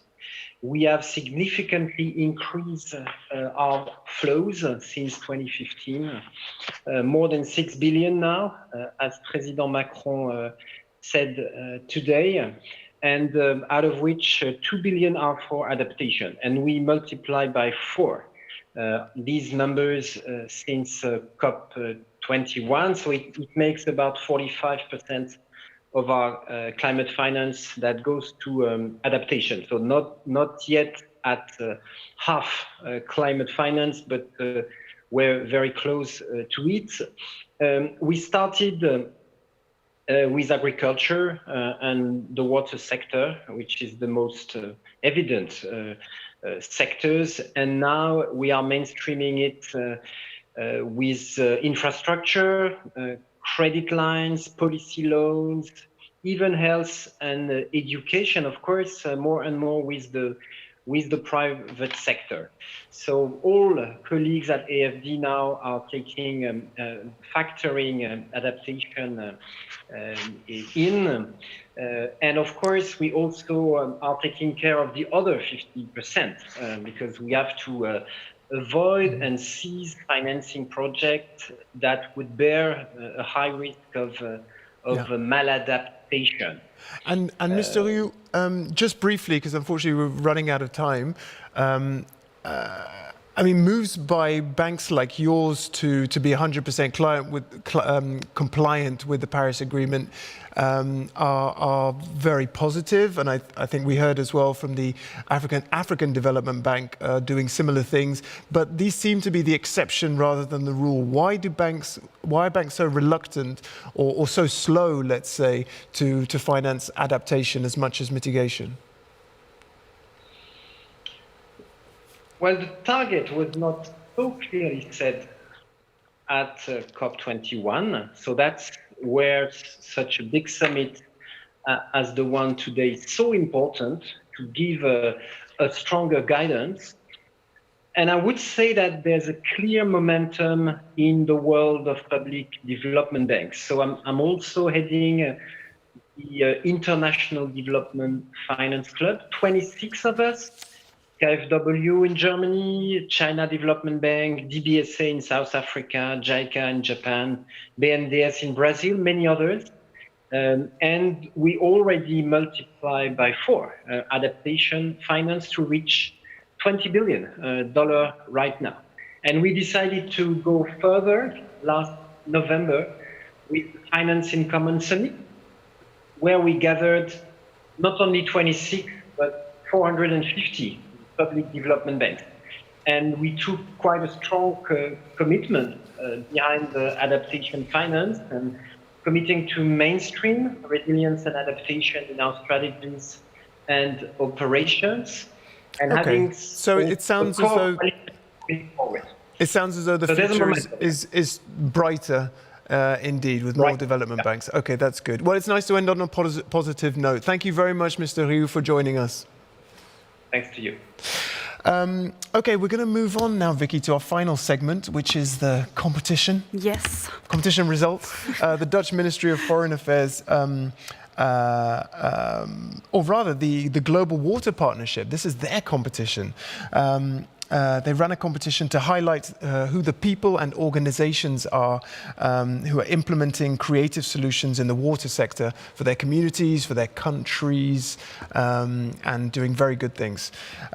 So the idea was for the Climate Adaptation Summit to invite the top scoring, specifically African entrants of these Changemaker Awards, that's what they're being called, to showcase their initiatives. And what's more, the public actually got to vote on their favorite of those three initiatives.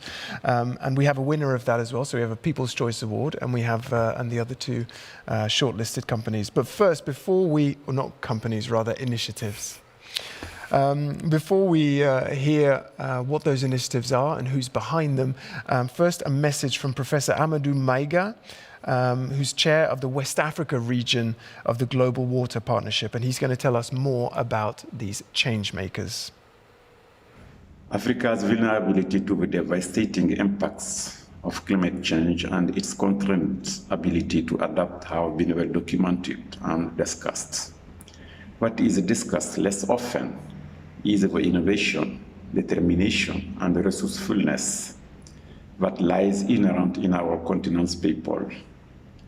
This is why it is my pleasure to introduce these 3 water change makers from Sub-Saharan Africa.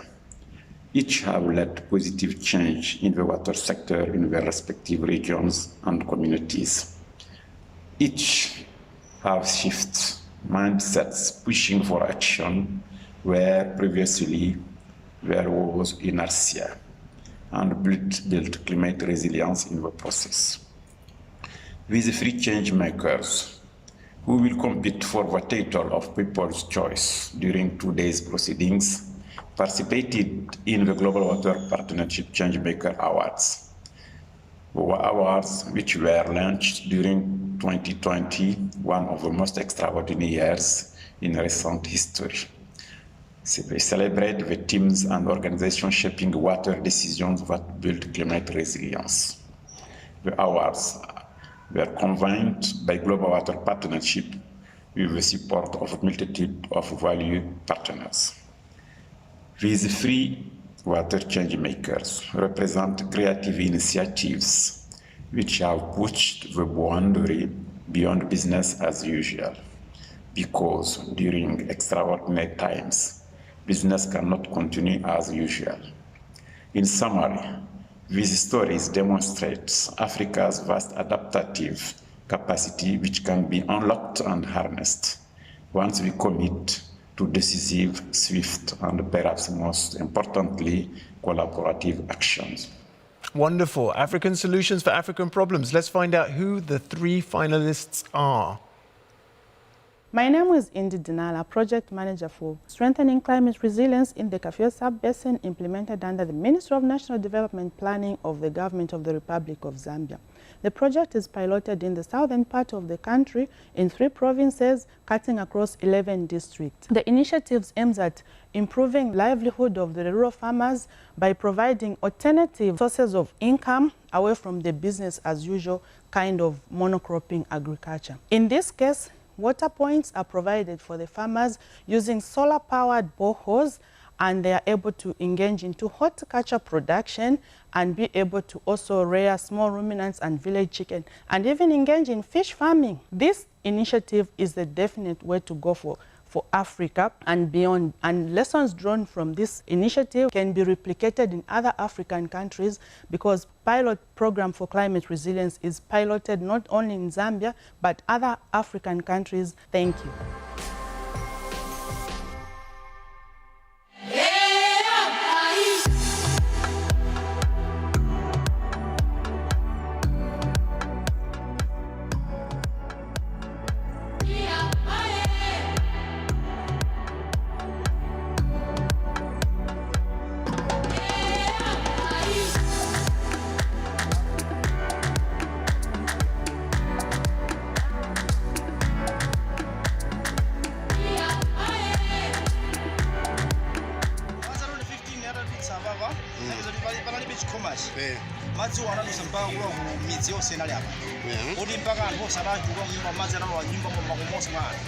nafafaka mabwera kutoka kuchundaku amaoloka pamene papa pakana nyumba zonsezi zimakhala zili m'madzi zimenezi.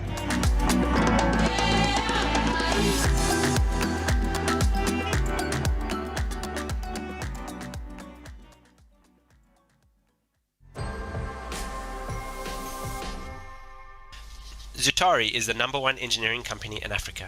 For over 88 years, we've been developing innovative, sustainable, and award-winning solutions across the continent. One area where we are helping Africa adapt to climate change is in recognizing the importance of investing in ecological infrastructure.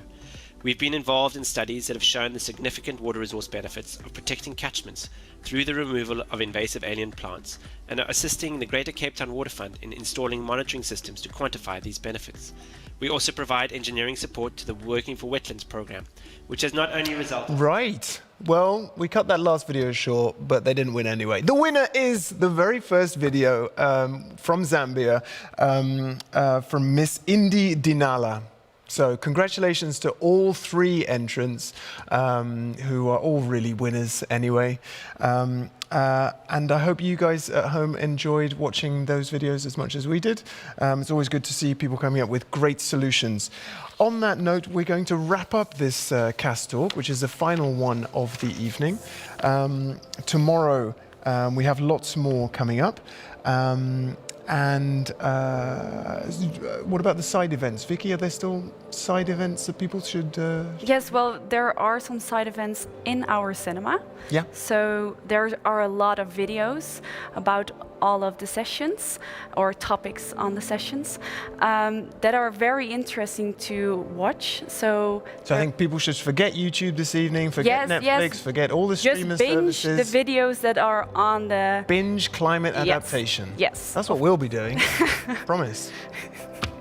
Yes. And yeah, looking forward to tomorrow. I think I would like to see the locally led adaptation session. Mm-hmm. And what about you? I'm just going to focus on the sessions that we have, which I'm still going to prepare. Okay, but infrastructure is one of the events that's maybe interesting to watch for. Yes. That's what we're going to do. Okay. Thank you very much, everyone. Hope you enjoyed it, and we'll see you again tomorrow.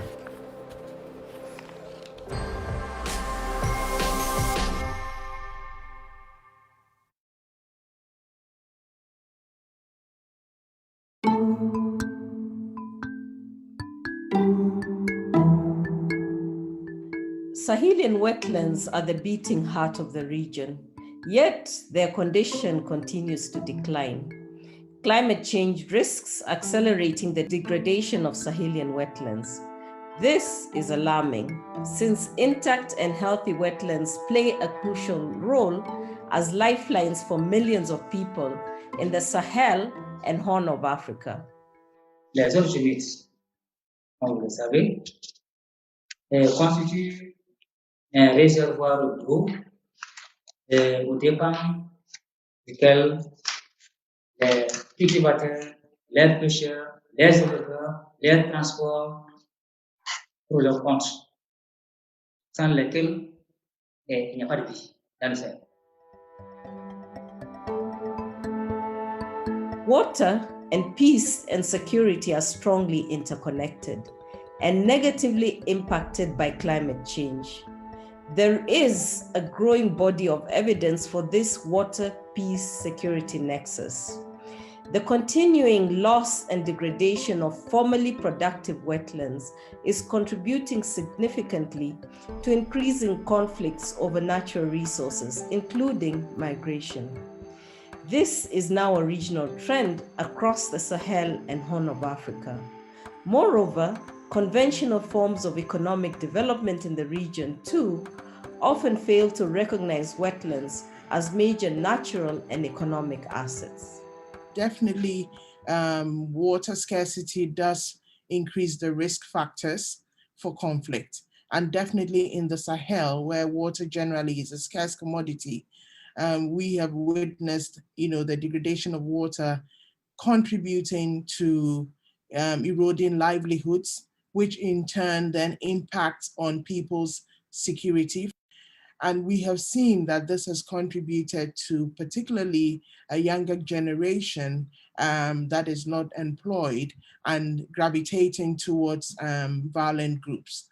But apart from violent extremism, we also then have local conflicts, mainly around farmer header issues in search of grazing lands. And this has also, festered some other existing intercommunal violence that already exist, issues around land, issues around, traditional ethnic related issues and so on. And so this has also come in to contribute to aggravating already existing tensions within communities. I think within the Sahel, we see that the state's capacity is heavily challenged.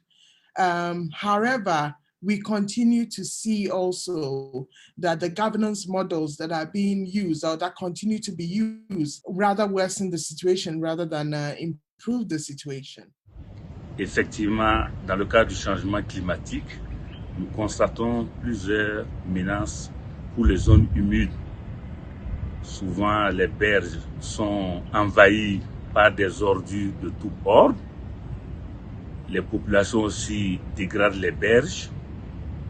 Les agriculteurs font souvent la maraîchculture et pas mal de difficultés car ces déchets rentrent encore dans les zones, dans les eaux. Il y a les questions de foncier, les questions de la divagation des animaux et les questions de coupe abusive du bois tout autour. Donc ça porte un coup fatal aux zones humides. We need to halt and curb the trend of the continuing degradation of Sahelian wetlands. There is both an urgent need and a great potential to revive these wetland systems. These blue lifelines are vital to resilient, stable, and secure communities and to sustainable resilient development. The revival of Sahelian wetlands should feature prominently in green recovery and integrated climate action. La zone humide là, constitue une ressource de grande valeur économique, scientifique, culturelle et récréative pour l'ensemble des populations. One of the things that we need to focus on is more sustainable forms of development and investment. There is need to upscale the revival of wetlands, since that contributes not only to water security, but also to food security. It contributes to peace and to human security. drought resilience, flood mitigation, and furthermore, just to enhance biodiversity. So it's a win-win if we are able to curb the continued degradation of wetlands. And then, of course, there's need for involvement, participation, and ownership of communities. I think for me, those are the three key things that will be necessary in terms of governance, building inclusive governance systems where the role of women and youth is quite prominent, also developing and strengthening early warning systems, and then improving or enhancing resilience of communities within affected areas. À partir de son plan de développement, ce qu'on appelle le PDCR, les élus initient des activités, ils les prennent en charge, les planifient et les priorisent. Après, ils les présentent aux différents partenaires. Donc, les partenaires, quand ils viennent en appui à ces collectivités, le maire priorise les activités de la PDCR. Et à travers ça, c'est l'arme du maire, l'arme des élus. À travers ça, maintenant, il peut accéder à des financements pour maintenant développer les zones humides dans tous les sens. Et la collectivité étant le premier responsable du développement de la commune et le premier décidaire, donc il est quand même bon d'avoir leur engagement pour qu'ils puissent prendre des actions de restauration des zones humides dans leur programme de développement communautaire. Et c'est suite à ça qu'ils peuvent avoir des financements pour la réalisation. Ce n'est pas un problème de femmes. Pour le changement, les hommes et les femmes doivent avoir la même perception.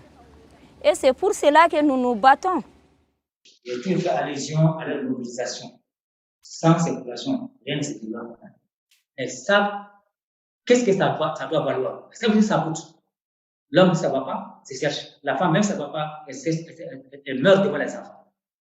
Qu'il y a pénurie, qu'il y a abondance, la femme meurt sur la tête des enfants. Donc, c'est que la femme peut permettre, comment elle peut sacrifier, les hommes ne pourront pas le faire. Donc, les hommes, les femmes et la jeunesse, c'est des éléments qu'il ne faut jamais oublier.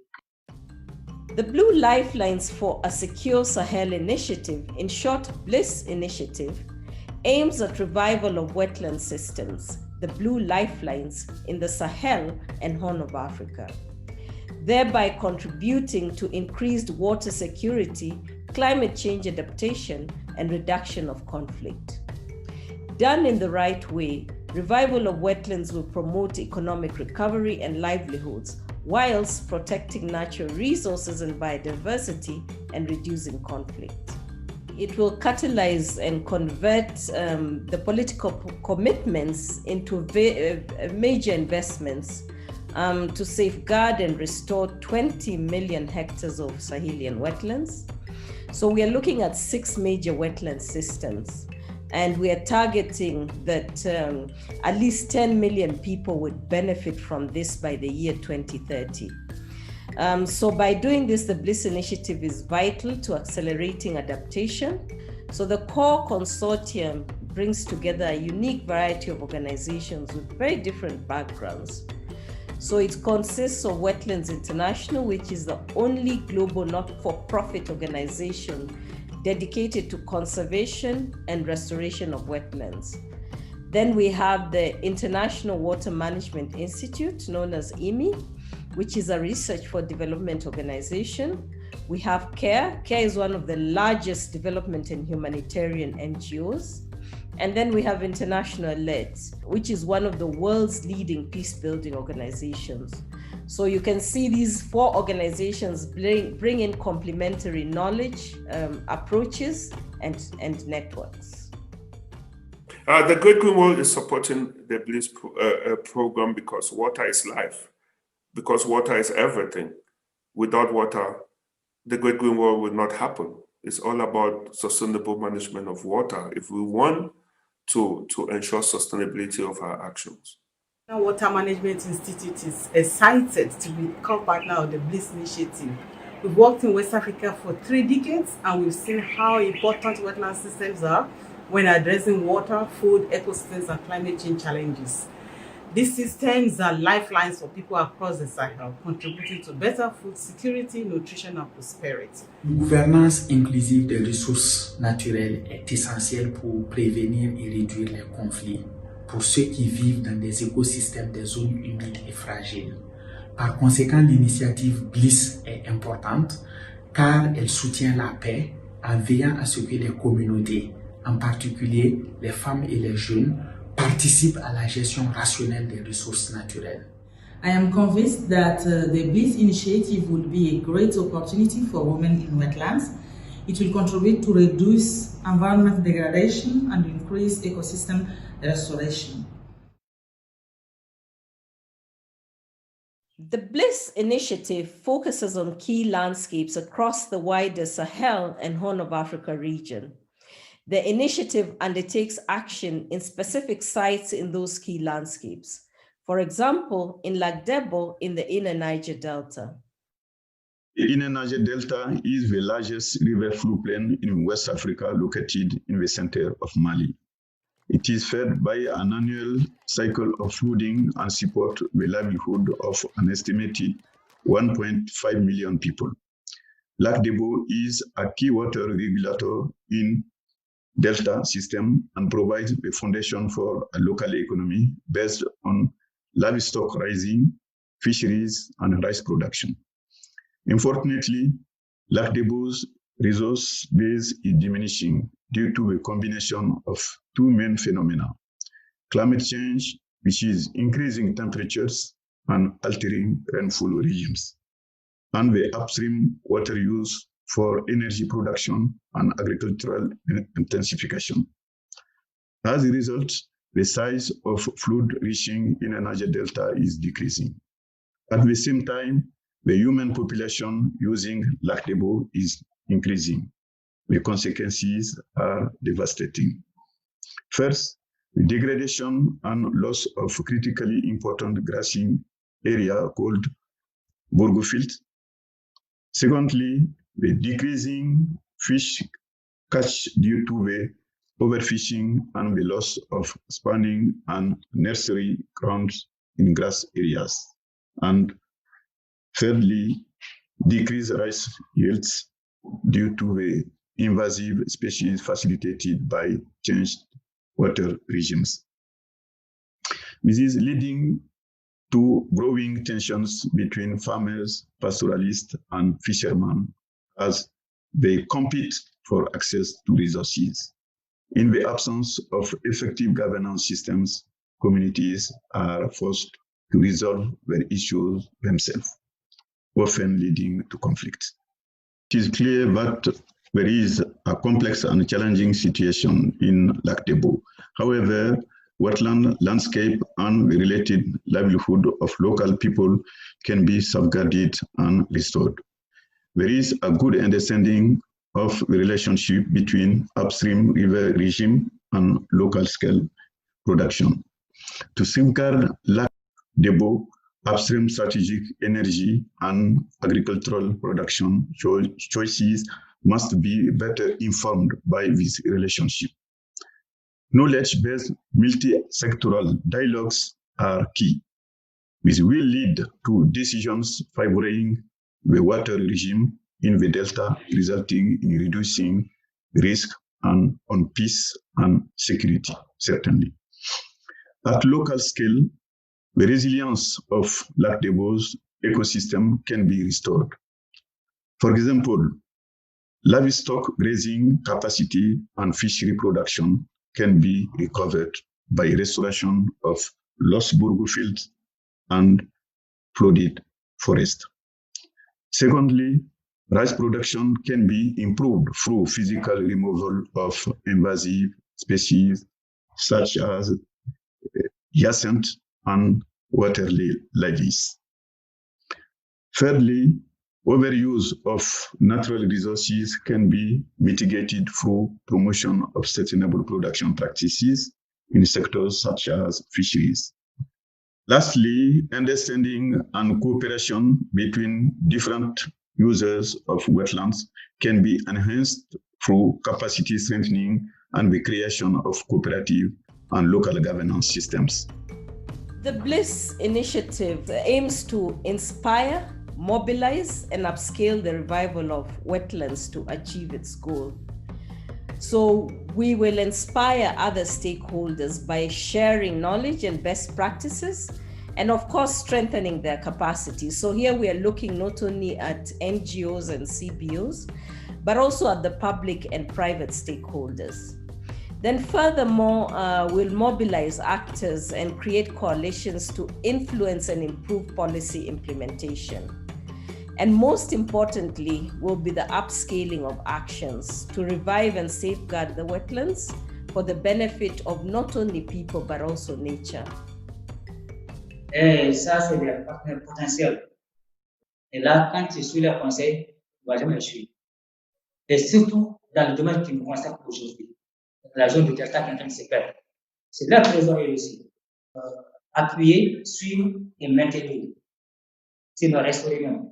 Avec l'arrivée de l'agir, on a compris qu'en résolvant un problème, faire attention pour ne pas créer un autre dans un autre secteur. Mais Monique Lao, Bagamara Moussou, Ani Kongol Lakanano, Akara Sawi, Ambela Jeli, Anjera, Ankara Kuruba Kili, Anga Kumino coalition. Sahelian wetlands are blue lifelines for millions of people. They are vital to resilient, stable, and secure communities and to sustainable resilient development. Initiatives like the Blue Lifelines for a Secure Sahel initiative call upon all stakeholders to recognize Sahelian wetlands as critical natural assets. Safeguarding and restoring these wetlands needs to be adopted as a key strategy to address land degradation, food and water security, climate change, conflict, and involuntary migration in the region.